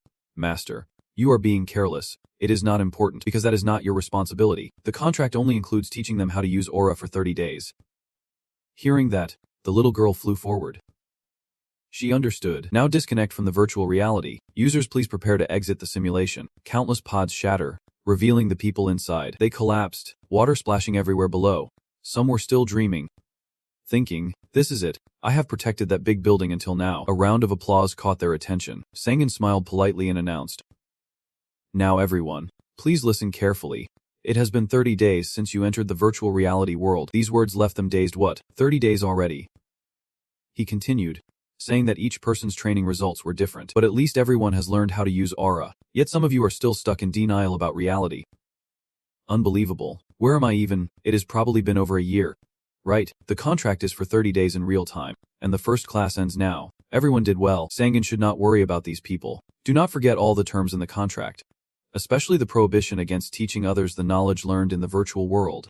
If you break the contract, you will surely face consequences from me, and you will regret it. Your speech speed is very fast, so let us skip the formalities. With a snap of the fingers, everyone, say goodbye. Everyone here disappeared. The space grew silent. Only one person remained. Sangan's face showed a brief surprise, while the girl shook her head in painful protest. "You spoke with interest. Not bad at all. Stay here by resisting my magic." "What do you mean?" Jessica, still tired but trying. "I want to make a proposal." You reached out to help her up and asked. "A proposal?" Jessica added, "My family wants to make a contract with you." Sangan kept leading with interest. "The Rothschilds." Her face was full of ambition and resolve. "Yes. We want you to become the Rothschild family's exclusive hunter. You can think of it as being a good partner." You hesitate a bit. Exclusive rights. Maybe I will have to decline this offer. But first, let us see the terms and how the proposal is laid out. Finger suddenly pointed right at Sangan's face. Her voice was firm. "We will share with you 10% of the Rothschild clan's business revenue. And the condition is that you provide us with all knowledge, without hiding anything." You and Anna exchange glances before speaking up. This is quite an extreme proposal.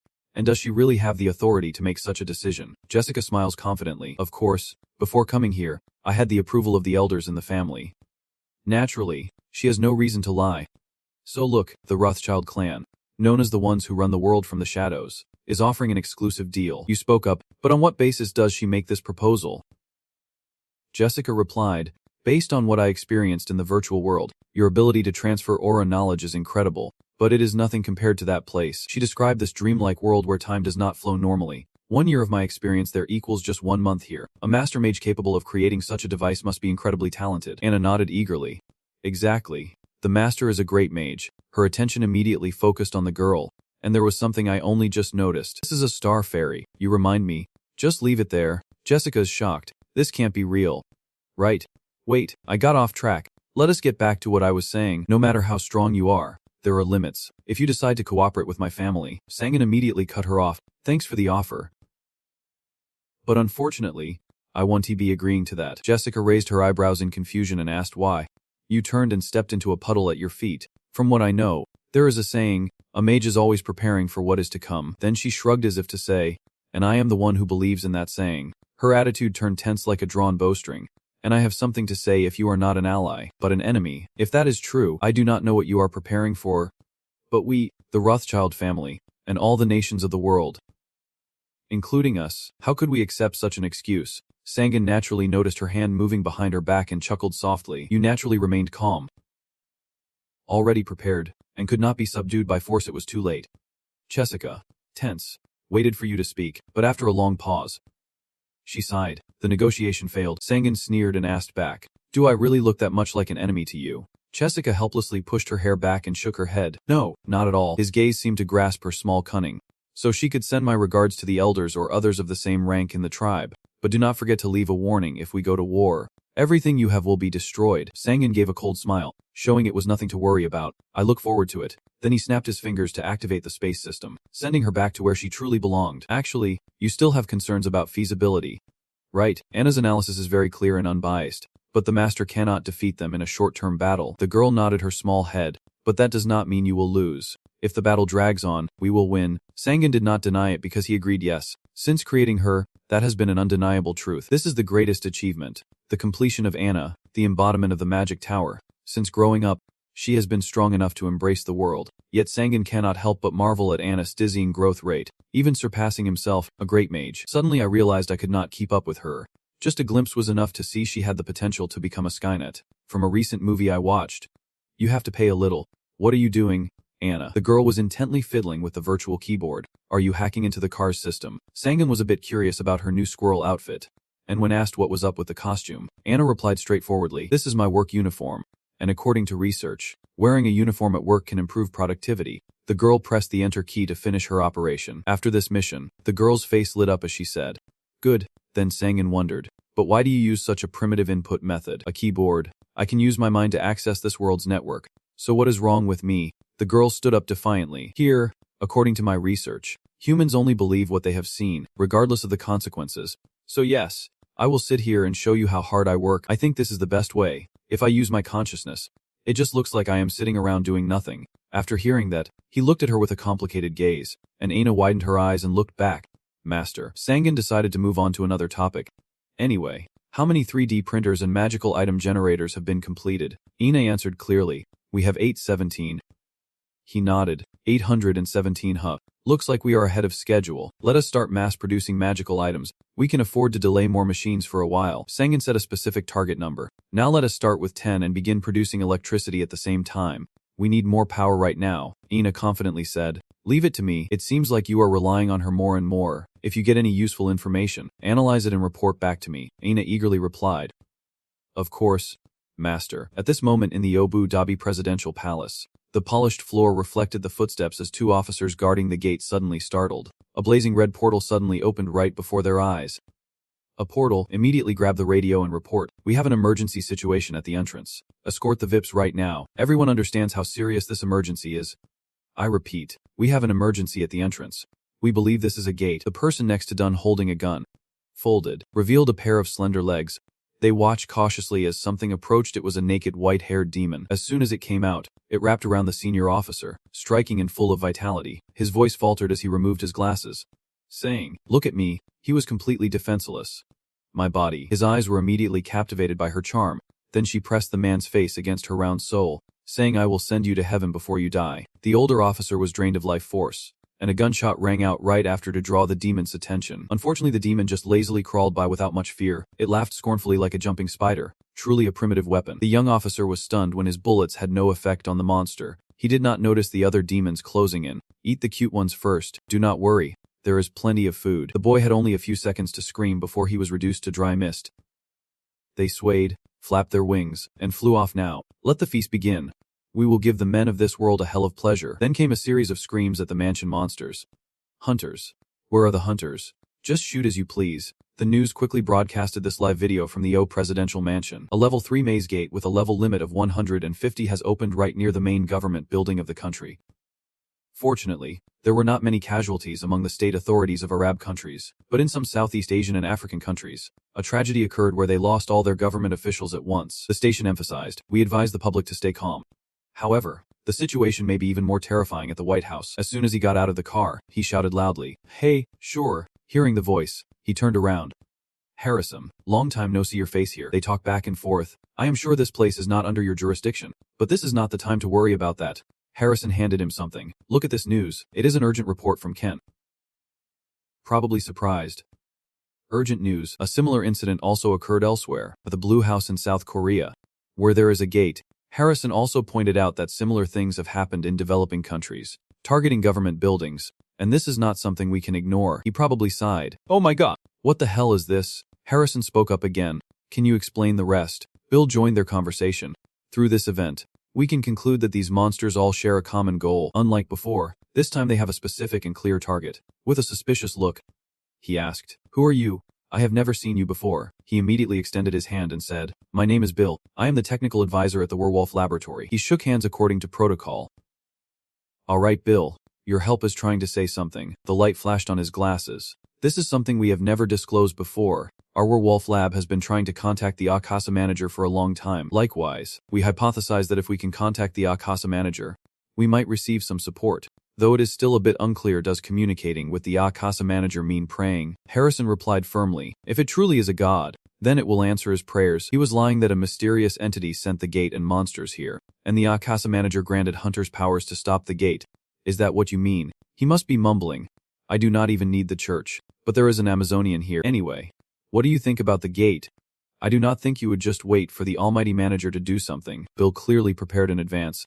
First, build a perimeter. It would be a risky move to enter the gate without any information. They are also very knowledgeable, and if we wait, I have a feeling impatient countries will go in and come out with some information. Especially South Korea, their politicians value their lives above all else, and they are ready to throw their hunters into a meat grinder at any time. His gaze was serious. Because we are gathering information, protect the perimeter. Do not let the citizens panic. To add, we are ready, and if you want, we will request support from Slothman and his team, as their defense capabilities against the gates are always perfect. They know the situation is urgent. Remember this, one has appeared on all media outlets. If we do not close the gates quickly, who knows what will happen? We have to hurry. The indescribable scene of devastation. Humanoid creatures staggering as they invade the entire area. Pei Anton held a firearm in his hand. A strange new weapon to him. This is called a gun. Right, so he easily crushed them in his hand. The tone was full of contempt for the ignorant people. Their technology was amazing but lacked mana. Truly a strange world. A voice rang out, answering Pei Anton's confusion. Mana has yet to be developed. Calypso. Pei Anton had thoroughly studied humans, and based on their knowledge of technology, it was certain they would become stronger in a short time. Pei Anton showed no emotion. If there are great wizards like you say, then what does that say about our spirit? He replied grimly. No matter how hard you try to stand on the front lines and eliminate every creature, they remain as numerous as ever, as if that only makes our army grow stronger. He chuckled softly with interest. Quite good. There must be many creatures in this world, the wizard added. However, there will surely be revenge from them. Pei Anton felt curious and asked, "What basis do you have for that?" He answered the question, saying that although the people living here have poor control over their mana, thanks to technology, they can observe and assess the situation from the distant sky, and they certainly will not allow our army to grow. The scene here is dark and terrifying, and Pei Anton also sensed a powerful aura approaching. Speaking of demons, they truly are an enemy beyond expectations. Fiery winged bird spread its wings and flew freely in the air, then landed right in front of them, its feet touching the rocky ground. The firebird transformed into a person and asked the two invaders, "This person is level 246. The mysterious shifter boss Gaizum. The worm lord stepped forward and asked, "Are you the bastards who turned Yundong into this ruin?" Pei Anton's eyes were cold. "I need to answer clearly." Jaizong sneered dismissively. "A talking monster. No wonder you can create an army and establish a base." As soon as he heard it, he judged, "I guess people born on this earth have no brains." That might be the case. Kwai agreed. "Maybe we prepared too hastily." He raised his staff and said, "I have not felt much presence from the other gods yet." They were exchanging words right in front of him. No time wasted. As soon as we started moving, the god's followers acted immediately after. Pei Anton drew his sword, creating a mystical blue smoke. "Let me teach this brainless fool a lesson." Pei Anton. Jazong was a bit annoyed. "Provoking me? Huh. Do you think I am a chicken?" He started transforming into a beast. "I will tear your body apart until you can get back up." His teeth grew long and sharp like a monster's. Blue scales spread across his body, toughening like a protective layer. In an instant, he used the legendary transformation technique. Arthur Dragon. Pei Anton. As expected, I know you are a safe shifter, but transforming into such a mystical creature is impressive. Jaizong opened his mouth, condensing a stream of air. The breath of thunder. The wizard also joined the battle, boosting power to the max, causing an explosion that shattered the surrounding rocks. Countless strange creatures here were wiped out by the dragon's roar. A clear whistle sounded, enhancing the slash. The blade cut through the air, striking the dragon. Pei Anton stitched up the wound and spun his sword. Tougher than I thought. I thought he was a goner. He did not expect it either. Could not believe it. Even the current artillery can to break through his scales. Zhezong glanced around, noticing shadows surrounding him. When did they get here? Their army quickly encircled him, which was unusual. Were they all undead? He sensed something different. He leapt into the air. Close combat on the ground was too risky. Maybe it was time to call down a thunderstorm from the sky. Payantin's eyes were cold and lifeless. I let my guard down, thinking it could not fly because it had no wings. Payantin. The wizard stepped forward. He had another plan. Leave it to me. Jaizong had great hope that if he could destroy the soldiers with lightning, it would surely be a storm of experience. Before he could act, the wizard's staff glowed, fell, and manipulated gravity. Jaizong's body was instantly pulled down to the ground by an invisible force. He could not resist the heavy impact, and the sharp pain quickly spread throughout his body. He did not stop and continued chanting with his staff, binding the long strands tightly around the dragon's body. It struggled and thrashed, but his strength seemed to be drained. His mana was being taken away, and he could not transform back. Someone stepped in front of him. How unlucky. 2 against 1 is reckless. A foolish move. It was your mistake to come here alone. Jaizong gritted his teeth and glared at him, and Anton raised his sword. Your body will join our forces. He is really going to strike. Wait, the sword swings fiercely at the target. The blade creates an extraordinarily powerful pressure. An explosion erupted in an instant, engulfing everything. As the blast occurred, a flash of blue light streaked out. The dazzling light distracted everyone, and the once mighty dragon was defeated in an instant. That is the price of arrogance. No, I can't believe it. Jaizong have been defeated so miserably, and the invaders will use Jaizong's body, the dragon's sea bones, perfect material to replace the soldiers we just lost. Once we finish processing that dragon bone, we will continue our journey. Elsewhere, high in the mountains amidst swirling clouds, a shadowy figure stood atop the peak, sensing the earth and sky, as another figure landed beside the old man. Quangjia clasped his hands and bowed his head. Reporting. Elder leader, we have just received a message from the chairman. He asked. What did they say? He reported. The forces guarding the southeast area have been wiped out. The elder stiffened and turned back to ask again. Were they really wiped out? Was not Jaizong with them? Quangjia solemnly recounted. Unfortunately, even Jaizong was killed in an instant, so the chairman has called for an emergency meeting. The elder immediately understood the severity of the situation. If even Jaizong could not stop them, then we can't take this lightly. Jaizong's power to transform the flow is no simple matter, so let us set off immediately. He obeyed the order. Yes, elder. Returning to the city where humans live, the loud advertisement was for something common. With this, you no longer have to worry about eating. This ring can help you achieve a perfect body instantly. A life-supporting item that does not cause weight gain or hunger. Available now. A magical item that will never let you feel hungry and helps you achieve a perfect body. They even manipulate consumption. Urging urgency, only 3,000 left in stock, so do not hesitate. Order now. A young man was immediately drawn in by the news. The beautiful girl in the ad urged. We are now taking orders, so hurry up. So the boss hurriedly searched through everything. Hengu was anxious. I have to get it. The phone. Where is the phone? Still, he had some doubts. Wait, is not this a fake product, the kind sold on home shopping channels? Suddenly the phone in his hand vibrated. Hengu curious, who could be calling at this hour? He answered. Daring. A hunt. I got it. Still confused by the call, Hengu wondered if it was safe to go hunting these days with a large number of undead appearing at the Mekong Gate Level 3 near the presidential buildings. Right at this moment, the sweet voice shouted, We sold everything out in just 10 minutes. Thank you all for your support. Then only the curses of the lucky tailor remained. Sold out. Damn it. My magic ring. In a dark, cold jungle where only the howling wind could be heard, a leg monster was thrown aside. Yozong still trembled with disgust, truly hating spiders. Another spider bigger than a person rushed at her from behind, and Yozong let out a terrified scream. Then he gathered all his strength to blast the spider away, shouting, closing his eyes as he repeatedly unleashed fiery punches. Die. Just die. The spider monster was quickly torn apart and killed without mercy. The teammates on the side were full of pride and praise, and the girl also had a very good mindset. She ignores most of her wounds by self-healing, fighting like a zombie. Just look at how strong her attacks are. She is giving those spiders a serious beating. She might even become the strongest in the team. Yozong's fighting spirit is truly fierce. Jin shrugged proudly, pointing to himself. He is the team's only tanker, handling both tanking and damage, all in one. And he only needs this staff. Jin sneered. But he was very slow. I do not think he can do anything quickly. Jin chuckled and jumped in, and Yozong gained even more aura points. Sangin also smiled in agreement. Yozong's progress was truly impressive. His sudden appearance startled everyone. It was such a surprise, and immediately turned hostile. Maybe I'm at risk of losing my leadership position. But is not she overworking herself? Watching her fight the spiders alone while they casually chatted, Sangjin also felt something was off and commented. That is terrible. I did not think Yozong would take care of the whole spider nest by himself. Jinsu grabbed someone and teased them, saying you can't do that.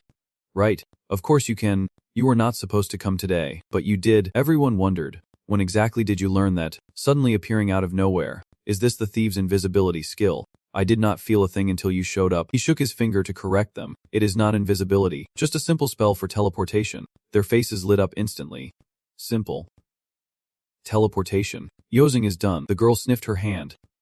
It smelled. It was all sticky. Not seeing anyone respond, she looked around, seeing the familiar figure. Yozing happily waved and called out, Sangan Appa. He smiled gently and waved back. Hello. The girl skipped over to them. Appa Appa. When did you get here? Sangan stretched out his hand, signaling Yozang to stop. Everyone had to cover their noses. Please do not come closer. Nuna smells bad. He reluctantly raised his hand and snapped his fingers. No other way. Just like this, burst of magic surged over the girl's body. Then a gentle breeze dried her entire body. And in the blink of an eye, Yozing returned to her clean original form. The girl felt truly magical. Was this also his magic? Sangan could say he was very proud. Indeed, a type of everyday magic for when people are too lazy to do chores. Well, the hunt is over. Let us talk. Mages are truly amazing. So they left that cursed place right after. You came here to lead them to a place everyone already knows about. A grade 3 Mekong has opened right in front of the Blue House. Yes. The media keeps talking about it. Global crisis. Du Jin could guess it. They need us to take care of that rank 3 Mekong. Right. Sangan smiled softly and confirmed. Exactly. I believe the government will issue the order soon. You were also generous in expressing your opinion that the issue with the grade 3 Mekong will be very difficult. It is fine for me, but with everyone's skills here, it will be challenging. Sangan added one more thing.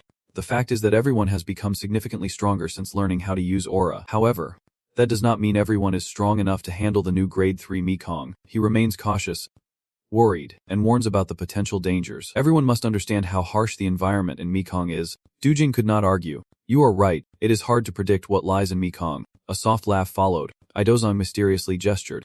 We should always be prepared. You know, skill is still skill, but something like this immediately caught their attention: the silver ring on the girl's hand, which Dujin instantly recognized and asked about without hesitation. The ring of life, you have won. And the girl proudly looked up to the sky. I saw it too. This is like a blow to today's hunters. A special magical item bought from the online shop yesterday. He is curious. What does it do? Does it really stop you from getting hungry? Idozing actually bought it. Only Sengen hides his face in shame. Just now realizing he forgot to take care of the team and only looked out for himself. Idozing looked at him again when he saw his attitude. Oba. Sengen had no choice but to praise it. It is a useful item in the maze. Really good to have, and there is no way to go wrong with it. I will create something even better than that later. The girl was very satisfied. She used all her affection after paying off her debts. Sengen quickly changed the subject. We got off track. You did not forget to mention something important. The item is important, but it can dull our skills, so there will probably be a special training session. I have finished upgrading the virtual world. Sengen ignored the judging looks. I have completed the upgrade so everyone can increase their aura while training. Only I was very excited. That is exactly what I was hoping for. Wait a minute. Everyone else except the weak girl wants to voice their opinion, but I still need some time to prepare. Do you know how painful these past few months have been? Yet Sengen lets all talk of personal rights slip right through one ear and out the other. I will negotiate with the government about the timing. 1 year in the virtual world. 1 year, something only a Super Saiyan could do. Which means everyone needs to strengthen themselves as much as possible in the coming month. They quickly arrived at Hombi Street, a dimly lit alley. The negotiation with the government was almost successful. The issues of power plants and selling magical items were handled by Aina. He walked away with a satisfied smile. Time passed, and the people around him continued living their lives despite everything that happened. It seemed no one had changed. I have been here many times after finishing work. You did everyday things, watched live bands, listened to music. A feeling of ease swept through my mind. The song was really good. Looking back, I once dreamed of becoming a musician. A shout echoed through the crowd, but this voice, blending with the beat. There was something there, came from a crowded area where many people were returning. A girl with green hair was performing, and the singer immediately recognized her siren. He felt very confused. Why would something like this be here? It was, the lyrics echoed with deep sorrow and meaning. We are just wandering shepherds. Please do not hate us. The Russian melody faded from her throat. The crowd immediately erupted in cheers and applause. The girl bowed politely, thanking everyone. Sagan decided to stop here, his body invisible, observing a little more. That song. It seems she came to this earth through a maze or a portal. I am sure someone from an ancient race like her would come to this earth, but I did not think it would happen so quickly. The girl seemed to sense his presence. Not only that, she smiled quietly, thinking, the Lord of Mana. With a surprised look, she saw me as I was giving the star image. It was unexpected. She spoke up. This is the first time I have seen someone so powerful like you in this world. Then she made a suggestion, asking if you could spare some time to talk. And you paused to think, is star magic a creature from the world I once lived in? Still, he did not want to miss this chance. What to do? It might not be a bad idea to have a connection with a mage from another race. if she wants to contact me through star magic. That might work. The siren girl bowed and said she was wise indeed, currently staying at Hotel 20. And if you come she will welcome you with the utmost hospitality. So let us give another round of applause. Sangan left the words and disappeared. I will arrive within an hour. You jumped down behind the crowd preparing to leave. And after a while you slipped out of invisibility. Sangan could not help but worry, hoping it would not become troublesome. No, if I can withstand the voice of a siren, then that is pretty good. A siren can enchant people with their singing, on par with the best singers in the world. He walked into the coffee shop, ordering a coffee and a tea to go. When I arrived as promised at Hotel X, standing in front of the door, a girl still made me hesitate. Sangan wondered, I am here. But what does she want to say? The door suddenly opened. Ileana peeked out and called. You have arrived, she shyly said. Thank the ocean of compassion. I am very honored to welcome a distinguished guest like you as a friend far from home. You are being too kind to me. They stepped into the room. Let us introduce ourselves first. Sangan starts first. I am a human named Sangan. As you can see, I am a mage. The girl politely replied. My name is Ileana, an elemental user and a siren. He took out a scroll. Shall we begin? This is a Gascron scroll. To be honest, you prepared very thoroughly. Under the name of omnipotent magic, we will ask a question, and the other person must answer truthfully. Do you agree? Sangan answered without hesitation. I agree. So Sangan also spoke up. The contract of truth was formed. This contract will bring death to anyone who lies. It is a pact for those without truthful information and is also very suitable for exchanging information. You start. I will ask the first question, she said comfortably. Feel free to ask. The first question was about her origin, where she used to live, whether that world had a name, like the name of a continent or an empire. Ileana replied thoughtfully. I do not know the name of that world. My race is called Alasia, but that is also our biggest flaw since we can communicate with other races. She then mentioned a surprising point. Though I do remember the human empire called Beichan. That name sounds familiar to Sangan. Beichan, if I remember correctly, it was an empire that collapsed 300 years ago. He could not deny it, and he was the one who caused that collapse. Ileana smiled sincerely again, saying I must cherish someone from my own world. Sangan covered his face in frustration. This is why elemental mages are so troublesome. Ileana smiled proudly. Our race is famous for the ability to change the smallest things in a person, a unique power among forest elves and sea sirens. Now it is her turn. And you can ask your question. He shrugged generously. Go ahead, she spoke up. Honorable Mage, how long have you been in this world? 28 years, a number that is quite puzzling, meaning I am 28 years old now. A pretty normal question. But is it okay to ask something like that? She had no opinion. 28 years seemed both a long and short time. Then she turned back to Sangan. I will ask another question. This issue is something you cannot ignore. How did you come to this world? Ileana lowered her face in silence for a long while, and he waited patiently until she finished reflecting. And the answer was once again the collapse of the dimension. His expression instantly became confused. Sangan almost slammed the table and stood up.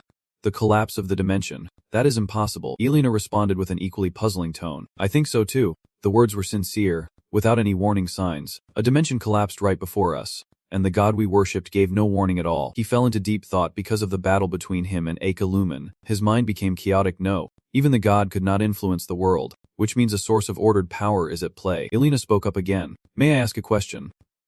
You agreed. Go ahead.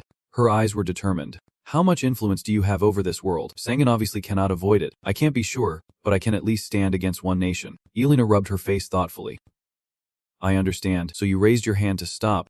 Ending the questions here. I have no more questions. It is an honor to meet someone from my world. Sangan withdrew his magic and was about to stand up when she spoke again. I have a proposal for you. Honorable Mage. His gaze fixed on her, waiting for her to continue. Ileana's eyes were filled with determination. If you help me, I can offer you knowledge from our ancient race. What do you think? Sangan immediately turned to the beast. The knowledge of the siren might not be bad. However, there are still issues that concern him. No, it could be bad, depending on the request she makes, she added. You are probably thinking I will ask for something unacceptable, so Sangan straightforwardly asked. Then how should I help you? Ileana made a plea, asking to save her species in this world and provide them a place to live. Your brows furrow a bit. You know I am about to refuse an endless proposal. Voice was urgent. Please search for them for a while, and when you find them you can save us without too much loss. That is my condition. So Sangan had a solid basis, but without too much loss it was unclear, yet she stubbornly pushed herself to agree to the proposal. Some kind of place. Ileana made a proposal, saying that since you have the power of a nation, please give us a place where we can govern ourselves. This made him pause to think. An independent privileged area. Still, Sangan immediately agreed. All right. I will provide you with the necessary means, and when any siren is found, I will rescue them immediately. He stood up. Then, I should head somewhere else for the matter. Sangan thought to himself. At first I wanted to do this when I had more time, but it is not too bad to do it right now. Yes. The dazzling magical light has been sustained for a long time. Sangan led Eliana to his workplace. She walked down the hallway in awe, saying, "So this is the magic tower that the revered mage built. What an incredible amount of mana." He raised his hand to his mouth, feeling uncomfortable when she called him a respected person, and told her to use his name instead. Sangan suddenly remembered a question he had not asked until now: when did she come to this world? Eliana felt a bit sad. Considering the timeline of this world, it has probably been about a month. Hearing that, he was very impressed. She learned to make money by singing on the street, adapting quickly, and she is generating mana. Some questions remain unanswered for now, along with a brief chat. Also, you are quite fluent in the language. How did you learn it? You must have received some help from the locals. Eliana also marveled that the thoughts of people here are much more complex than in the world she once lived in, and that was true. Sangan could not deny that even if the worlds had different origins, if she used brainwashing magic, it would be easy to exchange any knowledge with another person. The door automatically opened as soon as they arrived. As soon as he stepped in, Sangan was met with a sharp gaze already back. Master. The sudden intensity startled him. You changed shape again. Anna the girl reported. I am testing the full set of this battle golem armor that I will use in the future. You also did not hesitate to praise it. Looks not bad, but do not test firepower in here. And be careful not to make our guest feel uncomfortable. Anna immediately sensed that this guest had a different mana pattern from humans. Sangan reminded her that she was not human but a siren, and he had made a few promises to her, so prepare a place for her to stay. Eliana placed her hand on her chest and smiled brightly. My name is Eliana. I hope to be under your care. The tower spirit. Anna immediately switched to reception mode. Target Eliana. A guest. Welcome to the Master's Tower. Anna spoke mechanically. Analysis complete on the siren species. I will create the most suitable and beneficial environment for this kind, including water in the setup. Understood. Understood. Then she left in an excited mood. Working. And Eliana, after watching her leave with curiosity, sighed in amazement. She truly is a unique tower spirit. Sangan replied. Her personality is influenced by modern culture. He had no objections to that except for her appearance. She works very well. Please come in. Stepping in, it was a spacious room. Eliana was curious. This is he snapped his fingers. It is a perfect place for private talks. Instantly, a few things appeared in the space, a sprawling grass carpet and two simple chairs. Sangan gestured for her to sit down. Make yourself comfortable. He began to speak seriously. Now, let us talk about future work. He made the first request, saying he wanted to learn the knowledge of the Siren tribe. Eliana did not refuse. As if willing, she raised her hand and created several streams of graceful light. Sangan looked at her eagerly, not knowing how skilled she was, but certain of her magical power. A flash of light burst from Eliana's hand, so bright Sangan had to shield his eyes. What is this? She replied, it is the ancient magic of the Siren tribe. A droplet of water hovered over the kraken. She seemed tired as she explained that this was a drop containing the knowledge of the Siren tribe, in its purest form. If you drink it, you will gain knowledge. His expression showed slight surprise. Can it really be drunk? She confirmed. Of course, it was simply a copy of water. He reached out to cast the spell, Sarcokinesis. The droplet of water hovered toward him. Sangan quickly accepted this truth. Thanks for the drink. He brought the drop of water to his mouth. Savoring its taste, the drop slid down his throat and into his stomach. A few seconds later, his brain nearly exploded as countless knowledge poured in rapidly. Streams of light flashed above Sangan's head, causing him to collapse. And when the last light faded away, he was left dizzy and overwhelmed, pain striking deep within his mind. Eliana expressed her amazement. You absorb knowledge faster than she expected. But it won't be easy due to the vast amount of information. Sangan could not help but admit, she was right. Even though I have a brain box to process everything, it is still a lot. You admire her. Her abilities are even better than yours. Plus she is an elemental mage. Eliana continued. Now it was Sangan's turn. Time to discuss the matter he had promised. At this point, the two began to talk about Eliana's conditions. Could you tell me about the plan? Of course, he smiled politely. But before that, Sangan had to remind him first. I want to tell you something. She is very worried. Does what you are saying affect our work? He replied, of course not. Finding the siren and bringing them to the refuge is well within your capabilities. However, providing protection for the hiding place was not part of our negotiation.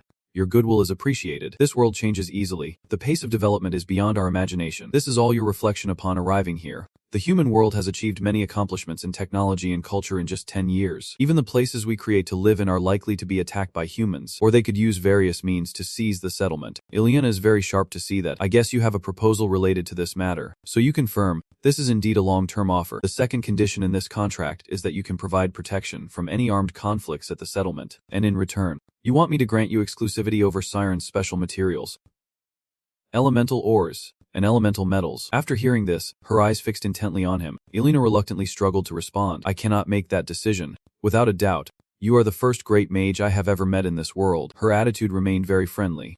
However, I agree that I have no understanding of human strength in this world, but since the proposal involves the pride and culture of our tribe, I think I need to discuss this with the others in the tribe.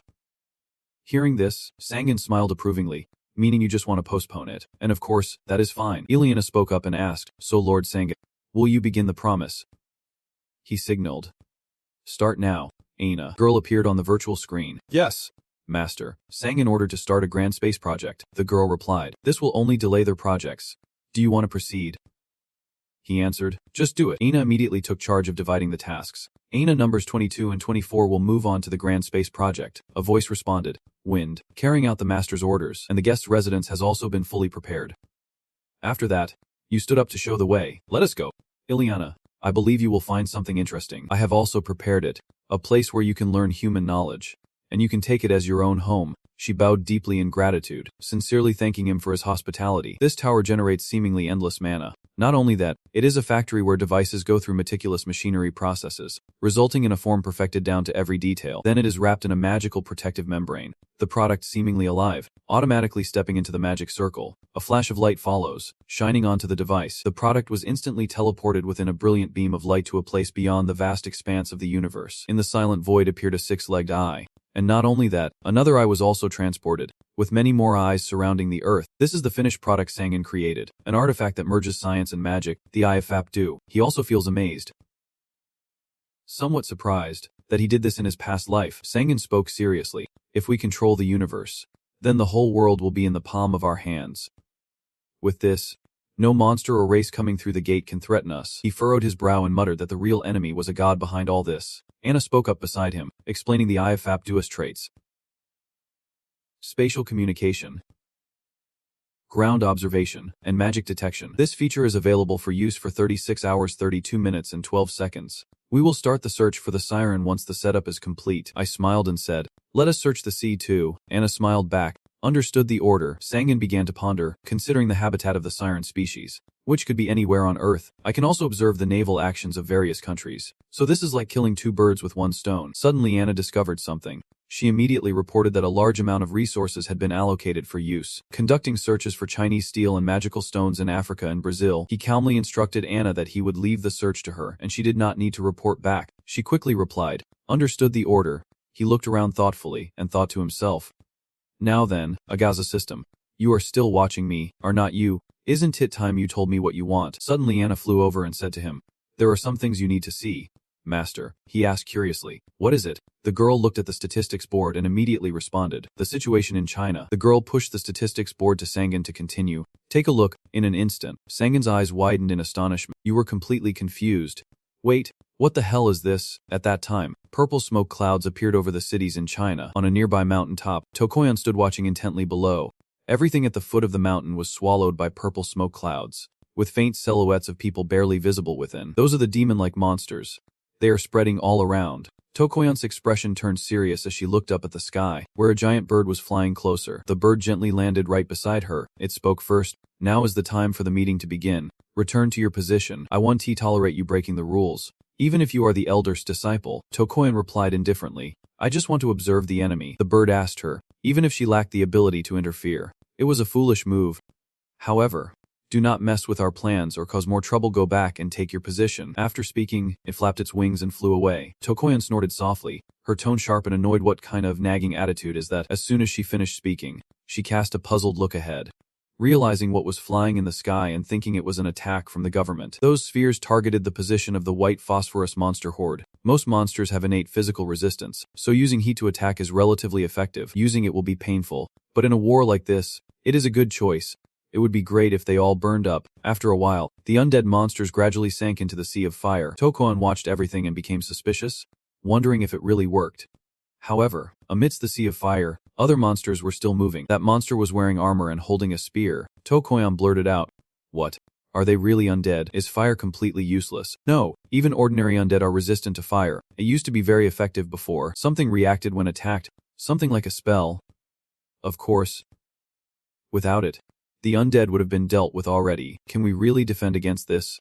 Or should I request a retreat? No, that is a decision for the elder to make. As Tokoyan turned his head, another volley of arrows flew toward the undead. Amid the continuous explosions, she reminded herself that she was simply reporting what she had seen. Then, She took a leap off the cliff and left the place just like that with Sun Gold. After watching what Aina showed, he immediately felt a chill. He put his hand over his face, exhausted, and sighed. This is bad. Even the ordinary soldiers have caused problems. The temperature from the white titanium is not too bad. But the problem is, a high-ranking necromancer leads this army, with a perfect fire-resistant structure system. In simple terms, they are fireproof. He sighed, saying that a wide area interrupting spell or a disabling spell might be enough, but they are. After a moment of thought, Sun Gold muttered anxiously, "What should I do? Should I handle this without any reward?" At that moment, Anna spoke up, "If you deal with matters outside the maze, our knowledge will become public." He turned and replied, "That is exactly what I am worried about." The girl asked curiously, "Are you worried about civilian casualties?" Sun Gold asked Anna, "Are you really that kind-hearted towards me?" He worries about China's population, truly a suitable place for them to expand their army. Because there is a high-ranking lich necromancer who cannot stop their numbers from growing. How painful it is. With this swarm they might even build a whole demon breeding ground. After monitoring through the law screen, Sun Gold shared his view, carefully considering that when he first saw them, the numbers were not an issue. But now what do we have? He began to doubt that he had overlooked them after informing the government. But now the number has reached 10,000. Not only that, they are evolving rapidly, and we can trace the paths they have taken. The Soulless Pit, the Walking Tome, the Ghost Tower, the Star of Death, the Demon Coffin, the Bone Smith. Sun Gold listed the monsters he thought of and said they were not idly lazy while we were busy with the tower. Anna added that they truly want to fight against humans in this world. Sun Gold murmured, from a small group to a large pack after coming down the mountain. We have to do something before this gets out of control. Anna quickly responded to comfort him. She believed that the master getting involved was not a wise decision. You curiously asked the girl if there is a reason. Since ignoring them until they build a demon summoning site will make it very difficult to deal with. She explains that right now the Chinese government is extremely corrupt, and we gain nothing by getting involved, although there is a high likelihood that the Chinese military will fully intervene in this matter in the future. Anna also pointed out that even if we do not get directly involved, they still won't be able to build the demon pit. Master Sangan challenged the girl, and when they fail, aside from the immense power, is not it strange to lose everything based on one unwise decision? Anna quietly raised her hand and suggested a plan. Why do not we act as if we are leaking information to them? This method also eliminates risks and it is not too late to intervene when both sides are suffering heavy losses. He pondered quietly, chewing on a bone while two dogs fight over it. After considering, Sangan exclaimed in praise, "Good, that is fine." But then he looked intently at the screen and thought to himself, many people will die this way. Seeing him like that, Anna called out worriedly, "Master." Sangan thought to himself, why do I feel pity now? In both my past and current lives, no one ever came to my aid when I was at my lowest. Snapping out of his thoughts, he said firmly, "All right, we will just wait here until we get a request for help. No need to do anything." However, the fact is that he has a very effective way of getting information, and if they are in emergency, they will likely contact him. Anna replied by sending a letter. Sangan realized something and turned to order her to quickly investigate the existence of people from another world. If you can communicate with them, be ready to capture them at any moment. The girl asked curiously, "Are you planning to expand the business?" He confidently replied, "Exactly. It is time to use the money taken from the rings. Find a few islands we can buy, and prepare the project we talked about." Anna quickly asked him, "Is this for the siren species?" He nodded in response. "That is right." Anna observed for a moment then reported, "But in this case, there is a chance you will go to war with some neighboring countries. Is that okay?" Sangan replied, "There are many special cases like the Duchy of Hut or the Principality of Siland." The girl exclaimed in surprise. Anna replied, "According to the documents, they will never be officially recognized." Hearing that, Sangan pondered, "And they will never accept it. Right, in this case, we can do the same. And the difference between us and them is that you are someone with significant influence over part of the world.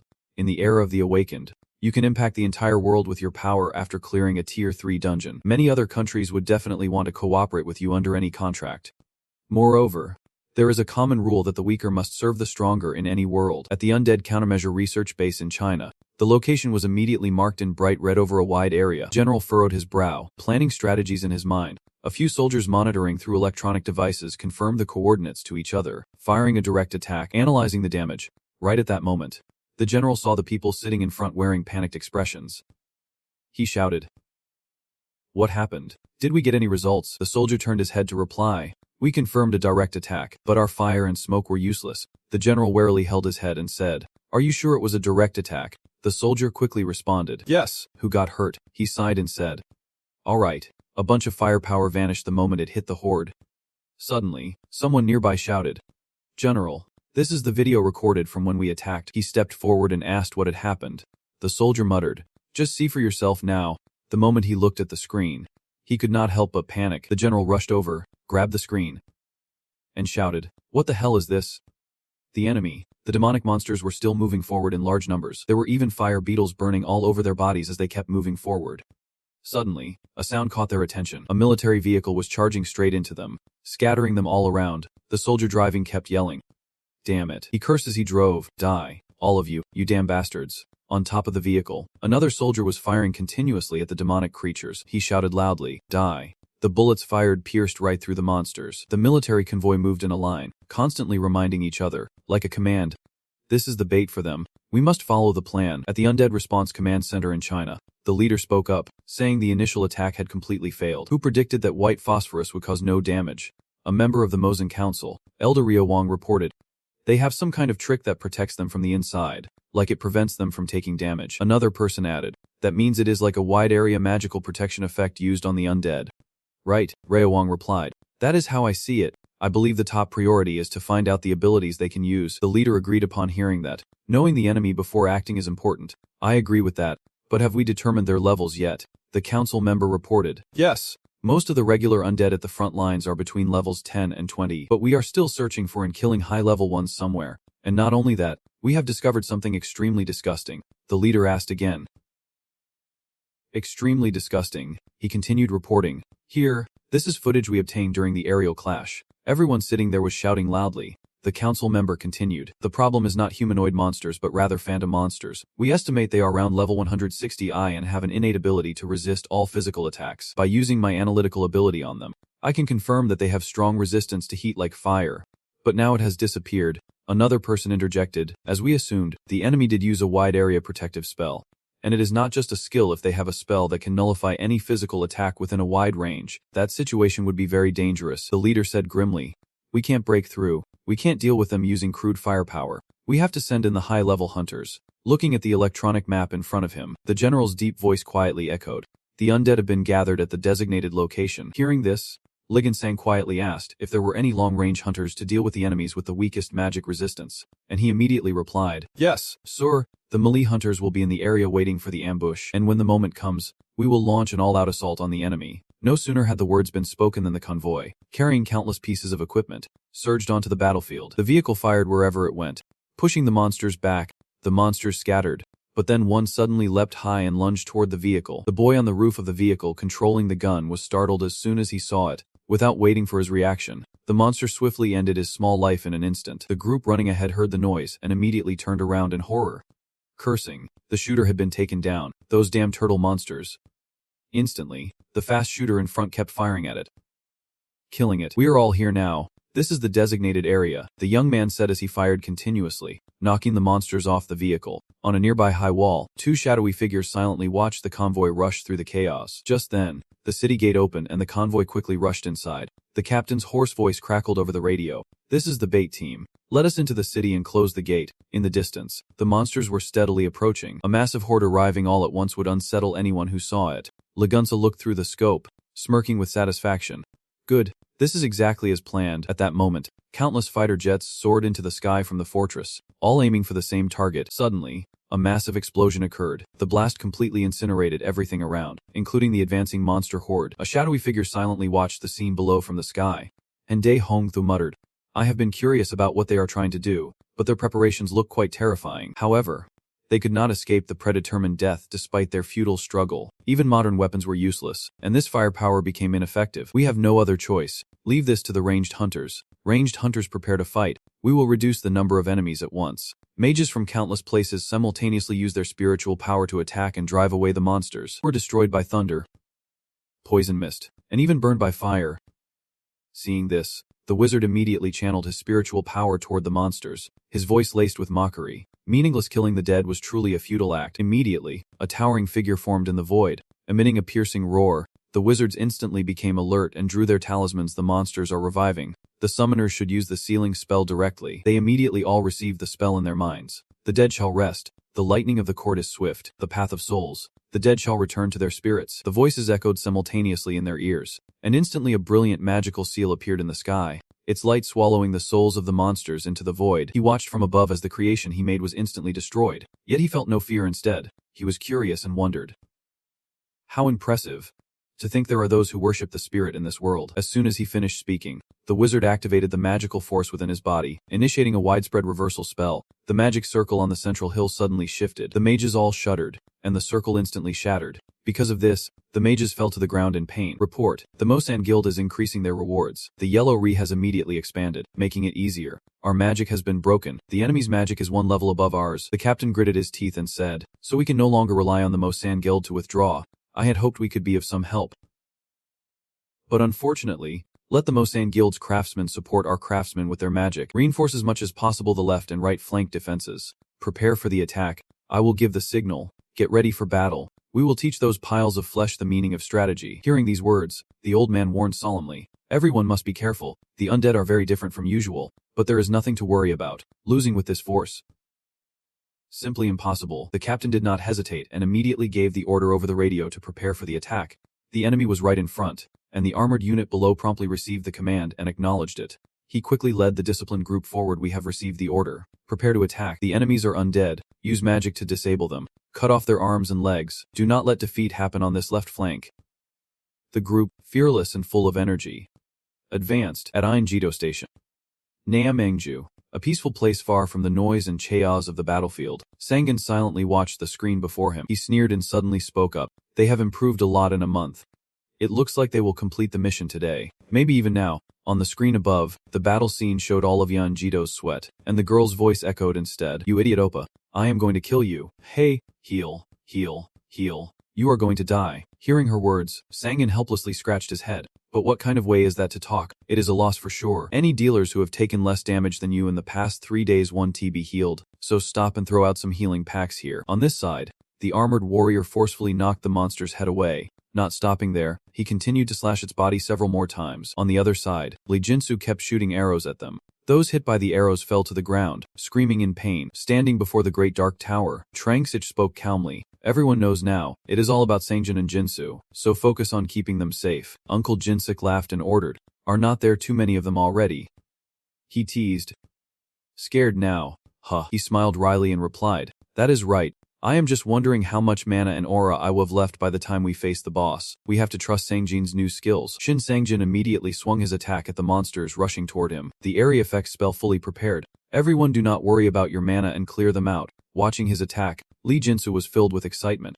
I have been waiting for this moment forever. The kid immediately drew his bowstring tight, firing a full-power aura missile to kill them all. A volley of thousands of arrows shot across the sky. Yozin kicked a monster away while saying, dodge, and pushed forward. The chainsman immediately rushed to the pain zone. He was no longer there, that man too. His strike sent the monsters flying with a few soft cries, increasing the pressure. Before they could even recover, countless beams of light descended from the sky like a fireworks display, each tiny spark shooting swiftly toward them like shooting stars. By the time they realized it, it was already too late, the pain making them scream in agony. They fled in chaos, and in the end, not a single one remained. Yozin glanced at them fleeing and laughed. Now Jinsu truly is the best at clearing out these little monsters. On the other side of the crack, the bodies of the monsters lay sprawled on the ground. Their eyes were filled with hatred, but in the end, they could not get up to fight back. Jinsu wiped the sweat from his brow and quietly said, there is no need to say that. Your mana was completely drained after that attack. Shin Sangjin said calmly beside it. Do not worry. Just take a fresh look at Shin Sangjin's skills. Bleeding. As soon as these words were spoken, everyone's wounds and vitality were instantly restored. Surprisingly, Jinsu. Everyone was excited and happy, meaning the monster corpses would turn into mist like energy and heal us. Is not that too overpowered? Trangsich was full of confidence again. Her physical strength was truly recovering. Yozong smiled softly and replied, your mana has fully recovered to recovering completely before fighting the boss. We are going according to plan. Suddenly, the armored warrior turned to the girl and said, maybe we will complete the mission this round. Yozong raised his eyebrows and added, next, I just have to provoke the boss's rage. Azuzi, if you die foolishly like last time, I will be the one to beat you up. Her words left him stunned. Who taught you to be so rude? When did you become like this? Yozong gritted his teeth in frustration. It is all your fault, stupid Azuzi. How are you supposed to heal when the team's main tank keeps getting defeated? Do not you have a shield or something? Trangsich pouted at the scolding and said, Azuzi, you say that all day long. Hyung, that might be fine in a virtual world, but in the real world, it means real death. Everyone makes mistakes when they focus on just one thing. Just then, a massive black hole appeared, putting the group on high alert. At that moment, the boss was approaching, and Trangsich called out, Yuzong. The girl immediately stepped forward. I got it. Yuzong, full of confidence, activated her new skill, wide area protection. By the light, immediately, a sphere of light struck the approaching black hole. A massive explosion erupted, and from within the dark orb, a towering figure emerged. Yuzong saw it and said, if I remember correctly, the first time we fought this thing, everyone died in an explosion. Looking at the wound beside it, she smiled faintly, not sure why she felt happy to see that ugly face. Probably because she had seen it too many times. At that moment, the armored soldier spoke up, that is not very ladylike. Sangan might be watching us. You know, Yozin gave him a cold glare, and he did not dare say another word. Well, never mind. Just as Sangan chose this moment to speak thoughtfully. Alright, stop talking and get ready. I will attack first. The demon of the future glared silently at them. You humans dare invade and destroy my kingdom. Turn your blood into a wine for my cravings and sate my hunger with your flesh. No sooner had it finished speaking than Trangsich sneered. His lines are always the same. Are not they? He laughed confidently and said, he is still quite a good in peace. You know, cutscenes actually work better than traditional formats. So what? I feel like getting sick of this conversation already, she said with a sly glance as she stared at him.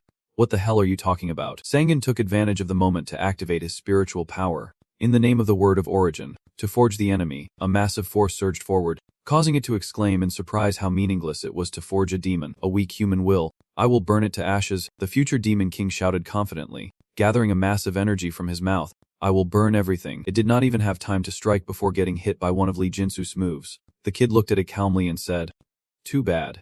We are used to that by now. You won't be able to burn Sangjin Hai's spirit energy. Seeing that scene, Kim Do-jin immediately shouted, Yojang, that guy only loses focus when you use the taunt skill. Be careful. Yojang rushed forward and calmly warned, you be careful too. The future demon king glared at the crowd and shouted, lowly humans. Just then, a black aura appeared at its feet, slowly corroding its legs. The demon king was shocked, unable to believe that that spell could affect a demon. Kim Do-jin took advantage of the moment and immediately rushed toward it. The moment it let its guard down, he swung his blade hard at one of its horns. Kim Do-jin said coldly, you hit the horn. He was caught off guard and was thrown high into the air by the demon king. It once again gathered power in its mouth and shouted, die. Kim Do-jin gritted his teeth. Wait, but without hesitation. It immediately launched the long-suppressed attack toward him, its body armored in iron. You clenched his teeth and quickly lunged a punch at the demon king. Shouting angrily, I told you to be careful. Kim Do-jin took advantage of the moment to escape. Hurry, hurry, hurry. The girl ran up with a raised brow and said, Do-jin, Asuk will be fine. Are the others ready? The demon king, missing several attacks, flew into a rage and let out a deep growl. How long do you think you can hold on by just running around in circles like that? Bakjin pulled back and dashed backward, growing even more furious as he turned his head to look. Using all its strength, it tried to break free from the control of the dark magic it had created, attacking from behind. Du-hen struck, but Bakjin lightly jumped up to avoid the blow. It grew more frantic as it stared at the group, painfully realizing that I am no longer young. Just by inflicting a single weakening curse on my body, you were able to pierce through me and cause wounds, nullifying the pain. I am going to fight you seriously now. Seeing its change in attitude, Kim Do-jin laughed again. Act 2 has begun. Damn it. His body covered in flames in this second act makes me not want to fight at all. Yujang slapped his hand on his shoulder and smiled softly. Do not worry so much. As long as I am not killed in one hit, you can still save me. Now, go get it. A.S. Juicy. Seeing her confident attitude, Kim Do-jin could not help but laugh. You are too ruthless. Appa's heart hurts too much. Yujang reminded you. A.S. Juicy. My only strength is my sturdy body, so at least I should do my part well. He heard that and gripped his weapon tightly, meaning it is either fight or die. Saying that, Kim Do-jin rushed toward the demon king. Do not just leave me to die for real. Counterattack. Take this. Kim Do-jin confidently dodged the attack, catching it off guard. But it quickly countered. He gritted his teeth, steadying his body against the force of the blow. He was too strong. At that moment, countless light arrows rained down from the sky like shooting stars. They all struck directly at the demon king, who gritted his teeth in pain. Lee Jinsu quickly appeared from its side, provoking it. The North Jin assassin is too fierce. Do-jin, Jinsu got hit hard. We are in danger. Kim Do-jin is bracing himself. I understand. He focused his energy on his body and said, provoking. I can only hold his attention for a short time. Everyone, hurry up. The demon king, seeing Kim Do-jin's provocative attitude, charged forward, cursing, I will kill you first. At that moment, a blinding light forced it to stagger back quickly. A massive explosion followed immediately, melting it away. Kim Do-jin looked at the current situation confidently. Good. The Demon King stepped out from the explosion with a cold smile. Mocking him, "Are you scratching an itch for me?" He was startled. The bastard has changed. The Demon King charged at Kim Do-jin again, and from afar Lee Jin-soo fired an arrow but missed, causing the boy to shout. Kim Do-jin yelled, "Jin-soo, run now." Lee Jin-soo ignored his words and aimed his bow at the Demon King, shouting, "Get lost." Another explosion erupted in the sky, making Kim Do-jin curse. Damn it. I should have stopped him the moment he took off. We have caused too much damage already. Yu Jang glared from behind and shouted, "We will surprise him with an attack from another direction. Run over here." Jin-soo. As soon as she finished speaking, she rushed toward Lee Jin-soo, who quickly turned to dodge. The rubble from the recent shockwave caused by the Demon King stirred once again as he rose from beneath the earth. Scanning the surroundings, the Demon King said coldly, "I see now. None of you can fly. As long as I am flying up here, none of you will escape." And with that, he immediately launched an attack toward Lee Jin-soo. The boy running in the distance looked terrified as the attack sped toward him. Kim Do-jin loudly reassured Lee Jin-soo, provoking him, saying he would stop him and everyone should attack at that moment. He provoked again, making the Demon King furious, who immediately ignored Lee Jin-soo and turned to Kim Do-jin instead. That poor guy again, seeing it so easily shaken off by him. He was full of joy and confidently raised his sword at it. Good. It got hit by the taunt skill, a piercing move, the Devil's Spear, instantly stabbing through the reverse side, causing it to cry out in pain. Cucks. The Demon King drowsily looked toward the group filled with hatred. Kim Do-jin immediately seized the opportunity and rushed forward. Leaping onto Yu Jang, the girl immediately rushed in front of him. Kim Do-jin ran straight ahead and took advantage of the moment to jump onto Yu Jang's hand. The girl immediately threw him high into the air. The Demon King glared as Kim Do-jin approached. It pushed out a furious scream. "It is a human again." He clenched his teeth holding its leg tight. "Got you now." Falling down, Kim Do-jin gathered all his strength, shouted loudly, then grabbed its leg and slammed it down with a force of 1,000 tons. The Demon King screamed in dizziness, "Kya," as his entire body was thrown violently to the ground by Kim Do-jin. Yu Jang was stunned but immediately shouted, "Right now." Full attack. After the Demon King fell into the pit, its faint shadow was struggling and screaming, "Let me go." He still held its leg tightly, gritting his teeth to keep it from escaping. "Damn it." Kim Do-jin sneered. "No matter how much you struggle, I won't let you go. This is your end." The Demon King shouted angrily, "You leech, that damn leech." Its whole body immediately disintegrated into black smoke carrying curses. Kim Do-jin then focused his aura to attack the Demon King, lowering its defense. "Do not worry about the curses. Just attack directly." Yu Jang immediately rushed over with a slight smile. "Alright.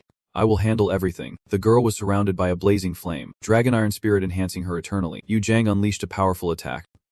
Void Shack. Baek Jin-sak quickly came to the rescue with red lunge of frosting light. In the sky, Lee Jin-soo quickly came to the rescue. Jil-jeon. The ground around trembled heavily. Sun Gun outside quietly smiled at the scene. "Good, they defeated the boss faster than I expected." Quickly, the screen before him displayed the victory notification. "Mission complete." Sun Gun smiled with satisfaction. "Everyone has become stronger." "Indeed. I underestimated Akasa's level system and skills. An ordinary user cannot kill a noble class demon. At this level, they cannot be killed in a rank 3 dungeon." "Wake up. Get up," the little fairy beside him replied. "Yes." Disconnecting from the virtual reality world. "Users, please prepare." The group's consciousness quickly began to recover. The water sphere surrounding their bodies finally shattered. The group immediately snapped awake. Sun Gun looked at everyone with a satisfied smile and praised them. Everyone did very well, completing the mission faster than expected. Looking bored and dreamy, asked how long we had been in here. You smiled softly and stepped forward to support her. "Exactly 2 weeks. Little Yo-Yo said in surprise. "Only 2 weeks. I thought I heard it was half a year. Is there some mistake?" Little fairy beside Sun Gun immediately spoke up, stepping into the conversation between the two. "I manipulated the scene. The time to reduce stress and take care of health is an extremely important part of virtual reality training." The group who usually listens to this advice all stopped glaring at him at once. "You manipulated our minds without saying a word." Sun Gun forced a smile and raised his hands in surrender, explaining that everyone misunderstood. Even though he did do it, even if it is a virtual reality world, the feeling of dying or losing a leg or arm still feels real. So I just want to make sure everyone is safe." Aojing muttered while rubbing his hands, feeling like he was being tricked. "You are right." He looked at them and then suddenly put his hand into his own space, smiling as he said, "I did not expect everyone to become this strong." From his space, Sun Gun took out a few towels and handed them to everyone, saying it was time to dry off and get ready to move out. They accepted the towels in surprise.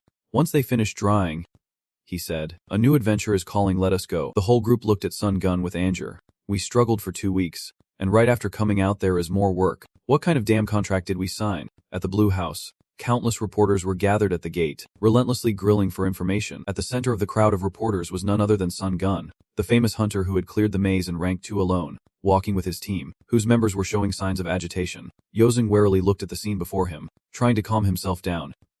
No worries. No worries, and Kim Do-jin beside him was also tense. Stay calm. Stay calm. Seeing the tense faces of the group, the reporters asked with misunderstanding. What happened to them? Sun Gun smiled softly and replied, I heard you successfully negotiated with the government. The person beside you sneered because the government had no other choice but us, so extending the deadline was not too difficult. But you requested that we be granted tax exemption to transfer an island or even more. Upon hearing this, he gave an approving thumbs up, truly beyond expectations, and respectfully replied, No problem. At that moment, the voices of the reporters rose in unison, announcing that the time had come for Sunli Sun Gun and the Enfa team to enter the third-class Mekong. Immediately, a cave entrance appeared before them, and the reporters eagerly remarked that it looked like an underground cave. Yu Jiang stared in amazement at the glowing scene before her, certain that these things did not exist on Earth. Then she looked at Sun Gun and said, But Oppa, you said we had to be activated slowly. Why do not we hurry up? He replied indifferently. Is not it true that many strange things happen in the virtual world? China is being tormented by the undead. Even 2 high-ranking Sun workers have been killed, and we have to fight against their increasing numbers. So I think we need to be even stronger, meaning this third-class Mekong is very important. This is our chance to level up. Yu Jiang glared at him. Level. Sun Gun turned his face with a confident smirk. I will help you guys. Just get on the bus. The rest is up to the furnace. Holding a translucent mineral glowing faintly in his hand, Sun Gun quietly said this is a type of mineral. He gripped the mineral tightly, looked at the scene before him, and smiled coldly. It was unexpected that the Mekong Grade 3 right in front of the blue house was actually a nest of Gradian. The surprised group asked, What exactly is a Gradian? He looked at them calmly and explained, Gradian is a term used to describe a species, just like how we are called humans. This glowing mineral is something created by the Gradian species, a type created by dung. They looked at him puzzled, asking what he meant by dung. Sun Gun calmly replied, Yes, the kind of dung everyone is thinking of. Gradian is a species that can develop powerfully on its own, and among them, the queen has intelligence comparable to humans, which made them fall into deep thought. Suddenly, Yozeng asked, So they are different from other monsters. When we fight them, it is like fighting a human. Right, he gently confirmed. Exactly. Be careful with those called guardians because they are tough opponents with many skills like gravity control, object manipulation, mana use, and more, especially those who use mana. One of them is even stronger than a normal aura user. Finally, there is the Gradian Queen. The Queen is a creature created by the lineage itself, with physical and magical power far beyond the rest. Its magical abilities are something we cannot overlook. As I just said, they are truly formidable enemies. Speaking frankly, you hesitate. But on second thought, this third-class maze is not something hunters below level 150 can fully handle. Hunting a Gradian Queen at level 150 is basically a death sentence. But of course, it is no problem for me. Kenduji asked in surprise, Do you really not need us to help? Sangan replied with a faint smile, It is all good. I have prepared a few things today. Just get on the vehicle. I will drive. Then he activated his aura and shouted, Hold on. Immediately, a massive beam of light appeared in midair, resembling a pill slowly forming before the group. Kenduji looked at it in confusion and said, What is that? Yoran replied calmly. Just accept it. It is something Sungan Oppa made. Sangan spoke up. This is a type of magic support tool. Specifically, you can call it a mana container. That is all. My current skill level is at grade 4 magic, to be precise a rank 4 mage. But if I use this thing, I can cast grade 7 magic up to 100 times. It means that as long as this mana reservoir remains here, calling me a rank 7 mage is not an exaggeration. The group quickly entered the device and in no time arrived at the destination. Sangan spoke again. They are here. Let us end the conversation here. Stepping outside, everyone was surprised by the dense swarm of monsters surrounding them. Judging by the size of this nest, there must be a lot of workers. They look just like a colony of ants. Yosen looked at him worriedly and asked, Oppa, are we really safe? He confidently replied with a smirk, What is there to worry about? Just think about which stats you should boost when you level up. The monsters did not wait long and immediately charged. But Sangan calmly watched, linking and activating magic support no matter how many of you there are. Ants are still just ants. Speaking of bullets, he looked at Aina. Aina, take control of the combat system. She immediately responded. Understood. Aina closed her eyes and began activating the system. Activating system control. Earth walls. The ground around Sangan trembled violently as countless towering pillars shot up from the earth, striking down countless monsters. A giant wall gradually formed from their attacks, and he deftly stepped onto it, looking down at them. Sangan thought. Akasa system. Watch closely the power of a mage combined with modern technology. That is right. The first battle is nothing better than the remaining creations of the lineage. Thinking that, he aimed his mystical staff at the monsters. I will strike first, spreading the flames of death. Immediately, a blazing fire was cast. It spread quickly, incinerating all the monsters around. You watch the scene below.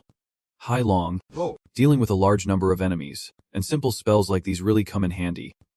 Just then, a series of level up notifications arrive, surprising Sangan. Wow, Kwang has a skill that leveled up by 7 levels. That is awesome. Ojing watched the experience points nonstop with joy. Kia, look at the experience points. The girl looked at Kim Doo-jin and asked, Azuzi, what level do you think those gradients are? He murmured in response, I am wondering the same thing. Look at him shoot just once, and they burn like little potato sticks, but judging by the experience points, their level must be pretty high. Sangan keeps attacking them relentlessly. Your experience points keep rising rapidly, making Minho speechless. Whoa. Anna beside you whispers, the maze is almost complete. There are 3,241 gradients heading our way. Sangan asks, what about the boss? She immediately focused. Searching. Around her, special target 3.9 Chem Underground. The staff in his hand instantly glowed. One of Sangan's eyes flashed brightly, and he smirked. Good, let us finish off this bunch and take down the boss too. As soon as he said that, a dark shadow appeared behind him, its power making everyone tremble, while Nugent frowned in suspicion, wondering what was coming next. Behind him now stood the shadow of a giant Grim Reaper swinging its scythe toward the monsters. Sangan ordered, let us finish them in one strike. Aina, follow my command and begin the shrinking magic. But entities with over 1,500 B, shrinkers and insects, placed under magic support limits, begin to be marked. Aina immediately follows. 3,241 gradient entities, fully activating the magic support tool, are starting to be marked. The monsters below stared at him in silence, unable to help but feel uneasy before the shadow of the giant Grim Reaper, but that chance was ultimately cut off by him. Falling down, the staff in his hand pointed at them just as the Grim Reaper's scythe gently moved. A flying attack squad appeared in midair, and the monsters still dazed and confused instantly turned pale. Ozan watched the continuous level-up notifications with wide eyes and exclaimed in amazement, what the hell is this? Looking at the monsters gradually collapsing to the ground, the girl grew even more shocked. Was this really magic? Meanwhile, the hidden enemy underground began to panic. I can no longer sense any of the children, Queen Gradient said coldly. We have underestimated the power of those who came through the gate. They look quite young but possess terrifying sweeping power. Since low-level Gradient can reincarnate when we have time, their deaths are insignificant. The Gradient General quietly spoke up. Your Majesty, please allow me to face the enemy. The Queen smiled coldly and agreed. Very well, but all of you must go together. When I sense the amount of mana above, the enemy must be a powerful mage who has reached a considerable level. Of course, with Gradient's innate magic resistance, mages are nothing to us. But is better not to let our guard down. Go kill them all and bring their heads back to me. The general leading the monster army immediately knelt and replied, Yes, Your Majesty, resting his chin on his hand, full of anticipation.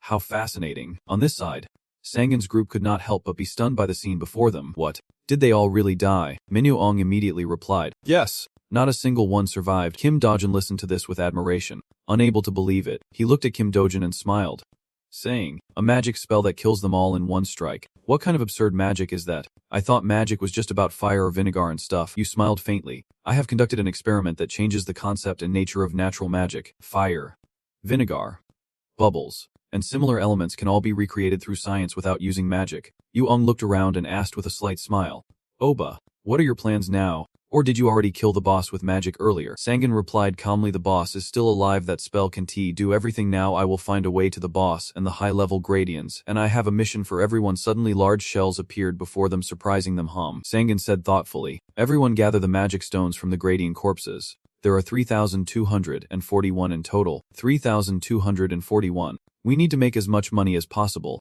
Good luck to all of you. Also, harvest their berries. Gradient berries are very effective. This area is quite safe, so you probably do not need protection. Without waiting for anyone to respond, he immediately left, saying, see you later. Teleport. Watching his tall figure vanish into thin air, Kim Doo-trin silently wept, feeling a bit of regret for making a contract with Sangan C, and those around him sympathized and spoke up, including this one. But they quickly regained their composure and looked around, feeling more like cheap labor than passengers on the free bus he was driving. All right. Now we probably have to clean up everything they left behind. Finally arriving at the destination, Anna spoke up, saying something was disrupting the mana flow here. Sangan looked at what was in front of him and said this was the farthest he had ever used teleportation. I can conclude that Queen Gradient is an ancient mage. The only reasonable hypothesis is that she is a mage, which explains why there are so many auxiliary chambers here. Anna, do you know the way? I will walk and lead the way. The girl immediately agreed. Yes, this way, if you follow the trail Anna pointed out, you will see something that makes you straighten up, with a slight smile, looking into the deep darkness ahead. Sangan said. You are waiting for her. The general stepped out of the shadows to face him. You move lightly, human, able to see us. Sangan gripped his staff and replied, well, I did not notice until you surrounded me, so I guess you could call it light footsteps, and laughed mockingly. No more words. Our queen wants your head. I do not know why you wiped out those low-level gradients. But whatever. It is good that you are still alive to meet us here. Sangan squinted at the figure before him, armored limbs and a human-like body. A grading class general, their ability to speak freely was truly the pinnacle of evolution. The general said little, grabbed his weapon, and ordered, capture him. Watching him charge, I felt a deep thrill. It has been a long time since I fought a high-class Gradian. With their incredible dual resistance, some call them beasts that both prey on and counter mages, though of course, for mages at my level, that is a different story. Sangan waited for the general to strike, then vanished into thin air. Startled, he snapped angrily, but resistance was useless. Staring into the endless sky before him, he swung his strikes repeatedly, unable to leave a single scratch. Before him, an infinite darkness was gradually engulfing everything. He was knocked down there, unable to hide his surprise. What just happened? At that moment, he appeared from behind, coldly twisting the general's arm, causing him to scream in pain. Crack, no! In response to the general's screams, Sangan only gave a cold laugh. He immediately went mad and shouted, gravitational binding. You, in an instant, he broke free from your control. Die. You bastard. Struggling, the general immediately lunged and struck hard at his arm. Sangan sneered provocatively as his body vanished right before his eyes, causing the general himself to mutter in shock. What happened to the third guy? He glanced at his teammate who had long been knocked down by Sangan's power. The general shouted bitterly, get out of here, you damn sorcerer. He appeared coldly from behind him. As usual, someone with intelligence like a human was even easier to predict. His movements too obvious. Affected by fear and anger, Sangan pressed the general's head firmly to the ground, a thrill curling the corner of his lips. I can easily defeat them because they underestimated a mage. Suddenly, he coughed, QQ. With no strength left, the weak general questioned, hey, you damn bastard. How could a human like you be so strong? Are not you just a mage? He gently wiped the sweat from his forehead and replied faintly, people can think whatever they want. Until the very last moment, the general was filled with resentment, unable to send anyone to the queen just now. Oh, queen of the gods. These words he silently fell to the ground. Sangan silently watched the general, his loyalty even stronger than his instinct to survive. It was enough to prove the queen's influence was incredibly powerful. The queen seems to have used search magic to observe this battle, so the next one will be a bit more challenging. That confident smirk of yours is now within the queen's sight. I sent the whole group to test the mage's skills, but they were all killed instantly. How boring and exhausting. Yet surprising, how could he be so strong when he is only wearing 4 rings? On this side, Sangan quickly stood before a gate and said confidently, we found it early. Anna said she had detected a strong life force inside. You gaze thoughtfully at the gate before you. The Gradian Queen. I know how to defeat her, but it is very difficult to meet all the necessary conditions. First, we need a wizard strong enough to break the Queen's magical barrier without nullifying her magic, as the number of wizards does not matter. Second, we need a powerful warrior with a tremendous aura to use skills freely, because only attacks infused with aura can overcome her superior magic resistance. Finally, the muscle men. It is better if the warriors fighting the queen have strong muscle, as it is the simplest and most traditional strategy to defeat a Gradian queen. I might lose if I am not prepared. Powerful mage, along with a strong warrior at the same time, is hard to find, especially with that magic resistance. If that thing is the boss of a level 150 dungeon, then entering here is basically a death sentence. It is just doomed to die. Suddenly the gate in front of him opened, and he looked inside in surprise. The queen's deep voice echoed, why do not you come inside? You who stand outside the gate. Sangan jumped in surprise and looked around, then saw a small but proud figure watching him from above in the distance. He quickly laughed it off, wondering what else he was worried about. Always cautious of a human who slaughtered all my children the moment they set foot in this nest. He looked at the person before him in stunned silence. A girl. A little girl. Huh. What kind of twisted sick bastard designed this thing? The queen looked at Sangan with great interest and said it had been a long time since she spoke with another species. In the human world, are humans the dominant species? He smirked and replied, a conversation. Not bad. I am curious about the gate too. Thinking for a moment, Sangan continued, exactly. The outside world is ruled by humans. What are you planning by creating a gate that connects to our world? With a cold smile, she said that a positive change begins with peace. But the humans who slaughtered my children are nothing like the real humans. Sangan calmly retorted that it was because her children attacked us first. The queen sneered, is not it because they approached out of curiosity? Is not that kind of cute? Then suddenly she stood up and said, well, it has already happened. To be honest, I have no information about this dimension at all. I tried to remember why I am here, but my memories are too vague to recall. Therefore, I am only loyal to one thought in life, the prosperity of our kind. You become cautious. Wait, is it really necessary to fight? If we can talk like this, is not peace still possible? The prosperity of our kind must come from peace. Sangin's words sounded like a joke, making her sneer bitterly. Peace. Huh. Unfortunately, there is always something powerful forcing our actions, and if we resist, we will lose ourselves. You hear these words and purse your lips. Something powerful. Right, it must be the thing that opened these gates. The queen continued. Because you are a mage, you probably realize by now that besides intelligence, the unpleasant feeling you sense is that I am being controlled by something. It is unreasonable, but not wrong. Though this was not my intention, losing is something I cannot accept. I am sorry I could not answer your questions. Finishing her words, she immediately activated her power. Switching to combat mode, the notification appeared, making Sangin frown indeed. Fighting was the only way. Transformation complete. The queen stood before him in a new form. Coldly staring, she smirked and said, "Before we begin, answer me this: what is the outside world like? Is it beautiful enough to live in?" My eyes filled with excitement. "Is that so? Then I have great expectations." With that, a powerful spiritual force surged from behind the queen. Sangin immediately raised his hand to block the blow. He quickly stepped back, but another attack was aimed at him. Sangin struggled to dodge. Ooh, he immediately stopped. He quickly gave the order. Anna activated. Interrupting the magic, the girl immediately supported and destroyed it. The magic circle in front of her instantly froze, then shattered into smoke. Sangin smiled with satisfaction. Good, all your magic can be easily destroyed. At that moment, the queen rushed over from afar. He smirked coldly. If magic is useless, then how about this? Huge explosion erupted in midair. Sangin struggled to hold the large staff. His whole body tumbled uncontrollably from the ground. In the endless space beneath the earth, he fell and slammed into a large rock. The queen hurriedly approached from above. Laughing again, she drew closer to Sangin and said, "Hey mage, how are you still alive after taking my strike?" As soon as he finished speaking, he swung a kick, and Sangin was slammed hard into the dark ground. The queen stared into the thick cloud of dust ahead. He muttered to himself, "Strange. How are you still alive when every part I touched was supposed to nullify magic, even defensive magic?" Calmly standing up, he smiled and replied, "It is 'cause the defensive spell is enchanted in the staff, but you broke it in half already. Damn it. Do you know how expensive this staff is?" The queen quickly landed nearby and said, "Resisting like that is useless, mage. It is strange how your magic does not fit your class at all. What exactly are you?" Sangin put the staff into the void and asked, "What do you mean?" "I am just a mage with a strong body after being refined." Confused, "What do you mean by refined?" he replied helplessly. "Never mind. Do you remember anything about the dragon that created you?" The queen snapped angrily. "What is wrong with the thing that created me?" Sangin smirked coldly. "Aha, I am just curious what the dragon was thinking when it made you in the form of a child, and it is not wrong to leave both behind. But I am afraid someone might see and accuse me of bullying a child, like the readers.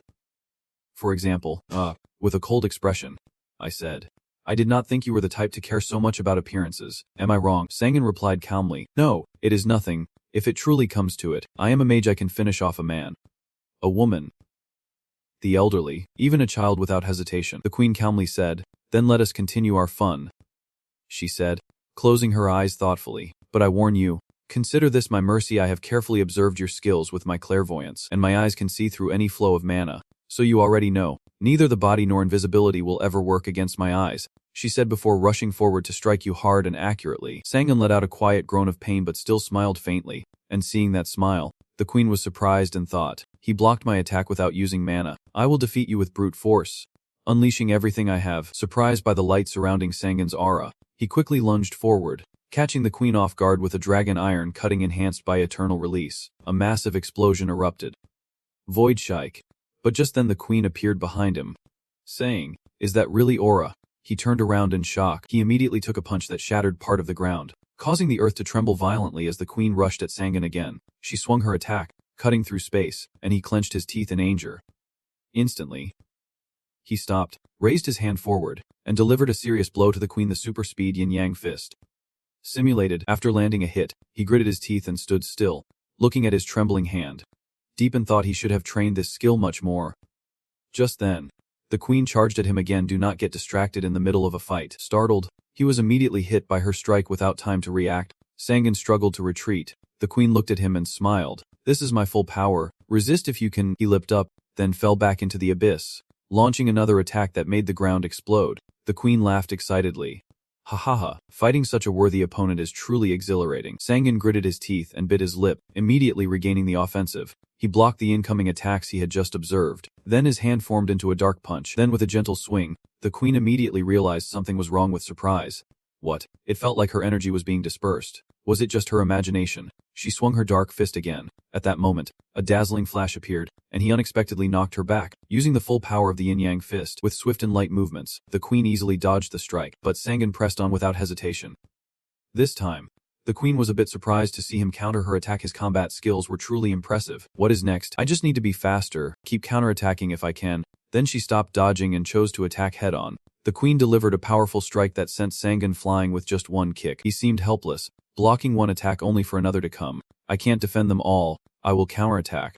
But when he turned around, the queen was nowhere to be seen. She had somehow slipped behind him. Fortunately this time Sangan dodged her kick and immediately launched a counterattack, but the queen stepped back and Sangan felt like he was being toyed with. He began to feel confused. Was it getting faster? Sangan shouted forward.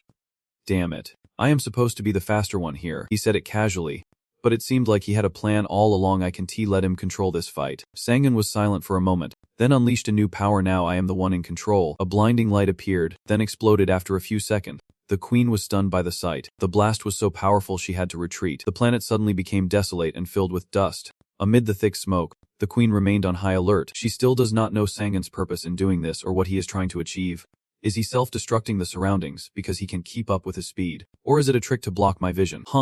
Do you think this cheap trick can fool me? Did you forget that my eyes can see the flow of mana? Just as the queen said, it did not take long to find your position and immediately strike. Sangan's face appeared through the thick smoke.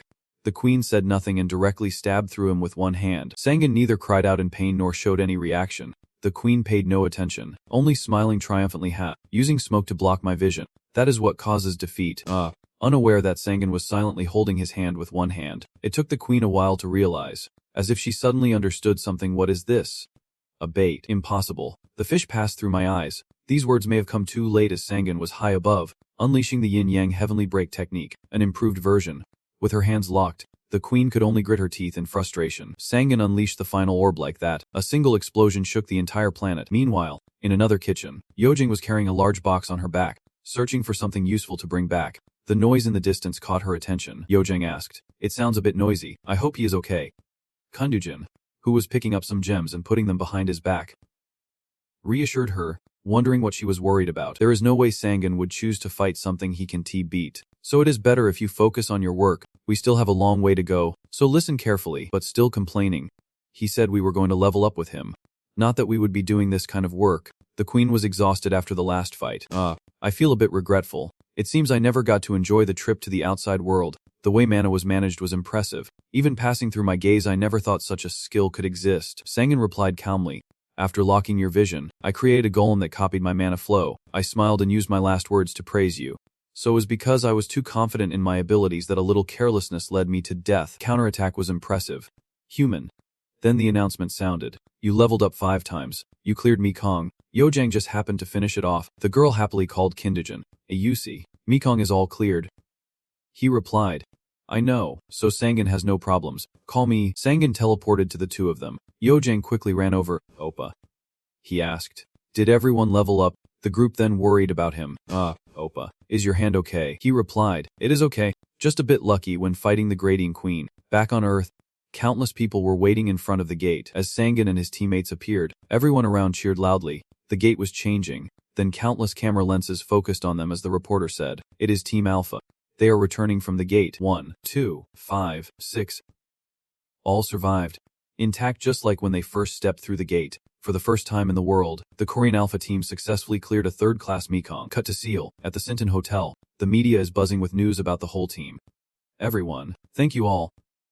Look closely. For the first time in the world, a third-class Mekong has been completely cleared by the South Korean Alpha team. The chairman warmly welcomed the Alpha team back safely. The whole group was treated with great care, and Yojang happily relaxed in the spacious bathtub. Kim Do-jin lost track of how many naps he took on the soft bed while Lee Jin-soo was absorbed in playing games.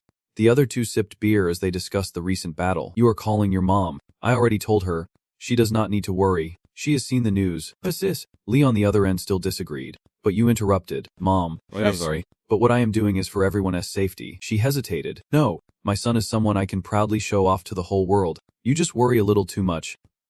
He replied, then please do not worry anymore. Good night. And she did not bring up the matter again.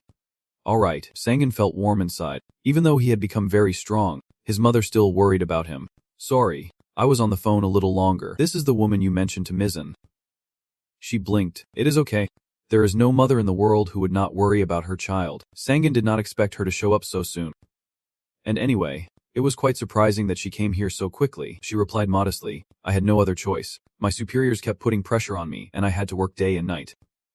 You laughed. Haha. I know how that feels. Sit down. I will listen to you first. Mizzen walked over and sat opposite Sangan. You invite her for a drink. She bursts out laughing, trying to lure me in. Sangan honestly shook his head and waved his hand. No, I did not mean that. If you do not want to, you do not have to drink. Mizzen said.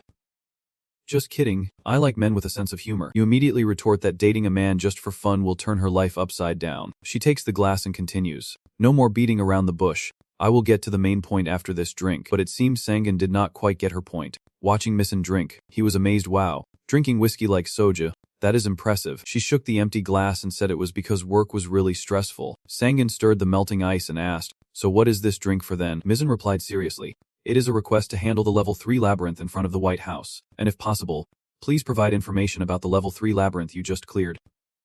He continued. Information. She added, you must be aware of the current state of the labyrinths in reality. You confirm? Yes.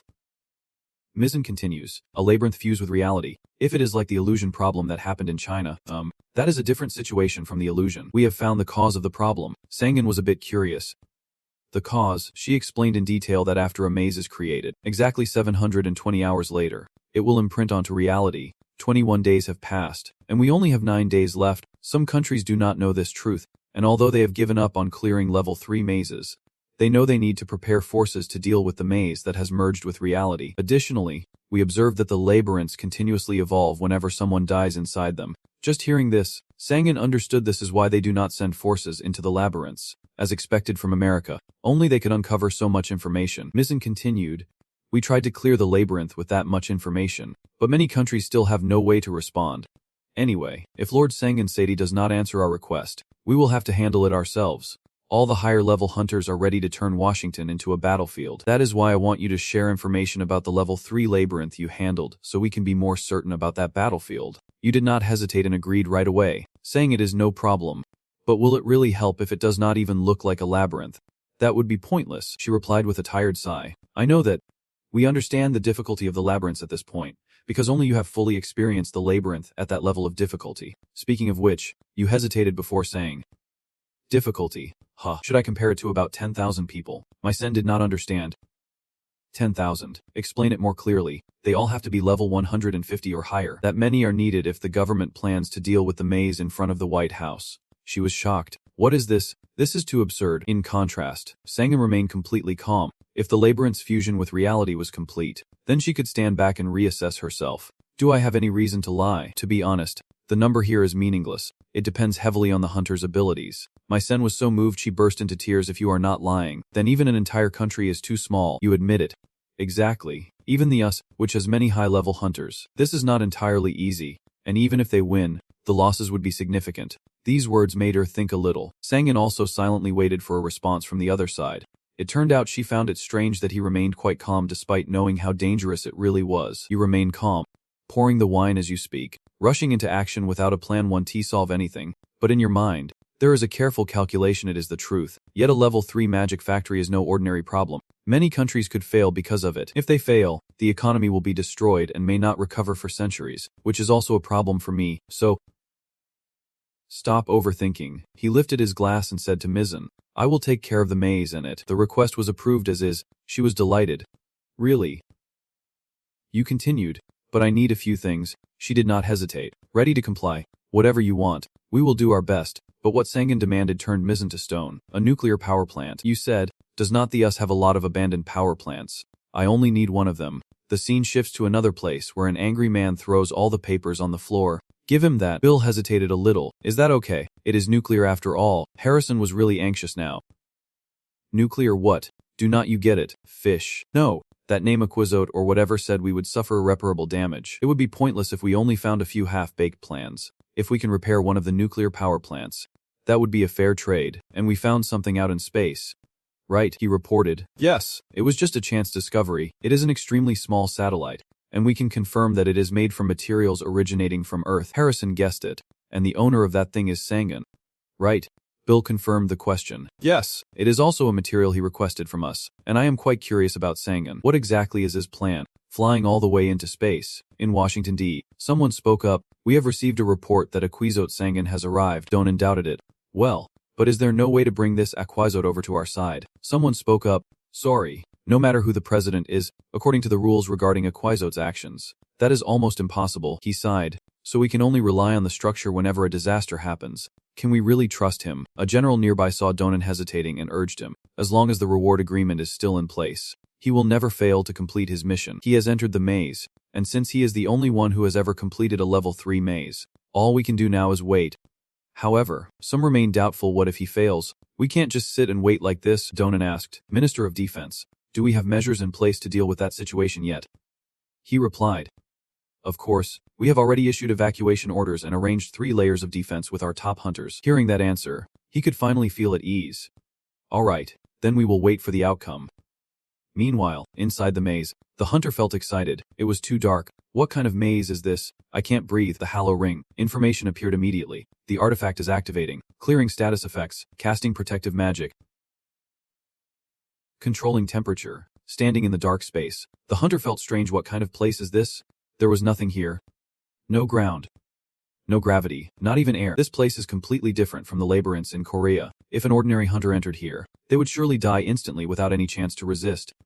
Suddenly, a voice continued, saying that humanity is generally like that, and he was surprised and empath. Then a giant spaceship appeared in front of the hunter, the A-class spaceship, and before he could react, many bright lights emerged from inside the ship's bay. Countless laser beams then shot toward the hunter, who immediately dodged. Then Sagan decided to teach them a lesson, attacking us in space, so he sent out some of his warships, activated them, and shot down the enemies. The voice spoke again, claiming to be the guardian of their species, and Sagan mocked him, calling it ridiculous. A huge warship with a bunch of smaller ships on board appeared in front of Sagan. The enemy explained their reason. They planned to expand their species into another dimension of space. At the same time, countless bullets flew towards Sagan, and he realized their intention. Damn it. Is not this like interstellar war? Why did not we just talk first? The voice ordered a search, saying what is happening here is meaningless. Before invading Earth, I will wipe out these people as a warning to them. And you retorted, meaningless. Fine. I will smash you to pieces. The place where the nuclear power devices are stored is in space. Then put it on my hand, so it will be easier to use. This is the first time testing the power of nuclear energy. Aina.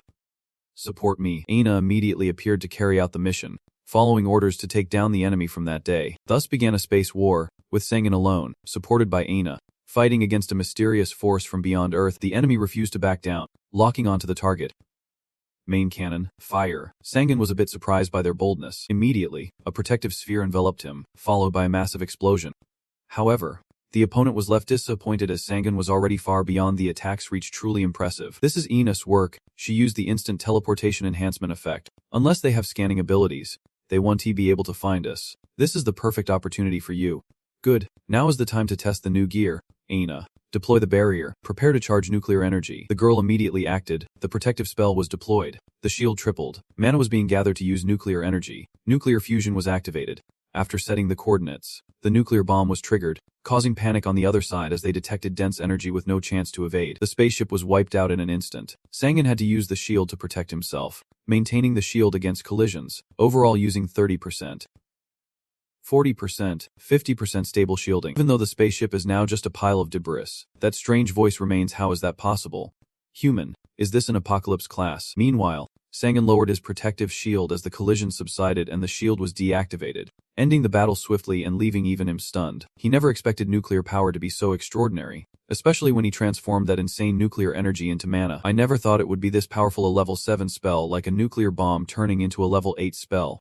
No joke. If I keep adding energy, its power could increase even more. The voice faltered as it uttered the final words. The species will be reborn. He remained lost in excitement. For whatever this material was, it reminded him of nothing he had ever known. It was still an unknown knowledge. Good. Then let us take it right away. No wizard would pass up something with unknown origins like this.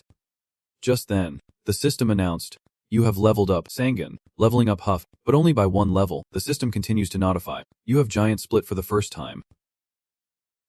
Achievement unlocked. Giant Slayer. Increases damage by 15% against large enemies and 15% more damage with area effect attacks. The system is monitoring you. He thought to himself.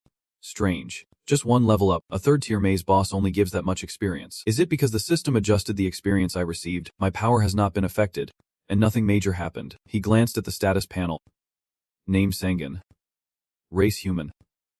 Class Wizard. Level 96, Strength 115, Agility 109, Mana 596, Luck 182, Aura Points 3542, Spare Points 236. Title Owner of Knowledge from Another World. Although the stats remained normal, Sangan still felt unsettled, as if something was missing. The scene shifted to another space where the wizard was casting the demon arena. The 3 of them seemed eager to ask how the progress of the demon arena was going. Wizard replied, "Please be patient. Not yet. We still have to wait for sunrise and set it up 69 more times." Putting the progress aside, "Why did you stop your march? The humans of this world know nothing about mana or the gods. Is not it easy to deal with them? Hen has his own strategy, and you are right, their system awakens abilities and martial arts, which are not bad, but they are still below our level. Therefore, if we keep marching, conquering them won't be difficult at all." Hearing this, the wizard understood Han's intention. "So you are planning to march back?" Han denied it. "No, they are numerous. The 100 souls who submitted to us said the global population is over 6 billion. If we keep attacking the place they call China, reinforcements from elsewhere will surely come soon. With this number of souls, I believe it is enough to connect with our world." Wizard understands. "I see now. That is the retreat strategy. That is right. If we hold this position, they can't stop us." As they were talking, a 3rd voice suddenly interrupted, saying the story is very interesting. Inlis laughed mysteriously, then scolded, "I really want you all to learn some manners. Calling me to such an awkward place." Bei Anton ignored it and asked, "It has been a while. Inlis, you still think you are superior, calling me so casually. You are still as undisciplined as ever." He reminded Inlis that her rank was only average, and she immediately sneered. "So you think you can beat me? Instead of words, why not settle it with actions?" The wizard had to step in to mediate. "Calm down, Queen of Shadows." Inlis scoffed, telling him he was not bad, asking what progress he had made. Bei Anton and the wizard got straight to the point. Now they needed her support in retreating. She asked, "So what exactly do you need me to pull back?" Bei Anton spoke up to explain that this world has many greater enemies than ours, ruled by the machine god. "So unlike the 2 of us, you have the strategic advantage on the front lines." The machine god. It reminds me of that harsh battlefield back then, a battlefield completely ruthless and without glory. Not wanting Inlis to dwell any longer, the wizard continued Bei Anton's words. "Recently, Callisto and I have been completing the Demon Waste project and creating a passage to our world. Manipulating human intelligence is your specialty, so I hope you will take on that part. Of course, there is no reason to refuse, so I will entertain myself by stirring up this world a bit. Which country is the strongest on this planet?" The answer is a place called America. Inlis immediately settled on his target for mischief. "It is bound to be a lot of fun. How delightful. Now I will set out for America. I will contact you later." The 2 watched Inlis leave until he disappeared from sight. Then Wizard turned and asked, "Calypso, where will you go next?" Bei Anton replied, "I will distract the enemy's eyes, because I am the most skilled in controlling the battlefield." Wizard watched him ride his horse up the hill he had just supported, wishing him luck, only to be met with his commanding order and a reminder to do his own job well. Now alone, Wizard was filled with excitement. Haha, this world is about to come to an end. In England, London, Sangun is still conquering Mekong, activating a nuclear bomb. A faint light flickers at the foot of the mountain, followed by a devastating explosion that splits the mountain and reveals flowing molten lava. However, its influence is still beyond my control. Damn it. I hope I am not the first wizard to die from a spell I created myself. The power is increasing, and I never expected my shield to become harder to block and touch like this. Anna beside him spoke up. "But anyway, increasing power is still a pretty important step, Master. Considering the rising difficulty of each Mekong rank, it is entirely possible that nuclear energy no longer works in rank 4 Mekong." Sangun felt proud. "It is okay because he had Anna here," she replied mechanically. "You are being too confident. Don't forget that in Mekong, my power only works at 12% overall. Please do not forget, and please strengthen my shield too." You just forced a smile. "Sorry, I will be more careful. Anyway, with this power, I believe I can reach the unique state anytime." Anna understood what he meant. Reaching even the horizon. "Is that what you are thinking?" Sangun denied it. "No, for a mage like me, the unique state means reaching a certain level. The unique state magic is when a mage is strong enough to influence the entire world and hold full control over society. Recently, I have sold quite a few life ring rolls to the public. Just one piece of equipment that makes people no longer worry about hunger, so what will happen when I mass produce it? That is exactly what I want. Never starving again. Though that is not the main point. I have plenty of mana thanks to nuclear energy, so I just need to use the automated mass production system. This case is similar. As long as you have a device containing nuclear power, everything that follows becomes much easier. A nuclear stone explosion like this lets me easily wipe out level 3 mazes, and both large numbers of enemies or strong singles get wiped out too. With my current abilities, I am fully capable of freely controlling both large and small explosions. Whether it is large-scale warfare or one-on-one battles, it is no problem at all. And this time the system announces, "You have leveled up." Sangan spoke up. "It seems like the boss is dead. But where's the exit gate?" "Oh no. Do not tell me it is inside that thing too." Damn it. On some island, at a base, the news is reporting on Sangan. From exhaustion to now England. The world's savior. Korean hunter Sangam. Below are all kinds of comments ranging from jealousy and rivalry to admiration and disbelief. Oh my god. Clearing a tier 3 maze alone is seriously impressive. Damn. It is really frustrating. What are the other hunters doing? And what about China? Will Hunter Sangan handle it? Heard that China is currently being overwhelmed. Does not anyone know? China is completely overwhelmed now. I wonder if there will be as much fighting as I have heard. Where did you hear that crazy news? A voice called out to Ileana, the queen of the gods. It was Siren, who just now heard that they found 2 more of our people. She smiled. Good news. The girl looked up at the screen and recognized someone familiar. It was none other than the savior Sangan. He must be an extraordinary person. Ileana continued. He is a person who cannot be defined by any definition. Siren turned around and asked. He intended to treat the queen very kindly. But you seem a little scared of him. I was drifting aimlessly at sea when he appeared out of nowhere and pulled me onto this island. Ileana kept praising him, saying just watch. He is someone who has attained power over fate alongside the demigods. He is someone who can hold the entire future and destiny of our Siren tribe. Sangan has made detailed plans, and everything has been arranged smoothly. After finishing the maze in London, there are only 5 days left until the level 3 maze appears. I have left Dana to handle negotiations with the other countries. The South Korean government wanted to share the profits from the negotiations but failed. Other countries see their power as a threat. Surprisingly, my influence has spread worldwide as quickly as what the South Korean government once did. I put all my effort into clearing the dungeons with the countries that successfully negotiated with Aina. Now 59 level 3 dungeons have been cleared, and my strategy is working better than ever. Nanju Magic Tower. 10 minutes before the dungeons appeared, Sangam came to find Aina 01. Aina, how is the situation? Report to me. Besides the 59 countries where the labyrinths have been cleared, there are still 147 countries with elite hunters gathered to protect their nations. The data shows that, based on simulations, most third-world countries around the globe will be destroyed. This made Sangan feel a mix of regret and helplessness. I did my best, but only managed 59. I have tried to continuously complete the labyrinths using nuclear fusion magic, but this is my limit, even though it does not take much time. No, Home can do it because the US has decided to give me a nuclear reactor. You sat down and asked, so how many nuclear reactors do we have so far? Ainoa 01 slowly listed. 28 units are waiting to be used and 12 units are under construction. Right now we have about 2 units in use, and in 682 hours, 42 units will be ready. Sangan was very pleased to hear this, saying, good, at least we can use them for the labyrinths, so I won't have to struggle anymore. She continued to point out important notes, but many people still worried about the master's power. I have infiltrated the intelligence systems of several countries, trying to analyze his strength. You anticipated this too. All your battles take place inside the labyrinth, so they can only make guesses. Ina 01 seriously. Underestimating the enemy could work against us. I have concluded the overall strength of the world by combining the skills of hunters and science, and it is not something we should underestimate.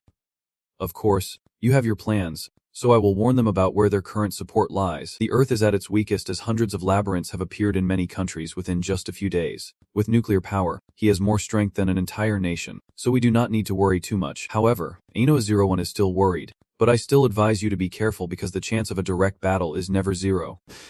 Tran, and you know that. How is that body doing? Ainoa 01 spun around and replied, better than I thought. You are pleased. Good, because now I will have to face many people on my own. Sangan thought to himself, maybe now is the time to leave FD Company and create an independent base, with everything else besides fighting being managed by Aina. Aina 01 spoke up. Oh master, I have a plan I want to report. He was curious. What plan? She explained, I want to build a place among the stars. Sangan was surprised. Did I hear that wrong? What did you say? Between the stars? Aina 01 confirmed. You heard right. Let me show you. This is a 12-kilometer long mothership built for combat. You are puzzled it is 3 times larger than what we destroyed in the Mekong and the US. And you want to create this? Is it even feasible? She explained that she completed the engine data for the mothership by analyzing battle data and debris. So she thinks the bigger, the better. If we have stable funding and materials, there is no reason not to build it. Sangan laughed at himself and said, that is right. The manager of the magic tower would not do anything useless. How long will it take to complete? Ina01 predicted that if we use all the resources we have, it will take about a year to finish building the ship, and if we decide to build underground, it won't be very effective. But the reason for being underground is completely valid for our safety. Sangan continued with a question. Do you believe there is an enemy targeting Eartha? She affirmed, I do believe so. We have to consider the worst-case scenario from the mysterious creatures inside the labyrinths. You agree with her stance, saying it is not wrong, and this is also very interesting when considering defense. And with space control, I can also put pressure on a country on the Earth's surface, like orbital bombardment. Universe, the answer is the universe. Seeing you remain silent, Anno01 called out, Master. Sangan was still lost in thought. Actually, nuclear power is still enough to fight enemies on Earth, but agreed with Anna01's idea. Okay. I accept moving out into space, but for now we will just postpone building the mothership. Right now we have to secure the supply lines and send drones to Mars and build a nuclear reactor there. Build a supply teleportation gate there. I believe using 30% of the electronic power on Mars will be enough for everything. She continued, I suggest we should produce combat robots. You then made the request that our firepower is sufficient for now, so just postpone and choose a more efficient path. Anno01 paused to think for a few seconds. Then agreed. I understand. Suddenly, alarms blared as mazes began appearing everywhere. Countless mazes instantly showed up on the map. It has begun. Cities around the world are starting to collapse, with intense fires breaking out everywhere. However, fortunately, some countries had prepared in advance, so they avoided this disaster. Sangan also noticed that it seems like the powerful countries are doing quite well, but what happened to China and Japan? I thought they did not need our help, yet their entire cities have become wastelands. In a powerful country, despite having set up barriers, they seem to be on the verge of collapse due to overwhelming external forces. It is a dragon, and right behind it, something has infiltrated inside along with the flying creatures above. Japan is facing a terrifying monster, and it is unclear if there are any hunters strong enough to fight it. Behind it come fighter jets launching missiles. A squadron of professional fighter jets launched continuous attacks to destroy the monster. But the dragon was unfazed and quickly wiped out the entire formation within seconds. At that moment, a scream rang out, there is no relying on the government. What were they thinking letting that thing fly over the capital? What would happen if it got away? Wind magic. Sound amplification. Where do you think you are going? Come down here and fight me, you damn god from last time. Surprisingly, the monster actually listened to that. That person immediately wiped it off. Came out, and the monster immediately followed them. This seemed to be what she wanted.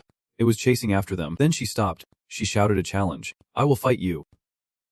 Summoning magic, appear, the demon guardian of the past and the future. Ayanami Kazuki immediately summoned the two demons. The demon of the past, level 262, and the demon of the future, level 251. It is incredible that the summoned monster has a higher level than its summoner, a truly unique skill. The dragon continues to ravage the city.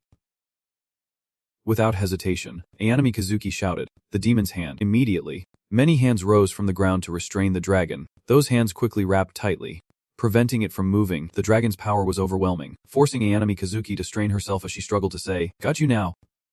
Falling down, the dragon was pulled hard to the ground by the strength of the demon hand. Its entire body slammed to the ground, creating a thunderous explosion. But it did not last long before the dragon thrashed and used thunderclaps to break free from Ayanami Kazuki's control. The demon hand was stretched to its limit and finally snapped. Ayanami Kazuki cursed angrily.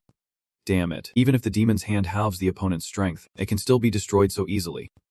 Hurry up. Future demon. She orders, from the sky. The future demon appears and lets out a mighty roar. Kuru. Then it slammed its staff hard against the dragon's head. Anno01 stood aside, observing and blocking, quickly assessing the situation. Her abilities are more impressive than I thought. Able to face a boss strong enough to break through the gate. This world really is vast. Although she is not exactly strong, the fight was quite balanced since the future and past demons could counter the boss thunder and wind. Onoheim Princess Demon Ayanami Kazuki, currently level 231, is a summoner and the strongest hunter in Japan, known by the nickname Onoheim. She is granted protection from the thunder god and wind god, with a power that resists attacks of electricity and wind. Anyway, Japan is capable of stopping this destruction. Sangan sat focused in his chair listening to Ina01's flight report. She looked at him and continued. However, since they failed to close the gate, the damage would have been much worse if we had joined, because the boss is a flying creature, so protecting the entire area was impossible, and the low and mid-level monsters have scattered everywhere, which is why we have not seen any other hunters besides Kazuki. You asked about the damage. She reported that the presidential palace and other government agencies have been leveled, and all surrounding structures have been destroyed. The roads were destroyed too, and the monsters keep increasing, with estimated damages reaching 85 billion USD. Hearing this, Sangan laughed sarcastically. How foolish. If they had asked me to handle the laborants, the damage they suffered now would be far less than that amount. And in the end, just out of pride, she added that the relationship between Japan and Korea has always been tense. China has sacrificed many hunters due to the rise in destruction caused by undead from rank 3 gates. And many other countries have also abandoned territories where destruction occurred. The countries you helped destroy the dungeon gates, including the US, are still gathering their armed forces. Sangan looked at her and asked, "What do you think, will they avoid you? Or is it a call for help? I have information that the United States is trying to pressure the United Nations to take action."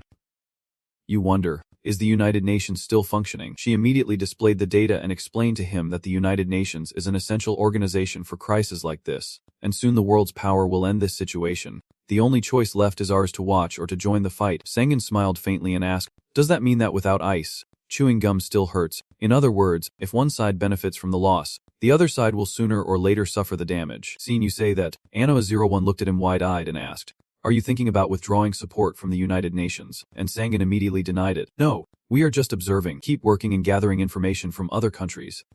Suddenly, a notification appeared on the screen. Anna01 announced, "Master, the mermaid is contacting us. Ileana wants to talk to you." You wonder, "Ileana, what is going on?" Then Sangan looked at the robot and said, "All right, bring them here." Immediately, a beam of light appeared before them, and Ileana and Siren appeared. Anna01 cheerfully greeted, "Welcome, Ileana."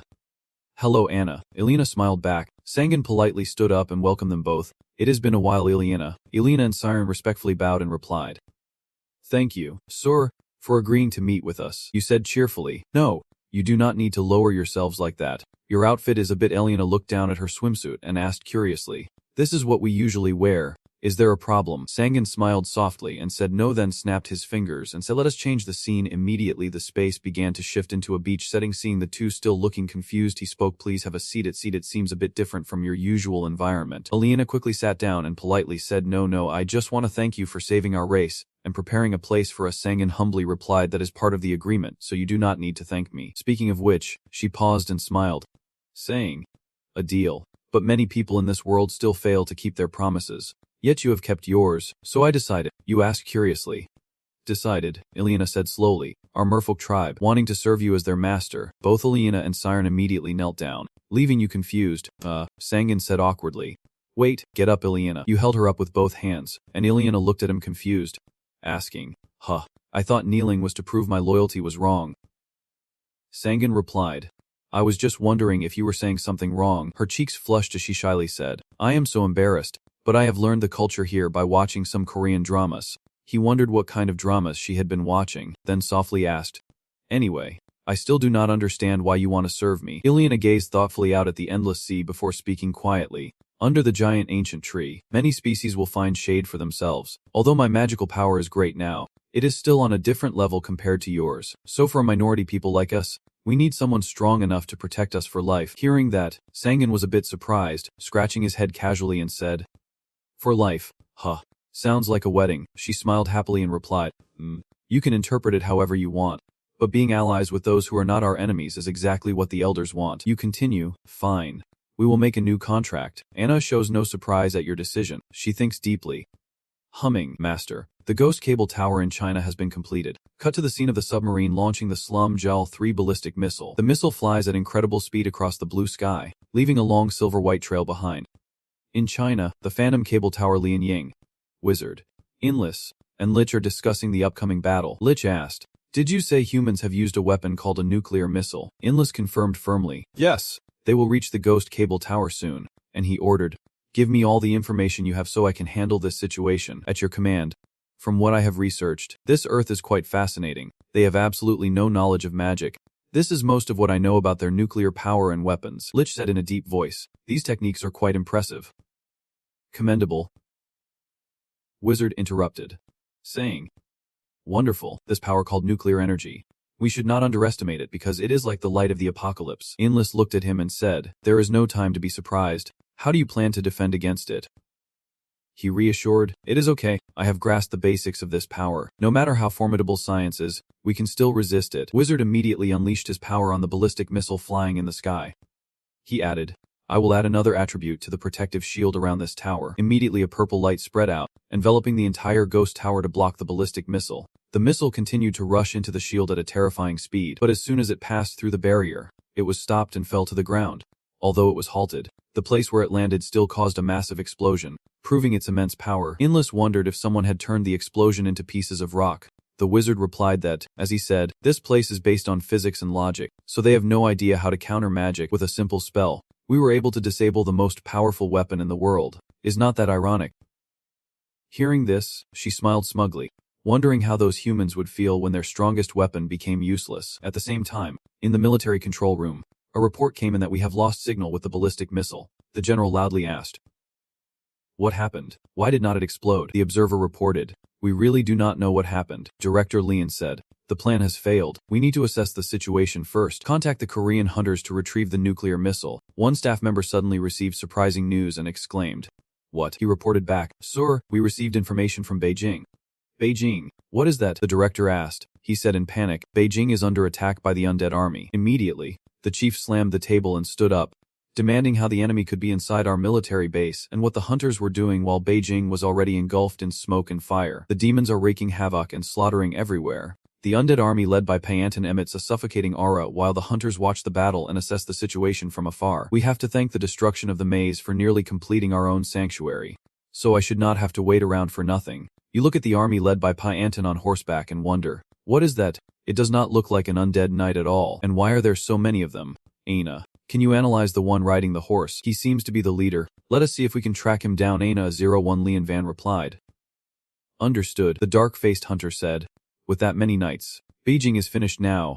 As you were thinking, a call came in, and Aina-01 announced solemnly, a call from Qian. They asked us to defeat the undead army in Beijing, and they would give us the nuclear power plant. But Sangon told the robot we do not need it anymore. Ask them if they can give us Liaoning district instead. She then asked, do you think China will give up their territory? And what if other countries oppose this? He replied that everything is already infected by the ghost tower, so it will be very difficult for them to reclaim the area. Mention those details and try to negotiate. Hearing you say that, Aino-01 smiled obediently and said, understood. The hunter firmly stated that they will have no choice but to obey us. China is in a chokehold after losing Liaoning and Beijing at the same time. Once the negotiations are done, report back to me and I will scout ahead.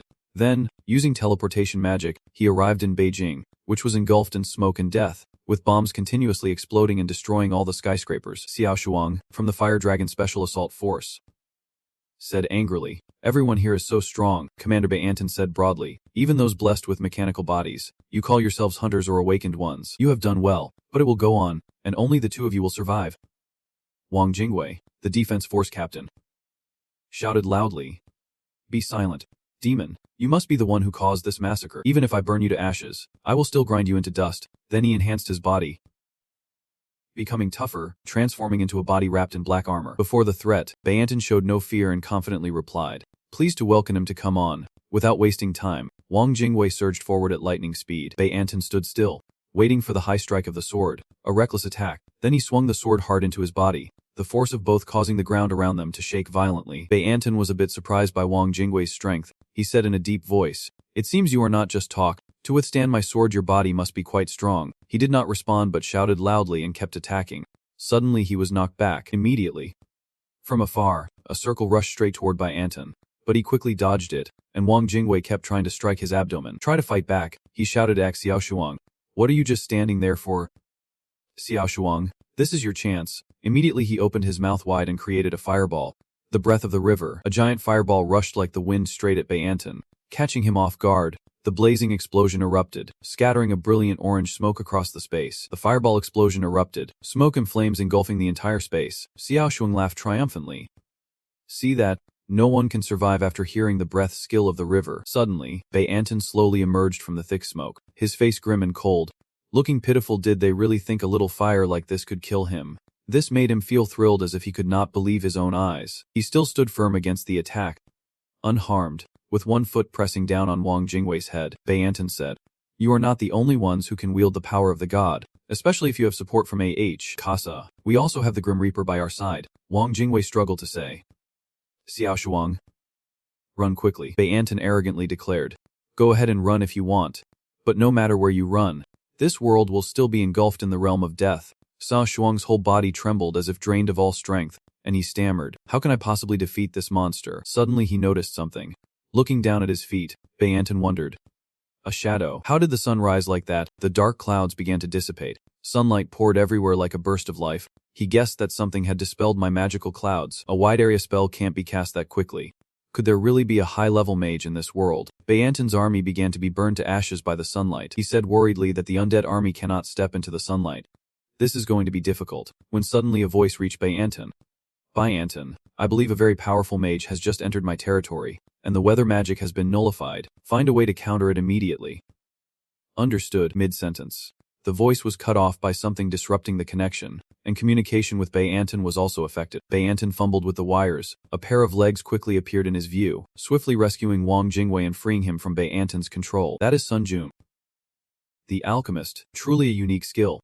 Healing, Xiao Shuang asked in surprise. What the hell? Who is that? Wang Jingwei cut a few times and said, "You do not recognize this face. This is a famous hunter from Korea." Sun Jun then said, "I am here to help in the fight. Sorry if I am a bit rough." From earlier until now, Bei Anton did not understand what was happening. He asked suspiciously. "Stranger, the one who disabled the weather magic, you firmly said." "Exactly. And now I will face you." Bei Anton sneered. Daring to challenge a close combat swordsman, those mages are just overconfident. Without hesitation, he swung a slash straight at Sun Jun. He quickly dodged Bei Anton's strike, causing his sword to slam hard into the ground. Sun Jun swiftly assessed the situation and seized the opportunity. Bei Anton was utterly surprised by his ability, wondering how a mage could block the blade of a close combat knight, while he took the opportunity to cast a spell, enhancing the fifth eternal state. Piercing through, with just one move, Bei Anton was blasted dozens of meters away, his entire body crashing through many sturdy walls before disappearing out of sight. Sun Jun smiled confidently and said, "Sorry for not telling you that I am not an ordinary mage." Xiao Shuang and Wang Jingwei were left speechless in shock. What the hell is that? A sorcerer using martial arts? Could it be that our techniques have been stolen? He continued to use the observation spell. With this magic, Sun Jin can analyze and observe situations far from himself. 20,000 undead within a 5 kilometers radius. No signs of life found. With no survivors left, I can freely use my power, but too many people have died in such a short time. After finishing the analysis, he turned to the two and said, "Let me escort you both to a safe place." While they were still stunned and asking what, Sun Jun had already teleported them away. Now that he is alone, he can freely unleash his power without any worries. Sun Jun thought, wondering what magic to use this time. If I use nuclear power in another country, they will probably complain a lot. At the Ballistic Missile Command Center, the general asked where Sun Jun was, and when he would arrive. The assistant replied that they were searching for him, and the general urged them to hurry. Just then, Xiao Shuang and Wang Jingwei suddenly appeared before him, and the general asked in confusion, "Huh, why are you here?" Wang Jingwei scratched his head, equally puzzled, and said, "Huh, why is the general here?" The general nearly cursed. "Hey, wake up, this is the Ballistic Missile Command Center. Are not you guys in Beijing?" He replied awkwardly, "Yes, but I believe the Korean hunter Sun Jun used some skill to bring us here." Hearing the name Sun Jun, the general immediately asked intensely, "You met Sun Jun in Beijing?" Sun Jun just waved his hand and then our eyes were blinded. And when we opened them, we were already here, Wang Jingwei explained. He wiped his brow in confusion. Huh, what the hell? Suddenly the screen flashed a danger warning. The observer reports a massive energy source detected in Beijing's atmosphere layer. What the hell is that? A giant sphere is hovering in the sky over the central hill. Unclear what it is. At the same time, at Panten's place, he looked up at the sky and could not help but say, "Man." Enduring the blaze of a whole star, Sangan laughed arrogantly and replied, "That is right. Nothing beats sunlight to fight the undead." The blazing star emitted bright orange-red rays as if it wanted to engulf the entire surrounding space. Very quickly, the entire undead army was burned to ashes under the dazzling sunlight. Seeing the situation was bad, the voice hurriedly spoke to Bei Anton. "Bei Anton, he is under the influence of a star. I will retreat. Open the gate. If you can open it. Something is interfering deeply with the magic chain." Sangan coldly smiled and said, "No one can escape from here. This place has become my territory. Nothing can interfere." Then, Leon ordered the star, "Go." Immediately, the blazing fireball hurtled down, leaving dazzling streaks that tore through the sky. Bei Anton did not resist. He stood still, awaiting the impending death as if accepting his fate. Never expecting such a powerful mage to exist on Earth before being destroyed, Bei Anton shouted loudly, "The god of death, protect your loyal servants from destruction." Then the fireball rushed at him, creating a terrifying explosion. The brilliant light was so intense it blinded the entire battlefield. The general stood still, staring at the screen, wondering if Beijing was really gone. Meanwhile, Sangan flew high above to survey the city, which seemed completely burned down. There is nothing better than reviving a star to take care of all the Andes at once. I wonder if China will complain when I destroy their capital. But first I need to clean everything up. I can't see anything beyond the fog. Sangan created a strong wind to clear the smoke, his eyes widening at the sight before him. Pei Enten was not defeated. He only lost both arms and still stood firm amid the wreckage, prompting Sangan to exclaim, "Truly impressive. You are still alive after withstanding an explosion like a star hitting your aura shield, though it is a bit off to say an Andes is still alive." Pei Enten called out loudly, "Hey Mage, where are you from?" You replied with a smirk. "No mage has the ability to withstand the revival of a star like that. I am the only mage on this planet," he suddenly exclaimed. "Alright, Mage, I have experienced a regeneration skill like yours in another world before, but none can compare to your star," Sangan asked curiously. Pei Enten replied, "I will ask you first, are you really human from this world?" You immediately realized it was a clever Andes, and in response to his question, Sangan scoffed and said, "Anyway, my personal information is not cheap, and I have no interest in the Andes society. And it is really unfortunate for me. If only I had learned some necromancer spells earlier, I would have sealed your soul by now. The soul of a knight is truly valuable." Pei Enten's body began to change. He growled and said, "We will meet again." Before he could finish, Pei Enten used teleportation magic, catching him off guard. Sangan looked up at the sky and watched as he turned into a wisp of black smoke and escaped just in time. You sighed with regret and said, "In spirit form he has already escaped. Maybe from now on I should learn the skills of a necromancer, just in case I need to seal high-level souls like this. Anyway, I have already dealt with all the Andes that China requested. Maybe they want to ask for my help with Lianing since I destroyed their entire city." Sangan called out to Anna. Anna-01 appeared in the form of a small fairy and analyzed. "The probability is not zero, Master. Leveling an entire city could also be a good strategy for them." "Do you really think so?" Sangan asked. Anna-01 hesitated slightly and said, "Priority. This is not in the contract. If you were in their position, you would feel very sad too." He pondered for a moment, then make a decision. "Alright. Maybe I should do something for this world. It is time for me to show myself to the outside world. Is there still enough mana in the tower?" "Yes," she replied softly. The orb beside Sangan began to emit a golden light as he activated nuclear fusion synthesis at maximum power, using all the mana in the tower, setting the time and place, limiting the number of survivors. Everyone is revived. Around the hunter Sangan, a massive, unidentifiable energy is gathering, and his image is directly displayed on the intelligence bureau's screen. The general watched him with eyes as dark as a pot bottom, gritting his teeth and wondering what he was planning to do. Suddenly, someone called out loudly, "General," and he responded, "What is it?" The person then reported, "The atmosphere of Beijing." The general immediately ordered, "Switch to the main screen." Then everyone froze at the scene before them. He cursed, "What the hell?" Senior officials in the US, Japan, and even the United Nations were all wide-eyed in shock. A beam of light appeared in the sky, glowing bright blue and radiating a surge of life energy. Tens of thousands of white-blue beams crisscrossed the sky, shining down on the city like a vast radiant network. The dead were bathed in dazzling light, their bodies gradually becoming visible within the halo. They had been awakened and brought back to life. The general blinked in astonishment and stammered, "That is..." The director could not believe his eyes and turned to ask, "Assistant, do you see what I am seeing?" Lion Dap, "You just said exactly what I was thinking. All the dead in Beijing have been resurrected." The people who just came back to life were still dazed, unable to grasp what was happening. Suddenly, a small hand grabbed the woman's hand, and the little girl called out, "Mom." The woman turned back and wondered. "Min Min." The little girl looked up with innocent eyes and asked, "What are you doing, Mom?" The woman suddenly recalled the painful scene before death, confused in her mind. Surely she and Min Min had just been killed moments ago. Then she hugged her little daughter tightly, sobbing, my daughter is still alive." Then she looked up, and there on the clear blue sky stood Sagum, suiting a noble and unyielding aura. He looked down at everyone below with a satisfied and happy smile. Witnessing this unbelievable scene, the American official was so stunned he could barely stand, exclaiming, "I can't believe it. He brought them back from the dead, not just one or two, but thousands." The assistant beside him quietly adjusted his glasses and asked, "So this is his magic?" He held his face in disbelief and said, "Magic, at this point, it has to be called a miracle. Should I follow some religion?" The assistant then reported, "Based on intercepted information from China's contact with him, we know that China demanded the hunters to clear out the undead, and in return, Beijing would hand over Lian Inch as a condition. I believe they are trying to come up with an excuse for this, but now they can no longer do so." The official looked at the assistant and asked, "What do you think? According to the analysis team, the hunters might actually declare independence as their own nation led by him. If that happens, should we support him?" The assistant smiled and said, "In my opinion, yes." Hearing that, he calmly replied, If that video is made public opinion about the hunters will explode like a rocket. So we need to form an alliance with him as soon as possible. He might even be worshipped as a god by someone in this world. A month later, the United Nations Hunters' Rights Protection Association was established with its headquarters in the US. And to protect humanity from the global invasion of monsters, military forces from various countries have been deployed. All the other members of Team Anfa, except for myself, joined these assault forces and made a name for themselves, except for the packed schedules. The members are all training hard to relearn what they experienced in the past. Recalling the past is a principle of aura, the gateway to becoming a matter. Currently Aojang is the strongest in the team, but to awaken and become a matter requires not only effort but also a bit of luck.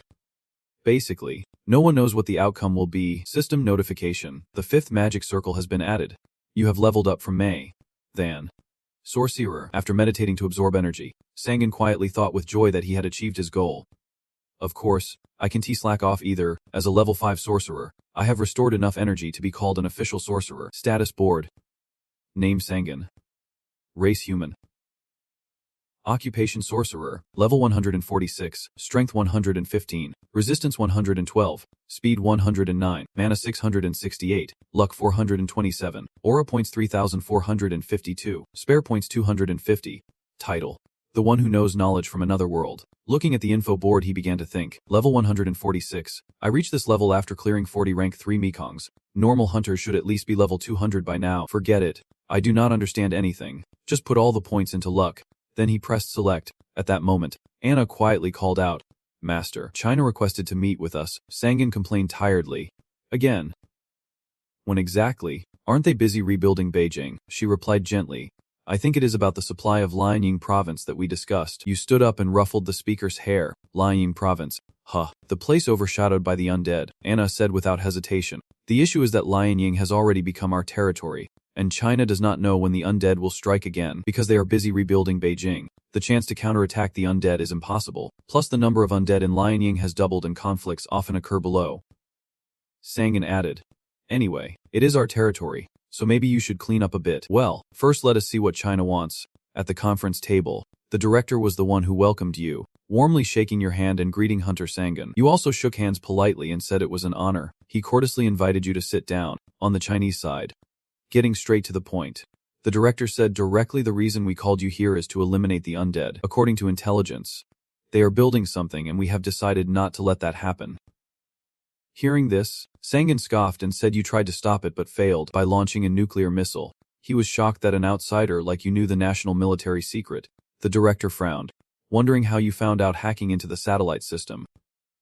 How annoying, he thought so, but on the surface he still kept a polite attitude and replied, we admit that, but somehow they managed to stop our nuclear missile.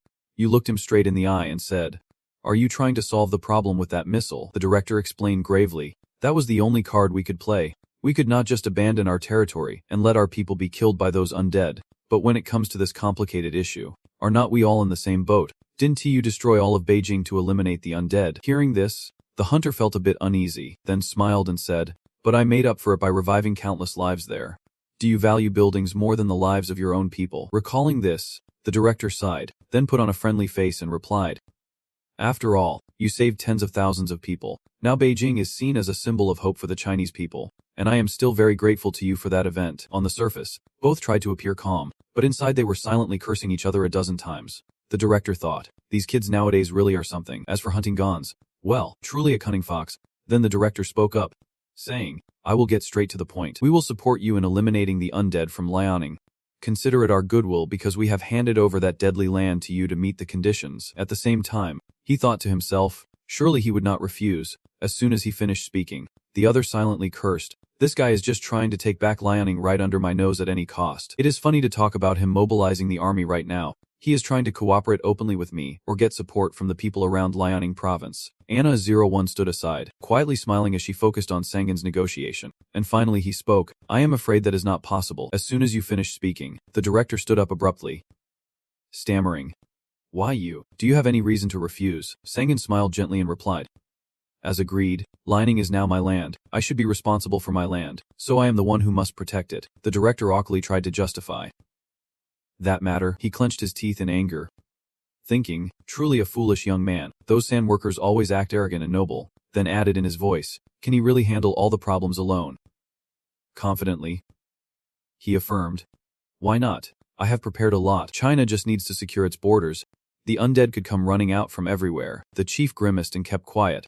So when will you proceed? Sangu looked at the robot and said, why overthink it? Ina01 responded immediately. I am waiting for orders from my master. Start now.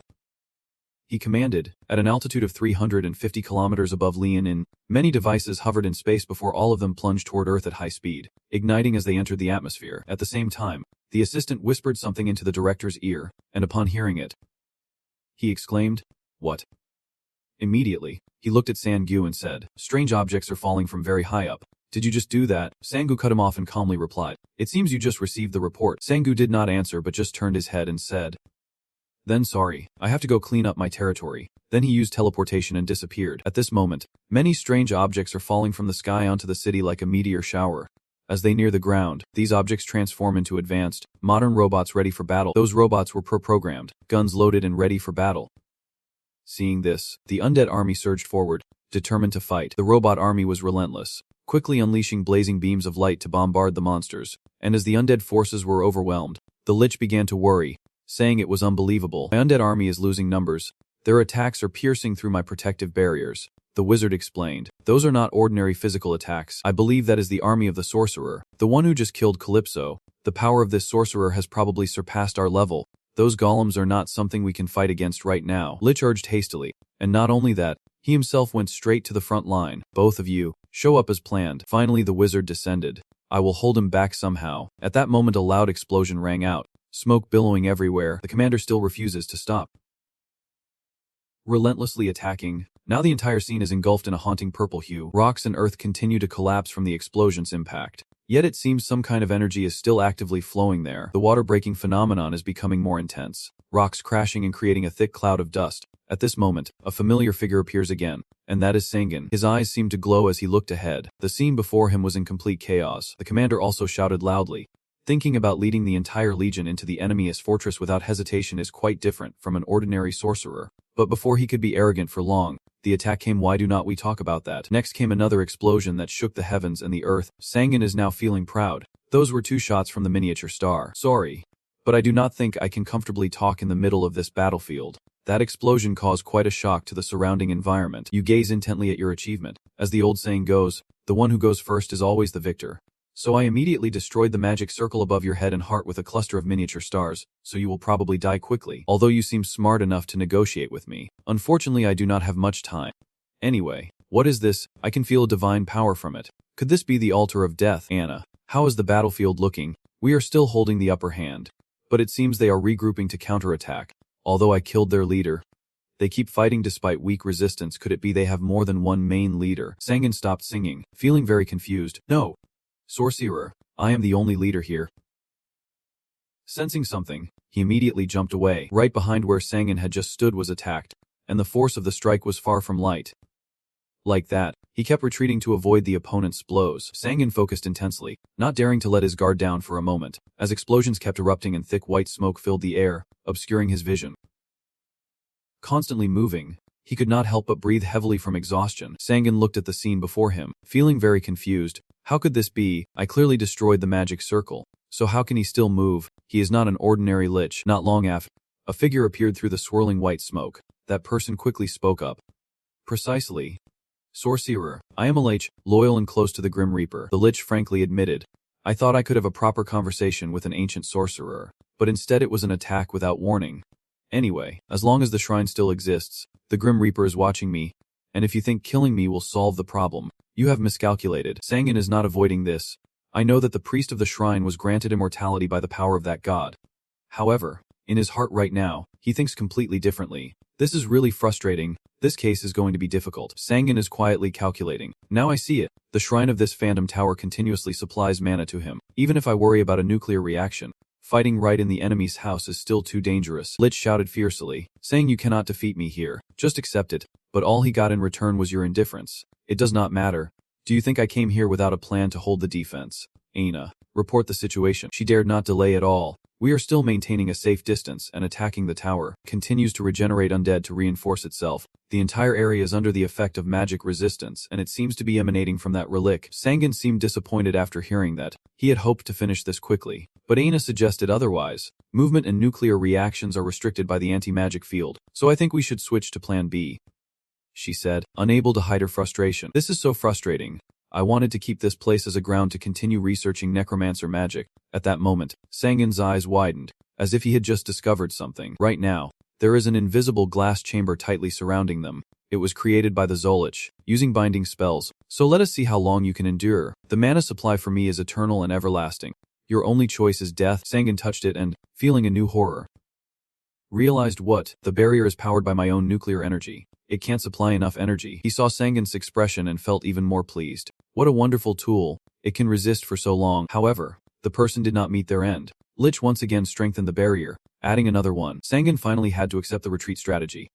Suddenly, a beam of light appeared in the middle of the space. That sang spread everywhere like an explosion. Sangan finally managed to escape successfully. Before long, he soared up to the central stage to escape. Meanwhile, Sangan kept calculating. Just as I thought, fighting inside the enemy's base was too much for me. However, magic was not the only challenge for me. In the end, I made a decision. Aina, execute plan. In the blink of an eye, changes began to take place at the strategic ED satellite from Enia. An announcement sounded, disabling the council layer. It seemed that something carrying immense power was flying out. A 50-ton tungsten pillar. Compress magic into tungsten. Friction coefficient. No. Thoil. Lock target. The Phantom Tower in Lianying province is scanning for errors. Fire. Below. The power was quickly felt, and that thing is the Road from God, theoretical weapon created by the US during the Cold War, but it was cancelled because the scientific level was not advanced enough.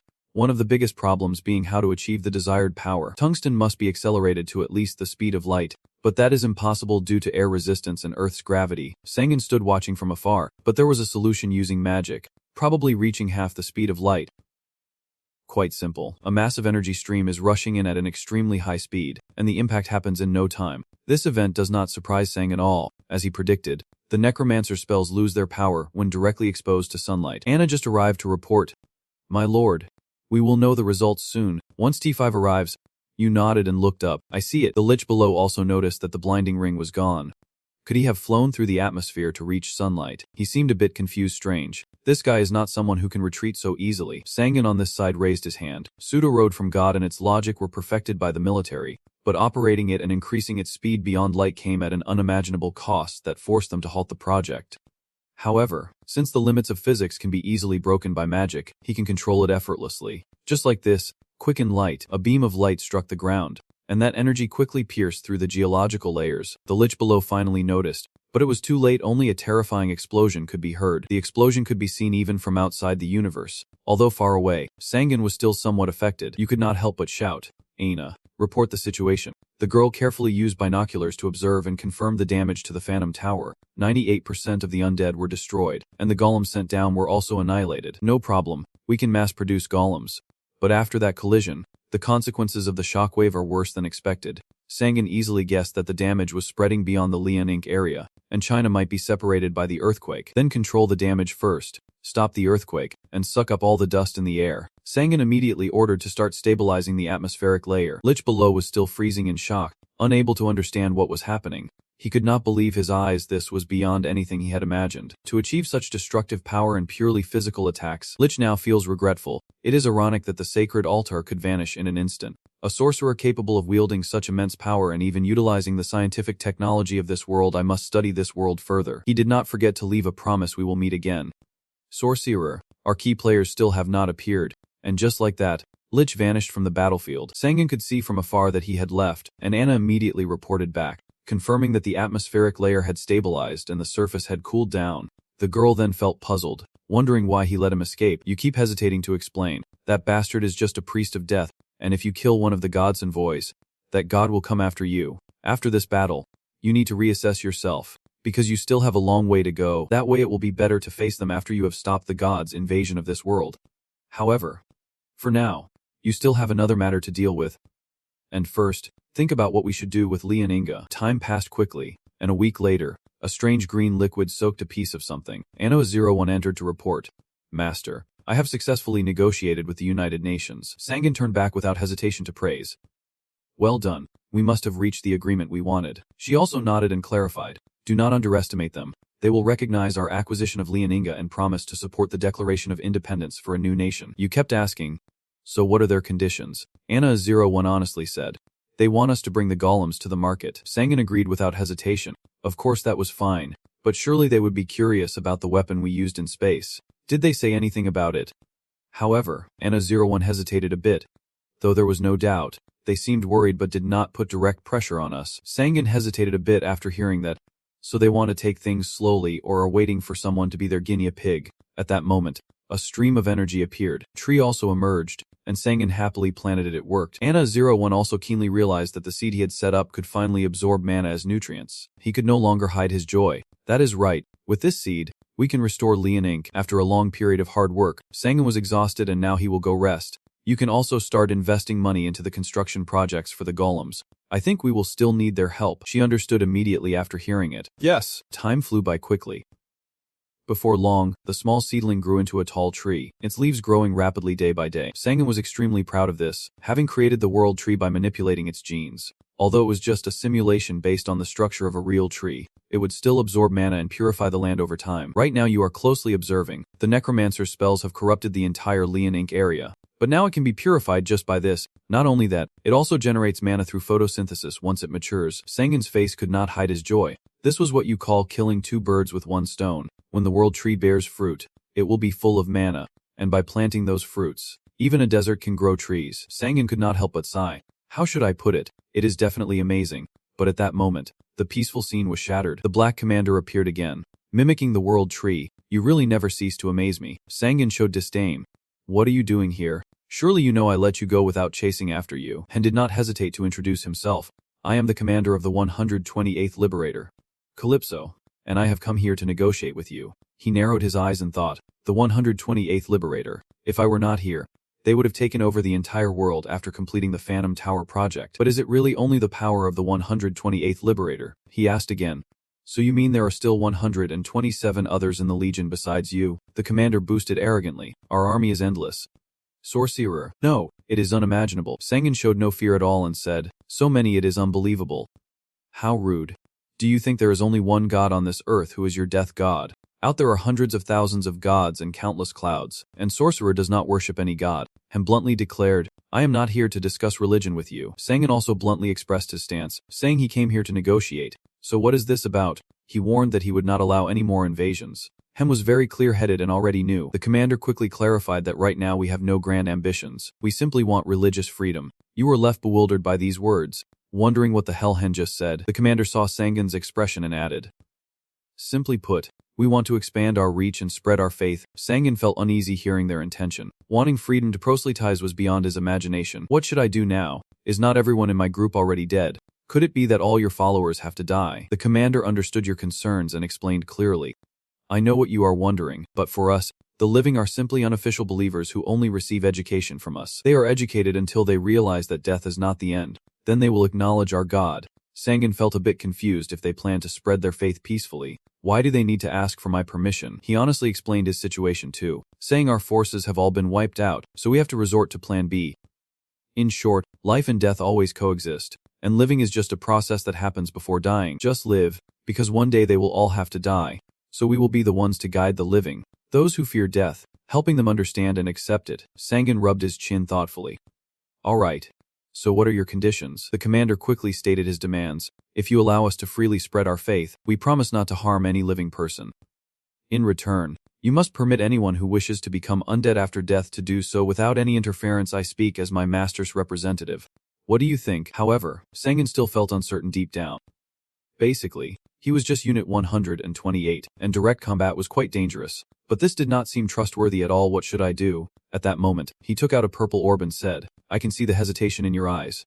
So here, I will give you more information to help you decide. He was a bit cautious, asking what it was, and he immediately explained that it was basic information about this planet called Earth and what was happening around it. Sangan reached out to take it, still careful and wanting to double-check. Aina, check it out, he said, and she immediately obeyed.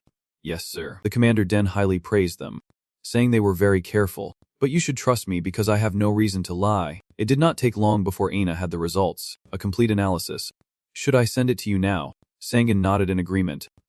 Go ahead, very quickly. A stream of energy flowed straight into his head, and Sangan's eyes immediately widened. Confusion was clear on his face. This was information related to the labyrinths and the master of the Agaza system. The commander saw Sangan's expression and guessed it. You understand now. Soon death will cover this entire Earth. Earth? No. Rather, our dimension is nearing the limit of life, and I also know what the Agaza system really is. Simply put, it is a foreign force trying to fix the fractures in this dimension, and the labyrinth and awakening are just byproducts of that repair process. Hen then asked, so, have we reached an agreement? Sangan thought to himself, if that is true, then I do not have much time left. There is so much to prepare. All right, as long as you do not use violence. I accept this. Hen raised his hand as a stone gradually formed. Good. A contract made in the name of the divine is absolute. Sangan could hardly believe his eyes.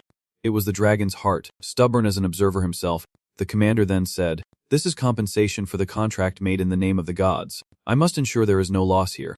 This should be enough. Sangan looked at the dragon heart in his hand with some hesitation. This was a bit tricky because its power surpassed even 3 nuclear reactors combined. Very quickly, things began to come to an end. The commander declared, so our negotiation is over. You will not interfere with my work, and in return, by respecting the life of this dimension, we will spread the faith in the most peaceful way possible. Sangan nodded in agreement. Fine. He was promising too. Hopefully the next meeting would be friendlier than this one. After saying that, the commander disappeared. Only now did Sangan let out a sigh. He was overwhelmed with everything that needed to be done. Anna cheered him on. You can do it, master. Sangan nodded quietly, hoping it was true. The ancient tree he was planting was also gradually growing. An invisible worry began to form in Sangan's heart. According to the information I received from Calypso, the dimension I am in does not have much time left before it reaches its final stage. And from the commander, you also know clearly that the master of the Akasa system is intervening to repair this dimension, although I do not know its purpose. Watching the process of it trying to repair is quite fascinating. The owner of Akasa takes the broken fragments of the destroyed dimension to fix the parts falling apart in our dimension, and the added fragments become the maze. Those who receive the power of the Akasa system are tasked with conquering the maze level and creating Kama, which is theoretically transformed into an energy source for Akasa. Everything gradually unfolds like this. If the maze level is not conquered within the time limit, it will break through into reality and fill the broken parts of the dimension. This is called the maze emergence system, and when it comes to maze emergence, whether the maze is completed or not, the dimension will still be repaired. However, this also brings difficulties. The problem lies in the process that follows, as the world's balance will shift to one side, causing the size of our dimension to increase. Currently, Earth seems fully capable of handling maze level 3, but higher level mazes will be much more difficult in the future. Sangan sank into thought. If levels 4 and 5 mazes appear and the monster's power increases, humanity will go extinct, and after mazes 4, 5, and 6, the monsters will gain power from the gods. You also started your work. Frankly, can't solo even a level 5 maze. For myself and humanity's survival, I have to deploy various powerful measures. Leave this to me. Ileana gladly agreed. Just leave it to me. Then he turned to ask Aina, how is the infrastructure development on Mars going? She quickly replied, everything is progressing well. Sangan is still very worried. As you know, recent battles are becoming tougher, and we are always concerned about manpower. At this point, Aina suggests, why do not we look for any useful hunters out there? So they discussed it together, and upon hearing that, please give me the list of top hunters. Yes, sir. What number am I? Number 7. Why are you here instead of your main body? The main body is in the training room. The training room. Tears kept falling to the ground as Aojong panted heavily. Aina 01 beside her looked a bit worried and said, Aojong, Nim, I heard you joined the allied hunters. Isn't this a bit too much? The girl stubbornly insisted. Aojong made up her mind. She heard that if she wanted to go with Appa, she had to reach matter level, so she had to give it her all.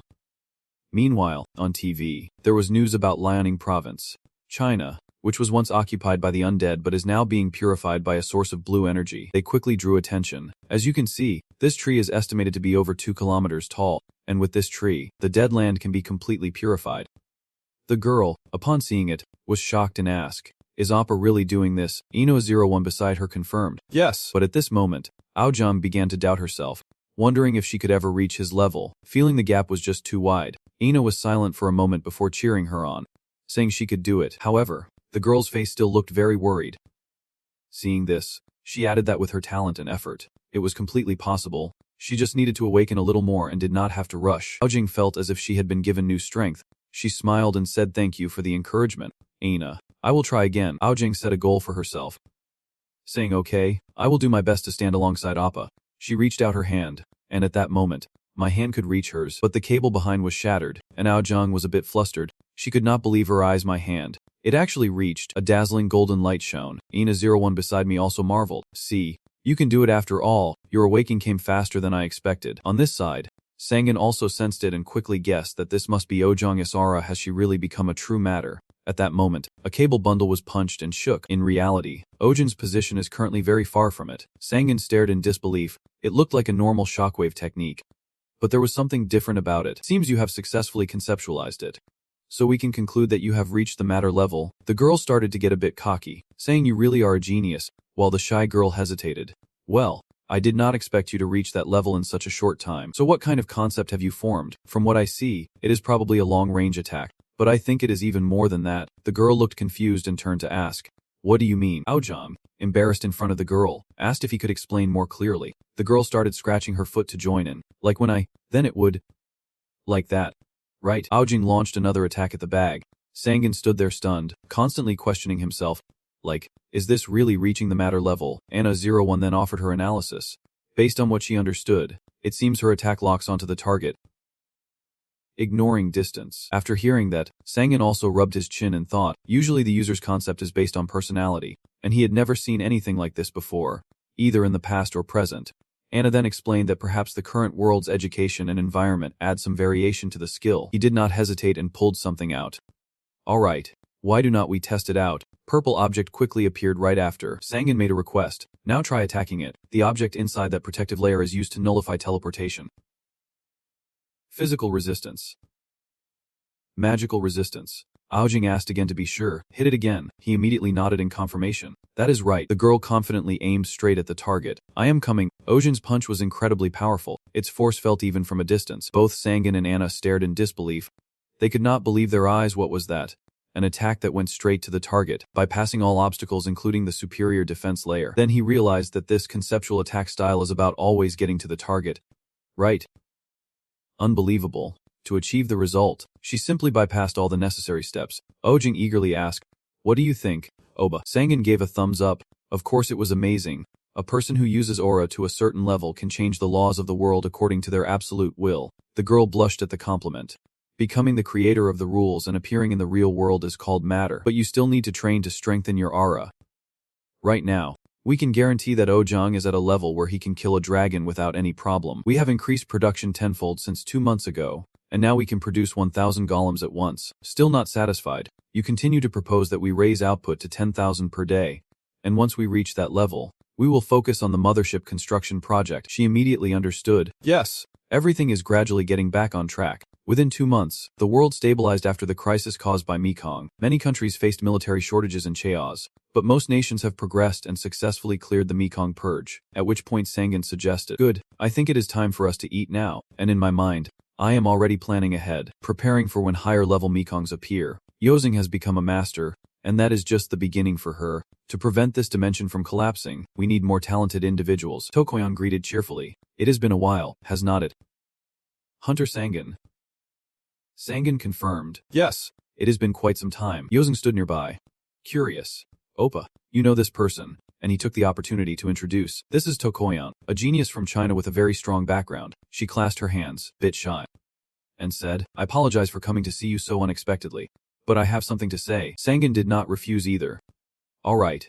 Why do not we go have a meal together since you have already made the effort to come here? They quickly arrived at a restaurant. At the table, Yozin was staring at Tokoyan with a sharp gaze. As Sangin returned, he advised, do not make that face. She is our guest. She also silently looked at the girl. Hello of Alpha Team.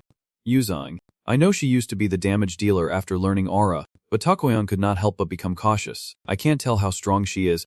Could she be as strong as me? Sangin started the conversation. Maybe we should get to the main point now. Tokoyan cleared his throat to prepare more seriously. She began stating her demands, saying she heard you are recruiting talented workers from around the world, and I guess you want to create a team of your own. Sangin. So could you allow me to join the team? Sangin could not believe it when he heard that my team. But before he could say anything, Yozing slammed the table hard and said, I have an opinion. I oppose this. The girl confidently declared that she alone was enough to be the main force. But you do not seem to care about Yozang at all. Can I hear her reason? Koyan's hair was very willing. Of course, I am currently trying to improve my skills. She expressed herself sincerely, saying that if she could be alongside strong people like you, she would definitely have the chance to become stronger. And what I do is completely separate from the Chinese government. I do not know if you are aware, but hunters and martial artists usually have a symbiotic relationship with the government, yet we are not bound by any ties. Sangan silently pondered that if she was allowed to choose, there was no reason not to accept her. After all, he still needed to investigate her background, and her talent showed she was very promising. Yojing cried in sorrow, but the image of her then, you are analyzing carefully. Maybe Yojang will learn more from her. After some hesitation, Sangan made his decision. I accept your request. Let us work hard together. Koyan politely reached out his hand. Thanked him. Relied on you and me too. Oh, that strange language I heard was from the translation device. Right, can we talk normally? Time passed like that, and the sun appeared once again. Right now we are in Mexico. The helicopter has just landed. A quick announcement rings out. The VIP has arrived. Jessica stepped forward, instructing the number 1 security team to observe the perimeter and the number 2 team to prepare their guns. She approached the man in front of her and asked, "Are you the drug lord Carlos?" He still clearly shows his anger now. "You came here just because I am here." Jessica remains calm. "All right, if you are number 1, I will give you a chance to live even though I do not mind getting my hands dirty." Carlos was terrified now. Damn. What are you doing? At this moment, announcements kept ringing out. Casting manipulation magic. Soul manipulation. The target is resisting the manipulation magic. Resistance failed. The target has become Jessica's subordinate. The guy keeps ranting. What the hell is this? Manipulation. Jessica is cold as ice. This system is absolute because you are also a hunter. So you should understand this. From today on, you are my dog, and you will obey any order I give, even if it means killing your own firstborn. Right now on Mars, Sang-gun is standing there thinking, deciding to train with this new teammate to assess her abilities. You began to carefully measure. Koyan's hair is probably on the same level as a matter. From what I have learned, she has enough strength and capability to compare with Yojang. At this moment, Koyan's hair echoed from Sa. You really are beyond my imagination, managing to bring someone all the way to Mars. Sang-gun carefully explained that here we can freely fight to exchange skills without worrying about anything around us. You can fight and destroy as much as you want. I do not know exactly how strong you are, but if you are not stronger than last time, you will definitely be defeated. Yojing also interrupted. Well said. Show this senior how strong you really are. But Koyan's hair was not intimidated at all. Yojang, I have heard of you. You are a healer on the team, but also the best damage dealer. Right? Your skills are impressive enough that the Chinese government is very interested in you. The girl suddenly felt a bit shy from the compliment. Thinking, are you trying to flatter me? But thanks anyway. However, Yojing still refused to give up her original plan. Alright, today I will go easy. I can't hurt a newcomer in the first match. Sangan laughed upon hearing that. It seems Yojang always acts weak in the face of compliments. Toph Koyan immediately went into battle mode. If she wants to be treated like a senior, she better not let her guard down. Yojing immediately got ready too. Come on, let us go. The two standing on either side are prepared for battle. Yojang carefully considered. Koyan is from China. I have heard she is a close combat fighter. I wonder just how strong she really is. Koyan's hair did not hesitate and quickly wiped over. The girl who had just been stunned for a moment was suddenly attacked. However, she missed because Yojang dodged out of fear. Koyan's hair could not stop in time, so she kept striking until the ground shattered. The girl screamed in panic. Retreat. Go back. However, Koyan could not hold back anymore and unleashed a devastating attack like a command. Waiting for that monkey, she did not hesitate and kept using her power to destroy heaven and earth. Yojing looked on with some worry. Just starting and already struggling to hold her ground. The girl did not stand still. She immediately used the eternal strengthening Iron Dragon Slash. Void Palm. A dazzling light appeared right after. Sangan, watching from afar, was also a bit surprised. Deep down he could not help but feel proud. Seeing how she transformed energy into aura, she can now firmly stand as a matter. The proof of becoming a matter is the gathering of aura, which I think is called key gathering in martial arts. The battle will be decided by their ability to conceptualize. Yojing stepped back a few paces to observe the situation. She was so stunned that her mouth dropped open. She had not been pushed back at all. Koyan's respect for Yojang grew even more. Just as I thought. Yojang, you have been enlightened like me. Able to counter my key gathering, you could already be my senior. But the girl immediately stopped him, warning not to underestimate her like that. From above, Sangan loudly reminded. Yojang, if you do not use your full strength, you will lose to a rookie. At least you have to protect your so-called honor as a leader. Your words only made Yojang blush even more. Should you really say that? She is not that strong. I just let my guard down a little. The girl suddenly fell silent. Yojang seemed determined. Alright, from now on I will use all my strength. She clenched her fist and issued a challenge. Let us start again. Koyan. Huh. This time it is Koyan's turn to be on guard. Yojang's fist is glowing nonstop. She does not dare move, immediately stepping back. Danger. What is this feeling? It is not a normal gathering, but her mouth still spat out a red liquid. Toph Koyan was thrown far away, crashing straight into a nearby rock wall, creating a loud noise. However, very quickly, Toph Koyan mustered all her strength to get back up. She refused to accept her fate. Gritting her teeth in anger, how could she have been hit when she clearly dodged? But Yojang launched another attack. It came again.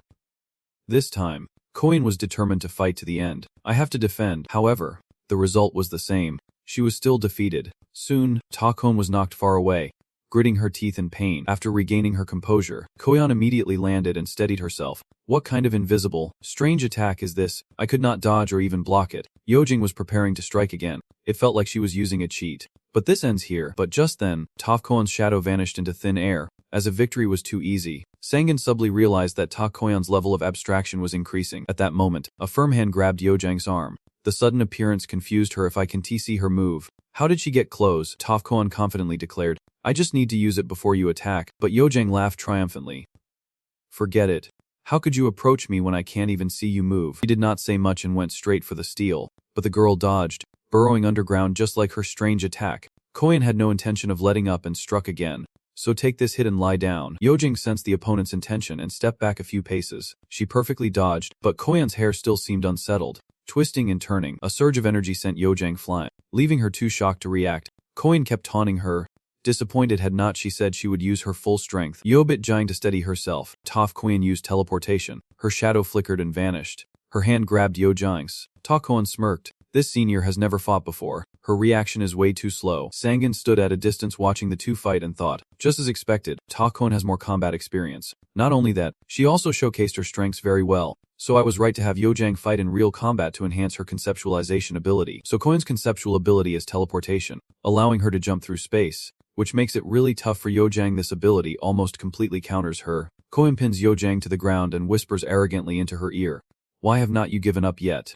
Senior. Yojing was silent for a long moment, then suddenly sat up, leaving her confused. What was that? Toph Koyan panicked at the girl's movement and immediately stepped back. Ta Koyan silently marveled, playing so recklessly, breaking her own arm to unlock herself. Is she crazy? The power within Yojang seemed to erupt, her broken arm healing in an instant. Koyan's face turned pale.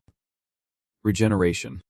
Recovery. Cheating like that. Yojing looked confused as she twisted her healed arm. What is wrong? This is part of my skill set after all. I am still a healer. The girl squared her shoulders, ready to go all out this time. Koyan also refused to back down, fighting recklessly without regard for her own survival, which scared me. However, that does not change anything.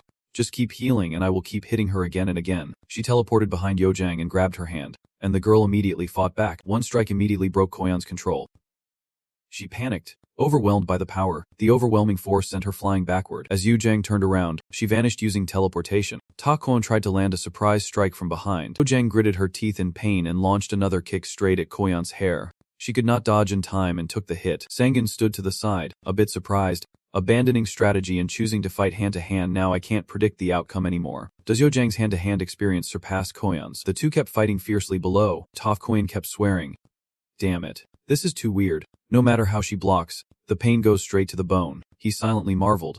She was gradually getting stronger by enveloping her entire body in aura to break through the moon limit. But this way, she takes even more damage. And since she is a healer, it seems like the advantage is leaning towards Yojang this time. He smiled quietly to himself, thinking this would be tough for her. Toph Koyan cannot fight from a distance because of Yojang's conceptual ability. In close combat, Yojang dominates with sheer strength, and the only question is how long Yojang can endure. The battle continued to drag on, the tension thickening like a curtain being drawn. Both of them gave their all for one final strike. Sangan sighed. It is over. Yojang did well, but unfortunately lacks real combat experience. Toph Koyan fell hard to the ground, and Yojang could not hold on either. He calmly approached the two of them and said, I did not expect you two to fight for so long.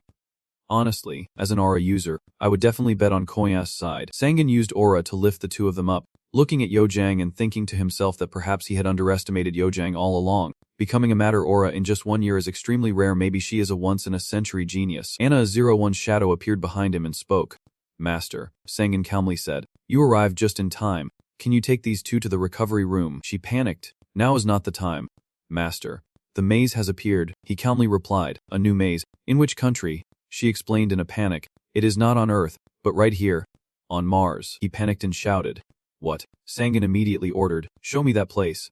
What the hell is going on? Anna01 looked at him apologetically and said, we did not install any surveillance here because we did not expect it to appear even here. That is why I could not detect where it happened.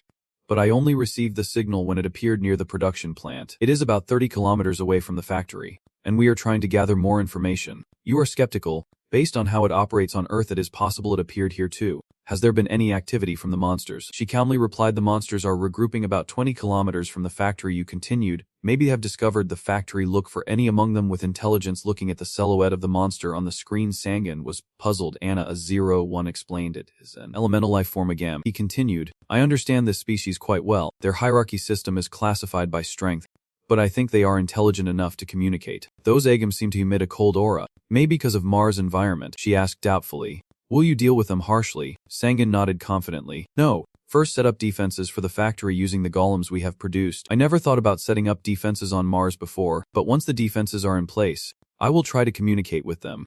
You gave strict orders and increased production of the mage eyes. It seems we need eyes and ears all across the solar system to prevent incidents like this. Anno-01 immediately objected. We need time to install eyes across the entire solar system. You are right, then let us prioritize Mars first. We will install one in each place when we get the chance, she replied instantly. Understood. Sangan silently calculated that Agam is a species existing parallel to humans. From what he gathered, the monsters from the maze phenomenon do not possess the power of Kaza. Unlike the queen he encountered in the previous maze, can negotiate peacefully. But let us see if that is possible with these guys. Because this is also an opportunity to have a race under my command. A huge explosion erupts right in the middle of the Agam group. They were blasted away. Sangan looked down from above. He sternly warns, this is a warning to you all. You Agam are not allowed to take another step forward. This is my territory. I will not allow anyone to step in without my permission. I am the master of this land. Sangan is a sorcerer. He towers over everyone. Who is your leader? Show yourself. The Agam below are in panic. Humans, please wait a moment. It nervously runs back to its lair. Aina stood aside explaining, they have a total of 1781 members, and among them is a Marquis. I think that is the leader of the Agam. The Marquis was doubtful. She continued, currently, there are 23 nobles scouting around. I believe these Agams were sent to spy around our production plant. A large Agam snorted, shooing away the smaller ones that came annoyingly close. Move aside from me. Sangan glanced over and muttered, Glass the Count. Huh, is that him? The large Agam spoke up. Human mage, are you the one who summoned me? How dare you block my path? You sneered in response. This area belongs to my territory. You should remember that you are the one who trespassed here without warning. Are you the leader of these Agam? He thought for a moment and then spoke. Yes. I apologize for invading your territory. We are human mages, but we did not come here by choice. He spoke with doubt. Is that so? You must be going through some difficult circumstances. Why do not we have a dialogue? What do you say? Agam quickly agreed without hesitation.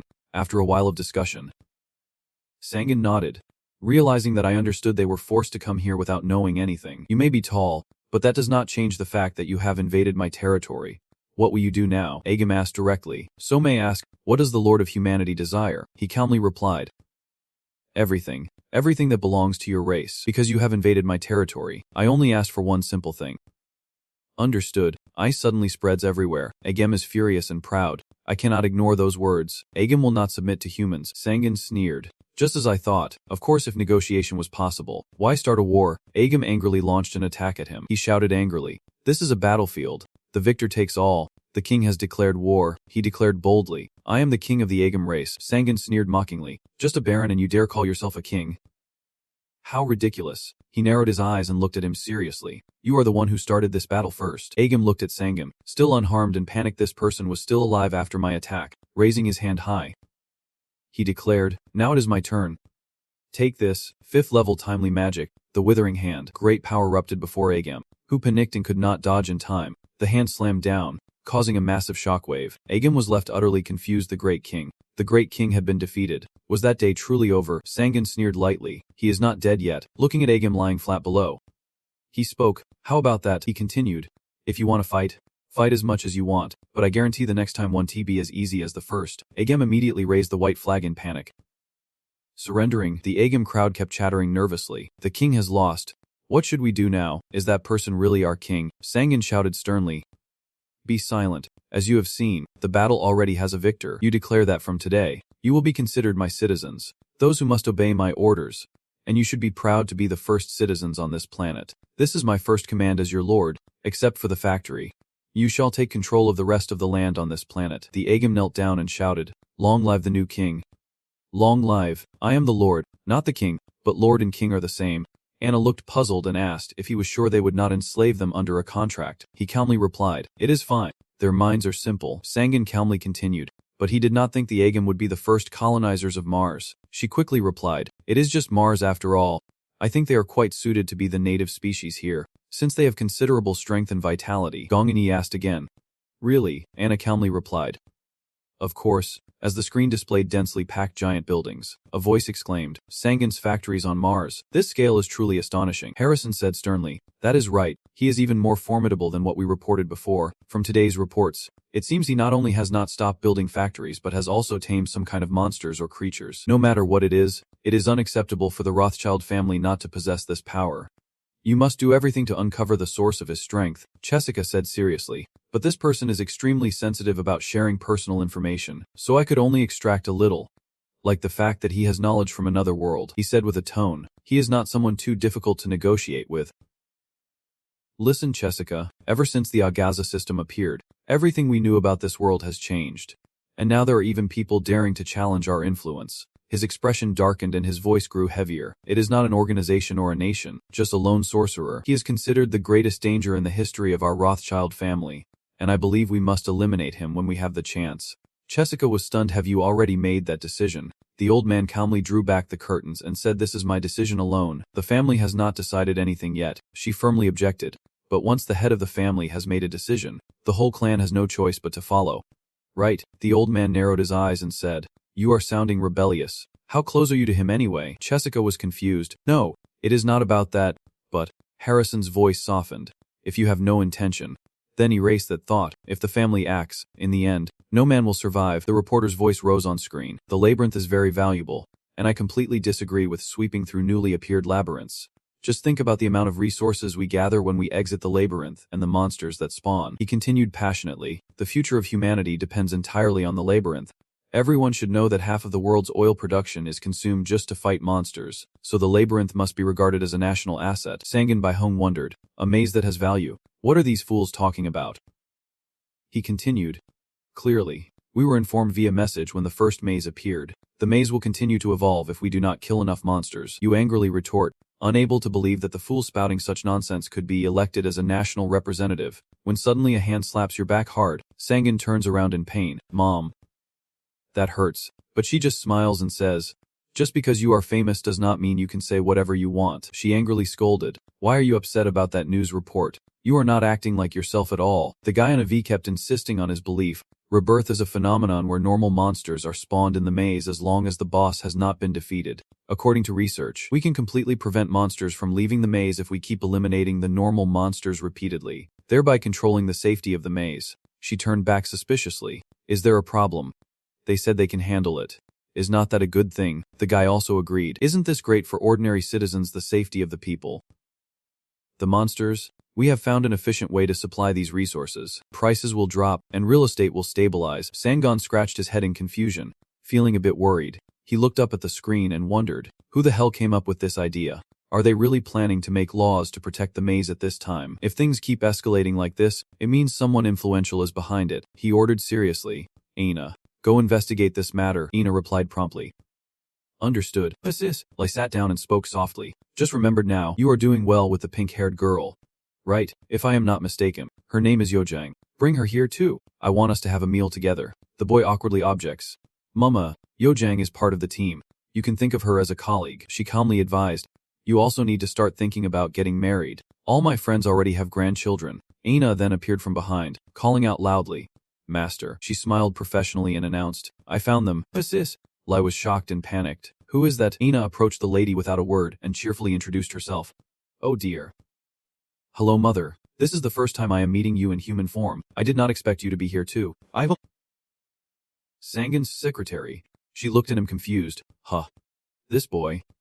This girl." Sangan was panicking inside. Why did it have to be at this exact moment? Gently put his arm around her and said, "Suddenly something came up. We have to go now. If you show up like this out of nowhere, it will cause a big misunderstanding." Sis. Lai still could not believe her eyes and asked, "Son, why are you suddenly so flustered?" Watching the two begin to teleport, she gently advised, "Next time come here when Sangan is not around." She happily replied, "Yes," and she added, "Sangan's son, you are not allowed to hold both hands like that." He awkwardly explained, "It is not like that. The data is fully available in the Anna Central Room. Without any doubt, the report said, I have observed the actions of those trying to keep Mekong around the world, and the Rothschild family is the one controlling them. Most governments seem capable of handling the Mekong safely based on the data they have gathered, Sangan sat aside, reflecting that ever since they got involved in the Mekong situation, they have been trying to maximize their profits immediately. He gritted his teeth in frustration, muttering that this could not continue, because if the Mekong sweep was delayed, the Akasa system manager would create something to replenish the energy source for this dimension. If Mekong appears all over the world like last time, I am not sure I can handle it all alone. Anna is no longer continuing, and due to the influence of third-class Mekong, many high-level hunters have already sacrificed themselves. The government, at least for the safety of new hunters, also said that new hunters will have a safe way to level up without risking their lives in Mekong. Sangan thought to himself, it is not that he did not understand their position, but you furrowed your brow, thinking there is no way the Akasa system would stay idle while they refused to generate any additional energy. You ordered a warning to be sent to the United Nations about what will happen in the future if they neglect to stop the Mekong scans, and to do the same with countries like the US and China, although I can't guarantee they will accept the claim about humanity's survival if we ignore stopping the Mekong sweep. Anea. Without hesitation, I will try. Then he suddenly remembered something and added, oh, one more thing. Call Jessica if we can meet. To understand why the Rothschild family is acting this way, meeting her is the fastest way, Anea continued calmly. Not only the United Nations but also China and other countries have rejected the Master's warning because it is baseless. They said they could not trust the judgment and predictions of a human who would destroy the foundation for building laws. And of course this was the only way they could minimize the influence of the Master. Sungun walked away inside. So that is how it is. Just as expected, he looked at the figure in the distance blocking and, hoping Jessica would at least say something. She was sitting under that tree. He calmly approached and spoke. Thank you for taking the time to meet me. Jessica. She gave him a forced smile and said she did not expect him to be the one to call first. The two sat under the tree chatting endlessly as time slowly slipped away. Jessica was the first to speak. So do you mean the Mekong disaster will happen again if we let this go? Sungun calmly replied. If this world sees Mekong as a source of renewal, then the disaster will surely come a second time. Jessica rubbed her temples in frustration and said, and what are you basing that conclusion on? Nothing at all. So this is going to be quite difficult. She sighed quietly. Since you are also a mage, I will trust you. Words from a powerful mage like you can be ignored. Her voice suddenly faltered, but Jessica stood up and continued, saying it is very difficult to influence the entire world alone, and no matter how great your influence is, the nation still keeps politics at the highest level. You doubt. But what if the conclusion comes from her family instead? She turned back with a smirk, saying that with the power of our family, changing the current state of the world is completely possible. But what reason would we have to do that? Even if we believed you were not lying, it would still just be a hypothesis. Sangal looked at her with suspicion. Even when I said that policy would mark the beginning of the end for the Earth, Jessica caught the key point in his words. She looked back suspiciously. Is there something you are not telling me? She pointed at you and said, all right. I will make you an offer. How about becoming a member of our family? Once you become part of this family, handling disaster problems is a one-man job. Sangal said sternly. I remember I already declined this offer. I won't work for anyone. She immediately retorted.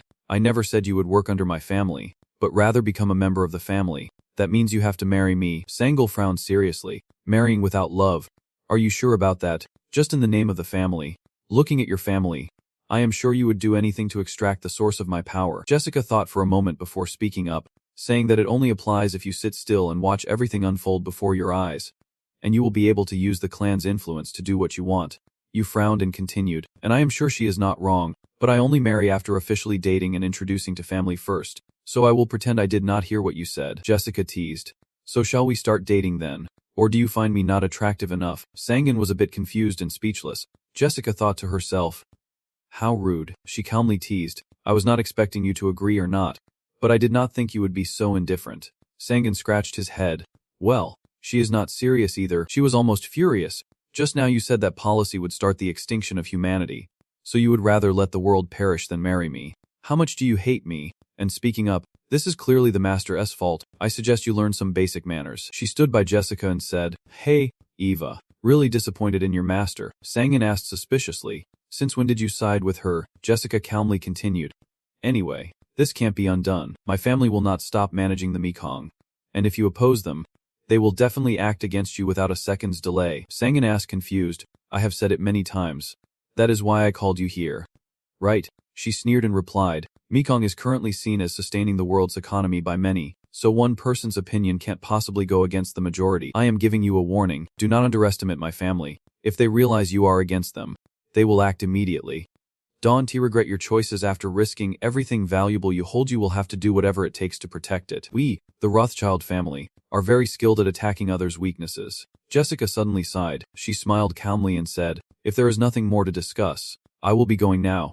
I need to return quickly since I left without informing anyone. I hope the next time we meet at 1TB to fight each other. Watching Jessica's retreating figure, you feel a bit pensive. It seems we need to find a better way. The two of them headed home together. Walking down the long corridor, Anna01 spoke up. The World Alliance has already started the meeting on Mage management. Sangan replied, I think we should stay away from politics until the law is passed. All dungeons are illegal, and South Korea has sealed the gates since 3 days ago. He sighed deeply. The world is turning upside down once again. He replied happily, is it love? The girl nervously ran over, stammering, Oppa, please help me take this thing off. Sangan was surprised. He thought you had been hunting in the Amazon jungle. What is that? Koyan's hair was tied to one side as she explained. It is an item dropped from that hunt, and since it looked like a hat, I was going to put it on her head as a joke. But it seems like it is a kind of item cursed by the turtle. The girl cried out in panic. I can take it off. Sangan looked at the girl and sighed quietly. You could easily remove the curse with the aura of a novice. But touching the turtle artifact, he was a bit surprised. This feeling was not a curse. It was a divine power. You suddenly fall into an endless dark space. A gentle voice suddenly echoes. It has been a while, has not it? The great sorcerer Kurachuras. No, your name now is Sangan. Right. Sparks suddenly flickered behind you. Rigma spoke softly, saying that after all, she still saw that your distrust of humanity had not changed. The god of fire and metal. Arigma, that is Yojang. Right, I see a soul contract between you and the girl. Sangan turned around, thinking to himself, the goddess of thunder, fire, and metal, the bitter creator of dwarves. Every artisan and craftsman worships this deity. However, the gods did not appear on Earth until the arrival of the Akaza system. He asked suspiciously, why did she come here? She calmly explained, if you can come, then come. This dimension was actually closed, but now it has opened. So I came here. He smiled and replied, that sounds like pretty good news. Arigma thought to himself, his magic is truly amazing, but he still can't know everything. Sangan immediately confirmed, that is right, but why would the goddess come looking for me? She smiled softly, no need to be so wary. I am here to ask you for a favor. You repeated in confusion. A favor? She calmly explained, my children will soon arrive on Earth. The thing you call the 4th level labyrinth. You doubtfully ask if she is talking about the dwarf race. Arigma immediately replies, yes, I want you to rescue them and help them build a life here. Sangan asked suspiciously, I understand the dwarf race was created by you, but a god personally coming here is quite strange. What exactly are you scheming? She sighed helplessly. Nothing has changed, still as rude as before. My purpose is to spread the faith. If my children can live here, they will build their own homes and begin missionary work to recruit more followers into my religion. Sangan smiled slyly. I see. It is no different from the undead that ravaged China. She came here to expand her cult. You did not hesitate and agreed. All right, I will do it. Arigma exclaimed, always so straightforward. You replied, it is not free though. What do I get in return? Arigma pointed at you sternly. I have already told the Akasa system about it. I will give you what they call a mission. The system screen appeared before your eyes. Mission. Arigma's favor. The bond of fire and metal. Arigma asks you to rescue the dwarves and help them build their lives in this world. As the mission requires, enter Mekong level 4 and rescue the target. Success grants metal authorization. Failure means death. Sangan looked at the screen with some surprise. The reward is a metal authority. Huh. I really wanted to have this skill in my past life. Arigma smiled proudly. Is not this a power you have longed for? Metal authority is definitely something great to help you, since you enjoy fixing things. Right, Ama. The gate to Mekong has opened, located beneath the Earth's crust. Good luck. Sangan snapped back to reality, gripping the whole helmet on Ojang's head tightly. He tilted his head, silently guessing that the hat was a medium. She was communicating with him through Ojang, and since Ojang saw no sign from him, she became even more panicked. Oba. He then managed to remove the hat from the girl's head. Ojang turned pale with panic. That thing really scared me. He smiled at the two of them and said, are you both free? Follow me to Mekong. Ojang looked puzzled. Mekong. I thought they were all sealed. That is why we have to hunt deep in the forest. He calmly replied, we can go without anyone noticing, and no one has found that Mekong yet. The Earth's core was opened by them, and the three stepped down into the dark depths of the Earth. Yaram looked at it and it really existed here. A place like this. Yaram lever 245, one of South Korea's top damage hunters. Sangan smiled and replied, thanking her for taking the time to join this illegal Mekong when all Mekong in the world had already been sealed. He thought to himself, because I do not know how dangerous a level 4 Mekong is, it is best to hire a top damage dealer, which might be a bit difficult for you since this is an illegal Mekong. She smiled softly. No, I really appreciate this because I have been very frustrated with my slow progress. Also, Fighting a Mekong like this is not very safe. Right. I do not agree with the government exploiting Mekong for profit instead of safety. Anusa, owned by Humarada, can be said to be the strongest healer within the level limits of a rank 4 Mekong. I need a new healer because Yojang has become the damage dealer now, she said suspiciously. Where are the rest of the team? He calmly reassured her. They will be here soon, because I secretly teleported here with Jareem, Sai and Anusa.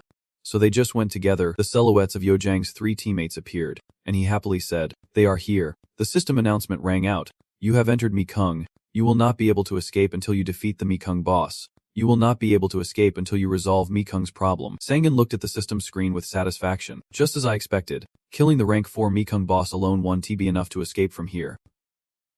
Jareem exclaimed, this is amazing. I never thought I would see such beautiful scenery in Mekong. Before them lay majestic mountains, a truly breathtaking sight. Sangan spoke up, this is your first time entering Mekong.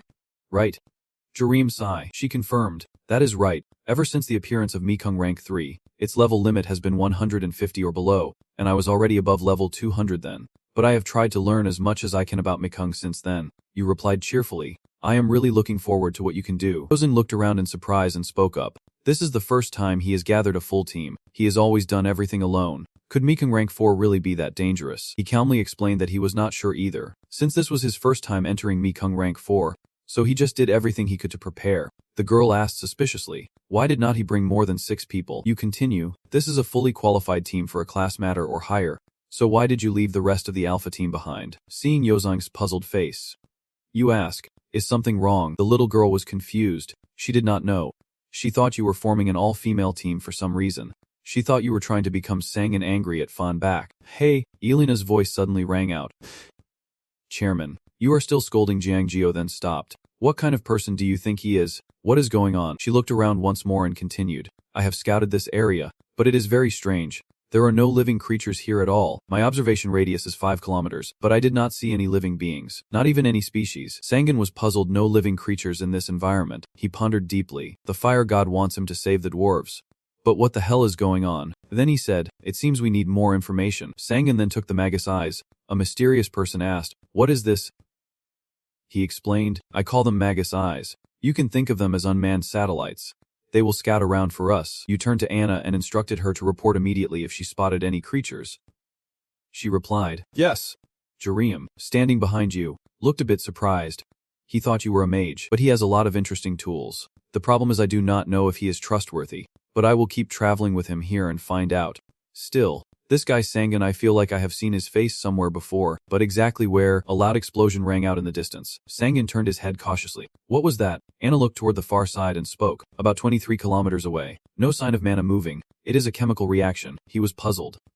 Oh right. It is a bomb from the dwarf people. The village was still engulfed in smoke and fire. You turn back toward the family estate. It seems something has happened there. Let us go. Sangan flies up high. Idojang and the others follow behind him. The girl calls out in panic. Wait for me. Oba. The girl complained irritably. This is too hard to control. Eliana patiently explained. A Kring allows flying and moving. You just have to think and do it. Sangan looked at them following behind and thought he should teach them how to fly first. He shouted loudly, I will go ahead.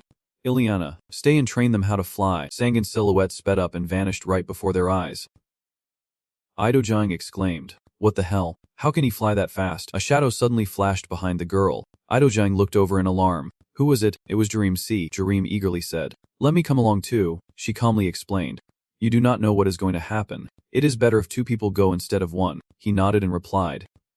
Of course, he could not stop exclaiming. You really impress me. I did not expect you to master a Kring so quickly. She replied, fighting in the air is my profession. They approached the explosion. The dwarves below panicked nonstop. Here they come again. How's the dragon booster? That was the last shot. It is time to get our hands dirty. The monsters kept climbing their tower. The dwarves shouting nonstop. Pushing forward. No retreat. Sangan and Jareem watched from above. He guessed silently. These were dwarves fighting off a monster attack. Looking at the monsters, he wondered confusedly. What are those things? Metal robots. He did not remember anything like this in his past life. They did not seem very strong, but the problem was their numbers. Jareem asked confusedly, are those humans fighting the monsters? I replied, they are not humans. Just similar. Sangan wondered if he should tell her they were dwarves. She frowned in confusion. What should we do now? Sangan looked at her with interest. He thought to himself that he had heard high-ranking hunters always did whatever they wanted. But Jareem was different. She stood out more in terms of character. Sangan then spoke up. Let us go. They might be the right person to solve this confusing problem. Can you reduce the number of monsters? I will take care of the ones near the castle wall. Just focus on reducing the number of monsters as much as possible. Jareem did not hesitate. Immediately agreed, and rushed off, saying leave it to me. Looking at the trail of light she left behind, he silently admired, just like the first time they met. Once started, there was no hesitation. Sangan looked down seriously. It is time for me to begin too. The dwarf tribe kept shouting nonstop. Hold this line with your lives. If it breaks, everyone will die. He suddenly stopped and looked at his suit in panic. What? Static electricity. Osang on the other side was still struggling to catch his breath, wondering why he was so slow. The dwarf's eyes looked up, seeing Sangan above enveloping their fortress in a dense electric net. He looked down with fascination as Sangan summoned the power. The thunder sphere, and the electricity surged down, targeting the monsters fleeing outside the city walls. They were instantly incinerated in the wires. The short man looked up in shock. A human mage. Humans are still alive. He started shouting to everyone, trying to keep their distance. We are almost saved. The monsters fell down in a slimy heap. They kept writhing nonstop. A giant foot slammed down, and they merged into one. Sangan stared in shock. What the hell? They are combining, a dwarf shouted. They are heading straight for the gate.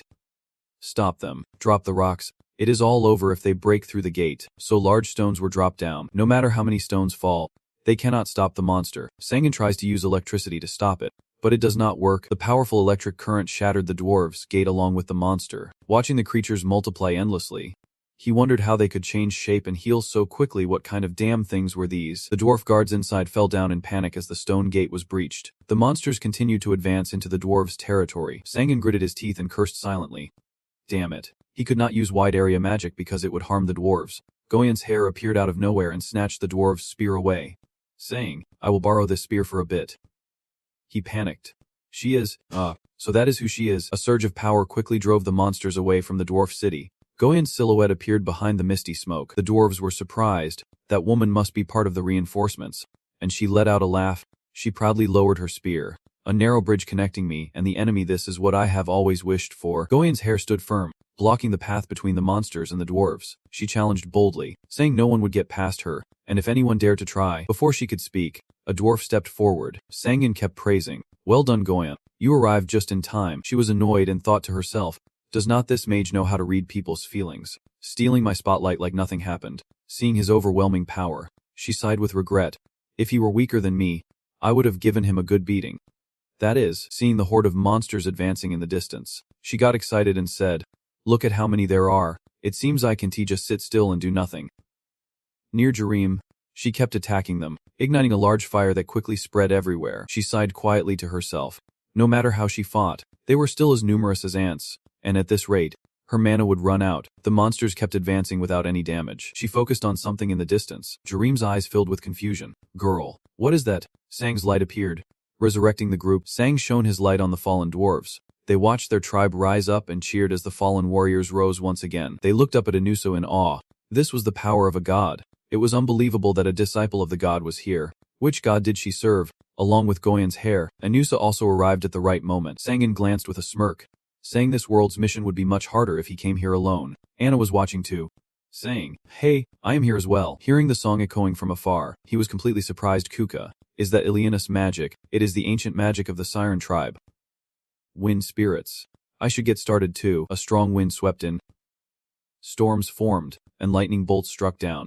The group quickly warned each other to stay alert and avoid getting hit by their allies' attacks. Nice. We survived. Jareem's voice echoed out. It is me. Jareem, I have discovered a strange entity. You are confused. A strange entity. Miss Lean confirmed. Yes. It is an enemy with a very high amount of mana. But then, she interrupted in panic. Wait, it is trying to communicate with me telepathically. What? I sigh as I watch others struggle with flying. Where has everyone gone? How could they leave me wandering alone like this? Everyone else uses movement or speed skills, but I am the only one without any movement skills. Jareem wandered into a dark space, panicking as she looked around and wondered, what is this place? I was just in a level 4 maze with my team. I found something strange. It is trying to communicate with me. And then, the voice of another person entered her mind. I thought you would become a delicious meal, but you are not from this dimension.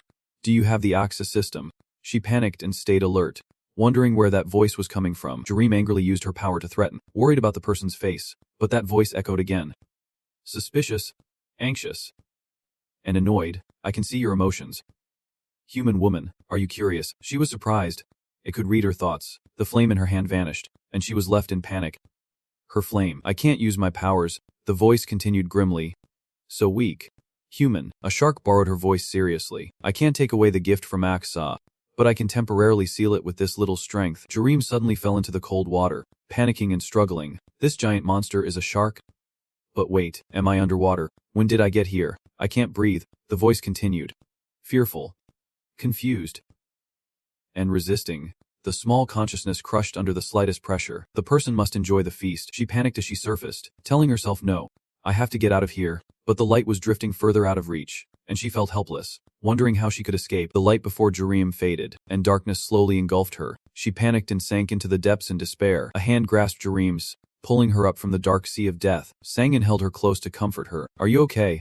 I do not know what you saw, but it was probably just an illusion. I have already cast a mental barrier on you, so you should be fine. Jareem gasped in panic. It was truly a terrible illusion. He comforted her, telling her to rest first and not rush back to the battlefield, promising to return for her as soon as the situation stabilizes. But she stammered, saying she was fine. Sangin snapped his fingers in protest. No, you are not okay at all. Psychological trauma will only get worse if not treated in time. I will take you back to where we first entered the maze. You are panicking. Wait, before she could finish, Jareem was teleported elsewhere. She was teleported to the goblin territory. They were cheering, we won, we are alive. Elena looked at her with suspicion, asking if she came back here on her own.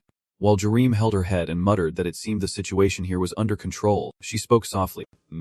The enemies have retreated, and the Koyansi hair has also successfully held off the enemies on the other side. Jareem nervously recounted. I was wondering what kind of monster that was.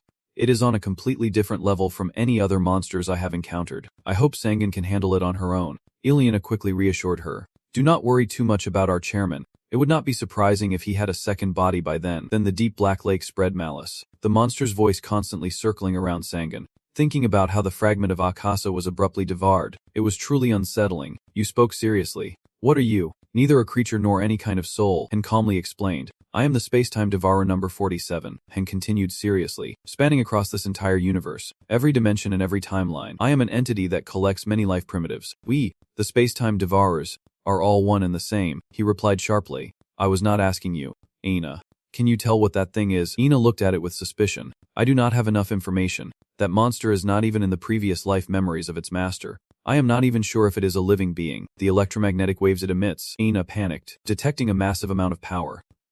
A super wave, setting up a barrier, and Han's energy wave immediately knocked him back. Sangin looked at Han thoughtfully, thinking that this alone possessed energy equivalent to an ancient lineage. Number 47 exclaimed in awe. Such a formidable mental barrier. I have fought entities like you, sorcerers and wizards. He taunted. Is that so? Well, I have never fought anyone like you. Inside him, panic never ceased. Honestly, the enemy knows who I am, but I have no idea what Han really is. Number 47 began to transform. Han is vast, and I can also smell the scent of Ashikasa from you. The most delightful fragrance of all. Aina seriously warns that the enemy's energy is fluctuating. Sangin cautiously retreats, gritting his teeth, transforming right before my eyes someone I thought was just a minor character. Nuclear explosion. Countdown 5 seconds. And Hong looked down in shock. Sangin had already flown up somehow. He was too slow. Number 47 panicked. This is... He flew out of the black hole and ordered, Aina, highest level barrier. The explosion erupted with dazzling snarks light. Black smoke rose into the sky. Sangin used a barrier to block it. Aina inside kept watching, still able to detect the enemy's energy. But it seemed they had already used up 30% of their maximum power. He kept marveling, enduring a nuclear explosion at such close range. Just as expected from a rank 4 Mekong, he pressed on. Fine. If once is not enough, then I will use it many times. He continued to drop another bomb into the black hole, and the explosion happened again. The tribe panicked, asking what the hell that was, as they had no idea what the attack was targeting. But are they trying to destroy half of this palace? They are panicking. What kind of man is the leader of these women? Ileana was confused. Well, he is a guy full of mysteries. Goyan added. We are not really close, and Nusa chimed. Today was the first time I met him. The explosion kept going. Sangin sneered with amusement. Still some barriers left. I thought 2 hits would have blown it up, but it did not move at all. Number 47 stood firmly in the center of the explosion. Serious and focused, the target was a Grand Mage, transformed into a Mage Slayer, a transcendent being from Dimension 2801, beginning the purge. His figure suddenly vanished, and Sangin immediately became alert. His figure appeared right behind him. He suddenly turned around. What? He was tall and broad. Falling to the ground, Sangin's body uncontrollably collapsed. The clash between the two shattered part of the continent. You lay in the black hole. Bewildered. Giving orders, never expecting he could manipulate objects. Aina, classify the enemy as a super psychic and assist him. Aina immediately received the order to take control of 12 nuclear reactors, began supporting the master, and activated the shield. Code 47 rushed forward to embrace their shield. He looked inside excitedly and spoke. You are not gonna run. Great Mage. I kept wondering, the first nuclear shot must have hit them. But how could they still withstand the second without any damage? If I can use similar attacks, Aina urgently reports. The shield is weakening. I wake up fully. This guy is so annoying. Anti-gravity. Number 47 was immediately blasted far away by him. His body was held tightly in the air as a beam of light shot out to attack him. The body of number 47 was severely damaged. He suddenly looked over, a bit confused about his body. Sangan sneered. That was the life-disintegrating ray. If you really are a living being, you can't help but be hurt by that attack. He sneered at you. 3% of the entire structure damaged, causing cellular necrosis. How interesting. Analyzing the attack, searching for a countermeasure against the skill, Sangan looked at him suspiciously. Does he really have a way to resist the life-decomposing ray? Aina analyzed. The possibility is very high. You silently understand that this time we are at a disadvantage. We have to prepare something that can finish him in one strike. The attack comes down again. Sangan quickly jumps out of his attack range. You order, Aina, stop him from getting close to you, because we cannot reveal our trump card. Use the disintegration rays freely.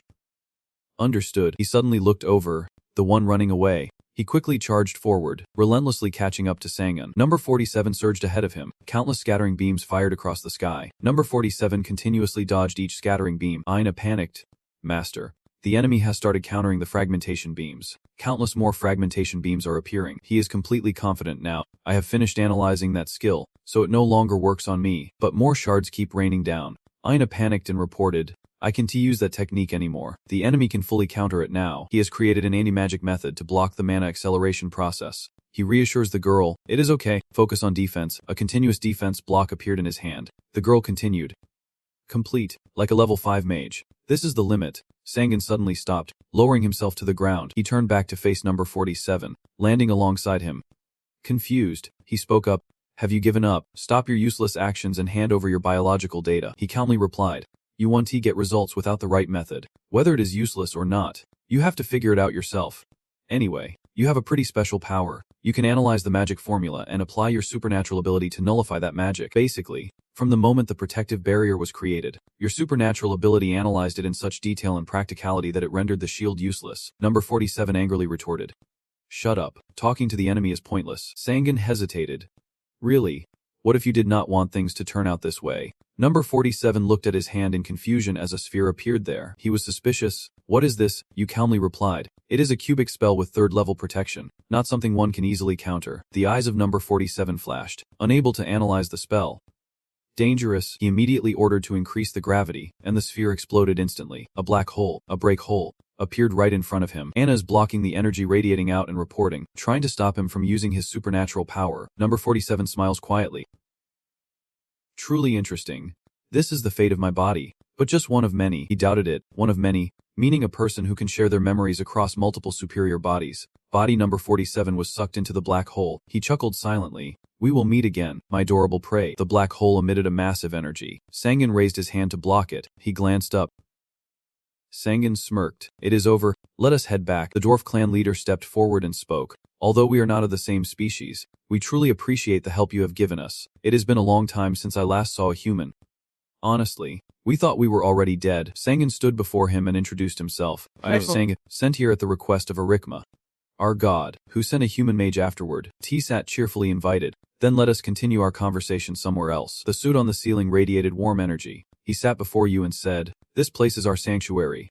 And even though you came to help us at the god's request, we are still very grateful to you. The leader of the dwarf clan, Tsat, continued. Yet we still do not know how to repay you all.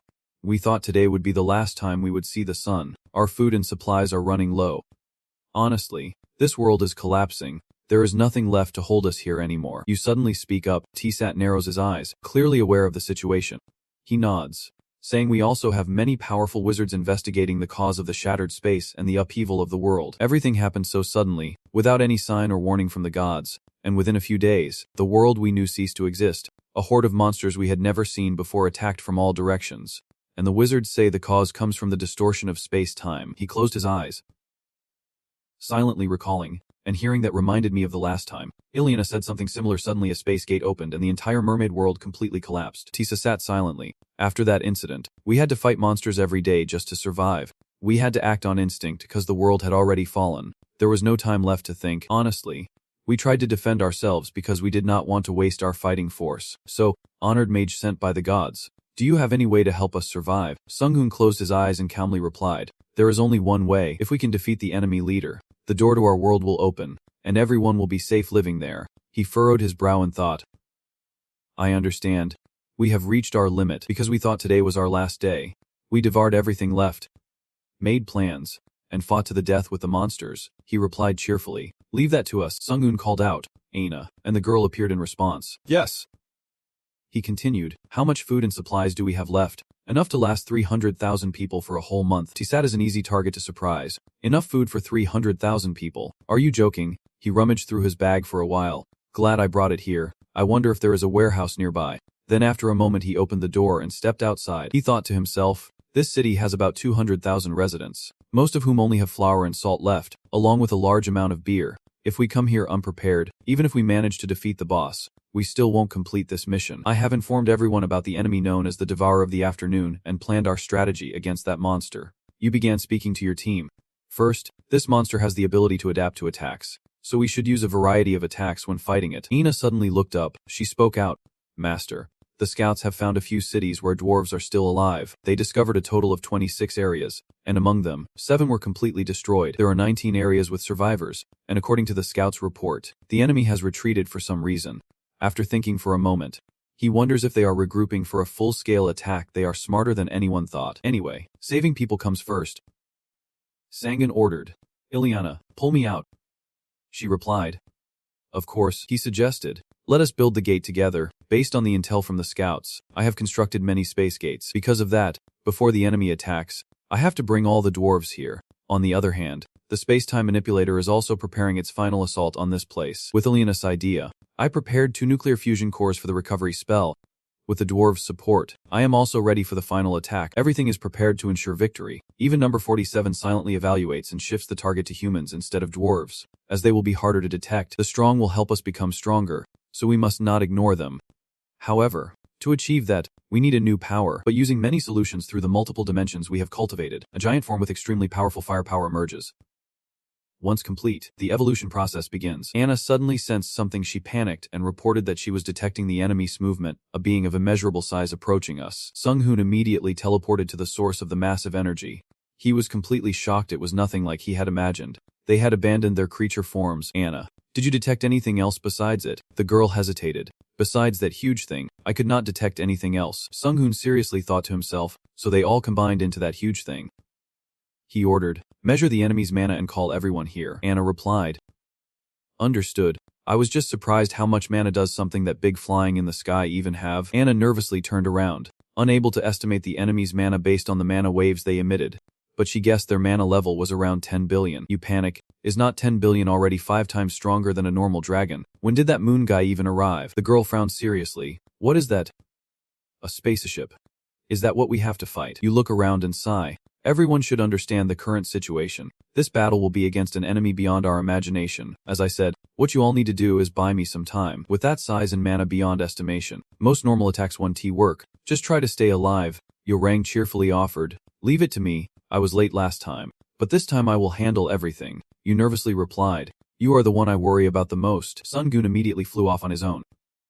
He wondered, what about Aina, the little person? She replied that they had finished preparing and evacuating, and all we need to do is connect to the nuclear fusion core. He calmly responded. All right, I will leave that to you. The two of them flew together to scout the spaceship. He silently assessed that the space-devouring entity had chosen the form of a spaceship, opting for size to gain an advantage rather than taking the shape of a creature. The roar of Code 47 echoed. Searching for prey, a powerful energy descended, aiming straight at the spaceship. His voice echoed cheerfully. The enemy is right above us. A new Ileana thought to herself. It seems the chairman was right. Normal attacks have no effect before everyone attacks. Maybe I should remove its shield first. A giant hand falls, gripping the ship's body. She commands it to fall. The giant hand will attack its spirit, and if this attack works, its shield will disappear. Miss Jareem, do not miss the chance when the shield disappears. Jareem agreed. Of course, the voice of number 47 echoed. The thermodynamic power has dropped due to the enemy's attack and is starting to fall. In just 22 seconds it will collide with the ground, converting the shield's power into force. Jareem aimed straight down from above, unleashing her power. Awakening, and transforming with fiery spirit, she plunged directly toward the spaceship below, her energy spreading throughout the vessel. The massive explosion from her power damaged the ship. Number 47 coldly touched the fragments of Akaza, the silhouette of the woman who fled during their first encounter. Jareem stood high above, brimming with energy, confidently declaring, "This time I will show you all my true power." She glanced sternly at Anusa, her mana refilling, allowing me to fight against someone who constantly stays awakened and consumes mana unconsciously. I did not expect the combined power of my teammates to be this effective. Number 47 suddenly surged up, and the fragments of Akazo appeared before him without any hesitation. Jareem glanced back, standing amid the battlefield bursting with energy, flames spreading quickly, engulfing everything before suddenly dying out. The monsters of number 47 were destroyed as soon as they rose. Jareem stood firm on that path. Number 47 panicked.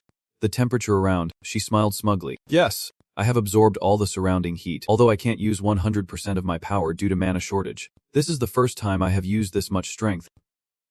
And panicked, searching for a gene that could resist the cold atmosphere. Number 47 wiped up and said, "Do not move. Transforming like this makes you look pretty tasty to eat." Jareem tearfully looked at Han. Number 47 wiped down and attacked her. Yojang let out a shout. The girl shouted, "Jareem has already blocked it."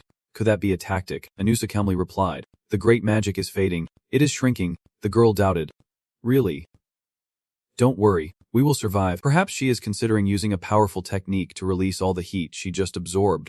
A flash of light appeared on the surface of the ship, and another explosion erupted. The spaceship immediately caught fire. Anusa said seriously, "Now is the right time. Let us go." Koyan's hair said seriously, "Let us go together." She moved slowly, so hold my hand. Number 47 panicked, his form damaged by 6%. "This heat is unbelievable. I sense a divine power. Could it be the intervention of the fire goddess?" He continued to swing. The hands of the earth, hands grasping the spaceship. The Soul King of the Great Land Kanglam appeared, stern and serious, surprised to see the space-hunting creatures here. "Child of Water, even my power can barely catch them for long." Elena calmly replied, "I know. King of the Earth," he laughed loudly. "Truly an amazing spiritual technique. Never thought the Child of Water would one day submit to me." He then spoke up, saying, "There is a lot of mana flowing over there, so why do not we borrow some for now? But is that really okay? Can the body of a living creature easily absorb such a vast power?" Jareem looked ahead in surprise, passing through the plasma and reaching the edge of the nuclear fusion reaction, truly beyond imagination. Elena stepped forward and spoke, then Jareem asked, "Are you okay?" She turned back embarrassed. "Probably not. I am about to retreat. My strength can't hold out much longer." The girl smiled and suggested, "If that is the case, leave it to me." She doubted. A surge of energy rushed over Jareem, and she was surprised had her strength returned. The girl asked cheerfully, "How about it?" She was surprised. This is the main job of a Heller. Jareem turned happily and said, "Jay Jangsi, will you not work with me anymore?" The girl replied cheerfully, "No, because all of us are connected to Sun Golapama anyway." The girl then suggested, "How about Jareem C joining our team?" "What do you think?" Tak Koyan exclaimed in panic. "They are starting to move over there. Do you still have time to stand around chatting? Let us move." She smiled and replied. The conversation temporarily put aside, Jareem then charged into battle, code 47 gradually changing. His commanding voice echoed. 3 minutes left to complete. The magical energy from the tower radiating around. Taena swiftly typed on the keyboard with a serious tone. The limits of the entire generator. The magical reaction had fully stabilized. The final device has been safely secured and is now locked onto the target. The operator is aiming directly at the target, and the girl reports, preparing to fire the counterattack.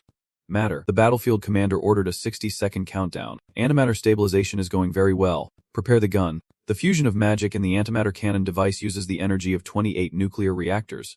If matter and antimatter meet, by natural law it will double the destruction. So the name of this weapon is Armageddon. But this is an unstable weapon, and with just one shot, its lifespan will end. Because it is a defective model that can only fire when antimatter is stabilized by the mage's magic, he quickly sent the message to Ileana. It is time. Get ready. You remind her to stay alert. Of course, her mission is to rescue the people in her group. That is her assignment. Code 47 then rises up, telling those insect-like humans to surrender quickly. The immense energy radiating from the ship projected straight ahead. The power source struck the mirror opposite, and by reflect, the energy was pushed up into the sky. The energy made everything in the sky vanish. The energy gradually dispersed around, and he tore a large hole in the sky. Elena was shocked. The sky was scorched with a hole. Tak Koyan exclaimed. It is terrifying. If we had been even a little late. everything would have been swept away. Sangan tilted his head calmly and said, I told you, I trust you. Even though he used magic to move the other players, he created a semi-magic field to stop us, so there was no choice but to rely on you. Moreover, this is a battle of victory or defeat, so if you want to hit them accurately, you have to time it perfectly without a single mistake. Ina thought to herself, the dwarves' residence remains safe as expected, but the fortress has collapsed. Zerum hesitated. Is it over already? He nodded in response. Yes. Everyone has worked hard. The system voice rang out. Level up. Level up. Screens like this kept appearing. And he was stunned. Leveled up by 16 levels at once. The system continued to announce that the decision belonged to the person with the greatest contribution, leaving him confused. It then asked if he wanted to rescue the members of the dungeon, noting there was no clear reward for rescuing them. Zerum was confused. Should he choose the reward for clearing the dungeon or rescuing the 40,000 dwarfs? He had to give up one of the two, and the others were also struggling with the choice. He looked at everyone and asked, did you all get the message too? Zerum was confused, wondering if he had to choose the reward for wiping out the dungeon, but he wanted to save them all. Yusang agreed, saying she would follow Appa's decision, and Tokoyan joined in, saying he understood. Then Eliana also agreed, saying we would follow the leader's decision. Sangan was surprised everyone decided so easily. But of course I would choose to save their lives. Elena was doubtful, thinking it is better to escape quickly, while Yuzang curiously fiddled with the core in his hand, wondering if this really was a core after all. A level 4 dungeon is something else. She muttered, I could feel the space distorting during the battle just now. It seems like this entire space is about to collapse. Sangan looked toward the hole torn in the horizon and without hesitation chose Z. So that was the decision. The system activated, rescuing the dungeon members and transporting them to the area within the memory. The source Snaxna enveloped them. Yuzang happily thought, we are back. He silently sighed in relief. Luckily we did not have to transport 40,000 people at once. A blue light flashed and then vanished. The clear sky returned. Liaoning Province. The neighboring world. A beam of light descended to the ground. Tisat looked over suspiciously. Is that Earth over there? Yuzang was excited. Whether there or here, place famous for forests appearing in just one day. The trees there are huge. Aina signaled that the synchronization process with the body was complete, now settled in the center of Liaoning Province. Having returned to Earth, like matter, he suddenly turned back. The girl continued. The number of nuclei is insufficient. Sangan's face immediately turned pale. The girl said sternly. You left 28 reactors there, and the air gradually fell into silence. Sangan muttered in confusion. My nuclei, 28 reactors. How much of me? Zerum then called him back. Sangan what? She looked suspiciously at the Lun tribe and asked what he planned to do with the dwarves, warning that if things continued like this, there would be problems. He calmly replied that if possible, they should let them settle in this area, as dwarves are known to be the best warriors and craftsmen, so they will become a useful force for us. Staying with me will be beneficial for both sides, because when arriving in a foreign land, people are easily exploited. Osan looked puzzled. Is not a dwarf supposed to have a beard? The two Lun people were confused. Who are you, and why are you staring at us so fiercely? Having a beard is not very hygienic, girl, she replied somewhat relieved. If that is the case then fine. I will leave them in Sangan's care. Anusa agreed. I also agree with that idea. So the mission ends here. Right. Sangan looked at her and spoke. You have worked hard, Anusa. I will handle the remnants here. But if you can return, that would of course be very good. She replied. Thank you. When there is food, do not forget to call me. The people in my village are slowly growing hungrier. He immediately agreed. Of course, I will definitely send food supplies to everyone. Also, Ileana. She was surprised. Yes. He then gave the order, leave Anusa's return to Ileana. Sangan clapped his hands, and everyone turned to look at him. He spoke seriously. Then let us announce the destruction of the dungeon and return to Seal. The news headline named you. Sangan secretly attacked the level 4 dungeon. Another dimension, the existence of dwarfs in mythology, and they are settling in Sangan's territory. Ileana curiously asked, how old are you? Anusa replied. 34. If you have any more questions, ask quickly. The young girl hesitated. Then asked, so you are the queen? Anusa nodded. The reporter's cameras kept flashing as news broke. After leaving the dungeon, the truth about the 4-star dungeon attack was out in the media. Trying to keep it secret was impossible when bringing along over 100,000 dwarfs, and announcing it beforehand would actually give everyone an advantage. Sangan calmly answered the interview, saying that since the dwarf's dwelling on Earth is within his territory, there is no major issue. To secure rights, legal and diplomatic policies are necessary. Of course, governments that have banned attacking personal dungeons have heavily criticized this behavior. Reporters kept asking, according to international law, attacking personal dungeons is illegal. Does Sangan know about this? The TV kept reporting that a dungeon discovered deep underground was handled by Sangan. Let me remind you, this is a 4-star dungeon with very high danger. However, in some respects, attacking a 4-star dungeon and the dwarf using personal power to commit illegal acts must be punished. Jessica sighed upon hearing the news, realizing that Sangan had decided to disregard the laws set by us Rothschilds. Ellis suddenly spoke up, the ambassador to the Undead Association, Queen Maca-Dragon Ellis, who oversees Rothschild's general affairs. Jessica, do you remember? He has found the dwarves already. It seems you know about the dwarves. Answer calmly. Of course, if those dwarves gain consciousness of this world called Earth, what should we do? Let us see. When it comes to technology, races blessed by the goddess like the dwarves will be unrivaled, and their potential to become a dominant race surpassing humans is very high. That is right, their reproductive capabilities also exceed those of humans, and if the dwarves remain loyal to Sangan, Rothschild's American dominance and world supremacy won't last more than 100 years. Hearing her say that, her face darkened. This is serious. Ellis continued, when it comes to technology, the species blessed by the goddess like the dwarfs will be unrivaled. Jessica also agreed with his words. I know, although Sangan is a powerful mage, he was alone, which is why he created a force. Added. Jessica, what you know is only part of it. Sangan is a magical engineer far beyond imagination. A laughed holding his face. Someone like that with all the resources and also a warrior race like the dwarf.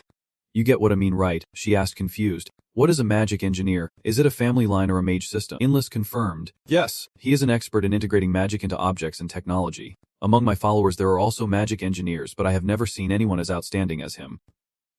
Additionally, there is a resource extraction base on Mars, so he can have everything he needs. Jessica quickly grasped the key point, meaning that with a little more time, the dominion over Earth would fall into his hands. Looking at her with admiration. Bingo. The situation as it is now, there is always a gap between us and him. So why are you so stubborn? If you join forces with us, your family's gaps in magical knowledge will be filled, and you might be able to compete with the Demon King. Jessica sneered, saying the outcome would be the same. She was truly dangerous, and to me and the other families, she was no different from Hasan Gun, because both the Republican and Democratic parties have long become followers of Indaka. Oh, not that I agree with her assessment. Dangerous, we only wield the small power of a minor planet. After all, one day, everyone will realize that death is not the opposite of life, but a part of it. Jessica's gaze was icy cold. Just wait and see. Trust is not something that can be built in an instant. Inlis said no more. Jessica, who is in charge of Rothschild's affairs, if we can capture this queen, our power on Earth will quickly grow. The knocking grew louder, breaking the silence, and Jessica spoke up.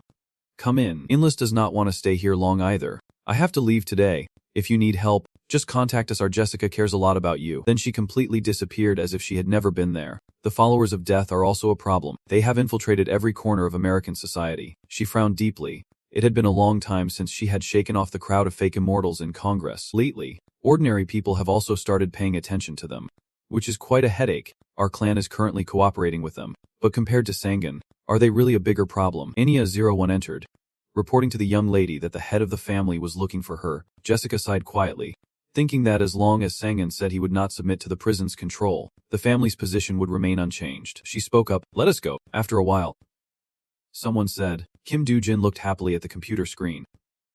Truly amazing. Look at that kid Yo-jang's expression. He is so happy, but falling behind like that must be frustrating. If it is now, the level gap with Yo-jang can be explained simply put. Working hard like yesterday won't be enough to keep up. The information board displayed status. Name.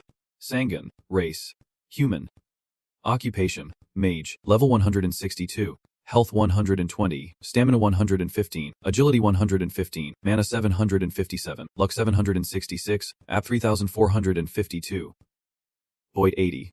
Trait. Possessing knowledge about machinery. Namyang. Sangan stared intently at the screen in front of him. This attack's achievement alone was impossible without teammates. The mission to find the dwarf would have already failed. An orange gold spirit stone appeared. Indeed, it needs to be stronger. The heart of the ancient dragon lineage. The public opinion is already noisy, so we have to hurry. Suddenly, a figure appeared behind the light. Ileana walked toward him. Have you found it? He replied to her. Yes. And I need help. She stared intently at the spirit stone. Is it the heart of the lineage? That belongs to Ko Long. Are you thinking of surpassing the star level limit? You are sure? Just like you said, I plan to use the star core to challenge level 6. The girl understood what Sangan wanted. I know what you are going to say. You want to absorb the mana from the star heart. Right, I will help you. Before we begin, the remaining stat is luck. He closed his eyes, then relied on you, Ileana. Hold the limit of the magic power. With a strong surging force, he began to absorb the power. His heart was wrapped in light. Sangan thought to himself, such immense power, truly the heart of the ancient dragon. Suddenly, a strange phenomenon occurred. The sixth tail was beginning to form. He hesitated. What was it? The heart could not stabilize the tail. It was unstable. Magic power seeped through every blood cell. Used to suppress the magic power, his eyes turned pitch black, his will fading, vaguely seeing the figure of Ileana. Master Ileana, the girl anxiously asked Ileana. Has his will been lost? Ileana anxiously called out. Master, have you lost your will? During this time, Ileana will help you suppress the mana, but now it has reached the limit, so please suppress the mana quickly. The source of magic power is becoming increasingly uncontrollable. No, the problem is not the magic power but the strength of the dragon's heart. If so... He frowned, a glint flashing in his eyes. Breaking the suppression. It is not about willpower but letting the body go against the flow of mana. Following this flow will pass through the life and death blood gate. Ileana raised her hand, a powerful beam of light shooting straight into the sky. Sangan gradually regained consciousness and... Seeing her, exclaimed, Ileana, she spoke up. Captain, you are awake. You jerked awake and sat up. You forced a smile, causing trouble for everyone. Ileana, how long have I been lying here? She answered honestly, about 3 hours. But I thought you would wake up sooner than that. His gaze accidentally fell on his hair. Looking at the strands, he thought to himself, besides growing longer, the color had also changed. The girl began to explain that according to the data, this phenomenon is largely similar to the bone and marrow transformation seen in awakened individuals when their aura suddenly increases due to the influence of a skill. Those who have experienced it undergo forced bodily changes. And I was very surprised to learn that many people have died from their bodies rupturing during the attempt to transform. He touched his chest, certain something was off, but the result was still very good. His heartbeats had increased to 8. Could this really be just luck? Ileana smiled softly at him and said, judging by his condition, it seemed he had surpassed level 7 and reached level 8. Congratulations, Captain. Sangan was deeply grateful to her. It was thanks to Ileana that I was able to get through this dangerous moment. Truly thank you so much. He looked at his long hair, white and flowing, just like in his past life, but I guess I should cut it after all. Perhaps because of the memories from my past life, when my bones and body were transformed, it was recreated exactly the same. But I feel like everything has been recognized. Clenching my fist, if not long ago was low-quality black and white, now I can perceive the world clearly like sheet standard. He swung his arm to test his strength. The force of the punch was so strong it shattered the wall. Sangan staggered back. Was the inner wall protected by Madoff's power? What exactly happened to this body? Ileana kept applauding. Not sleeping. Not sleeping. Not sleeping. Not sleeping. Sangan staggered. The inner wall protected by Madoff's power. What on earth has happened to this body? Ileana kept clapping and praising. Captain, that was a great punch. He frowned, thinking to himself, Senza, I have to train to control this power for a long time. Placing his hand on his chest to feel, he wondered how much this body had changed. Searching, he glanced down. He saw his heart glowing with a warm golden light. Was not this the heart of a human? Could this actually be a dragon's heart? An information panel appeared showing status. Name. Sangan. Race. High-level human. Divine lineage. Occupation, high-level mage, level 162, strength 190, stamina 190, speed 190, mana 1817, luck 757, pressure 345. 0 points. Traits, bearer of knowledge about the other world, one who is wrong in the world of the divine lineage, one close to the divine lineage. Sangan was extremely excited. Divine lineage. Now humans can no longer handle these matters. Although it is said that when the aura reaches a transcendent level, the body will be like the lineage. But Aina reminded him, Mater, there is a call from the Dografa tribe. They said the factory operation is also nearing completion. You feel it? Pretty fast, if that is the case. Alright. We should also strengthen our mana support for the Dograf tribe. They will change the way this world works. A month later, a voice announced that the unparalleled magic factory of the Dwarf Alliance had begun buying unlimited shares of major Korean corporations. That was the secret behind Sangan, the holding director. Back Disuk pressed his phone while speaking. This friend Sangan really played me a big one. I expected this day would come, but I did not think it would come so soon. Sekiri Kim also stared intently at the tablet, confirming that at least hundreds of trillions of funds were being moved, with the top 100 major tech corporations becoming their targets. Disuk smiled lightly, saying, After all, Kim, do you know that the Boundless Magic Workshop has released a product called the Magic Fon Kong? Secretary Kim agreed. Of course I know. The whole world is in chaos just because of a single mobile phone. He pressed the button on his phone. It is not simple at all. The alchemy of the dwarves and the great mage Sangan combined with Earth's technology created this product. Look at this. This magic is just like an app. We can download and use it easily. And the core of it is unlocking. So now, even ordinary people who are not awakened can freely use the power if they pay. Even I can use it. It seems that this friend Sangan will usher in a new era. He frowned tightly, saying that to get involved in this first, We need to grasp the number of shares they have already bought. We have to maintain the camaraderie among our troops. Right, Secretary Kim said. I share the same view as the director. He reached out to press the control button on his chair. If he could not lead, he could only follow. A screen appeared, showing the news that ordinary people now had the chance to use powers, creating pressure on the awakened ones. This will overshadow trivial issues like illegal dungeon invasions. Ordinary people will definitely side with Sangun, as the magic phone from the Infinite Spell Factory, also known as UF, can use a wide range of applications from everyday skills like laundry to monster fighting abilities in emergencies. At the same time, the Awakening Association is deeply concerned about the decision to allow ordinary people unlimited use of magic technology. Somewhere, countless tech screens light up as quickly becomes the world's largest weapons corporation by supplying monster-fighting weapons to the Awakening Association and the United Nations. At the Rothschild family's headquarters, the Magic Phone, launched less than a month ago, has already impacted South Korea and the entire world. From Jessica's perspective, the pressure is immense. As the Rothschild operations chairwoman, Jessica has risen to lead the largest company in the world in just 1 month. Really have to take this man's hand. Even though this is not the elder's way of thinking in the family. She stood facing someone and heard that the decision to eliminate the golf course had already been made. Is that true? Harrison said. That is right. The family council has chosen that policy. I have expressed my opposition, but all the elders have decided to eliminate the golf course. She closed her eyes helplessly, and that is why her father failed. He was silent for a moment. Then continued. You really are weak.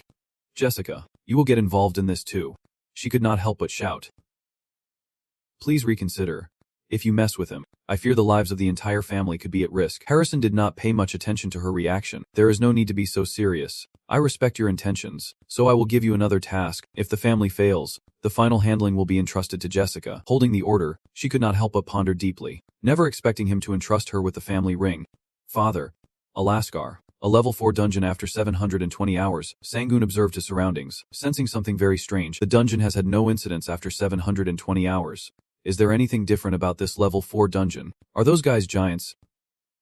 Anna confirmed. Yes. Everything matches the characteristics of giants recorded in the database. You look down on them because they are giants living in the icy air, so each of them is very strong. Especially if you encounter a king or noble of their tribe, it becomes extremely troublesome. If we use nuclear fusion magic, there will be a lot of talk about us polluting the land, so we need to find another way. You speak up and ask, what if we ignore those guys and just seal off the dungeon entrance? Then put it down. Alright, seal the exit gate. I do not know how to get out of Akasa, but... Sangun looked at the gate in front of him. So let us just block the way in and out. He reached out to it, and sure enough, a level 4 dungeon was no joke. The gate itself was incredibly heavy. Suddenly recalling something, he paused. Wait, the Frost Giant tribe has the power to kill on the snowy plains. Right, suddenly, a stick came crashing down on his head from above. Really, Sangun gently blocked the giant's attack, thinking to sneak an attack from behind with that body. Truly shameless. The giant kept provoking him. How could a small human like him dare to tell me how to attack? With just physical power alone, the giant already has strength comparable to low-level dragons. One of his eyes flashed brightly, but my body was that of a high-level dragon humanoid, and aside from biological functions like wings, my strength was almost equal to that of a high-level dragon humanoid. Without hesitation, he struck the giant straight in the face. Powerful shockwave erupted as the giant collapsed unconscious to the ground. He frowned and said, "It seems much easier than I thought. Feels like fighting a little kid." Another giant saw his comrade defeated and quickly charged at him. Another shockwave erupted, dust flying everywhere. Sangun blocked the blow with one hand. Effortlessly, dealing with a low-level giant like this does not even get the blood flowing. Sangun punched him in the stomach, making him cough up blood. He said coldly, "Alright. At this level, just brute physical strength alone is enough to overpower all the awakened on Earth." The fighter lost his ability and fell. He glanced back. It seemed there was more than just one left. The man dropped his weapon and fled. He smiled lightly, apologizing but saying he could not miss such a good opportunity. The giant tribe's physical strength is an excellent magical ingredient. The snowflakes were all blown away, and the remaining guy also lost his ability to fight. Knocked into the water by you, he sank deep and then disappeared. Absorbed. If we separate them as materials to sell, it looks like we will have hundreds of billions in hand. You turn back to the gate, so now it is time to move on to the main part. We should also absorb them, so let us begin sealing the space. The gate trembles with great force. Space and time severed. The demon chamber fades. The system frame keeps appearing. The gate has been forcibly closed. Achievement unlocked. The person who forcibly closed the space gate. Achievement for forcibly closing the inventory space gate has increased by 10 levels. How did you reveal yourself? Akaiza, I do not need things like an inventory space anymore. You asked the girl. Aina, is there anything unusual? Report to me. The girl replied. I have searched the entire Earth and have not seen any strange phenomena. Sangun continued. There must definitely be a reaction. If energy is needed to restore the world, the dungeon absolutely cannot disappear. What I am curious about is whether the level 4 dungeons get refreshed or if another giant dungeon will be reborn. Ana replied, yes, one level 4 dungeon has been recreated about 78 kilometers from here. It is still the dungeon of the Frost Giant tribe, and the giants have blocked the... You said, really? Blocking the entrance is not something they can do? The girl confirmed, I think so too. That is really shallow understanding. You ask how many level 4 dungeons have opened so far, and she replies, there are 7 in total. Sama, the area with the large ice block, Amazon, Africa, and so on. All these are sparsely populated regions. So for now, we should prepare to head back. If you want to have a proper fight, you really need to prepare. Every time we battle monsters and end up destroying a city, I am afraid it is no fun at all. Now, top 5 Yanju. Gather your strength, stabilize the magic, complete it. The magic forms a two-dimensional space. You feel that the study of space according to modern science is less advanced than you thought. In my previous life, I tried this kind of research but failed. I never expected to complete it here. Clenching what is in my hand. Now I can unleash as many nuclear explosions as I want. Everything around you. Activate. The magic that forms two-dimensional space is a spell that reverses the inner surface of existing space into real space. It is not too surprising, since although it is not normal space, it can be freely destroyed when fighting monsters. Like a type of barrier, Ana is very fragrant. Matter, congratulations on your success. However, the spatial link has been temporarily severed. Sangun looked at the girl and apologized, saying we need to activate it to see if it works properly first. The girl announced, I just received a call from the US government. The gate disappeared. What is going on? Cancel the space. Link to the original. This is the US request to matter. He closed his eyes and then remembered they had not contacted him since he illegally entered the level 4 dungeon. Maybe there will be a level 4 dungeon attack at Yellowstone National Park in the US. Right. They want to study the strength of the monsters appearing in the level 4 dungeon attack. You nodded. I agreed, and considered this an opportunity to test my abilities so far. Yellowstone National Park, the back of space. Sang softly sang as the face of Sangun revealed Swicking, the only monster appearing in this dungeon. Is it any different from other class 4 dungeons? No, that guy is definitely not easy to deal with. Swinking can be described as a living acid plastic mass. If its core is destroyed, it will die. However, drilling through that acid-like plastic mass is an extremely difficult task. And on top of that, if that body absorbs water and ignores the acid concentration in the air, it will turn this place into a desert within a few days. He gathered power in his hand. Of course, I have a very suitable spell to counter him. Then he unleashed it. A class 8 supreme spell, Absolute Spirit Strike, hitting the orb before him, causing a powerful shockwave. The dust settled, and it was not damaged at all. He stared at the sphere. It was still intact. He reached out to touch it. Where was the core? After a moment of searching, he finally found what he wanted, located 500 meters inside. Sangun unleashed his power, causing the core inside to crack. The sphere trembled lightly, erasing the second space, and the blue on its surface gradually faded away. You succeeded in getting what you wanted. Both capturing the Dangian worm and testing the magic. This mission was a win-win, was not it? After reviving the Earth, we could not find anything like Slim Kingdu. Truly unlucky. Recruit him. His corpse is a valuable magical ingredient, so we will have to use it sparingly. You closed your eyes in satisfaction. So let us end the American commission here. But sensing something, you glanced to one side. Many people have appeared around you without you realizing when. But what does this mean? Desmond sneered, the awakened Class 1 of America. Desmond. With no personal regrets, just pure malice. Somewhere, a meeting is taking place, and I think everyone understands clearly that there can be no mistakes in fully grasping the target's magical abilities. The chief said that judging by the war situation and the fallen believers in China, this person is likely a Class 5 mage. Of course, the subject will gain power through awakening, so it might be even more than that. While our strength has reached Class 6 over the years, another person spoke up, saying our clan's guards have learned magic from the other world through a pact with the god of death. This trap is a bit different, but if we prepare enough traps and supplies, it won't be a big problem. However, we need to consider the person's ability to convert electrical energy into mana power. If this turns into a long-term battle, we will be at a disadvantage. Roger also added that engaging in a long-term war is not advisable, but I have a method to counter his power. I have prepared for the possibility that he might use nuclear weapons. He frowned and said, now we must do our best to protect it. As this is all we can prepare, this battle's outcome will decide the future of our clan. If we do not kill Sun Gold today, the damage to our family will be unimaginable, so we must defeat him right there. Returning to Sun Gold's place, the interdimensional link is weak. It seems the nuclear reactor's horsepower has been blocked. Even timely movement is restricted. Senza has put a lot of effort into taking me down. You are dodging attacks from the mine soldiers. And sure enough, this is controlled by magic. Senza is at least a class A mage. They are attacking you like crazy. Your legs are tightly restrained and trapped. A streak of black power flashed through, dark aura, causing a huge explosion. Desmond, do not bluff. Teacher, I learned this from the private prosecutor. Suddenly he calmed down. You dodged that attack and stood away from him. I know the Death God's army and the American army have joined forces. But I did not know they were generous enough to share all their magic with you. Blocking the transmission magic, what have you exchanged and received from the Death God's cult? He did not hesitate to answer your questions. They taught me how to downgrade mana and make people feel the difference. They are the masters I never regret becoming a follower of. The mages have learned how to control magic, and the prosecutors have mastered deadline spells. At this point, should we consider the us and the death cult as one side? Sangan sneered. Foolish. You do not understand the true meaning of becoming a disciple of the god of death, choosing the path of immortality and happily becoming a forever dead man. He got angry at your words. Bastard. Today I will definitely take your life here and our America will become the strongest army on earth. All attack. They kept attacking him with gravity. Blinding binds and cruel restraints, the ropes aimed at him. Dismund shouted, I lead the charge. Everyone attack, he thought to himself. If it were his power before absorbing the fruit of the lineage, he probably would have been powerless here today.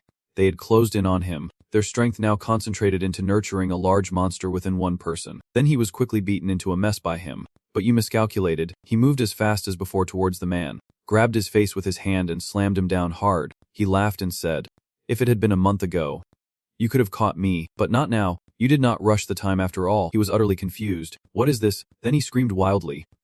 Catch him. Impossible. He is not a level 5 mage. The people in the meeting room watching the battle could not believe what had just happened. How could this be? Rothschild said grimly. It has only been a month since he invaded Danjin level 4, yet he has developed beyond imagination. We have missed the best opportunity. His eyes grew cold and sharp. If that is the case, there is no other choice but to use the core. At the same time in Seal, the voices of a father and son talking together could be heard. Dad, is this our home? Yes. You are definitely number one. The little girl happily jumps around saying the house is so big and she loves it. Jin Seek smiles at his daughter. Amphatim holds the box carefully, saying if we drop these, who knows what will happen. His wife comes in from outside carrying a box, saying it seems the company sent something for us. But what is this? He says. The director sent it to the family. Let us open it and see. The apartment building was peaceful when suddenly it exploded. And elsewhere Sang Jin also received a package similar to Jin Seok's. The company sent the items later, and feed him to buffer. Jin Sang Jin. He shook the box. It was quite heavy. What could it be? The sound of a countdown clock kept ringing. Then it exploded. Elsewhere, a crowd gathered densely. Jin clutching his wound in pain. Someone had been stabbed. What now? Hey, quickly call 911. Hey. Stay awake, the ambulance will be here soon. He thought to himself, what on earth is going on? How could that madman break through my defense and stab me like that? He thought, an ambush in the city. What is happening? If that is the case, I almost lost my life. First I need to quickly contact the team members, and Fatima attacker, Li Jinsu, in the Amazon. A hand picked up a magazine. Orang examined the magazine in his hand. How could there be ammo in such a remote place like the Amazon? Could it be that monsters have learned to use guns now? Amphatim Heller Kim attacker. Orang, a sharp voice cut through his words. Where did you get that idea? You really are as foolish as the rumors say. Orang, a group of people emerged from the forest. Juji was quite strong, able to catch an armor-piercing bullet with his bare hands. Who are you? Hong asked anxiously. Wait, I think I have seen your face somewhere before. Jeem smiled with contempt. Is this really the strongest Heller of Amphatim? That is why I had to come to such a remote place. American Awakener. Rank 2, level 264. Thunderone, she asked. Is your nickname Thunderone? Are you really the second strongest awakened in America? In this remote land, can you really use a gun to shoot awakened people from allied countries unexpectedly? Are you planning to be an outlaw? He said. You are wrong. If you do not believe me, then why not? He asked her. You are Sunwol's girlfriend.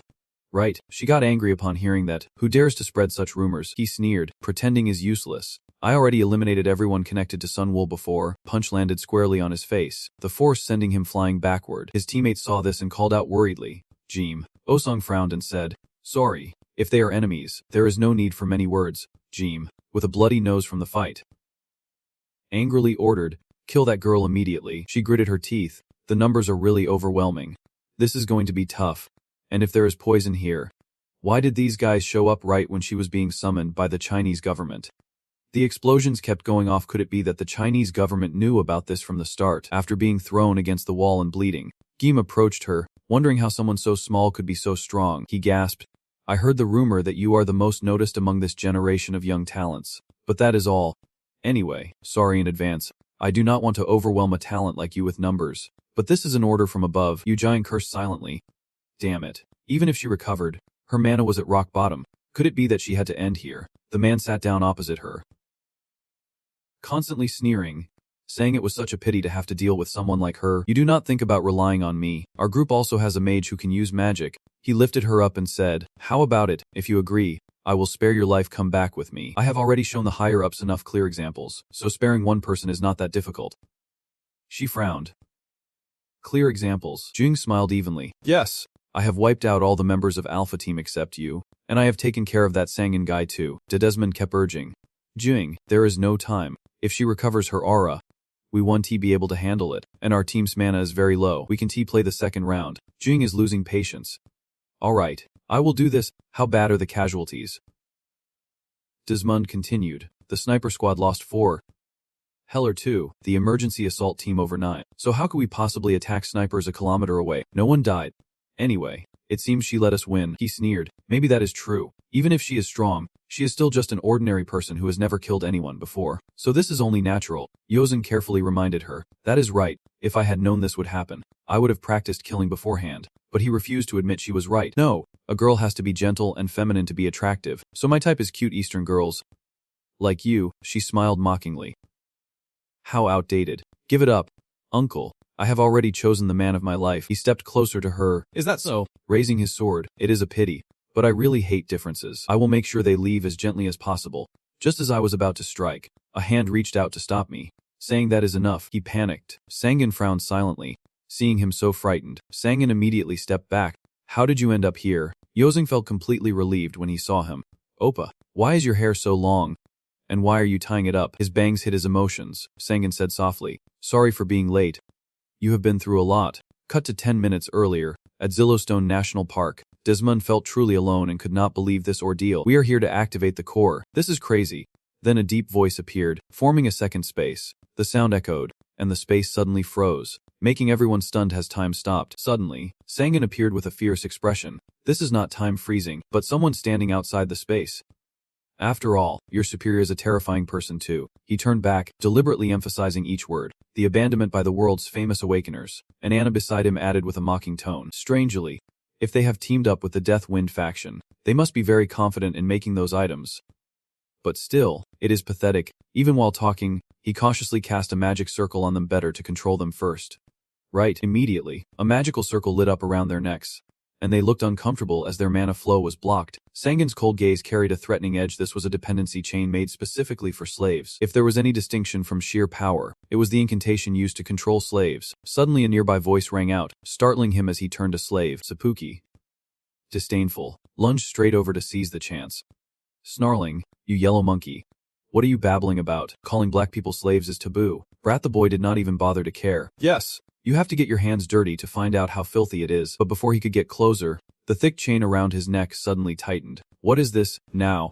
His heart was filled with a bitter mix of fear and despair. Unable to breathe, Sangan had anticipated this long ago and remained calm and composed, his eyes gleaming with an inscrutable coldness.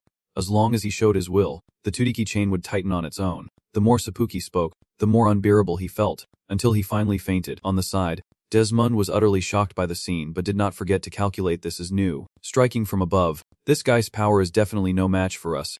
First, we have to kneel before him to survive. After clearing the obstacles, you stepped forward to negotiate with him, your tone carrying pressure. Leaving that fool behind, shall we begin talking? Desmond, you are the world's top awakened one. And it would be wonderful if you knew that, if you willingly help me, I will guarantee your life and have a way to open your mind. But then you will become a fool, despite being at a disadvantage. Desmond remained firm, openly revealing a terrible secret, apologizing that he did not know the details of this matter either. We were only carrying out the state's orders. Your existence would become a threat to us. And this attack, you were not the only target. Sangan was utterly shocked by this. Soccer, the flashback ends, returning to the present moment. And as he recalled it, he panicked and accidentally crushed the sword blade. Without Desmond's information, he would have been in real danger. And if things had changed just a little more, Ojing put on a remorseful face. Oppa. Right in the middle of the reunion. Dam screamed madly when he realized the plan had completely fallen apart. Wasn't Sangan the bastard who died in the nuclear attack just 10 minutes ago? There was clearly no sign of disappearance. He was completely furious now, because everything had reached the limit of endurance. Pure rage. It was not just me, but also those around me who were affected. No matter who is above or below, Senza had to be established early on. Then, Sangan raised his hand, and the force flowed with it, preparing to punish them appropriately. If they were related to Rothschild, they would have seen this situation through satellites. From this moment on, Sangun, officially declare war on you. No matter what, the war will not end until you are completely destroyed. Immediately, a massive mountain-like pressure crushed down. The ground cracked under the strained supergravity. They fought in vain. Their bodies pressed deep into the earth, the overwhelming force causing them to vanish one by one. His gaze was as cold as ice, showing no emotion at the chaotic scene. Everything was supposed to be under his control, so it was surprising that one fish still slipped through the net. Can you really avoid my supergravity? The second-class Awakened of America is truly not just a name. Then, the golf course activated lightning, scanning for the enemy's whereabouts. Though far away, James still could not escape and was hit by the strike. He helplessly screamed in pain.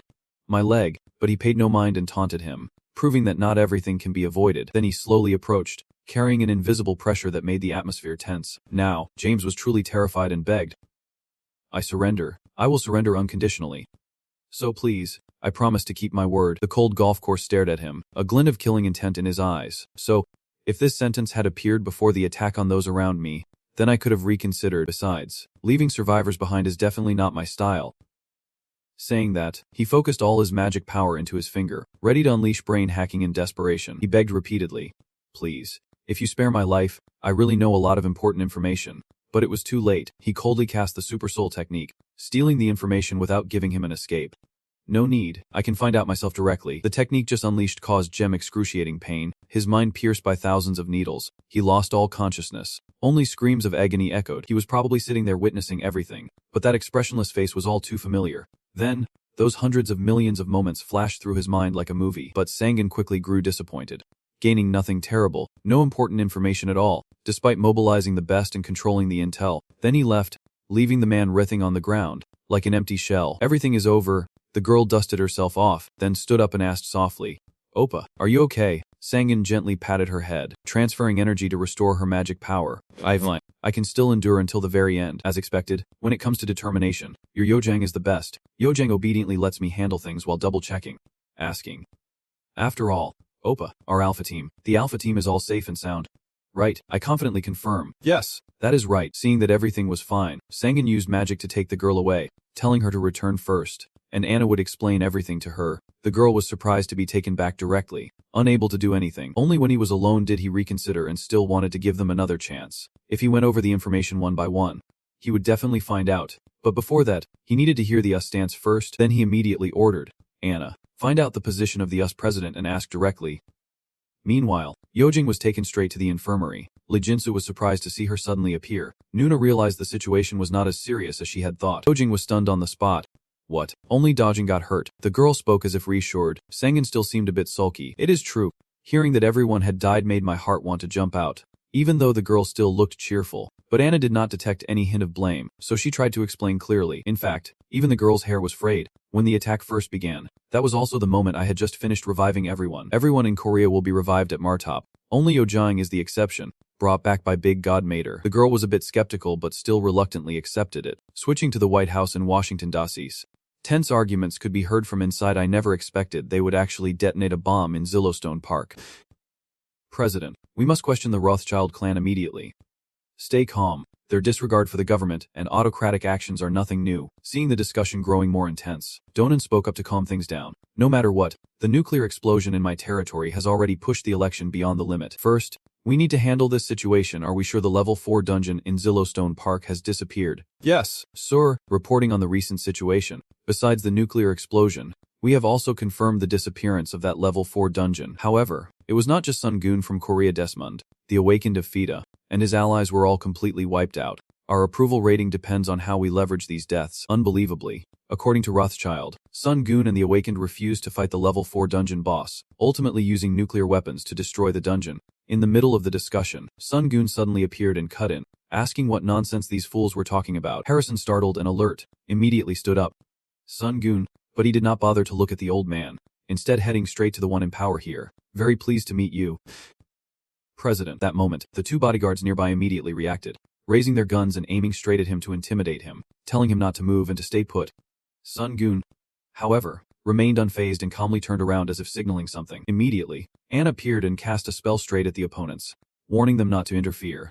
They could not withstand the blow and were slammed hard against the wall. Seeing his men powerless against him, Harrison angrily slammed his hand on the table and shouted, "What the hell are you causing trouble for here? Sun Goon, this is the White House. Do you dare act so recklessly?" His indifferent gaze and tone full of disdain and rudeness. "I think you misunderstood me these past few days." At this moment, Donan finally spoke up, stepping forward to mediate. "Everyone please calm down and sit down to talk things through. There is no reason to act so disrespectfully. If there is something you need, you can just tell me." Just as Sun Goon tried to ease the tension, a fierce surge of magical energy erupted, and he said.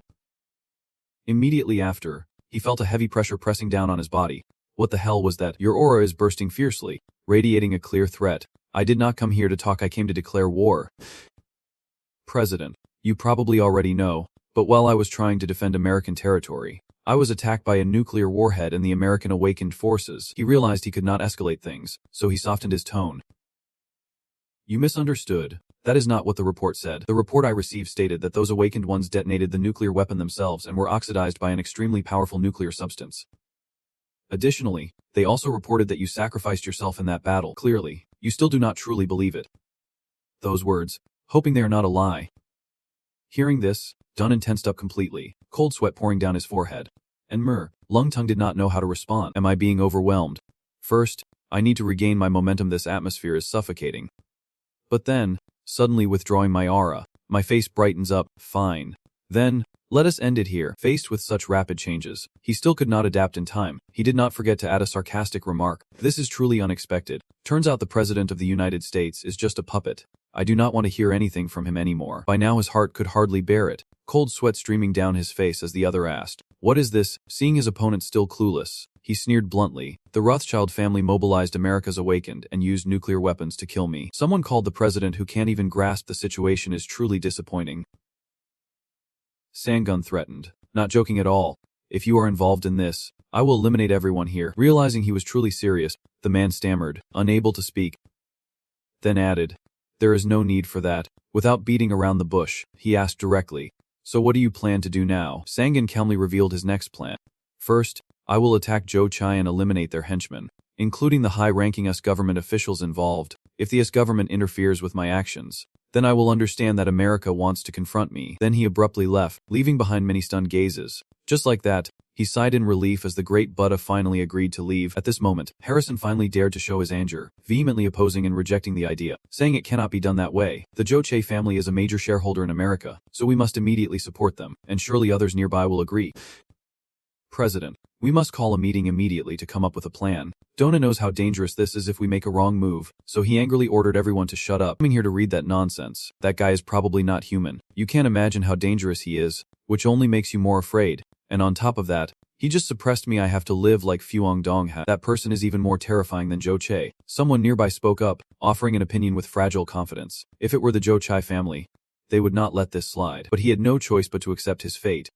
"All right. I do not think Zhou Chai can defeat that person, so our government has decided to just observe the situation for now." Hearing this, everyone was shocked and quickly asked again, "What did you say?" In the end, exhausted, Donan chose to make a decisive decision. "No matter who wins, my decision is to join forces with that person." Cut to the South Tower, a subordinate urgently reports, "The commander has been assassinated. Contact the White House immediately." The Strategic Air Force commander was found dead in his office. The cause of death was drowning. At the same time, a Central Intelligence Commissioner comrade also died. The cause of death was petrification. Both were found petrified. At the same time, at Zhou Chai's private mercenary company, a massive explosion shook the earth, smoke and flames rising high. Titan slumped down, mumbling bloodied words.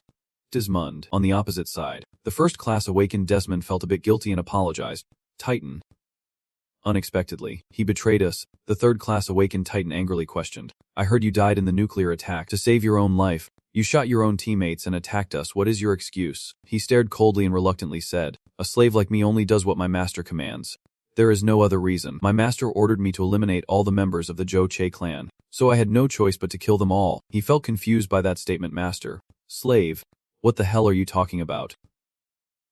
Desmond continued, "Sorry, but I do not have time to talk. That is enough." Right then, Seppuku suddenly launched a furious punch. Die. Caught off guard, Titan completely lost the will to fight and was thrown back by his stonecraft technique. But without pausing for a second, Seppuku kept delivering heavy punches straight at him. "Damn it. It is all because of those damn Zhou Chai. We are all slaves to them." He aimed directly with heavy blows, Titan's body could not take it and was instantly defeated. This moment, in the monitoring room, the connection unit emitted clear mechanical sounds. In the southern corner, the SIA communication hub had also lost contact with Titan in South America. Zhou Che sat in his chair watching everything. Completely defeated, in the end, he decided to play a defensive game. If that is the case, there is no other choice but to wait for the final move. I will find a way to stop him, but you all must find a way to survive on your own. The steward hesitated and spoke up. Master. After speaking, he stood up and adjusted his shirt, leaving his final words. I am leaving now. Before he arrives, I need to prepare some things. If I do not seek revenge, just find a way to escape and survive. Zhou Chai left, leaving everyone in a state of confusion. Meanwhile, Sangan hovered above, clearly watching every move below. He was definitely here, but why could not I sense any sign of human life in this place? Beside him, Anna firmly confirmed. I directly traced his memories. The master of Zhou Chai is definitely here. With her certainty, he had no choice but to trust completely. Alright, if it is Anna's information, there won't be any mistakes. So now let us move on to the final stage. At Zhou Chai's main residence, the sound of footsteps echoed through the silent hallway, breaking the stillness with a voice asking, is there really no one here? Sangan looked around for a while, feeling a growing doubt. How could no one know he had arrived? So no one is guarding this place. What exactly are they planning? Anna, how is the living body's reaction? Anna analyzed the situation with the demeanor of someone seasoned, explaining that the castle is currently using magic to block the search for living bodies, which cannot be broken by normal means. We need to find the magic group and destroy its core, so he suggested trying a different search method. Then, Sangan continued forward while giving instructions to search using magic power. Strength, or self-searching, trying each method in turn and reporting the results. The girl took the order and began trying each method one by one, switching to searching with magic power, then with strength. Anna's eyes narrowed, as if she had just noticed something unusual. Without hesitation, the girl firmly pointed downward and immediately reported that a unique energy had been detected, one that could not be found in ordinary mansions on Earth. It was a powerful dark mana reaction, and with Anna's certainty, Sangan also took notice there was indeed something underground. Immediately after, he focused his power at his feet and cast the spell with force. Giving it a try, a large hole quickly formed, and Sangan followed it down, ready to find out. Hearing that phrase, his fighting instinct surged again. The dark power was intriguing. Let us try a card to gather some information. Do not be disappointed. Roshai. Meanwhile, deep underground, the image of white bone mist and blood smoke intertwined and rose thickly. Roshai calmly stared straight ahead, his heart untroubled. The demon resurrection, I should have known he would do this too. How many more sacrifices do we have left? The steward stood upright, speaking solemnly and precisely. 1,000 souls. He could not help but lament that sacrificing 1,000 souls to resurrect a demon was truly a steep price. He clearly showed his stance. We have to save her. She is the one putting pressure on Miss Jessica. This decision is a rightful contribution to the family. He hit the nail on the head. Does your family also follow Jessica? Only when asked did the steward open up and share his feelings. In times of generational change like this, old people like me become a burden. Then a place of death will be reserved, and the path the master takes, even if it leads to hell, is still the right request for the household, is not it? As the discussion unfolded, the resurrection formation was activated, and Rothschild continued slowly. But this kind of consciousness would have to come at some point. It would be best if it ended peacefully. But this is a contract leading to the bridge of death, a consciousness granted in the name of the god. So trust and wait. The swirling vortex revealed a wing with sharp edges. As the vortex faded, a figure appeared in midair, wings spread wide on both sides. Yuzumaru began with a triumphant smile, appearing full of confidence. My name is the Vengeance of Yuzumaru. Eternal time. Infinite dimensions. Future generations will surpass all. Contrary to the polished atmosphere, the two of them were left speechless, but he showed no hesitation, confidently displaying himself, saying, how many worlds of humanity are there? Sir, what do you want? This body can do anything. With no other choice, he reluctantly spoke up and asked, anything at all? Is there such a power? Asking the right question, he boasted even more and tried to act cool. This body is a demon among demons. I can easily solve all your worries. Simply, do you want eternal life or the world? Speak now. Watching that slow motion scene, he could only remain silent in helplessness. When suddenly, a loud explosion erupted above, sending debris flying everywhere. Rothschild seemed to have known all along that the moment had finally come, and seeing this, Yuzumaru spoke up, asking if someone else was coming. Then he coldly looked ahead and ordered, your job is to deal with that guy. Terrified by the thick dust, he covered his face with a cloth and asked with barely concealed anger if it was the enemy. Suddenly, Sangan appeared through the dense smoke and sneered. The owner named Rothschild looked like a mouse poking its head deep into the ground. You look at the other with a provocative tone.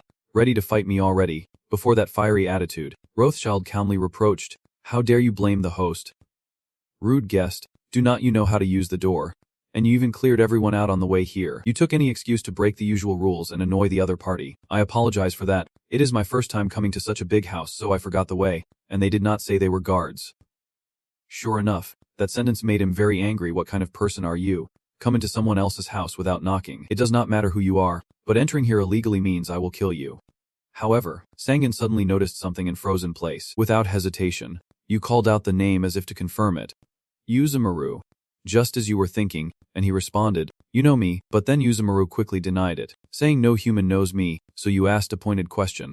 Have you seen the true face of the demon? At that moment, he finally looked closely at the person in front of him and said, now I see. Where has your soul gone? After a moment of scrutiny, he was immediately shaken by a horrifying truth. You, Krachura, why are you here? In a sense, the atmosphere was off and turned to ask. Teacher. Do you know him? Sangan smiled slightly, with a hint of meaning in his tone. Fate is fate. We met 3 times in a past life. It did not take long for the girl to grasp the situation, check the database, and find out they had fought 3 times before and had been defeated. Even you have to admit his remarkable strength. That is right, he was not an easy opponent. I was also level 9 back then. Hearing this, Yuzumaru was unconvinced and got very angry, saying, you are wrong. I was not using my full power at that time. Every time you catch me when I am weak because my recovery is not complete and attack me from behind. You coward. Amid the heated argument, Rachai interrupted as if to remind, I did not call you here to argue. Although he knew well, when facing you, he hesitated for a moment, truly useless outside. Using 1,000 souls to deal with this guy. Seeing his hesitation, the overseer glared and warned, the contract is guaranteed by the god's death. You cannot refuse. The old man's arrogant attitude instantly infuriated Yuzumaru, who snapped, who do you think you are to dare that? Immediately, terrifying surge of power rolled in, filling the old man with extreme fear. Amid the tense atmosphere, Rachai spoke up with a provocative tone. Is that all you have got? It seemed no one could defeat him. Hit right in the heart, he calmly withdrew his aura and admitted frankly, that is right. If we fight now I will lose, but if I nurture my power a bit more. Who knows? The man showed a hint of curiosity and asked again. Nurturing power? He sighed softly and continued, it is the power of the human soul. To beat this guy I have to be really strong. On the other side, Anna was a bit curious as the fight dragged on. Teacher. Would not attacking now be better? Sangu gently reminded. Wait a moment, it seems he is also a great demon. A strange feeling crept into his heart as he quietly reconsidered the situation. The demon summoning is guaranteed by the death of the god of sorrow, but this one, when making a pact with me, remained neutral. Fortunately, among the demons, it summoned a Yuzumaru, and by exploiting his personality, there might be a chance to resolve this quickly. No choice. Rothschild gave him exactly what he needed most in the current situation.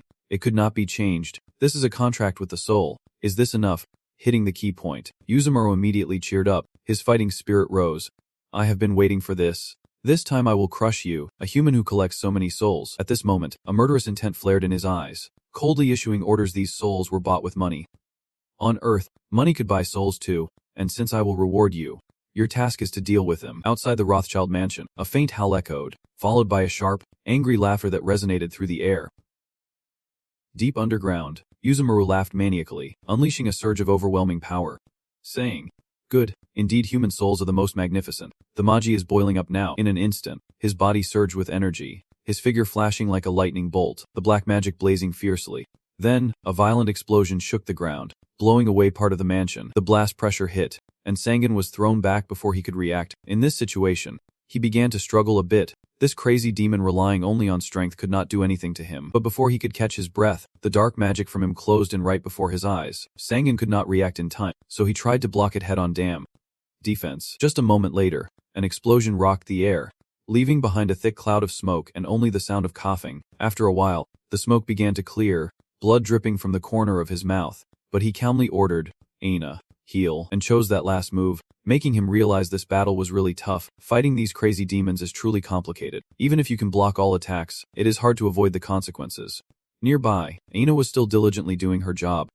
Healing. Sangan silently felt lucky that things had not gotten worse, so without a priest here, fighting them would have been quite tough. Canceling treatment and the original turtle, without the ability to toxify, it seemed he would have died in a very ugly way. And while he was lost in thought, the girl kept diligently casting spells, destroying the original turtle. Detoxifying, he continued to ponder silently. I do not care that Aina is performing the basic duties of a priest, but, just as he was waiting for that, Yuzumaru burst out laughing loudly, clearly proud of the recent display. Asking how it looked, the power of this body, the girl hesitated slightly before speaking. Matter-of-factly, emboldened, he became even more boastful and arrogant. But of course, this was only the beginning. If I were to unleash my full true power, Someone like it probably would not have lasted this long. Besides, that person might not be as strong as Rumored, not level 9 but only level 8. Right. Only now does Sangan stop underestimating and start taking it seriously. So what if it is level 8, spouting nonsense like that? Are you afraid of losing to me? Fine. Infinity 1. Today I will teach you that winning and losing is not just about rank. I have to say, you really know how to drive Han crazy, but you have already annoyed me enough, so do not say another word. Suddenly, Yuzumaru's gaze stopped on the object in his hand. Inside Han, a sudden sense of confusion arose when facing it. What is that staff? Harmony revealed it was Infinity 1, something that can create a second space and connect to a nuclear reactor. That made him hesitant. I have never seen such a terrifying power in the demon world. While Yuzumaru was still stunned, he quietly raised his hand, slowly gathering strength to deliver the finishing blow. The Earth space contains an energy far more effective than the human soul, called Earth energy. Hen was surprised by this new concept. What? When ready, Sangan continued, demons really are filthy, the power of the human soul, huh? Today I will enlighten you all on what true power really is. At that moment, a giant sword image flashed in the air, the purifying sword. As his technique was unleashed, Hen's eyes widened in shock and he immediately became alert. Immediately after, the two clashed, unleashing a cataclysmic explosion. The pure sword surged forward powerfully, carrying a terrifying force that pierced through everything in its path. Every point it touched exploded violently, yet Yuzumaru still easily escaped, making Hen even more arrogant. I must admit that your mana surpasses what I had imagined, but with the power of a rank 8, that amount of mana is still nothing to boast about. Suddenly, a sword strike slashed down, hitting Hen's wing and arm in an instant. Yuzumaru startled and quickly turned, eyes fixed tightly on the source of the attack. On the opposite side, Leishoken radiated an overwhelming aura with confident eyes, ready to fight. With that amount of mana, those things are nothing to me. Let us see how long you can endure. The sword purified 100 times. Immediately after, a series of blades appeared, radiating a terrifying pressure that filled the entire space. Faced with this overwhelming sight, he struggled to stay calm. What? They just activated that number all at once. Incredible. Instantly, hundreds of blades shot forward at the speed of light. A majestic scene unfolded as each sword strike created explosions that swept across the ground, sending rocks flying everywhere. Yuzumaru struggled to block each relentless sword attack like a heavy rain falling. He felt somewhat overwhelmed, never expecting human demonic power to be so limitless. If that is the case, then I have no choice but to take a little loss. But he quickly regained his spirit, flashing a sinister smile as an idea came to him. All right, to keep things amicable, I will accept defeat. The mist of darkness. As the noon light broke through, darkness appeared, like a black cloud enveloping everything. Yuzumaru stood at the center like a lord controlling all, his body descending. Sangan did not expect him to go this far, so he hurriedly spoke up to stop him. Wait a moment. But before he could do anything, his body was pulled into the space he controlled by an invisible force. At the moment danger approached, he instinctively threw a punch to attack, and demons usually have no defense when restoring their bodies. I have something to show you, a weapon forged from the metal power of the fire goddess. Yuzumaru stared in disbelief, not expecting him to still have such a terrifying move hidden. What? Could it be Orichankum? So powerful that it gave him no chance to dodge and forced him to take the hit. At this moment, Sangan finally smiled with satisfaction. Orichankum is the embodiment of purification, a force that is nothing less than a natural enemy of demons. Faced with this unimaginable situation, Yuzumaru was still not fully recovered. This guy. He screamed in pain as the strike pierced his chest, his body shattering into pieces. Yuzumaru thought it was all over. Could it be that but at that life or death moment, he unleashed his final move to turn the tide, reversing the space. Cornered like that, he could not believe Yuzumaru could still counterattack. In his dazed state, he had successfully shifted into the demon realm, narrowly escaping death. He laughed with a smug expression on his face. At this moment, Yuzumaru appeared in his demon form, speaking arrogantly. You want to be able to do anything once you enter the demon realm. This is your end. Gratuitous. No matter how drastically the opponent transforms, Sangan remains calm and composed with his extensive experience. He tries to appear noble, but in essence, he is no different from the embodiment of all wars. Sorry for underestimating you. Immediately, he raised his hand to create a swirling deep hole that seemed to swallow everything. But sorry, I just developed a method to destroy all dimensions and recently completed the test. Facing that vortex, he involuntarily gasped, his whole body pressed down by an invisible force. And then, a large energy cannon gradually took shape. A long pillar slowly appeared in the midst of the swirling light, summoning the great and small Mayat Fu. The power to wield this weapon is the very magic you just underestimated. If you use this in battle, consider yourself defeated. Faced with that assault, Yuzumaru was powerless to defend himself. Damn it. Then, an explosion erupted. Shaking the ground, streams of magical energy spread throughout the space. At that time, a plane was circling in the sky. The television station used that plane to broadcast the news to viewers watching on their screens. As you can see, this strange terrain is not much different from the Forbidden City in Beijing. This is the trace of the ground melting and the glass freezing in an instant. Experts facing this strange phenomenon have concluded that it is a remnant of the battle fought by the awakened ones. They speculate that the origin of this event stems from the Rothschild family estate. This is a breaking news report I just received. The police have found a series of unidentified bodies in the mansion's basement and are beginning to investigate their identities. Ellis could not help but clap and laugh loudly upon hearing the news. Truly astonishing. Who would have thought he could harness the power of the great demon Usmart? And the exact answer lies in the Sunwool War conflict, standing outside the door talking nonstop. Anyway, the head of the Rothschild clan is truly pathetic. I had already anticipated this, but it seems they still cannot give up their ambition for domination. Harrison sighed in response. You were the one who showed them how to summon demons and gave them power. Right? Ellis tilted his head and smiled faintly, saying it was simply a transaction when selling guns. Do you ask your customers who they intend to kill? Selling knowledge is Lee Sihwan's problem. So why are you blaming us, instead of worrying about those humans? Should not you be more concerned about those demons, the vampire lords? Ellis, a guy suddenly asked, why are we talking about demons all of a sudden? Ellis calmly replied, the space-time rift is widening because of that war, and gradually the demons will flood in through that gap. If we are the pioneers, the demons will become greedy for the space's resources and flood in. They then ask, what kind of race are the demons? Ellis calmly explains, they are a group driven by ambition for blood, flesh, and soul, who take pleasure in having many followers and sensing defeat in life. Harrison found it hard to believe and asked, is that really what we perceive? Ellis calmly advised, do not oversimplify things. All humans are weak before every temptation and ambition. Encountering demons is a major event for humans, can consume a person entirely. Suddenly, someone outside narrowed their eyes and stepped in. Hey Harrison, do you know how busy I am that you keep calling for a truce? As soon as he saw you, he frowned and gave the order. It is too late. I need your help right now. I guess I have to step in. Though I am a bit reluctant. What can I do? Do I even have the authority to intervene in this? Aren't you the one talking to them? Harrison hurriedly urged, making a demand. Saying what? Your job is to manage the managers. Right, I need awakened people, he replied hesitantly. If you want to transfer awakened people, you need an official document. Hearing this, he helplessly explained, I can't do that, which is why I called you here. Think about it, war would have already broken out. Don't you know that many high-ranking officials in the government want to avenge Rodchai? The officer replied coldly. I know. Harrison kept trying to persuade him. The most important thing now is to eliminate them, because we will soon have a new alliance, and the Sun Gold War must never happen. Squinting, slowly opening his mouth, is that the president's intention? He immediately replied, yes. You finally agree to compromise. All right, I will transfer some awakened people to you. But what about Jessica? Won't she avenge her father? As soon as Inlis heard the name Jessica, she had to speak up, saying that girl is off limits. She is the talent the Lord is targeting. Harrison was a bit displeased, saying, hey, the dragon demons, they are interfering too much in human affairs. Religion should not meddle in politics. Right, but she still showed no reaction to his attitude.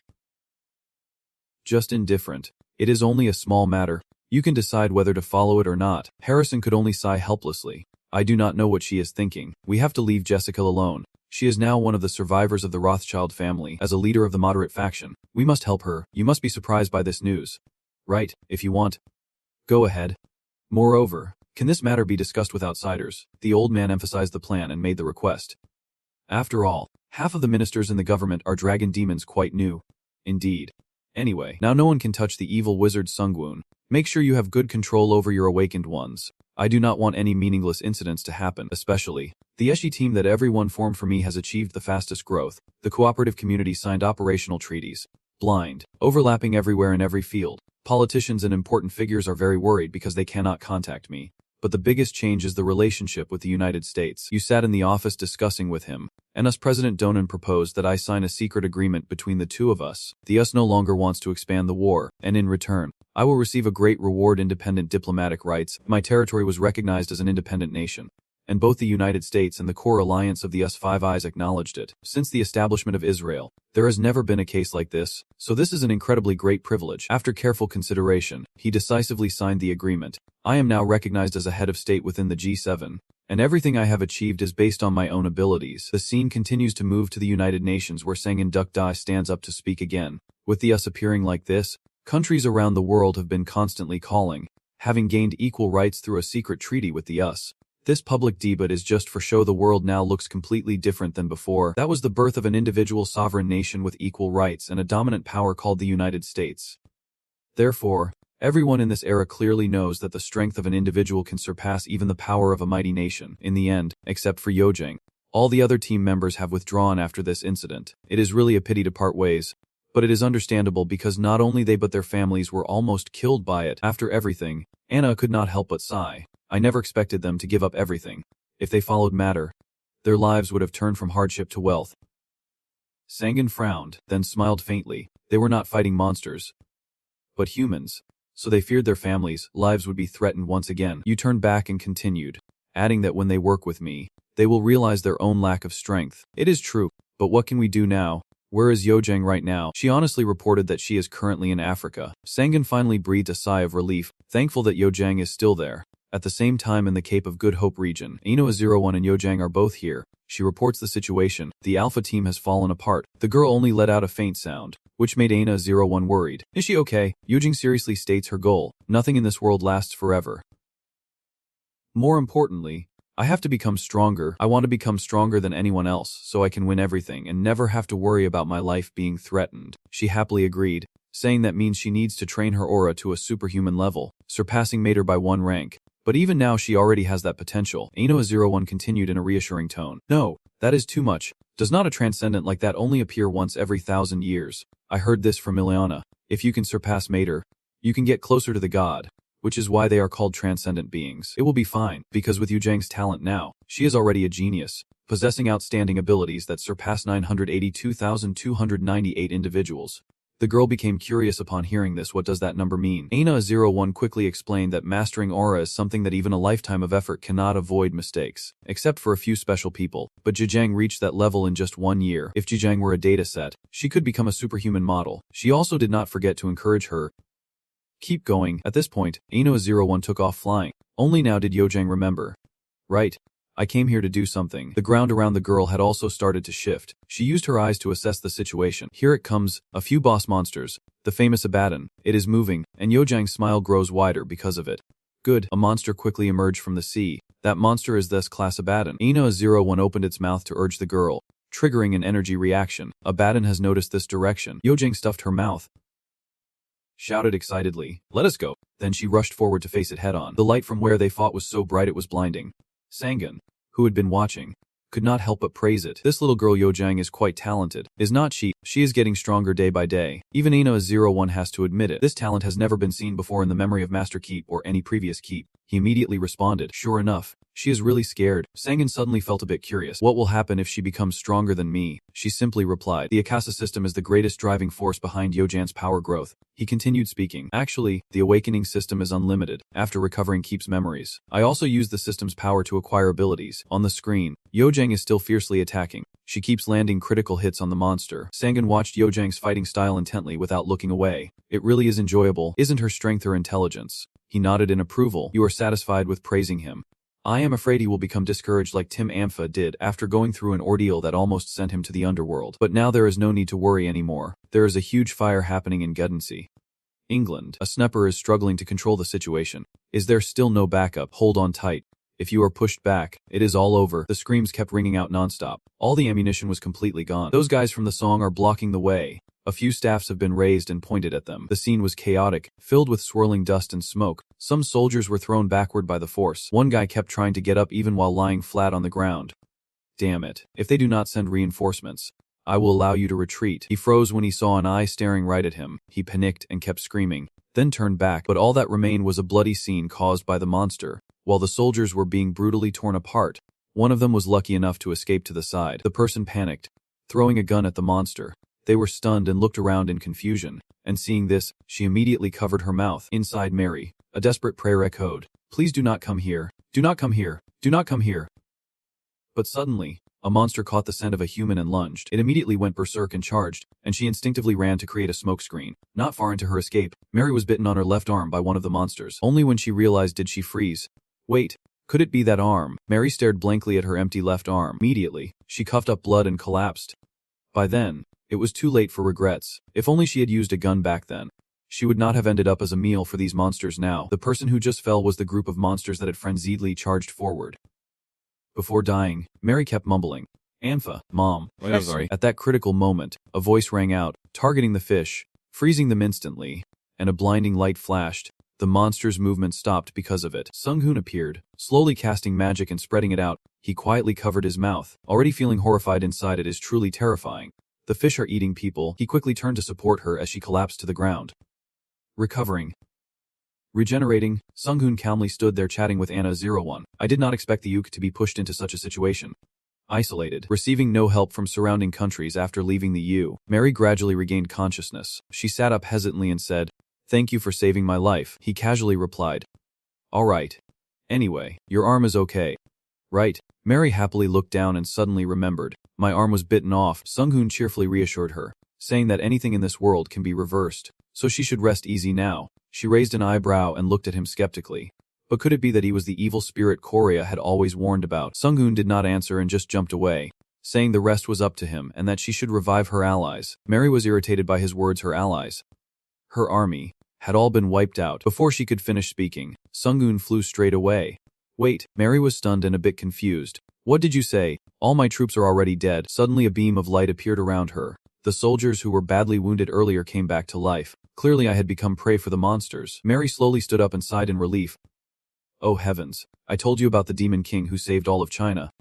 Remember, the fire continued to blaze and spread, while at the same time in the North Sea region, at a depth of 700 meters, Sung-hoon was present to assess the situation, and sure enough, the merman here would not stop coming out.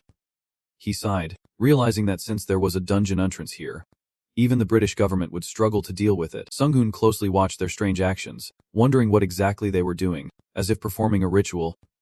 The gate, like the black hole from before, was also expanding larger. He began to feel suspicious. What was this? The dungeon entrance suddenly expanding like that. Sung-hoon watched carefully for a moment and thought, could it be that the entrance is being enlarged to accommodate the dungeon boss's revival? He finally decisively drew his magic staff, refusing to let things go according to their plan. Sung-hoon quickly cast a spell that froze the monsters in place, extreme cold triggering the freeze. Another sang suddenly appeared, dazzlingly bright, while the surface of the water remained calm. Then an explosion erupted from below, sending everything flying. Sung-hoon flew up, his hand still ready to cast magic, having frozen half of the northern sea. But then he froze in place. His eyes filled with fear. He realized he should not have said those words. A swarm of monsters rose from beneath the water. Sung-hoon watched their forms in amazement. The evolution of the primate tribe. I can't stop this. It is known as the Sea God tribe.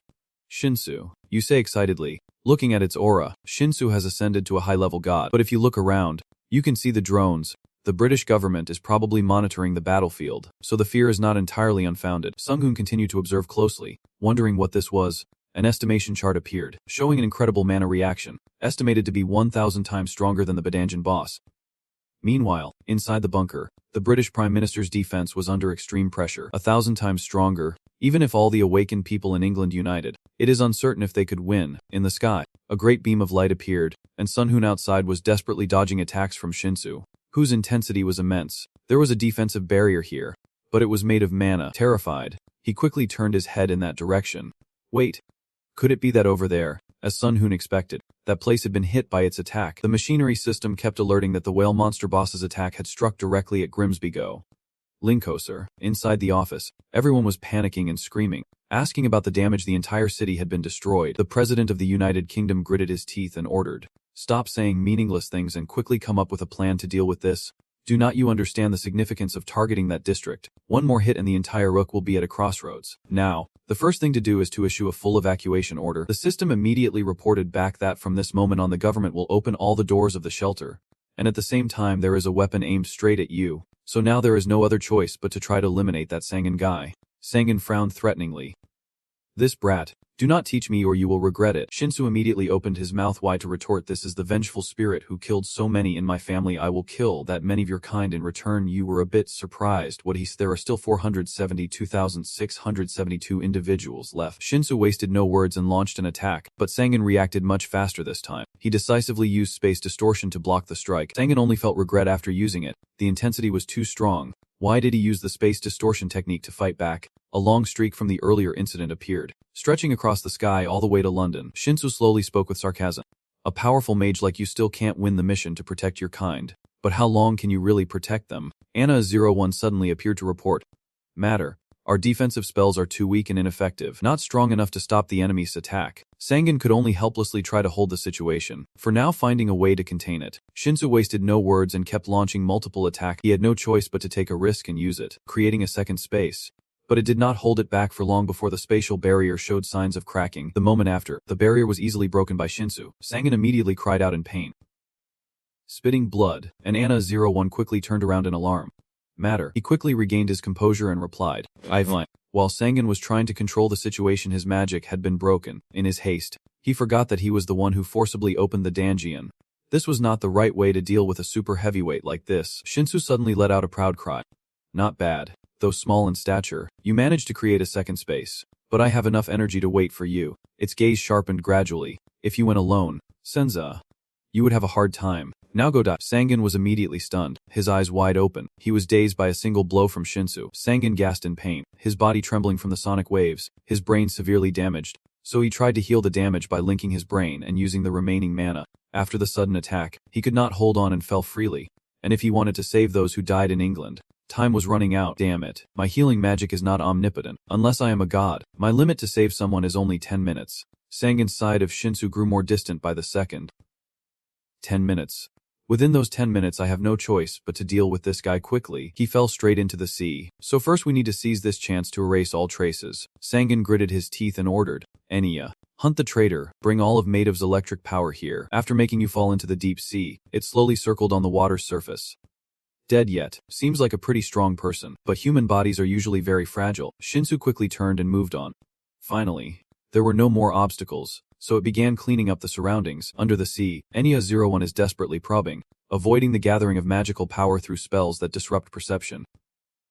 Sangan responds, "Then let us begin. Continue focusing on concealing the movement of the magical power." He gradually began to summon obelisk and surrounded himself with it. At the same time, above, Shinsu had only taken a few steps before being stopped by a long object. It looked confusedly at the thing in front of it. "What is this?" Sangan below also slowly controlled. "Keep going." Immediately, several more figures rose from the sea below. "Hurry over here, the southern star of destruction." Shinsu looked at what was in front of him and shouted, "Sorcerer, you are still alive, right? Answer me." In response to its words, Pillar began to gather energy, which quickly surged toward Shinsu. Without hesitation, it opened its mouth wide, ready to decisively finish it off. Even though I did not know what it was, I just had to smash it and that would be the end. Immediately after, Shinsu's power began to change. It was shocked to realize something was wrong. What was this? Its strength was being drained. Sangan is only now slowly rising from below, arriving too late. This is the tower made of adamantite. This tower has the property of absorbing power, and there I have sealed its absorption ability with my own magic. Hearing this, Shinsu looked at him with a resentful glare and said, "You bastard, I do not care what tricks you used. Do you really think a human's magic can do anything to me?" Before he could react further, a formation appeared. Sangan calmly spoke. "Of course, this is the magic-breaking staff, specially made to capture traitors like you." He silently felt lucky. In his previous life, he had also fought many traitors like this. Sangan watched Shinsu struggling in despair. Many gods intervene in this world, and falling into this situation and being subdued was unacceptable. It was just the power of a mere human. He remained silent, having faced and fought those gods before, wondering if that Akasa director would have a good ending just by conquering space. Now it seems the 5 obelisks have absorbed enough of his power. So next, Sangan paused for a moment before chanting the spell explode. After that incident, he was personally greeted by the President of the United Kingdom, the British rescuer. Sangan. Rejecting the noble title, the British government handed over ownership of Guidance, now just a pile of ruins, to Sangan. The city name Guidance has been changed to Cyrenaic, recognized as a suitable place for the settlement of the emerging Siren clan. The international community now also acknowledges the human rights of the dwarf and Siren races. These two races have also appointed Lee Seon-hun as their representative. From now on, every step taken by the great mage Lee Seon-hun will become the focus of everyone's attention. 3 months later, at Hope Point, Sangan discussed with Anno-01. Wondering if Yujang was still fighting by now. We have already won. This atmosphere will gradually settle down. After all, she has already proven her strength. Looking at the others, even the top rank has not scored over 250 points yet. He then opened the status board. Sangan crossed his arms, watching Yojang fight the monster with all his might, thinking that the Akasa director still discriminates against him. Just wait. When I reach level 9, I will make him return everything he took from me. The scene shifts to the desolate Akasaka area. Shrouded in thick mist, the soldiers here keep charging forward. Do not be afraid of those weaklings. Just 1 star and a strike to the gut will take them down for good. They fought fiercely against the monsters. Tsubuki, a member of the 2nd squad under Team Lee Seongun and ranked 17th in all of America, could not help but grit his teeth and swear, "Damn that little mage kid." Can't even let people sleep on the weekend. One of the giants has been seriously injured. Not far away, a team member had taken him down. This was the leader of the Sangan squad, ranked #1 in all of America. Desmond, who shouted loudly, "Be careful, these damn giants are all nearly levels by now, and while we can handle them when they get close." Desmond watched the giant approaching again, and thought this was going to be a long fight, especially since he was running low on mana. "I am afraid we can't hold out much longer, but if Lee Seung-gun has already reduced the number of giants, it seems his orders have been fulfilled." Then he shouted firmly, "Everyone retreat. Just fall back and protect your lives first." The whole team retreated, and Shibuki asked with some doubt, "Leader, is it really okay to retreat like this?" Desmond replied without hesitation, "It is fine." Lee Seung-gun, that person said we do not need to risk our lives. The giants were also fiercely close behind them. He swung the weapon in his hand toward the others. Firing bursts. Immediately Shibuki sensed something was wrong. Just then a forceful impact sent debris flying, blocking their view. Desmond stared in shock and fear at what was before him, then regained his composure and turned to his teammates, asking if everyone was okay. He struggled, pushing himself up from the ground, still alive but unable to break free from the rock. The gunfire could only reach this far. In front of them were a few giants. "Oh, these bastards. Do they really think they can escape from here?" Desmond gritted his teeth and sighed. "This is going to be tough. This guy is nothing like the giants I have met before." Thinking that, he coldly gave the order, "I do not have the strength to take care of you all. Survive on your own." One of the giants bluntly admitted, "The king wants to capture you alive, so we won't let you little people die so easily." Desmond sneered. "Captured alive? So you think you are lucky to have that idea, huh?" The giant not only did not get angry but burst out laughing. "Lucky? Can you still say that when your limbs are torn apart, leaving only a body and a head for the chain?" Desmond dared not say another word, bowing his head and gritting his teeth. With this intelligence and cruelty, that monster was no different from a human. If these creatures were allowed to invade the residential area, what would happen? Just the thought sent chills down his spine. Suddenly a familiar light shone. The giant froze upon seeing it. Han Kinhai turned to look at the body of his comrade beside him, and immediately the spot where the giant stood exploded. Desmond squinted from the force of the previous attack. "What is that?" His group stared in shock at the new figure that appeared. "Who killed that monster in one strike? So that must be SSS-Rank. What is this, a support type?" They were shocked to see a shadowy figure appear, wondering what it was, but it seemed not much different. Desmond happily realized that the awakened person who could use light emission at extreme temperatures could only be Song Iram, the top-ranked awakened from the Korean region. I had heard about it before, but it is really surprising. Damn it. I can't believe I was pushed out of the top spot in the world, just because I learned that black aura. It is truly shameful. Then he ordered his team, "Let us go." Jareem also happened to notice the people fleeing. "The best team from the US working under Lee Seo-woon. Is that really true?" "Actually, I am also working for Lee Seo-woon, the top-ranked awakener in all of Korea." She looked back at her hand, realizing her abilities had advanced significantly after getting the golden opportunity to work under him. If she had stayed in her hometown, would she have achieved even a fraction of what she has now? Her magical efficiency had also improved, allowing her to use techniques without limits. After thinking it over, Jareem decided that leaving this level 4 dungeon here might be okay since she was alone and could not go any deeper. These giants can talk like humans, so maybe she should capture one and interrogate it. She suddenly noticed something in the distance, that thing quickly emitting light. Seeing this, Jareem felt thrilled, her eyes uncontrollably widening. Due to the unstable condition, her fear increased, so she activated Absence Axing to stabilize her mind, resist the fear, and succeeded. A voice came from over there, saying she had escaped the control of this body. "The natives of this planet are quite aggressive." Cast magic and threw Jareem aside. "Unfortunately, I have things to do today, so you will have to fend for yourself. See you later." Jareem could not control herself because of that thing. What is it? She was so scared she was sweating bullets, and she left me alone with that monster. Why is it always me who has to face the monsters? The scene shifts to Hope Bay, Africa. Yozing takes out his phone and snaps a photo. Sung-hoon was still monitoring her every move and finally caught SSS-Rank Abaddon alone. Ana01 quickly reported the situation. "The final technique that decides victory or defeat is not in the data. Is it? Yozing's mental skill has reached a new level." According to Ana003, this is a technique that can cause an internal explosion in the enemy after an unblockable punch. Meanwhile, Yozing was busy taking photos with a bunch of hashtags like 3 days and 2 nights. Monster hunting, today is day 10.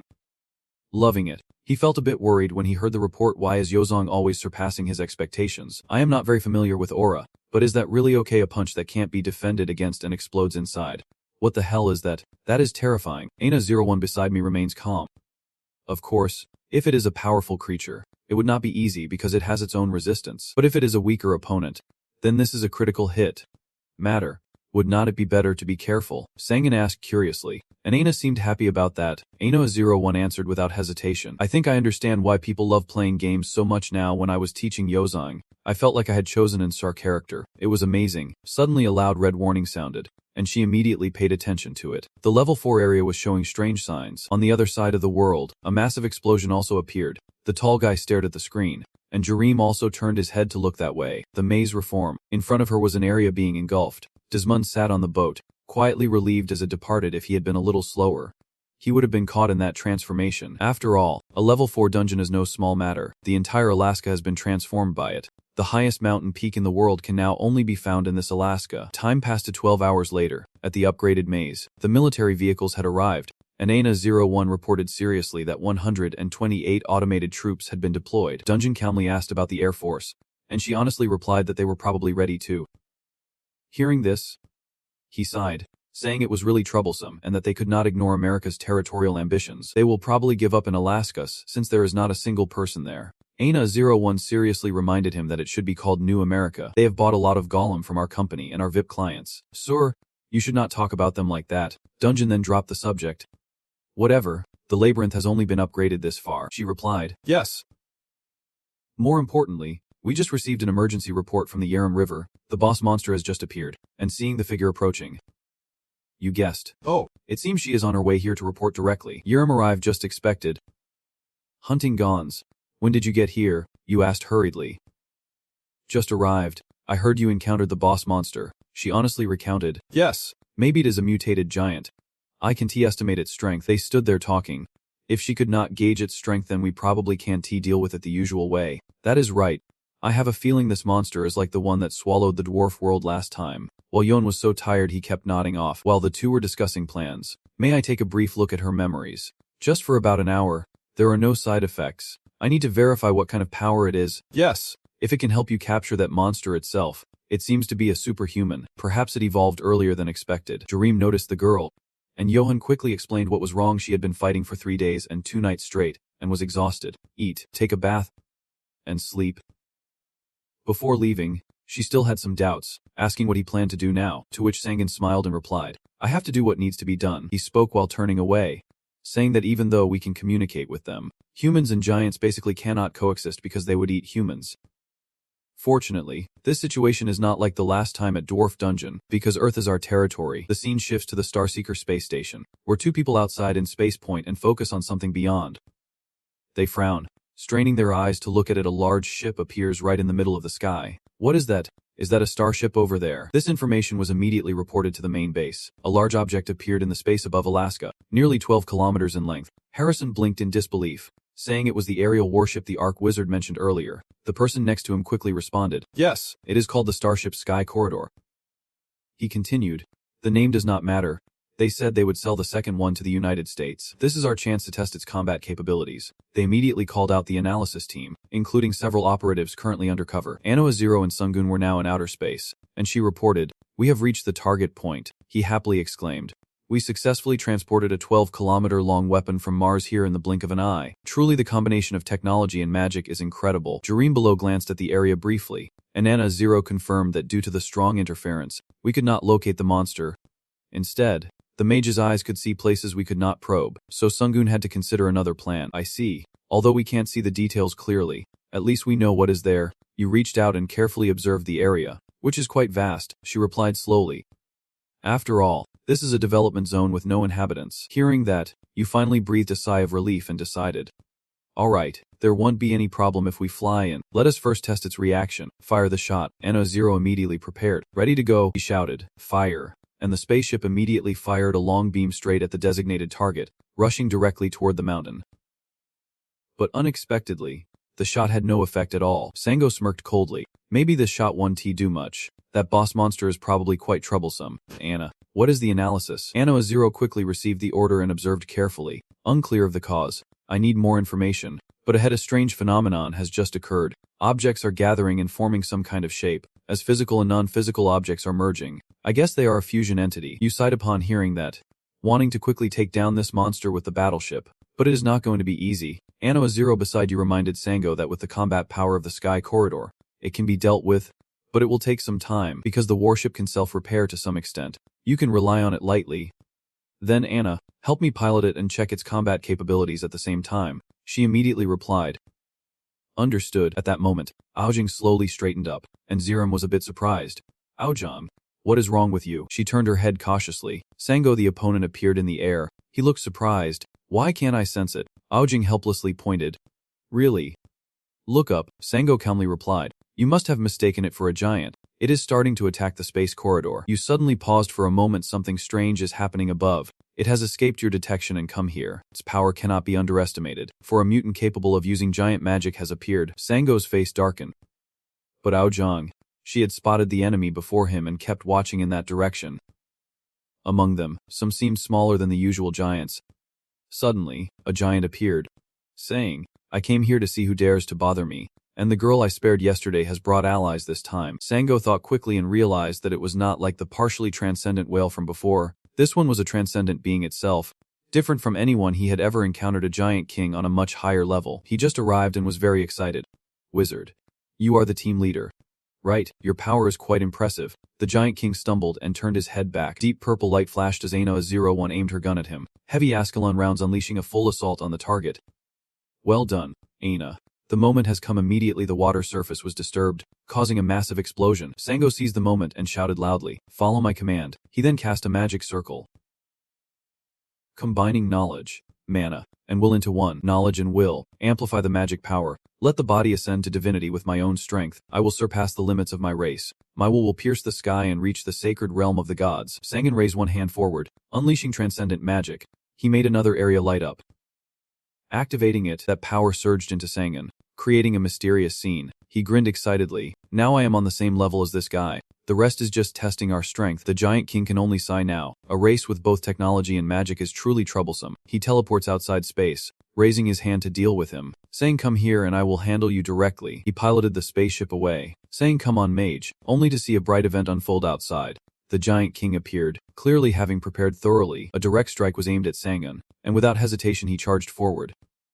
Seeing this, Yu Jiang was stunned and wanted to stop him, but Sangan quickly ordered, it is too dangerous. Do not come near. He just ran into that place on his own. The night sky was beautiful, but the ground below was nothing but rubble. In the void, the giant king and he collided at the speed of light. Their fists met with a thunderous explosion that shook the entire sky. They guarded the gate fiercely, neither willing to give an inch. Sangan gritted his teeth, his brows furrowed tightly as he struggled to hold his ground. In his mind, he briefly thought that the power when he burned mana to forcibly upgrade his level was truly terrifying. If he had not seen it with his own eyes, he would not have believed it. An 8th level guy with power stronger than Hengwim, an infinite magical force. How long can he maintain this strength? The two soared high into the sky, the battle continuing against the darkened backdrop. A powerful punch sent him flying, his body crashing into the rubble behind him. Before he could recover, he lunged forward with another strike, forcing Sangan deep into the earth. He muttered quietly to himself, damn it. The energy I reserved is already gone in an instant.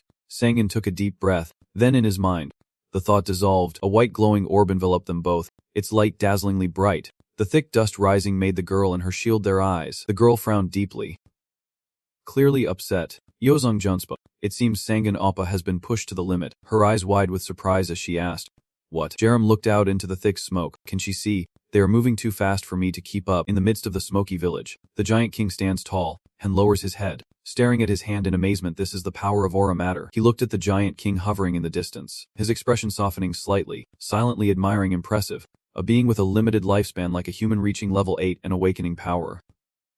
Truly talented. If my guess is right, then I am afraid I am facing you now. Sangan clenched his teeth, sweat dripping down his temples, thinking that he should not have used all his power at once. This guy's combat ability is higher than I thought. Looks like this will be tough. Looking up at the night sky, softly, the ceiling of the sky is still intact. I need a turning point to reverse the situation. Sangan slowly rose into the air, facing the giant king with a cold gaze. Since this was a calculating opponent, it would not be easy to take him down like that whale. A blue light flickered in his eyes. If something comes, something must go. The way for the body to suppress that power is to use power to counter power. Let us see the power of this body. He immediately sensed something unusual. Sangan squinted sharply, the temperature around him dropping. Immediately after, the giant king roared, freezing and solidifying. He opened his eyes wide in disbelief. The will, Sangan raised his hand and shouted 100-fold shield. A cold aura swiftly surged from his body. He gritted his teeth and shouted, Damn it. The sun's intensity at level 6 strike. A series of explosions erupted, the light blotting out the sky. Two figures faded amid the blazing red light. Sangen's body began to freeze. I had underestimated the heat of the sun spell. It truly is a manifestation of will. If this body had not been enhanced by harnessing mythology, it would have died here already. From behind, the giant king raised his arm. Ready to strike. The worst thing in battle is to get lost in thought like this, and delivered a powerful strike, smashing Sangen into the shattered ground. The impact echoed through the air, shaking everything as he moved so fast he left only an afterimage. Sangen lay on the ground, pain flickering in his broken breath. From above, a giant energy sphere was falling right before his eyes. The moment the sphere hit the ground, a cataclysmic explosion erupted, engulfing everything in a blinding blaze. The girl furrowed her brows in deep dissatisfaction indeed. This was not going to work. Ozan looked down at the distant explosion, his gaze thoughtful. Jareem sigh. No, sister. Maybe it is time for us to make an appearance. Amid the thick smoke, the giant king looked down from above and turned his head, eyes flashing as he saw Sangen standing behind him, magic in motion. The two immediately charged at each other, their speed causing the air to explode. The giant king roared in a deep voice. You can use the same spell twice, activating the teleportation touch ban. He bit his lip with a cold glare. Damn it. It seems firepower is the most useful right now, but how myth maintenance only lasts 10 minutes. Sangen shouted loudly with a resonant voice, acting fiercely, and immediately his white hair turned fiery red, radiating in intense heat. Sangen quickly unleashed a powerful attack, but his eyes widened in surprise as he saw the giant king still standing unharmed, and turned his hand, his fingertips glowing as a cold light shot straight forward. The giant king sneered with contempt. Truly fearless. That little girl, why attack the one who saved your life? And on top of that, the attack from a traitor who should be eliminated does not affect me at all. He stood frozen, wide-eyed, thinking silently. Jareem, what are you doing? This is dangerous. If what is said is true, this attack will be punished by the gods. The giant king's usually expressionless face briefly showed signs of confusion, and lowered his head to look at his hand. What is this? Why is my hand bleeding? Before he could react, the giant king was struck hard on his right hand by Sangen. He laughed excitedly. It worked, but then immediately gasped in shock. How could this be? The fire god's promise. Could it be that she received something from the fire goddess Erikma as a reward for breaking the dwarf's space? Without thinking further, Sangen quickly wiped and rushed at him, fists clenched tightly. This was probably the main reason, and now was the chance. He softly chanted with growing strength, his will unraveling. The giant king curled his lips, eyes flashing with amusement. Come on then, little mage. Icy hands. Power. Freeze. Cold mist gathered around his palms, the temperature dropping sharply, causing the water to crack. Sangen whispered doubtfully. Was it wrong? He took a deep breath, feeling the icy cold air around him. Sangen's hands gradually turned pale blue, thin smoke drifting around his skin. 1 minute earlier, Ilojang watched the battle with tension. Sensing that Hun Oppa was strangely falling behind him, the girl turned to discuss with Jareem. Sister, should we stop that crazy giant? But she calmly asked back. Just scare him a little. Right, the girl obediently replied. Yes, just a little. It is doable. Jareem happily decided that if it was a surprise attack, this was the way to go. She opened the status screen again and read the name. Song Aram, race, high-level divine being. Occupation. Fire demigod, level 289, attack 500, stamina 500, speed 500, magic power 1000, luck 500, app 6921. Points none. Trait, recipient of divine power, and immediately exclaimed, recently, the status has changed. Another panel appeared showing Erikma's conditions. The power of the fire goddess will be granted to those who understand the essence of fire. Magic can only be used within a certain limit, and for magic under the goddess's power, consumption will be reduced by 95% of the goddess's stamina used. She infused all the fire with divine power and cheerfully suggested that if fireworks were used, he would definitely be startled. Yojing was completely convinced by then. All thanks to her, Jareem quickly got into the car and unleashed her magic, the radiant god. The girl on this side also cast her spell herself, so I should prepare a little too. Yojang bowed into position, knowing that in the end, it was a battle of willpower, clearing all distractions from the heart and delivering a punch without thought or intention. 1 second earlier, Yojing unleashed the flame of Erikma. The attack struck directly at the giant king, terrifying him, as if it were the assault of an invincible warrior. Even now, Sangen gritted his teeth and unleashed his will. Breaking through, the giant king was enraged by that move, that cursed mage. I knew you would come. The girl standing far away cheered him on. The enemy's will was fully focused on Sangen Oppa. Now was the chance. He gritted his teeth, determined not to be defeated. His body damaged, but it did not matter. Rebirth. The hand of the ice leaf. Yojing narrowed his eyes. Fully focused, sensing the divine will when fighting a Badansao. It had to be that way. A large energy sphere appeared and struck directly where the giant king stood. Even I did not expect this. What is this? I was clearly just one step away. His mouth is now continuously spewing blood. The giant king painfully spits out a large amount of blood. How can this be? Sangan felt a bit doubtful and turned his head. Could it be Yojang? Sure enough, Yojang was concentrating on the attack below. I knew capturing Abaddon was a huge achievement for her, but I did not expect it to be to this extent. Although only a demigod, as a god's annihilator, a single punch could be a fatal blow to the opponent. He was still standing there stunned. Sangan looked up at the giant king who was slowly fading away.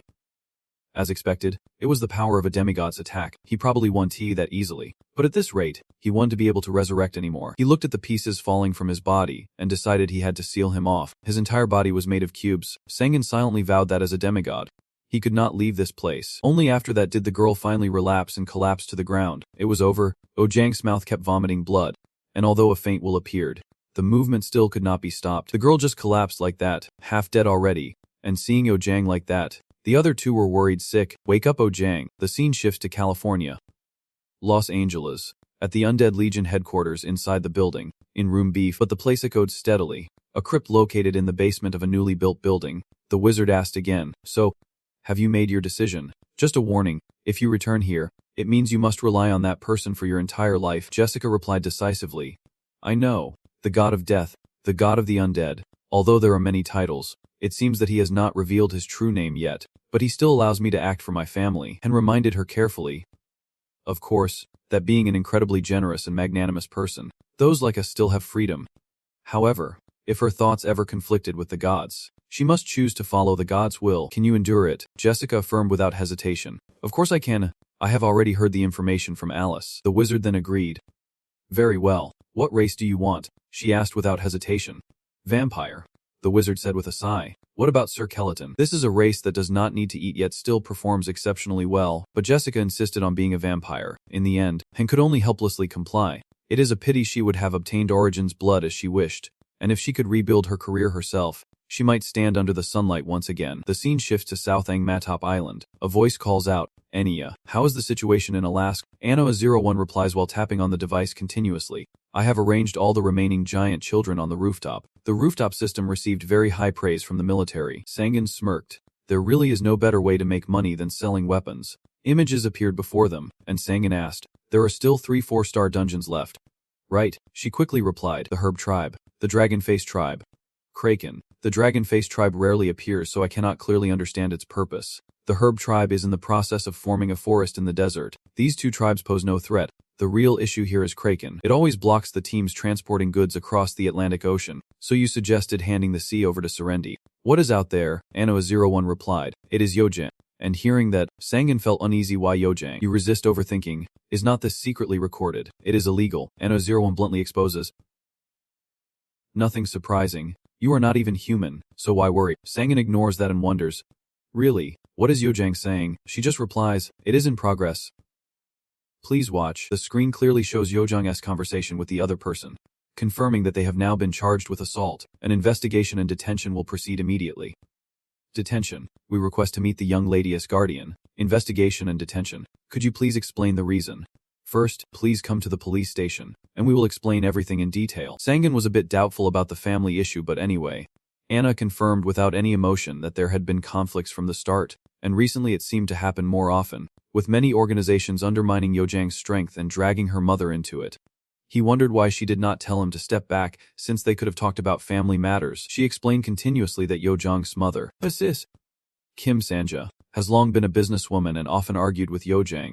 The reason for signing the contract with Ed Group was to pay off a debt she owed. But after Miss Kim Sanja cleared the debt, she started her business again as a food consultant. She started a nationwide business with the support of the food consulting company.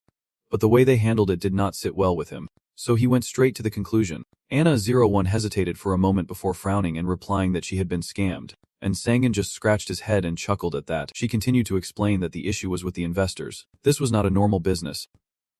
Essentially, it was collusion between the company and the government, with the subsidiaries mostly being organized crime groups. If they can exploit politics and the law, the ones who suffer the consequences are always the ordinary people. Sangan smirked coldly. Are not those guys afraid of Yojang's punch? Someone awakened who would even dare to kill a god. Anna01 shrugged, shook her head, and sighed, saying I showed it to him directly because he did not understand, lacking empathy through it.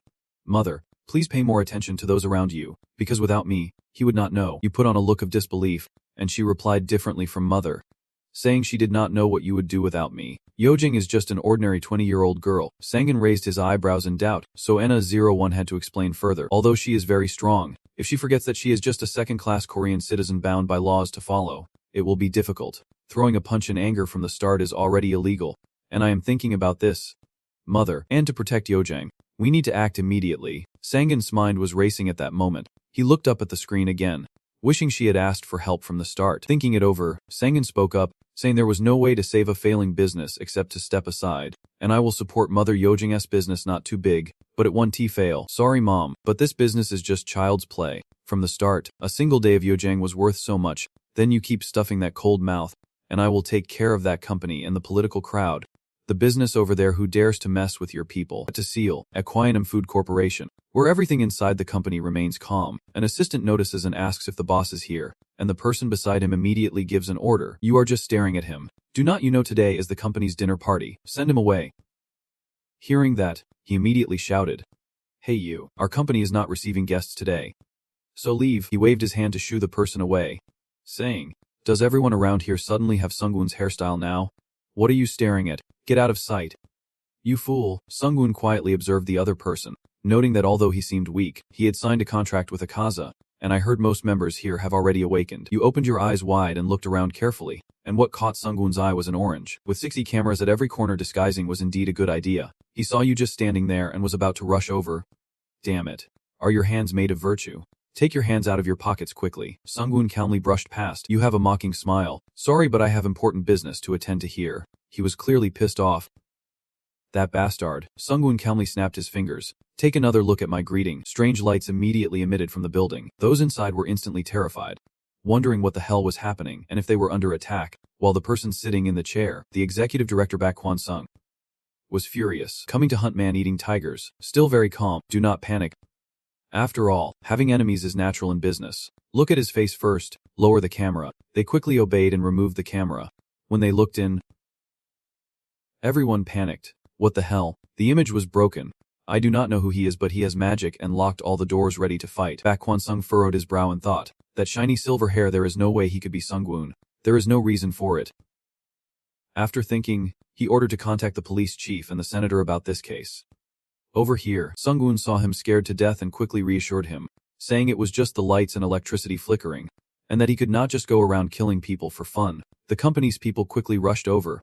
Hurry, gear up fast. Standing in front of them, you remain calm and composed. Sungwon smiles quietly. More than I expected. You remain completely fearless even when trapped in the tiger's den. And they are all hunters. Why does this mafia company have so many hunters? The leader of the group is the assault team, Kang Chun-bong, the hunter known as the Metal Knight, who constantly taunts. It seems you do not like what we have been doing lately. But it is foolish of you to dare infiltrate our place alone like this. There are always people like you. Just before we said we would take revenge on anyone lucky enough to awaken. The underlings were whispering, is that silver hair Sungwon? You look at Kang Chun-bong transforming. Is he not a licensed hunter? What kind of mafia organization is this? The guy over here is transforming too, armor and all. Sungwon extends his hand and says, before we fight, I will check how many crimes they have committed. Using moral evaluation and karmic debt, you unleashed a blue wave at them. Kang Chun-bong transformed, a bit surprised. Countless numbers appeared, causing them to panic. What is this? What? 78. 82. 87. 75. 84. 91. 88. He found this situation hard to believe. 982. What do these numbers mean? Sungwon sneered, looking at him with disdain. This is a magic that reveals your mistakes through numbers, with 100 being the highest score. Kang Chun-bong cursed angrily. Damn it. What would happen if he could see it? Damn it. Sungwon quickly dodged the attack.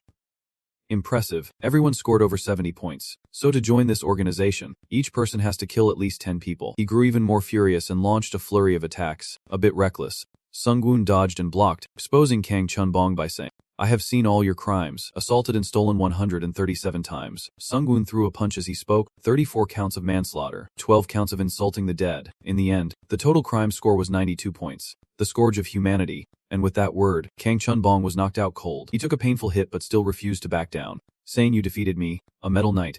With just the first strike, he turned away, and a light immediately appeared, attacking Kang Chun-bong. The guys below kept talking nonstop. It could not be changed anymore. This was his time to cleanse the world. Was he really Sungwon? Long silver hair, and he could use magic. Damn it. Why would someone like him come here? Numbers 76, 73, 81, 72, 74 appeared above their heads. He grimaced and silently decided that South Korea seemed to be doing very well. But how could these criminals roam freely in Seoul as if nothing was happening? He could not ignore it now that he had discovered them. As soon as they saw Sungwoon about to attack, they wanted to rush and something was coming. Attack. They all kept firing their guns non-stop. He must be Sungwoon. If you want to live, keep attacking until there is nothing left. Shoot, even a sorcerer would be shot dead. But those things were nothing to him. No doubt. But did he really think he would be attacked by things like these? He raised his hand and recited the spell. Criminals, over 70 points. Mark them.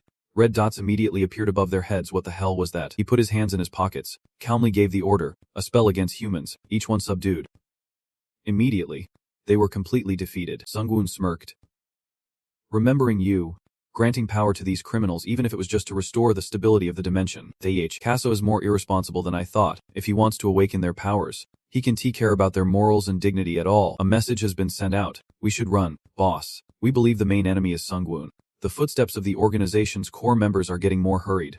We should leave together. We have a helicopter ready on the rooftop. Trung thinks that although unwilling, they still have to leave. What about the deal with the police chief and the senator? They are not answering. But why did Sungwoon attack us, with numbers 81, 55, and 97 above their heads? Before they could escape, you had already arrived. Because you had conflicts with the subordinate S family before, but now you are running from her. Baek Hwan-sung was stunned when he saw you. Sungwoon, with the towering number 97 above his head. You responded while launching an attack. Right here. Immediately, the one with the number 81 next to Baek Hwan-sung was killed, and the one with the number 55 was terrified. Sungwoon frowned in reproach. You have eaten a person before. What the hell are you? He immediately exploded. Baek Hwan-sung transformed into a beast, the cannibal butcher Baek Hwan-sung. He used his claws to unleash countless slashes. Die. Spatial cuts. But they only affected the surrounding walls and did not harm you at all. Book Jun-sung was stunned into stillness. What kind of defense technique was that? Not a single cut after withstanding his spatial slash. Only when he realized Sungwoon was right in front of him did he panic and transform back. Without many words, he dealt a fatal blow to Baek Hwan-sung. Sungwoon vowed to himself, do not worry. I will destroy everything and everyone involved. After Sungwoon caused a series of incidents at Kwai & Kwai Company, the media reported it, and this truly shook all of South Korea. We are now standing in front of the main building of the Kwai & Kwai Food Corporation. As you can see, nearly the entire building has been destroyed and the fire is still not under control. We have yet to make contact with anyone inside. We have just confirmed multiple fatalities. And alongside the victims brought outside, the name Sungwoon is being mentioned repeatedly. The survivors all unanimously pointed to Sungwoon as the culprit of this incident.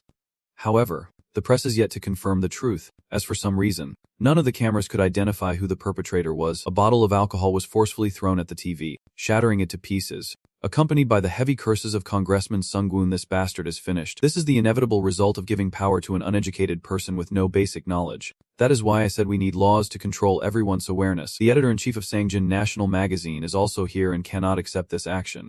He thought there would be no problem as long as he hid his face. But he sees the South Korean government as fools. What will you do? Chief of Police Seen Kyun sitting nearby spoke up. We will take the first step to put Han-ta on the wanted list. Prosecutor Legamsa also agreed with this, calmly assuring that the prosecutor will support you. Assemblyman Suan sat nearby, listening to everything, feeling extremely frustrated. Our party needs to make positive changes now. That bastard has crossed the line.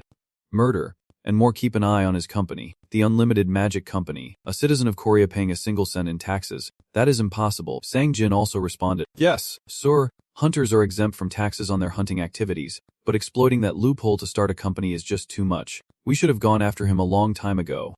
Now we will take the initiative in this battle. Although annoyed, Congressman Sukyeon still felt very satisfied, poured more wine, and continued, thank you for being involved in this matter.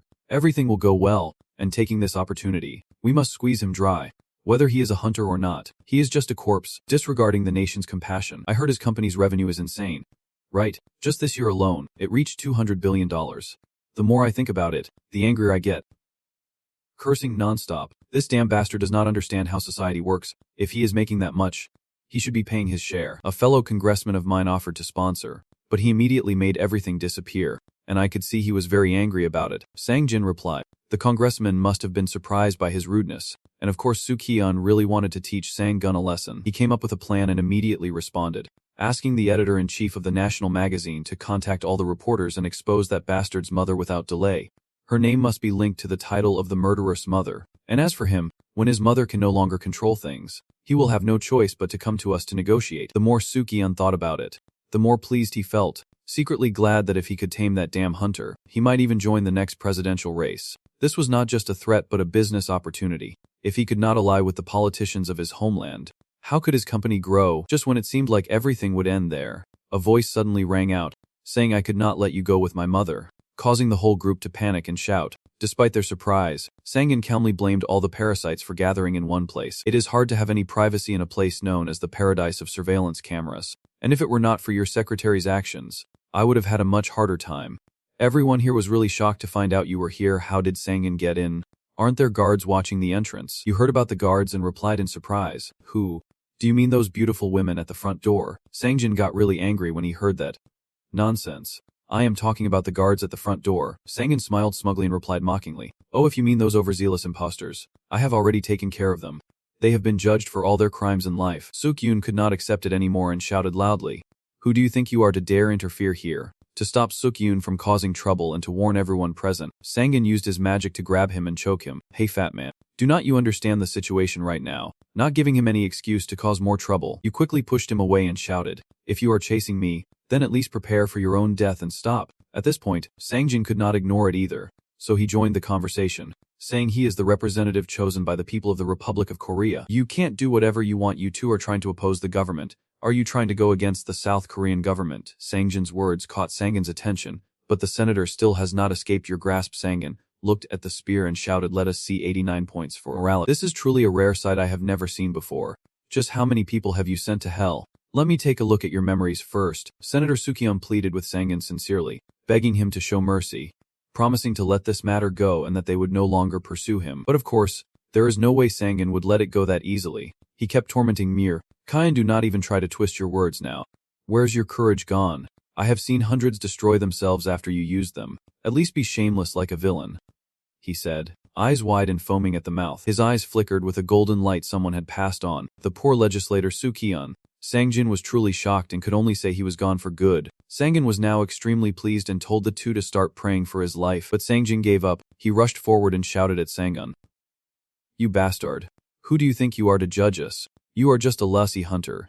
Nothing more than a killer. After hearing Sukion's accusations, he was speechless. But Sangin did not shy away. He faced the truth head on. Yes, I break the rules, but your crimes cannot be judged by the laws you created. The police have moved to several cities in Africa. Once again, the news caused a stir yesterday afternoon. National Assembly member Lee Sukion, along with the police chief, a lawyer, the editor-in-chief of the National Daily, and several senior staff were found dead, all connected to Kwai and Kwai Food Company. This is truly breaking news, with the media reporting that Sangin may be involved in the case. After seeing this information, Johan was also deeply shocked. She wondered to herself, that is him. But what do those things mean? Kwai and Kwai Food. He would not do this for me. Right, a 01 beside her could not hold back, so he had to confirm it for Johan, and she was right. Johan looked surprised. At first, she only suspected, but when she was confirmed, Johan was truly shocked. I mean, I am very grateful, but is not it a bit too flashy? His personality is really strange. If it is about doing those kinds of things, I can do it too. The news keeps reporting. Currently, many people connected to Kwai and Kwai have disappeared, and through this case, many powerful groups are strongly demanding the enactment of laws restricting the abilities of awakened individuals. The more Johan thought about the earlier information, the more frustrated she became. Stupid. If you have the power, then use it. Or are you just gonna sit there and let those bastards bully you?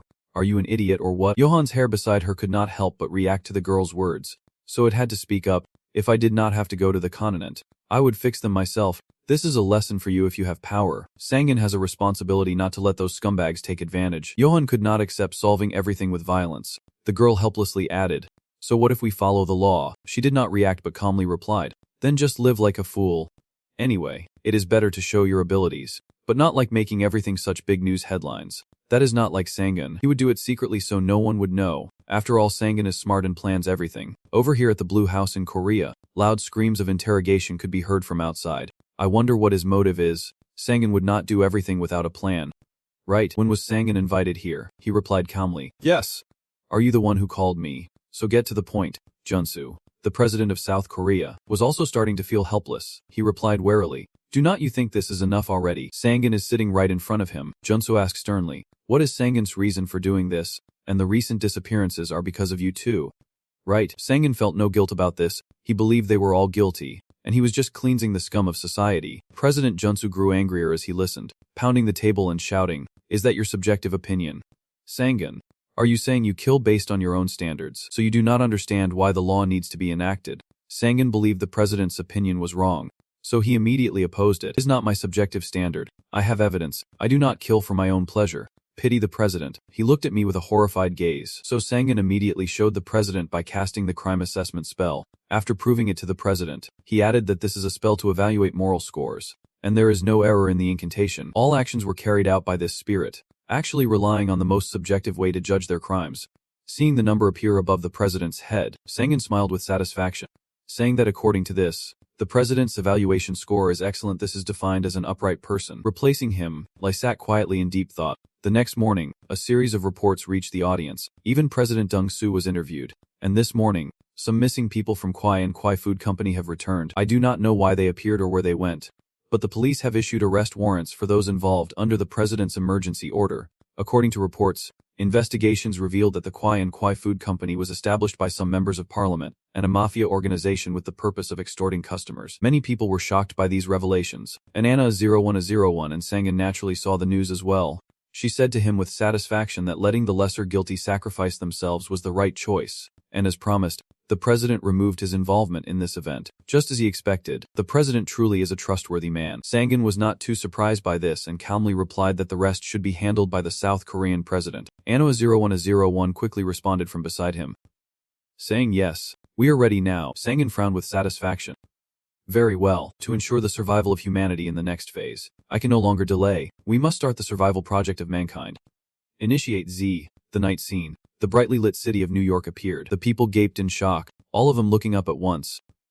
High above, between the buildings, a spaceship glowed with a bright blue light. Moving on to the city of London, a similar object also hovered prominently in the sky. Then from Beijing to Tokyo, that strange thing appeared all at once. Moving on to Old Cambodia, the lawless area is no exception. At this time, Cambodia is still in chaos, and a soldier orders them to stop their antics and end it. Suddenly the sky darkened, making a commander below feel uneasy. A number 93 appeared in the sky, hanging outside that thing. "What the hell is that?" Immediately a purple beam shot out at the speed of sound, too fast for the naked eye to catch. The obelisk connection formed. The humanoid golem, the Silver Knight, had appeared. Not knowing what this freak is, the soldiers fired relentlessly ahead. "What is it?" "Fine.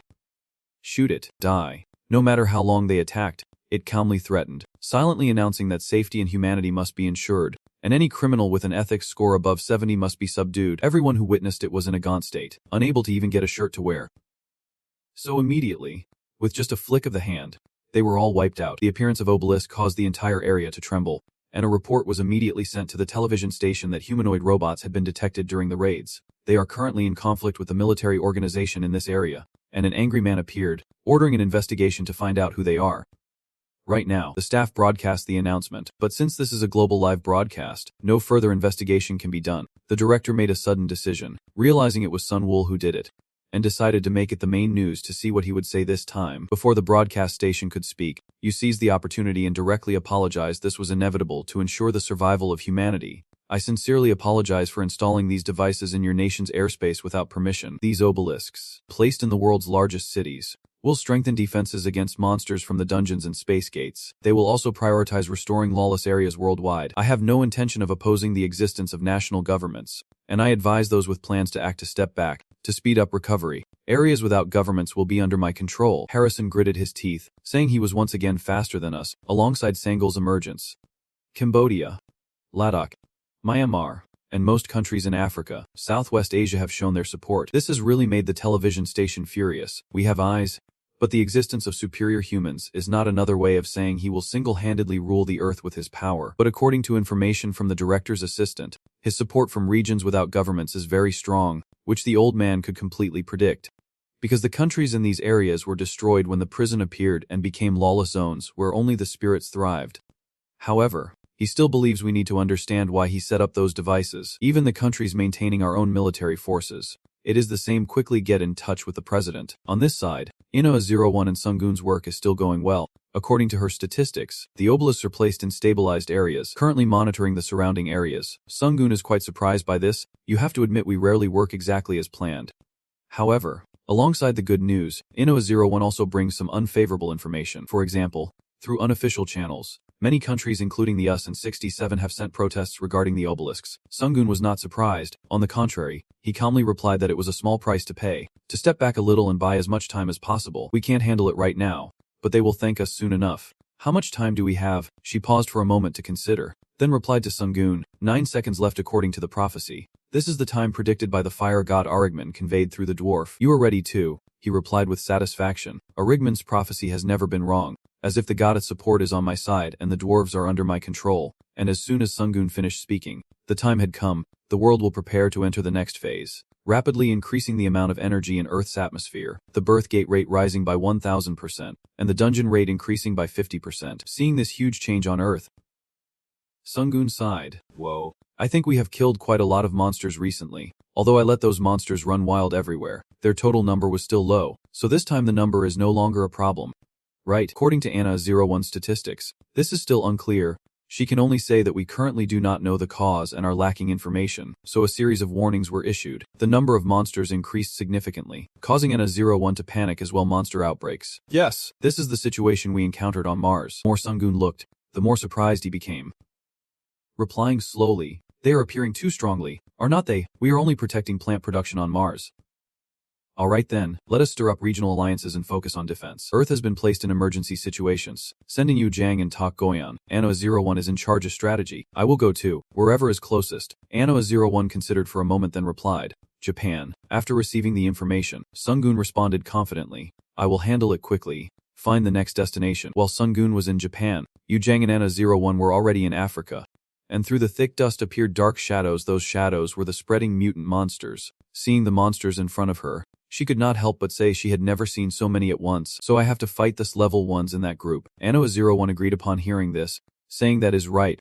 Once she defeats the leader, the rest will scatter on their own. The position and number of giant snails are real. A huge shadow appeared, but before starting, Yu Jiang wanted to see how hot the water here could get. A huge purple power appeared. Then a sudden burst of flames quickly arrived, leaving the monsters stunned as they looked at each other in confusion. Is that Yu Jiang, the infamous crazy healer from Korea? She only wanted to test the water temperature, but Yu Jiang heard these monsters call her crazy, which made her furious. Who is crazy? A massive power burst out, causing a huge explosion that sent her flying. But for an S rank, this was still not enough. Yu Jiang was counterattacked by them, but no overwhelming power appeared, and she shook her head smugly, saying they were truly foolish. But it was fine. Yu Jiang felt happy because she had faced these kinds of idiots many times in the virtual world. The sudden appearance of the obelisk black hole in the sky immediately drew curious glances from everyone around. What is that? Something is emerging from that black pillar in the sky. Then a series of planes sped across the sky, drawing even more attention from those below. Drones. Wait, but if they are drones, they are way too big. Suddenly, a burst of light exploded, engulfing the entire space as shockwaves spread far and wide. The resounding sound shook the ranks below, stirring unease. Damn it. Now is not the time to be distracted. How did the fight with the brain boss go? Is the battle over? What happened? Did anyone see what happened? At this moment, in the center of the battlefield, Min Yu Jiang lay sprawled on the ground, covered in wounds. The concept of using these brain creatures is like a trap. They are too strong. Girl struggled to sit up, her hands trembling as they pressed against the ground. But seeing the outcome before her, she could not hide her satisfaction. After all, she still won. On the other side, the Brain King never imagined he would fall so miserably. How could this be? I was born to lead my kind yet lost a battle to a woman. Min Yu Jiang replied humbly. I thought I was stronger, even though I have greater healing abilities and endurance. Wait, how am I supposed to talk to him like this? Just then, a loud noise echoed from afar, making the girl turn her head. Is that your new Golem team? I think they are strong enough to compete in the rankings. Standing nearby, Anna spoke up with a suggestion. It is time for us to move to another area. Let the hunters and frontline guards handle the small monsters. The real problem is this S-rank monsters. Only a few chosen ones, like Yu Jiang who has been enhanced, can fight them. Hurry up, there are some energy potions here. Our next destination is Acab. While drinking a healing potion, Min Yu Jiang looked on with a wary gaze. Do I really have to keep fighting things like this? This is really intense. Anna did not let her rest and moved directly to the next location. There is no time to complain. We will teleport immediately. But Min Yu Jiang is not ready yet. Wait a moment. Let me rest a bit. At this moment in Washington, the city is engulfed in a fierce battle, with smoke rising thickly. Monster waves have occurred in many densely populated cities, but we have managed to evacuate most of the civilians safely. Currently, the cooperation between the defense team and the hunters is starting to suffer. Of course, without the help of the golem group from Lee Sang-woon's obelisk black hole, the damage would have been much worse. Donan kept a serious expression, clearly stating his strategy, as Lee Sang-woon had anticipated this would happen. Anyway, it is time to let everyone know we can handle this, report the situation, and prepare to deploy our newest unit, the Golden Knights, designed to fight the US military, the latest addition to our arsenal thanks to upgrades. But the golems bought from Lee Sang-woon used the latest technology from the Death Cult. They continued discussing while watching the battlefield on the screen. No need to worry. President, the performance of the Golden Knights is much better than expected. We are entering mass production, and soon the position of superpower in the world will be ours again. At the same time, in eastern South Korea, see, Lee Sang-woon was slightly surprised to see the battle scene on the surveillance screen. Those golems were prepared by the US. Their performance is better than I expected. Just as I hoped from one of the strongest countries in the world. Although they colluded with the Death Cult, this was not a simple step to reach such a level in a short time. Right in front of you, furious golem roars, desperately trying to break free from the binding, but I cannot move. It howls in helplessness. How can just one human like you have the power to restrain me? This who are you are easily controlled with one hand. A creature like you has no right to know my identity. It is none of your concern. After speaking, Sangan clenched his fist, sealing the demonic power. The seal. Instantly, the creature felt an invisible force gripping it tightly, filling it with terror, sealing its soul. Impossible. How could a mere human do this? The monster glared with wide eyes and an open mouth, its tribal fear clearly visible as it was gradually swept away. In the end, only a piercing scream faded into the void. When it was over, he finally smiled with satisfaction. It was indeed a pointless noise. Most of the Kai leave their main bodies in the Kai realm, which is why they are sometimes quite easy to deal with.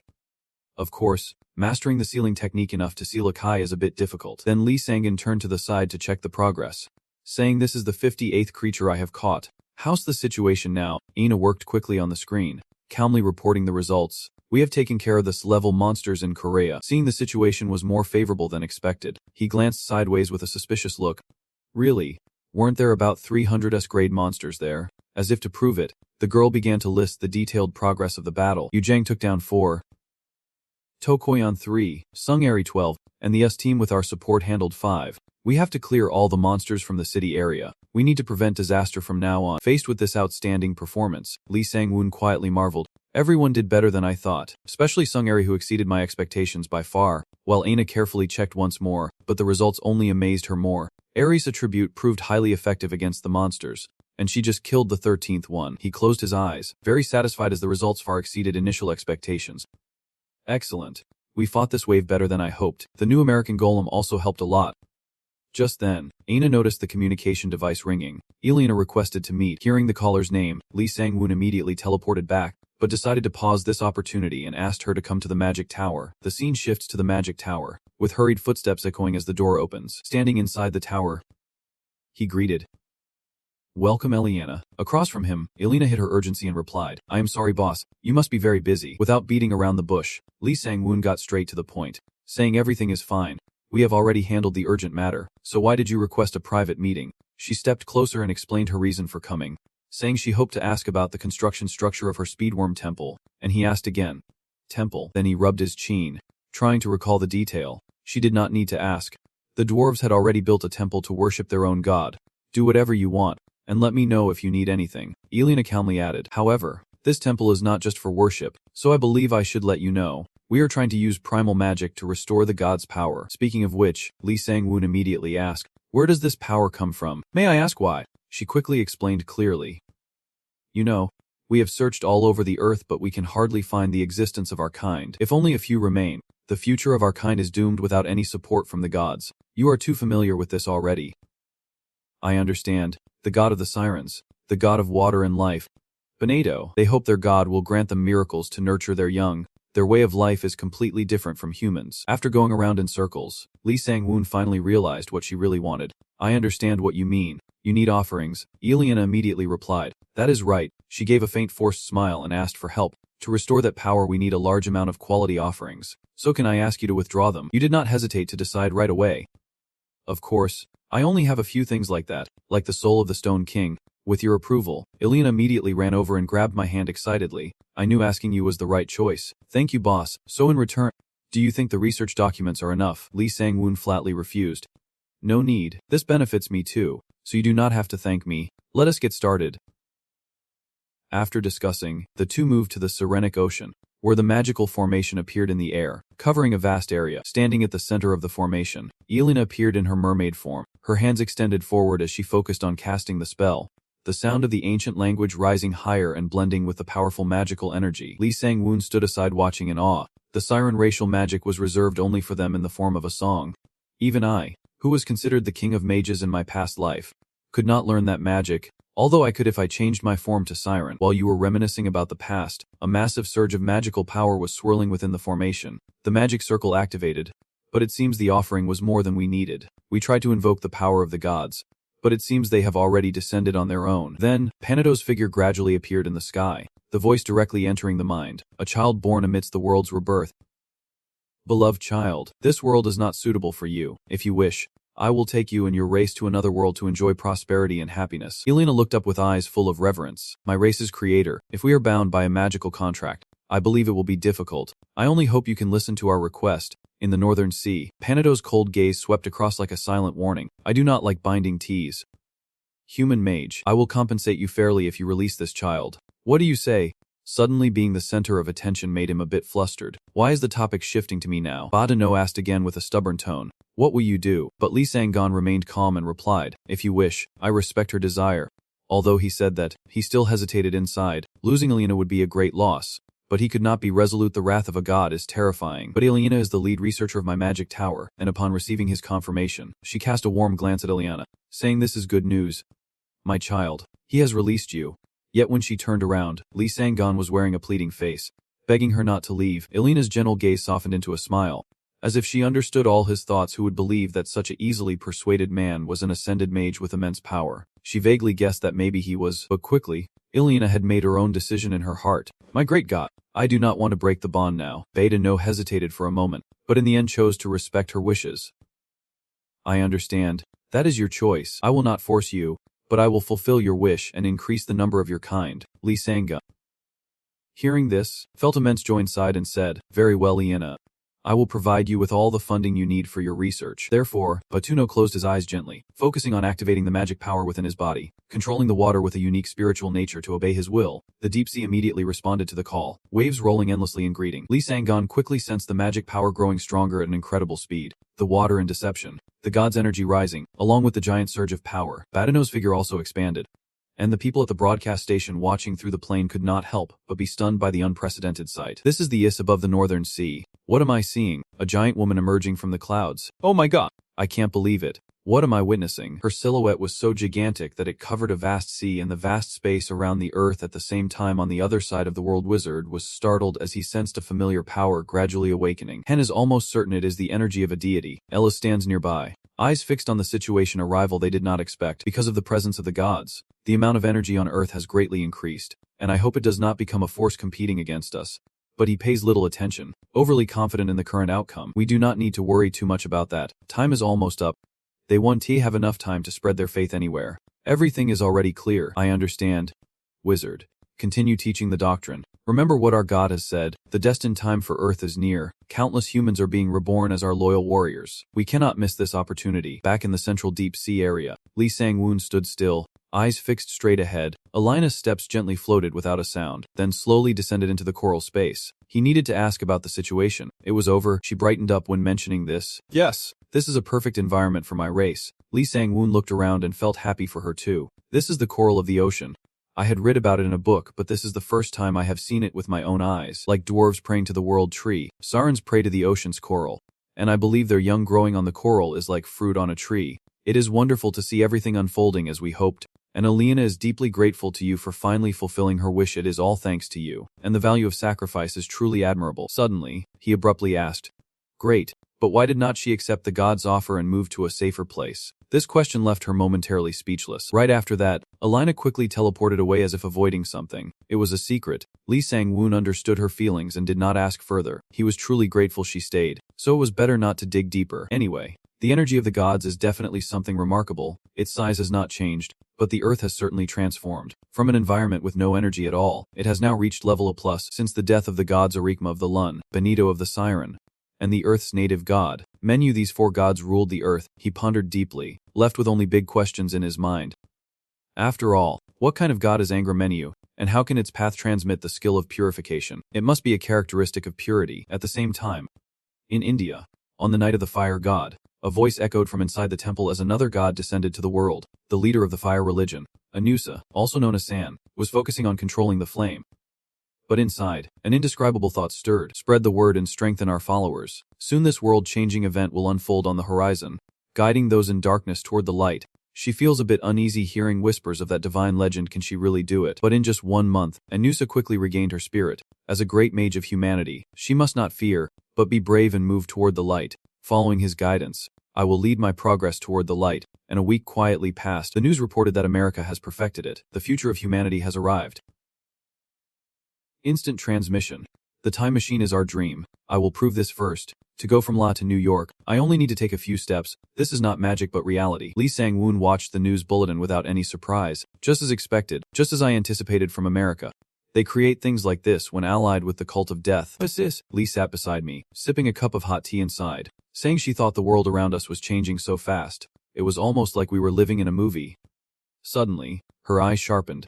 But son, sis, Lee glanced toward the kitchen, then leaned close to her son and quietly asked, "Who is your girlfriend? You should have told your mother a little. Even if you marry a foreigner, I would be fine with it. This situation is really hard for him to handle. Why did they come here during the whole holiday? It is truly inconvenient." Inside the kitchen, the sound of food sizzling in the pan rings out crisply. Goyen will be passionate about her cooking, paying close attention to the temperature. Quickly, 2 dishes are placed on the table. Goen's special spicy stir-fried pork and the Finnish xiao long bao. Minyoojang, you made a big mistake challenging me to a cooking contest. Less than a minute later, she immediately brought out the 3rd dish. The golden fried rice was ready. Minyoojang refused to back down, her eyes full of determination. Knowing that cooking requires precision, and she had to consider who would eat the food. Since Sang-in is Korean, the dishes had to be adjusted to his taste. Then she simultaneously presented 3 dishes. Braised kimchi pork, spicy kimchi too, and triple spicy kimchi. These were the dishes I cooked. Looking at the menu in front of him, Lee Sang-in immediately felt uneasy inside. He could not eat spicy food. But unlike him, Lee could not wait and quickly went to try the first dish. It was her first time eating this, and it was truly delicious. Goyen's face lit up with joy after winning the contest. I get it. Eat up. Yojang. You lost. She tried the shared dish first. Minyoojang brought out the plate, her face betraying her embarrassment at losing. In this cheerful scene, Lee Sang-in could only feel helpless. This was his first day off after a long time. Why did things have to be like this? Unable to do anything, he had no choice but to accept it. After all, his mother seemed very happy, and he thought that was enough. Lee Sang-in looked at the food on the table and suddenly got a new idea. He immediately turned to Ileana and said, "Ileana, teach me how to make this dish because I deal with a lot of fish. The world is becoming more peaceful, but the 5th layer of hell is boiling over in the Amazon." Brazil, boss's teammate asks, "Captain, have you seen that message? It looks like we are going to have a lot more work ahead." Although he was exhausted, he replied, "Do not mention it. Just thinking about it gives me a headache." Boss was surprised to see the message only recently had all the level 4 dungeons finally been cleared. Is not this happening too fast? On the desolate slopes of Mount Fuji in Japan, Ayanami Kazuki sighed as he read the information. "Oh, this is such a hassle. How long do I have to keep doing this?" Meanwhile, as night falls over the city, deep inside the Rothschild family estate, Jessica Rothschild watches the situation on the screen and smiles wickedly. The turmoil is growing, but can you handle it? Sangana, at the C headquarters in Langley, Virginia, amid the tense battlefield atmosphere, the general urgently ordered to prioritize locating them. "We need to scout until ready. Notify the Russians in case we need their help." He was puzzled by the sudden developments. Damn it, they are too fast, not giving us any time to stabilize. We were only defending against the monster waves, but now it is the 5th layer of hell. What do those Akasa want? Meanwhile, at the magic tower in Namyanja, Ina-01 began reporting, "We have located hell." Lee Sang-in crossed his arms calmly and gave the order. "Bring it up on the screen." She acknowledged the order and gradually displayed the flight path on the battlefield map. Currently, there are 2 growth points at each pole of the Earth, and we have also identified the type of monster about to appear in hell. The screen shifted to the northern pole, and Lee Sang-in's eyes flickered with suspicion as a large black hole suddenly appeared. Something strange. This somewhat mystical scene left Minyoojang in awe. Amazing. From within the black hole, the figures of angels with outstretched wings gradually appeared, sparking everyone's curiosity. Wings. Angels. They are angels. However, Lee Sang-in showed clear disdain, wondering which god these traditional divine beings served. Question even Ina-01 had yet to fully understand. Currently, we lack information. There are too many gods depicted with wings and armor, whether directly or indirectly. At this moment, Minyoojang asked in confusion, "But they are still angels. Do we need to worry about them? Aren't they supposed to be on humanity's side? Lee Sang-in immediately rejected this view. No, believing that angels would side with humans is a huge mistake. Then he went on to explain in detail. Simply put, they operate like a war machine driven by the will of their god, like worker ants hunting on the queen's orders. If their god opposes humans, they will slaughter humanity without a second thought. Hearing all this theological talk just makes Takoyan even sleepier. Not paying much attention. I do not care. I am not some Christian missionary or anything. I do not care what my enemies look like, Min Yojang said with a serious expression. Should we try talking to them? Just mentioning this made Lee Sang-woon start complaining to set it aside. The first thing we need is to find out which god they belong to. Anything related to gods gives me a headache, it gets complicated so quickly. Then he decisively set it aside and headed to the next location. Forgetting about the North Pole, what about the South Pole? Anna immediately adjusted the screen. We are not at the target yet. This is the South Pole. After the discussion, everyone gradually moved toward the South Pole, where a sudden hole emitted an unusual amount of magical energy. Scouts around the area watched cautiously through their scopes, unable to hide their curiosity as they saw a swarm of demons flying out of the hole. What is that? Their footsteps pressed on the snow, growing louder, carrying a full and dark air spreading from the demons. From afar, they hid behind the snow, watching the strange scene with hearts full of confusion and fear. Oh my god, monsters in the South Pole. Should we evacuate or not? Let us wait. We can't abandon the base without orders from above. Let us return to the base first and wait. One of them seemed to recognize that silhouette. I think we have met before, but before I could finish speaking, a demon suddenly closed in from nowhere, and I wondered if it was a native of Eartha. Perfect. I should extract information about this world from its brain. Facing the demons up close like this, they were frozen in place, unable to move. I could not breathe. These were real monsters. Immediately, the demon launched an attack, its red eyes wide open, targeting the prey's brain. But just then, Tak Koyan appeared to block the attack. The person had gone too far. The demon was stunned as if it could not believe it. It was confused and panicked by things spiraling out of control. The woman was chaotic. How could she get close to him? The corner of her mouth curled slightly, a smile full of disdain. No need to ask where. Instantly, she gathered strength in her legs to gain momentum. Magic converged in the fist, delivering a direct blow to the opponent's stomach, alternating between northern power and yin-yang attacks. The demon died instantly. Unable to react, how could a primitive entity destroy its own body? Impossible. In the end, it vanished in an instant before her calm gaze. I was worried about how strong the demons might be, but maybe they were not that powerful after all. In the air, Lee Sang-woon flew over with a tone full of sarcasm, saying her attack had completely destroyed its insides. Isn't it a bit of a defeat? Tak Koyan turned back. Lek quickly approached you, saying you are late. The nearby scout also noticed you. That person was Lee Sang-woon. Lee Sang-woon landed beside her and continued. I could not extract anything. I think those demons affected the teleportation coordinates. You could not help but be surprised by her remarkable progress and thought to yourself, after all, it was truly impressive. Although it was just a low-level demon, she defeated it with a single strike, skillfully reversing the teleportation technique with her gentle hands. Tokoi's spirit slightly faltered as he saw through everything, wondering how he could possibly know like all my efforts to train and develop skills were wasted. Lee Sang-woon then cast a spell on the demon, sealing it, saying he would extract information from this hellspawn later. The scouts quickly understood what needed to be done and hurried away. I will take you to the research facility at the farthest point of the South Pole. You confidently take on this deception as just another daily task, so let us handle the monsters outside of hell. Cut to Hanamaru Fortress outside the universe. Aina signals that Hanamaru is ready to fight the demons. Everything is set, Lee Sang-woon orders. Strike it down, and a mechanical voice immediately responds through the communication device, starting the countdown. 10, 9, 8, 7, 6, space energy transmission complete. 5. Locking coordinates. Final mode off. 4, 3, 2, 1. When the countdown ends, the cannon instantly fires a stream of magic energy straight through the enemy's barrier. While setting up the defensive barrier, he could not hide his surprise. What? A black barrier. 2 have already been broken, yet it is still stuck at the 3rd barrier. Although detected, he was not too worried. Hanamaru is currently in enhanced mode, impossible to find except by burning it down. Aina firmly confirmed that the enemy might have precognition abilities. We detected the formation of the defensive barrier 1 second before it completed. The situation grew increasingly tense, and realizing the energy was insufficient to break the barrier, Lisingen decided to act first, unable to hold back any longer, saying we would subdue it with energy. I will also transfer my energy to shatter it into pieces.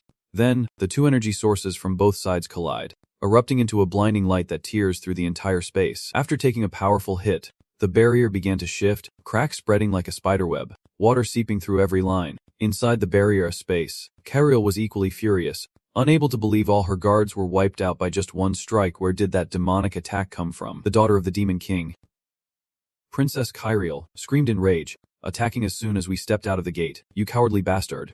I will find you and kill you. Without hesitation, she immediately focused her magic power in her pink eyes to seek the enemy. Using her heavenly vision, the girl's eyes scanned the surroundings but saw only a strange object in the sky. What was it? A massive metal block in the air. Was it the one attacking us? Kariel missed no detail, and whatever it was, she vowed to destroy it. In the blink of an eye, she lunged upward with incredible speed, Kariel gathering magic in her hand as she prepared to strike. Die now. Suddenly, another stream of energy shot straight towards her from the opposite side along her trajectory. The energy flew through the fortress, striking precisely and sweeping her off balance. Kariel stumbled and fell but quickly regained her balance. She immediately turned around. On guard. What? An ambush. Kariel carefully watched the ground below. However, Yorang's waving hand made her frown. Could that really be a person? While Kariel was still trying to understand what was happening, Koyan suddenly appeared from behind. The girl instinctively turned around. This guy appeared without making a sound. Before she could react, Kariel was kicked downwards, crashing into the snow below and creating a large crater surrounded by swirling dust and smoke. The ground gradually appeared. Koyan stood hovering in the air, looking around but seeing no sign of the enemy, immediately becoming alert.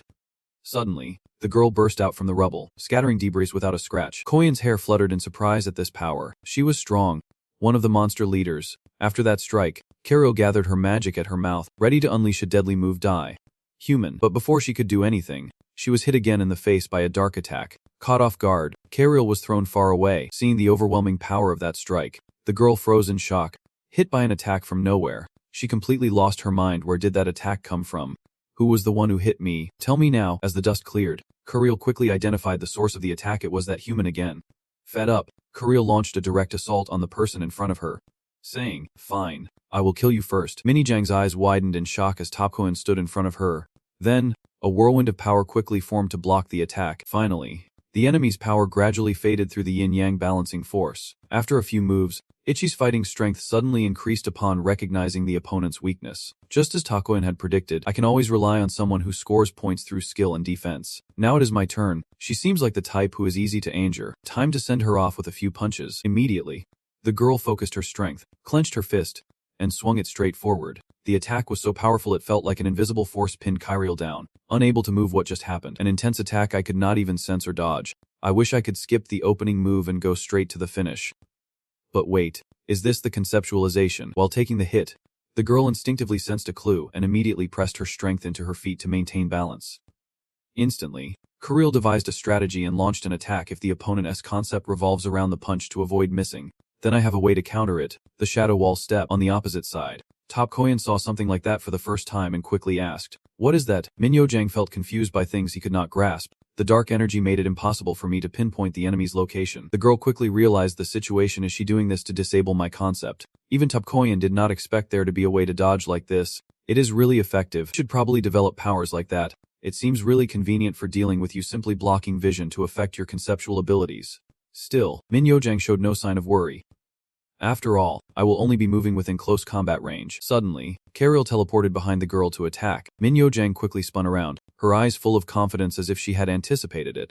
Just as she thought, after blocking the line of sight, she would easily close the distance. Kariel still had not noticed anything unusual and continued to unleash a powerful burst of light magic at her opponent. But the attack struck only empty air, making the girl suspicious. What? She dodged the strike. At this moment, Minyo-jang had teleported back, ready to strike. Now it is my turn. A powerful punch exploded, shaking the surrounding space. Unleashing divine power, Kariel gasped in amazement at this supreme attribute power. What? Divine attribute A, reaching a level that can destroy my dark energy in one strike. When the power of darkness and light collided, waves of scorching energy spread all around. The shock was so intense that even Goyan's hair dared not come closer and had to retreat. And I did not think I should stay here either. Why is that Yojang girl getting stronger by the second? Suddenly, Lissingen appeared from behind and startled her. Why is he just standing there watching? Talk, go inside. Looking at you. You startled me. Something must have happened in hell. You straightforwardly explained the situation. The ones who escaped from Hell's Gate have been taken care of. The one you and Yojang destroyed was the last one. I do not think any more will appear, but do you really think Yojang can handle it alone? Goyan's hair spoke calmly as if everything was under control, saying she could still be useful. If it were not for her telling us to keep her alive, we would have taken her down long ago. Even though she is not easy to deal with, she calmly discussed while both sides were in a tense battle, saying it would take some time but they would not lose. Lissungen watched the fight, hesitating, wondering if he should lend a hand. Goyan turned around, her eyes curious about what he was holding in his hand. What is that? Lasungin raised the object and explained. Simple but powerful. A level 9 magic crystal used to perform a magic technique. She did not understand and asked again. A magic technique, he continued explaining patiently. Goyon, you have probably heard the legend of Sun Gukong, the one who was tricked into wearing a control headband. Right, Kirill shouted loudly. Unleashing all her power, the girl braced herself and launched straight at her opponent, saying, Die. You humans. Dust rose in waves with the explosion, and as the smoke cleared, the girl was completely unharmed. Despite her efforts, Kirill was still hit by an unavoidable strike from Min Yojang. She struck the girl, sending her flying before she crashed to the ground.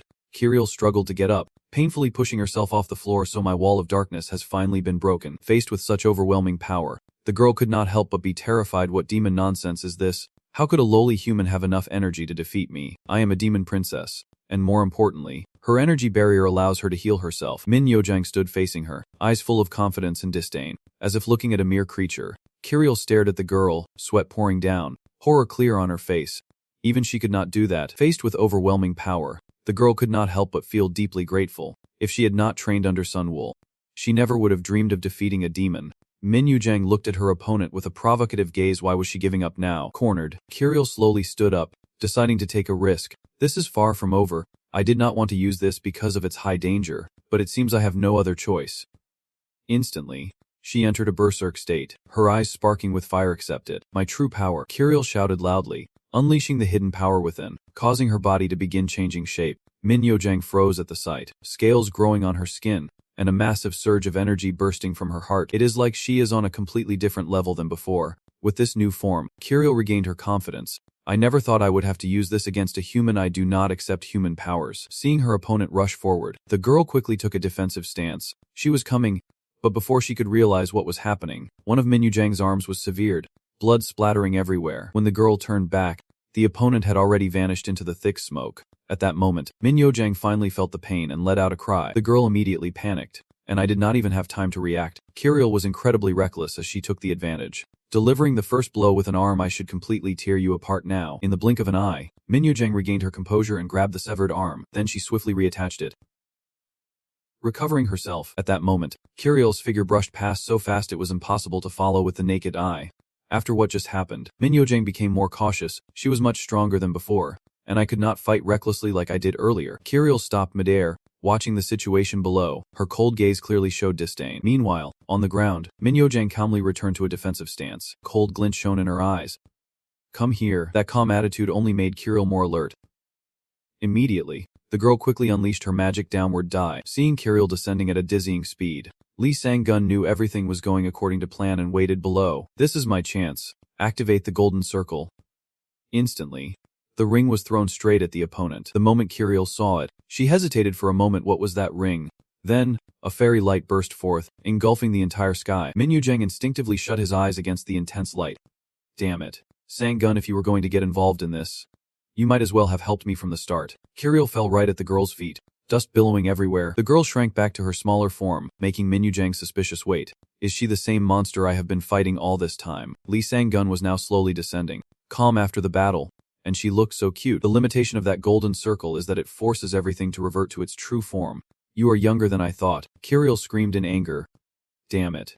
What have you done to me? But right after that, the ring on the girl's horn suddenly lit up, shooting out sparks of electricity. It hurts. Kirill painfully demanded. What the hell is this ring? Take it off. Lee Sang-gun replied with a smile. The golden circle is a circle of absolute obedience. If you try to resist or disobey me, it will cause you pain. You still keep smiling, but there is a hint of pressure in it. Alright, let us start from the beginning. What is your name? Kirill refuses to accept it, but it is okay. She can control herself. No matter how painful it is, do not make me open my mouth. Kirill. Huh. What? Why is my mouth answering on its own? Lee Sang-gun and Koyan's hair in front, watching the girl's reaction with silent admiration.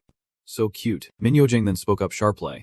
What do you intend to do? You decided to step in and help me after watching from behind for a while. His voice rang out with reason, saying he realized that if they kept fighting like that, I would die. So he intervened. Kirill was still bristling and growling threateningly. Take this off or I will tear it off myself. But the girl quickly felt the pain from the glowing ring, making her body tense up. What the hell is this cursed ring? While Lee Sang-gun's eyes sharpened with a searching gaze, he said we would treat her well if she cooperated. The second question. What kind of demon are you? Kirill tried to stop herself but failed. I am a half-demon. Hearing the answer, he cheerfully asked. Half demon. So what species are your parents? The girl lay on the ground, trying to hold back her words but failing, then stopped and said, my father is from a brutal demon lineage and my mother is the queen of the bust succubi. Lee Sang-gun observed her quietly, calculating every detail in his mind. A demon from a lineage above a bust succubus queen. Kirill was still crying, covering her face. No way, I'm humiliated in this lowly space. He continued to think. The beauty queen bust is at the rank of the king's demon, and the demonic species corrupted by demons. I can expect a nearly equal level of energy from her parents. Unlike low-level demons, high-ranking demons cherish their kind deeply. Perhaps this girl is the key to solving the problems in hell. Kirill gritted her teeth and calculated silently, wondering what to do if her parents found out. She would definitely be locked up. And who knows for how long. Suddenly, Lee Sang-woon called out, catching her attention. Hey Kirill. Recognizing the girl's potential, he smiled kindly. Why do not we be friends? The scene began to appear in the central area of Attack T, the gate of hell on the 5th layer. Lee Seung-hun raised his arm, creating a large beam of light. Kirill, a bit surprised by his action, spoke up. My father has seen this passage before. No matter how powerful a mage is, they still can't just close the gate. Seung-hun nodded in agreement. I know, it is a trace of symbolic magic. Anna could not hide her curiosity as she looked around and muttered, the area around the gate has an unusual source of power. We could try to close the passage, but I do not recommend it. It is very ineffective. Seung-hun glanced over with a knowing look and said, I agree. When I analyze it through magical techniques, it does not fit with space or time at all. I can handle almost everything on my own from the 4th floor. Or is it when my knowledge becomes widely shared? Kirill seemed doubtful as she scrutinized. You share your knowledge with others. Unlike other mages, you are not the type to keep your secrets buried until the grave. Seung-hun expressed his view without hesitation. I used to be like that, but I have changed my mind. This place, this earth, is where people face off against each other while still sharing new discoveries. And through such cooperation, I will reach new heights. The girl's eyes lit up on the battlefield as she spoke directly to Seung-hun. Oh. Even though you have always been in the sky others can't reach, you still want to be at an even higher altitude. So it is no surprise that such a lowly space has become the center of the dimension's power. A reincarnated being like him literally holding it together. Earth, lacking this energy, could survive long enough for the 5th layer of hell to appear, even though Akasa had compressed all his strength into it. Yu stepped forward curiously and asked. Reborn creature, which novel are we talking about? Creel was a bit surprised and exclaimed. Oh, pink-haired monster. You do not know the master. Before the girl could finish speaking, had her mouth firmly covered by Seung-hun, who said stop. Of course, Dong looked somewhat displeased seeing Seung-hun standing next to Creel. But why did he let me live? Isn't she just bringing more deception? She is a lowly worm. Creel's eyes widened as she heard this, her body heating up with anger as she shouted. What? That annoying brat. Just a weakling who can to last long wants to kill me. Seung-hun tried to reassure the girl. All right. There will be no betrayal. Ignoring the reassurance, Creel shouted loudly. Now that I think about it, that lowly worm dared to kick me. One day I will capture your soul and teach you a lesson. He persistently used words to provoke Creel's anger. The kneeling was a noble custom in their world, despite their cruel nature and killing for pleasure. Immediately after, a dense purple light glowed, forming a strange beast shape. There was a truth Seung-hun understood clearly. Even though she was unwilling to sign this agreement, it was still a valid contract, and so the girl's body ached until she writhed in pain, crying out, Master. Master. But Seung-hun ignored the situation, walking away with a calm demeanor and words. Oh, why do you have to do bad things? If you stay calm and stop intending to do bad things, the pain in the wound will go away. Nutney and Doc of course glanced at each other and silently asked, Is Seung-hun the scariest guy you have ever met? That is right. Cut to seal at the same time. A mysterious figure is slowly appearing in the sky. Its words provocative. Watch out for me. Humans. Everyone quickly noticed the figure in the sky, their faces showing unmistakable confusion. What is that? The angel signal outside was swiftly relayed to the energy tower in the command room. Anna's gaze froze, unable to understand what phenomenon this was. Seung-hun over here is giving instructions to everyone. Anna hurriedly informs Seung-hun. Master. The angels are moving. Unable to hide his surprise, he dodges his gaze. What is this? Anna explained carefully. The sound from the communication board kept playing. Our gods have promised to save you. Those willing to serve our gods will enjoy glory even after death. Seung-hun immediately realized that it was an astronomical sound. Still lingering, from our true savior. Creel was startled and wondered. The angels. Are they always here? The actual sound that Seung-hun and the others are hearing originates from celestial sounds, infused with divine magic in the voice, leaving ordinary people with a strong and positive impression. Creel is quietly amused, calling him the High Father, the god of war and the great distant one, trying to investigate, but the girl is immediately stopped by Anna. Don't go, there is no result in the data system. The purity level is over 1 billion, and the effect is increasing. Seung-hun's eyes scanned around calculating. This is going to be a problem. Those angels have become missionaries themselves. More than just a request, If war is the name of a god, then peace cannot last long. He turned to ask Creel, "Do you know anything about this High Father, the god of war and the great distant one?" The girl shook her head helplessly. "No. This is the first time I have ever heard that name." Sung Hun paused for a moment to take in the current situation. If neither Creel nor I know, then it must be a minor god. I lack too much information, not wanting the situation to drag on. He turned to find out more. She said her demon army came to this world because their habitat was destroyed. Right. Creel nodded in agreement. Yeah, my father and mother used their power. We connected to a stable dimension while actually a new home was maintained for our species. Sung Hun quickly used his reasoning with the little information he had, thinking that if demons did that, angels would likely do the same. Since their space was destroyed, their father patched the tear in the dimension to reconnect it. Which, though unusual, was possible. The more he thought about it, the more disgusted he expressed. I hate demons, but I hate angels even more. Creel ran over and asked loudly, "Are our masters fighting angels?" Angels. Their blood, their flesh, and even their souls are something exquisite. Nutney was scared when he heard Creel say, "You eat angel meat, demons eat anything." Of course. And the others joined in, "Maybe we should kill this demon." That hit Creel's pride, and she jumped up, slapping Sung Hun to stop it, saying, "Demon, you want to fight?" Anna is fully focused, reporting that the master from the station on Mars is requesting emergency aid. A level 4 Hellgate has appeared on Mars. Sung Hun immediately feels uneasy. What? Now? That is my main base. I have to go there immediately. Alert the authorities of the countries about those angels right now. The scene gradually shifts to the planet Mars, which is still relatively calm. However, that was just a feeling. The scene at the Mars base, a frontline, was experiencing an extremely intense bombardment. Bright flashes and continuous explosions echoed without end. Explosions shook the rocks, and the group moved from place to place. The battle grew fiercer, and there was no longer any safe ground to stand on. Suddenly, a dense light overwhelmed the surrounding gazes. The figure of Nutna gradually appeared. A loud voice rose. "They have arrived." Sung Hun's arm extended, emitting a warm beam of light. Cheers erupted. "Our great king has appeared." Agram suddenly knelt in reverence to the great king. This one sincerely expressed the situation. "Agram is in danger and needs your help." Sung Hun immediately reassured the others, saying, "That is why I came here." "So what is the situation?" Agram reported. "Based on the current state, there are too many enemies, and many of Agram's people have been consumed." Sung Hun's expression suddenly changed. What enemy could consume Agram, who was created from pure elements? A distant voice echoed. Anna is working at full capacity and reports,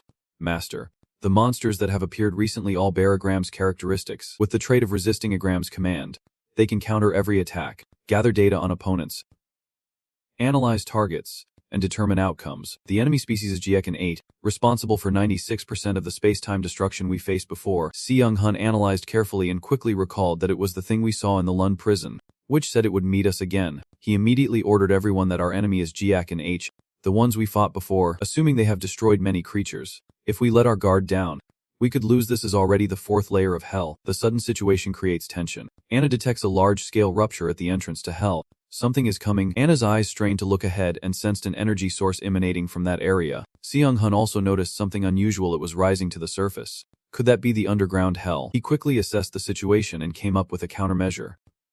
"Well done. As long as the leader shows up, we will fire the extinction cannon." Anna understood Sung Hun's intention and spoke up, starting to issue commands. "The obelisk from Earth complete. Obelisks number 1 and 2. The cannon is ready. Begin charging energy." Immediately after the command signal, a murky black light appeared above Sung Hun. Regardless of other issues, everyone here united to destroy the enemy. A gloomy sound immediately arose. Some were people who once existed in our memories. Others were mages who fought against us in the space of the 47th species. This is the space where they live." Sung Hun responded without hesitation. "If you remember me clearly, then you should know this attack is meaningless. This enemy even understands deeply. I know. The protective spell." The Agram seemed to be breaking down, the destruction constantly intensifying. Creel anxiously urged, "Our master should destroy them as soon as possible." Right after that sentence, the girl's mouth dropped open. When the darkness appeared at the same time, it did not just show up but also formed a dense black area. "It is strong enough to push back everything in front of it." Creel looked at the situation with a satisfied smile, asking if anyone liked her breath, and Anna standing behind nodded in agreement, knowing that no matter how childish she was still of the lineage. Suddenly, Sung Hun stepped forward and asked, "Do you know anything about those guys?" Creel replied with a confused look. "They are omnivores that prey on all other species, and if they survive, they will hunt. Can we call them the enemies of the entire universe? They have no magic, but they possess supernatural abilities, using their species' powers to devour their prey. I only heard Dad say there are many, but a lot of space has already collapsed because of them. If we let them exist even a little, they will multiply rapidly and overwhelm us. Our space almost got destroyed just because we did not prepare for them." Sung Hun seemed to have heard something very interesting, and he realized, The abilities of the species. It just occurred to me that when they fought me in the dwarf space, they used some very strange powers. But how many are there here? An endless number. Really? Anna studied carefully and pointed out that there are several hell corridors here. At this level we are completely overwhelmed. If they merge like before, we are in trouble. We have to reduce their numbers before that happens. A blue light scroll opened at the same time. Seung-hun brought his arm closer and calmed down. Do not worry. If it is about reducing large numbers in the magic area effectively, that is my specialty. He also gave the signal to open the gate. Creel looked on in surprised confusion. What is this? Even Nutna could not hide her curiosity. It was. Doc naturally turned his head but still gritted his teeth. That bastard always does things beyond everyone's imagination. The scene unfolding now is incredibly surreal. Seung-hun just opened an unimaginable door. He explained that this is the star core reactor. This is not a flame created by magic. One of the ultimate fire spells will open the core star gate. Exactly when this gate opens, the cries of the enemy grow even more pitiful. Everything seemed to be sucked deep inside. Anna watched and predicted that 98% of the S-grade debris on the surface had been destroyed, leaving the defense team and Obelix to handle the rest. All that remains now are ruins shrouded in thick dust. Seung-hun is curious about the situation in the Hell Corridor, but Anna responds that due to the shockwave from the attack, it is very difficult to get clear information. Creel approached complaining about the earlier situation, saying if anyone plans to use a star, could they please let me know beforehand? I got singed just by standing nearby, and I am a demoness. You know, Seung-hun laughed helplessly. Sorry, but that was the best attack I could withstand. It is just that you are vulnerable. A new report just came in. The second Obelix wave has arrived. This wave seems very strong, using a purple light to cover the surroundings. Seung-hun is a bit curious about this sensitivity. Has it come out?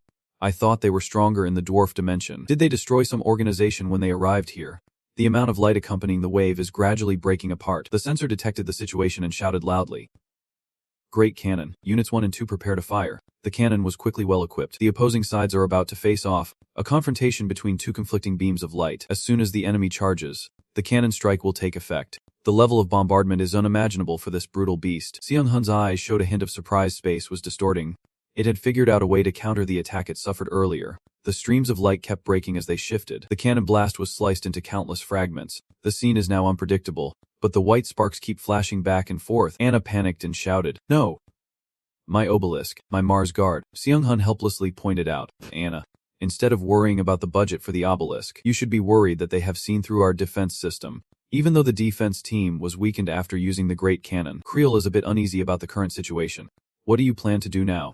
Master, I think they control space better than you now, and if they had a pure dragon body, how strong Jaconet's group is after devouring a dragon is beyond anyone's knowledge. Seung-hun also has his own plans, and judging by their attack style, it is very difficult to use regular troops to fight. Moreover, it has enough power to defeat an obelisk defense squad. Suddenly, Yu Jang ran over and shouted, "Brother." She curiously asked Seung-hun if that was the leader, if there was a plan, or if it was some kind of attack. Looking at the reality of the battle, she was shocked to realize it was a spatial distortion of space filled with light, and something suddenly appeared flying straight toward the battlefield. Yu Jang's eyes followed in amazement. Damn, if it were not for your protective magic, we would all be done for. Seung-hun looked at the opponent, and a thought flashed. Yu Jang's conceptualism can achieve any goal. Right, if we use it. Maybe. Jang Vidok quickly realized that Seung-hun, that bastard, had lost himself in his own world again. Smugly thinking, so the winner has already been decided, huh? Just leave him be like usual. When will he finish thinking? Nutni's eyes suddenly gleamed with intense determination. She is conceptualizing absolute precision, a fist raised with great power, seemingly able to overwhelm any opponent. Nutna believes that all my attacks will always hit the target precisely no matter what it is. That is my concept, the gentle tiger fist. Right after saying this, she thrust her fist forward without any mercy. The distant scene is unpredictable. As teleportation blurs the path, the character's sound flickers faintly, an attack piercing through the barriers of space and time around me. What is that? A bland attack, but its uniqueness is what makes it fascinating. Nutna helplessly looks into the distance. I hit them, but they do not even have a scratch. The gap is just too big. Look at how huge it is compared to how small I am. This beast talks nonsense. An attack that breaks through any defense. But that kind of talent means nothing. Its legs are making significant movements. No longer sitting still in the dim light, the beast is truly standing up, preparing for something. Seung-hun on this side is really curious. What does it feel like to be attacked head-on like that? Nutna grimaced and expressed, I can calculate the attack on them, but I can defeat it. It is like stabbing an elephant with a needle. Seung-hun reassures the opponent. It is okay. The important thing is whether you can attack them or not. How difficult it is to attack is not the issue. Nutna speaks up with a prediction. You have a way, do not you? Seung-hun did not deny it but replied, of course, Whatever you lack I will supplement. I will turn that tiny needle into anti-aircraft weapon energy. Anna then revealed new information. Detecting an increase in energy at the center of An's voice, the enemy is preparing an attack using the advantage of dragons, which is the dragon's breath. Seung-hun calmed everyone down. It is okay. We will be faster. You Jang, try again with me. She complained a little, but Seung-hun immediately reassured her. I will give you all the energy you need. You can totally handle it. No lie. He transferred energy to Yojang to enhance her physical strength. Converted energy. As soon as she received it, Yu rose, an endless source of energy boiling inside her. Of course, Dok is curious, is he planning to transfer all his energy to Yojang? Even Creel outside is overwhelmed. It really is an incredible source of energy. Seung-hun explained to Yojang, using the unique power of dragons, I have transferred energy transformed from my aura. Can you feel the energy of a great level 9 wizard? That is what they call the divine realm. Yojang's body is currently overflowing with energy, his spirit elevated to the highest level. Seung-hun stood by cheering him on. That is it. Explode. Go for it. But then the unimaginable happened. He touched Yojang. Surprise is clear. What? The transformation is not complete yet. Has Yojang actually absorbed even more energy? This is truly surprising. The energy I gave her was not enough, yet her body automatically tried to absorb more. I never expected her physical strength could improve to this extent. It is just that she has not fully understood the problem yet, and this is a great opportunity for her body to reach a new level. Anna's sensors report urgently. Master, there is a respiratory issue. Seung-hun immediately orders. Stop now. Things have become complicated, so buy as much time as possible. I will awaken Yojang. Do everything he says. Anna understood. The beast on this side is growling and calling out. My scent. Witness it. The true ice energy. A stream of freezing breath quickly emits from the beast's mouth, covering the space in front like glass, steadily moving toward Yojang. Anna kept giving signals. Hanamaru. That is right. Raise the shield. Prepare for the enemy's attack. The situation is sudden. The shield is already broken. Only 3 seconds left before it runs out. Seung-hun assessed the situation based on reality, using that precious Hanamaru energy as a shield to throw out, buying us at least some time. Withdraw. Enemies breathe. Stop. Transfer the remaining Hanamaru energy into the space. In the vast space, the sound keeps echoing. Del, Lon, wake up quickly. Please wake up. Yojang groggily opened her eyes and realized it was Sang-in's voice. The voice echoed through the space, urging her to wake up. Are you awake yet? Yojang looked around in confusion. Although I was still knocked out, I could hear your voice through this green jade. Where am I? Seung-hun added. Do not you remember? You fainted while I was transferring energy to you. This made Yojang gradually remember. I think I remember now. It smells so sweet. And anyway, I am really hungry. Seung-hun asked in panic. Hey Yojang, what are you saying? Where are you? Wake up quickly. She stubbornly rushed forward. Forget it. Let me eat first and then we will talk. Seung-hun was truly helpless to stop her. That is not something to eat. That is my energy. Yojang devoured the food with a thank you. Thank you for the meal. Wait, this is crazy. Suddenly, the light flashed intensely once again, accompanied by a sharp crackling sound echoing far away. Seung-hun's legs ran quickly forward, his hands as if trying to grasp something. But suddenly, in his mind, Seung-hun sensed. Wait, did Yojang just? Anna curiously asked. Master, what are you doing? Doc naturally looked ahead and guessed. Is that the aura of an angel? This only made Seung-hun more curious. Had she just become a being on par with a demigod? Contrary to everyone's confusion, Yojang was calm, saying, I feel truly refreshed, almost like I have been reborn. Den Banthu could not believe his eyes. Questions kept coming up. What had been done? How could an ordinary prey become a demigod? Yojang stepped forward confidently, declaring, Good. Now this is the truth. I feel like I can do anything with this energy. Den Banthu is equally confident. Having devoured countless demigods over millennia, granted energy in an icy breath, Yojang's gaze met the opponent without any hesitation. What was that? Just moments ago it was terrifying, but now I am no longer afraid of it. Moreover, dozens of martial techniques are running through my mind. The art of space and time. Before the first move was made, the Apocalypse King faced the opponent head-on. The battle between them was relentless. The light from their clash illuminating everything around. Anna signaled, reporting that the enemy had been completely eliminated. We also detected partial deformation of the Martian shell caused by the attack. We also used nanoparticle machines to repair the damaged shell and recycle materials floating in the air. The communication update from the war vehicle is sufficient. The important thing is, I want you to pay attention to Yoyang and her development from now on. Anna has to admit one thing. She has truly exceeded our expectations, and I will keep an eye on her. Seung-hun himself had to think it over. He knew she was talented, but her development was too extraordinary. By current estimates, she might have reached the power of the shell technique god. And of course, that is not all. She was still wondering why she was weak. Seung-hun understood the problem clearly. The energy he was putting into her body was simply consumptive energy. Right after Seung-hun's thought, Yuing felt something was wrong. Wait, I think I am about to. A desperate cry rang out. I am falling. Seung-hun quickly realized she could not move a finger anymore. Without letting Yueyang fall, Seung-hun lifted her up with his hand. Finally, the normal Ouyang is back, but she panics and shouts. What just happened? Did I just fight someone? Why can't I remember anything? My head hurts so much, but Seung-han reassures her. It is okay, you just overexerted yourself using too much energy. Rest a bit and you will feel better. At the same time, in the small spatial rift, continuous notifications appeared. 98% fusion complete. About to enter hibernation after the final gate of hell, beginning to merge the fractured regions of space, with 2% remaining to finish the process. The final requirement, the last part to start the final phase, currently being sought. A hidden figure is seriously contemplating. Jeriam, the hero chosen by the fire god, is gradually emerging, while the demon who is a prodigy blessed by the arrogant god of art is also paying attention to her. Jessica. Acolyte is drawing the attention of the god of death, even though she was born in human form, and an entity created by the distortion of space should not exist. It was none other than the Mage King, fighting for survival. The final evaluation ended. The scene shifts to 6 months later. Earth. After the battle in the continent, the global momentum has changed. Those who suddenly see themselves as the ultimate saviors. The Ho religion has expanded its influence globally at an unusually rapid pace. Ahura Mazda, the god representing wisdom and light, or rather the god who claims to be Ahura Mazda, has begun granting energy to believers through messages. Therefore, Aaron began to become more powerful than the Us, as the gods granted power to believers without any conditions, which was entirely predictable. Thus, the angels of the Chakao mission at the 5th level of hell expanded their influence at the core of the Us and decided to halt their expansion. Two religions clashed during their spread of power, and the angels are also studying how to build a cathedral in the far north. Meanwhile, the demons at the Antarctic gate of hell have yet to take much action. The immortals have used complex methods but confirmed nothing, so I guess I can only ignore them. Mars. After the fierce battle at the edge of Hell Gate Level 4, spawns every day on Mars and it terrifies me to death. Those monsters are lurking in my personal property area. An unimaginable light is gradually being revealed. The monsters gathered and growled in confusion.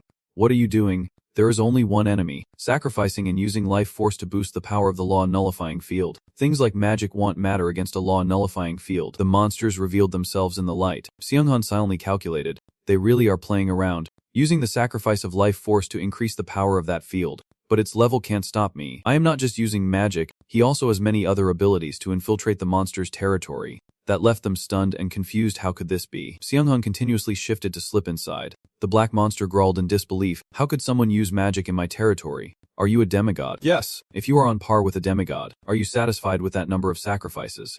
I will give you all of them. With a determined look, Seung-han declared to the monster, I do not want to waste time negotiating with a primitive tribe like you. Destroy. Attack. The strike was quickly prepared by Seung-han, the monster still confident, wearing a sinister smile, but very soon, in less than a second, Seung-han received the notification.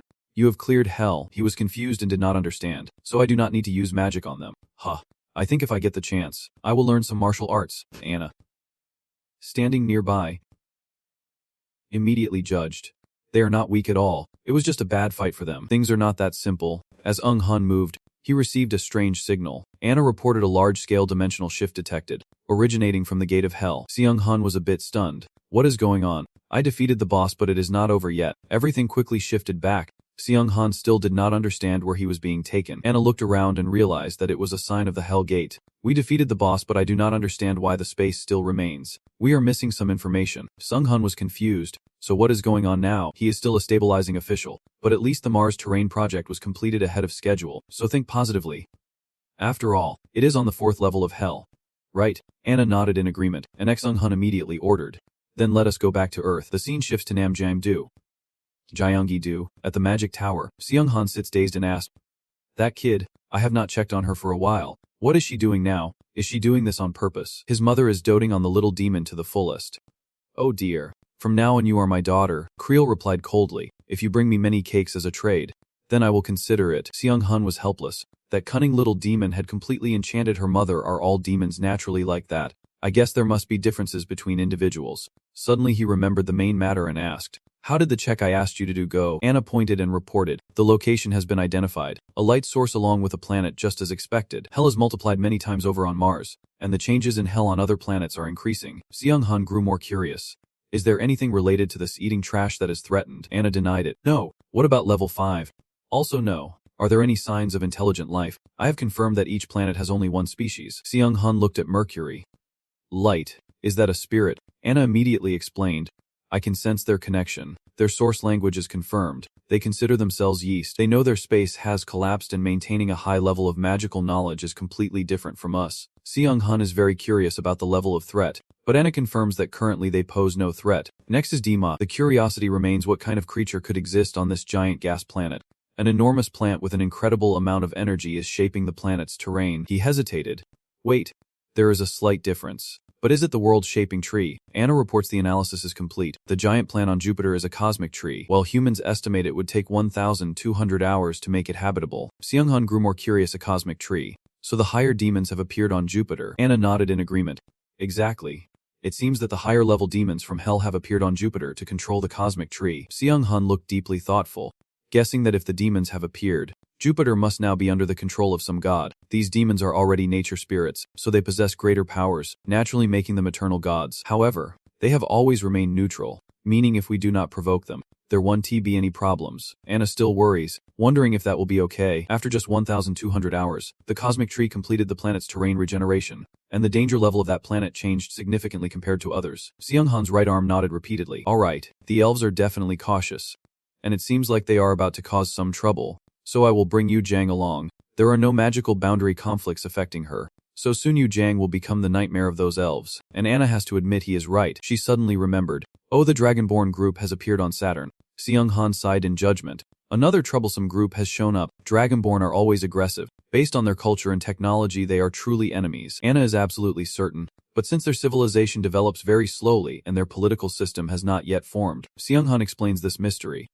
However, a fully grown Dragonborn is capable of interstellar travel, so keep watching them and never let your guard down. Anna suddenly realized that it had noticed our surveillance device, and Seong-han, not surprised, acknowledged that Dragonborn are highly vigilant and resistant to reconnaissance. As a dark, endless scene flickered continuously, Seong-hun advised to keep monitoring them closely because despite their aggressive nature, they still tend to submit to the strong. Anna hopes that if they obey us, this will be a powerful army. A few minutes later, she called. The research lab contacted us, and the voice on the other end said, "This is Siren's research lab. Is your boss there? I have to go to the lab right now." Seong-hun found it too noisy and reminded the other party, "Can you move your face away from the camera a bit?" Siren happily reported that it was almost finished, while Seong-hun bluntly reminded, "Well, I would not know what you are about to finish if you do not tell me what you are working on. Sit down and slowly tell me. I am curious about what you have accomplished." Siren was overly excited, his voice spreading. "Sit down. This is an invention that will make the whole world kneel, and I am the one who made it." Another voice spoke urgently. "Sorry, boss. Our girl is a bit excited. But that is understandable because we have achieved what you have been waiting for so long." Hearing those words, Seong-han's eyes lit up. The good news is that the nuclear fusion reactor has been completed. A new light appeared, signaling that good things were coming, a bright glow of success. Seong-hun was joyfully moved. "Well done, Eliana," she replied. "This is what we can do to thank you for finding our children." Seong kept praising the other party, saying her timing was perfect, and lately he felt we urgently needed to boost our energy. It was great to hear the nuclear fusion reactor was completed. Eliana thought silently. Thank heavens, because his instincts always seemed to match the predictions. Seong-hun looked at the reactor and calculated that with the ability to convert electrical energy into mana and the nuclear reactor producing unlimited electrical energy, theoretically, he could create an infinite source of mana since he had surpassed the level his predecessor had reached, making this an unexplored area. Suddenly a sound echoed as the central energy tower Aina set up connected with the nuclear reactor. "Waiting to sync with you, please accept the synchronization." Before everything happened, Seong-hun hoped to test, relying on you, Ina, and on the other end Aina confirmed. "Just leave it to me." The master has approved the mana energy in their heart to be directly connected to the nuclear reactor. The unlimited electrical energy source has been synchronized with the Oragon herd, preparing for the reverse reaction. The radiant light suddenly spread around. Ileana's eyes narrowed. Aina explained that the hearts of the 9 magic circles had changed shape, and the eternal 10th circle was formed. Seong-han suddenly gasped. "The 10th circle, hopefully it will not send me straight to heaven." "No, even if caught by a tiger, you can survive as long as you stay focused." "Wait, what is that?" That radiant light only confirmed for Seong-han that his knowledge was expanding. He could see the entire universe. Just as expected, this universe was in ruins, much closer than he had imagined. At this level, the planet's size will collapse and we will disappear together. A secret question has been proposed by the system. The Akasa system is directly assisting the player. Do you agree or not? The question made Seong-han freeze for a moment. What? A secret question? Suspicious, but I can't miss the chance to see Akasa with my own eyes. Let us see what it wants. A flash of footsteps shifted. the light moving endlessly. The remaining footsteps stayed on the floor. Seung-han looked around in confusion. What is this? What the hell? I am standing on something that is neither land nor water.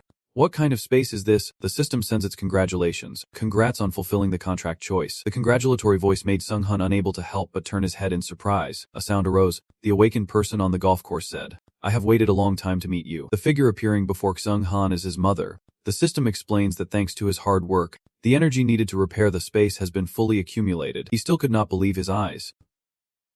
Repeatedly asking, the system replied, yes, as the first person to restore a total of 138 spaces. I brought you here to receive your reward. Seung-han squinted hard ahead. A reward? Wait, is that really Akasa? But he was not happy. His face twisted in anger as he shouted, you bastard. How dare you take my mother's form? The system panicked and corrected itself. This is the form of the person you trust the most. Did I choose wrong? Then how about this? The character's form quickly changed to O. Seung-han flailed his arms and shouted, stop it. What are you? Why are you doing this? The other replied with an explanation. I am the system god and the guardian. Did not you already know? Or maybe you did not. I suppose, reviewing all the data you have gathered from that event until now, my only mission is to carry out the task from the original source right from the start. Seung-han seriously assesses the situation. The original source. Could it be part of the creator god? The time when the energy was unimaginably strong and it established the entire system. The energy there is unusable by any deity, even the strongest, due to their limitations. I should have realized this sooner. Exactly. He is still curious. One more question, when will all of this end? The system explains carefully. We are searching for the final peak. The energy source to repair the space is sufficient. Thanks to your efforts, the energy was gathered earlier than expected. Your reward is inside this box. Before taking further action, Seung asked the other person to wait and change their face first because it was bothering him. The system reminded him to focus and said it was giving him this luck. This reward perfectly matches your deepest hopes. The special prize, a random lucky box, has been granted. Seung stared in disbelief. Random. Is this the box that grants infinite blessings of luck? The system kept notifying. You have used all the points you received on luck. Your luck stat ranks first with an outstanding return rate, even among those in the dimensions I have visited. Hearing this, Seung froze in disbelief. Is that really true? The system firmly asserts. I have witnessed many dimensions, but this is the first time I have seen it. Reaching the peak with just a lucky star. I have greatly underestimated your knowledge from your past life. Seung was happy but then narrowed his eyes, as if implying that luck was really what brought him here. The system tried to explain scientifically that luck is the only thing that is very difficult to measure, even after expending so much energy on it like he did. However, believe me, luck is the only factor that will completely affect everything you do. Perhaps your luck has made everything easier. Yet Seung-han's gaze remained skeptical despite the grand explanation. The reward seems rather insignificant. You just want me to leave after taking this small box. Right, the system clearly analyzed the issue. My task is to maintain the stability of the dimension. Interfering too much with humans will make others lose respect for you. Seung still insisted. Can someone please change that person's expression? Ignoring the request, the system got to the point. Surprisingly, you, the Mage King, were the one who jumped through the dimension yourself. It is an undeniable fact that your existence has aided my purpose. In return for your actions, I will give you one final piece of advice. You should open the box when your luck reaches exactly 1,000. Seung was surprised by the 1,000 luck, wondering what it meant and why it was so precise here. The system was tired, its words fading, saying it could not tell him anything more. That was its only advice, and the choice was up to him. Seung pondered anxiously, realizing that giving no information beyond a simple piece of advice meant any other details would burden Akasa in manipulating dimensions. Words from a god of that rank were law, so it was safe to trust them. His gaze shifted toward the other party. In my mind, I calculated that those faces, pretending to know everything with Yojang's expression, felt like they were deliberately mocking me. It is fine. At this moment, there is no reason not to believe it. A series of notifications from the system gave Seung a headache just receiving them. He furrowed his brow, thinking, so these kinds of things will happen when I reach a stat of 1,000 stars. The 100th universe. Do other stats have similar effects? The system replied firmly, yes, but they are usually not common when they first appear in the dungeon. Many people put all their points into a single stat, but they all die early. Seung was stunned to realize. So I am a special case. The system did not hide it and admitted, yes, most of them die before reaching level 100. The survival rate drops sharply if people focus only on one stat, which is usually different in reality compared to fiction or games. The more Seung listened, the more excited he became and spoke up. You are right. So should I open the box now? The system fully supports it. Yes, it is just a random box. It could spit out a pebble if an ordinary person opened it. But whatever comes from it will only depend on your stats and luck. Seung's face was full of confidence. I understand now. Becoming a saint must surely be a pain. No matter what one does, they have to consider many things. The system kept urging Seohun. Think of it as a simple service for all that you have done. I owe you one, so why not open the box right now? I wonder what it will release. You will open the random box. Right, and this time he chooses Z. The signal quickly transmits. The highest luck in this dimension is changing the laws of the universe. A great light is swirling in the sky, so intense it makes people squint when they look at it. The system message arrives. You have reached the pinnacle of knowledge. You have earned the SSS-Rank title. You have gained the power of all knowledge. A reward fitting for you. The messages kept coming, and when Seohun received one, he curiously asked if they were sure about giving the Agaza file to a mage. The system replied at length, saying that if that person were you, with access to the Agaza file, you could become a god with the amount of knowledge you can access right now. However, as I said, this is simply the result of your luck, and such privileges only matter if you can survive through it. Seohun realized the issue and examined it carefully as the person talking about the final stage. Yes, to repair a dimension. You should know that I have pieced together many different fragments of dimensions. Right, that means multiple dimensions are being intertwined, and you should understand the kind of problem this poses. Hearing this, the names immediately popped into Seohun's mind. The system agreed with him. Yes. However, if I repair one dimension, it will cross its boundaries to find another prey, and as you know, they are becoming increasingly difficult to subdue with new methods. Many dimensions and demigods were swallowed by the devourer in the final stage, and I wonder what will happen in this dimension. Exactly 1200 hours. They will enter this dimension in 50 days. This is my time limit with you. I hope you survive the privileged experience you have gained. The system's image gradually faded away. Seohun watched in astonishment, the voice trailing off. Wait, finally a pair of eyes snapped open in confusion. Seohun asked curiously, where is this? Ileana saw Seohun and immediately called out, boss.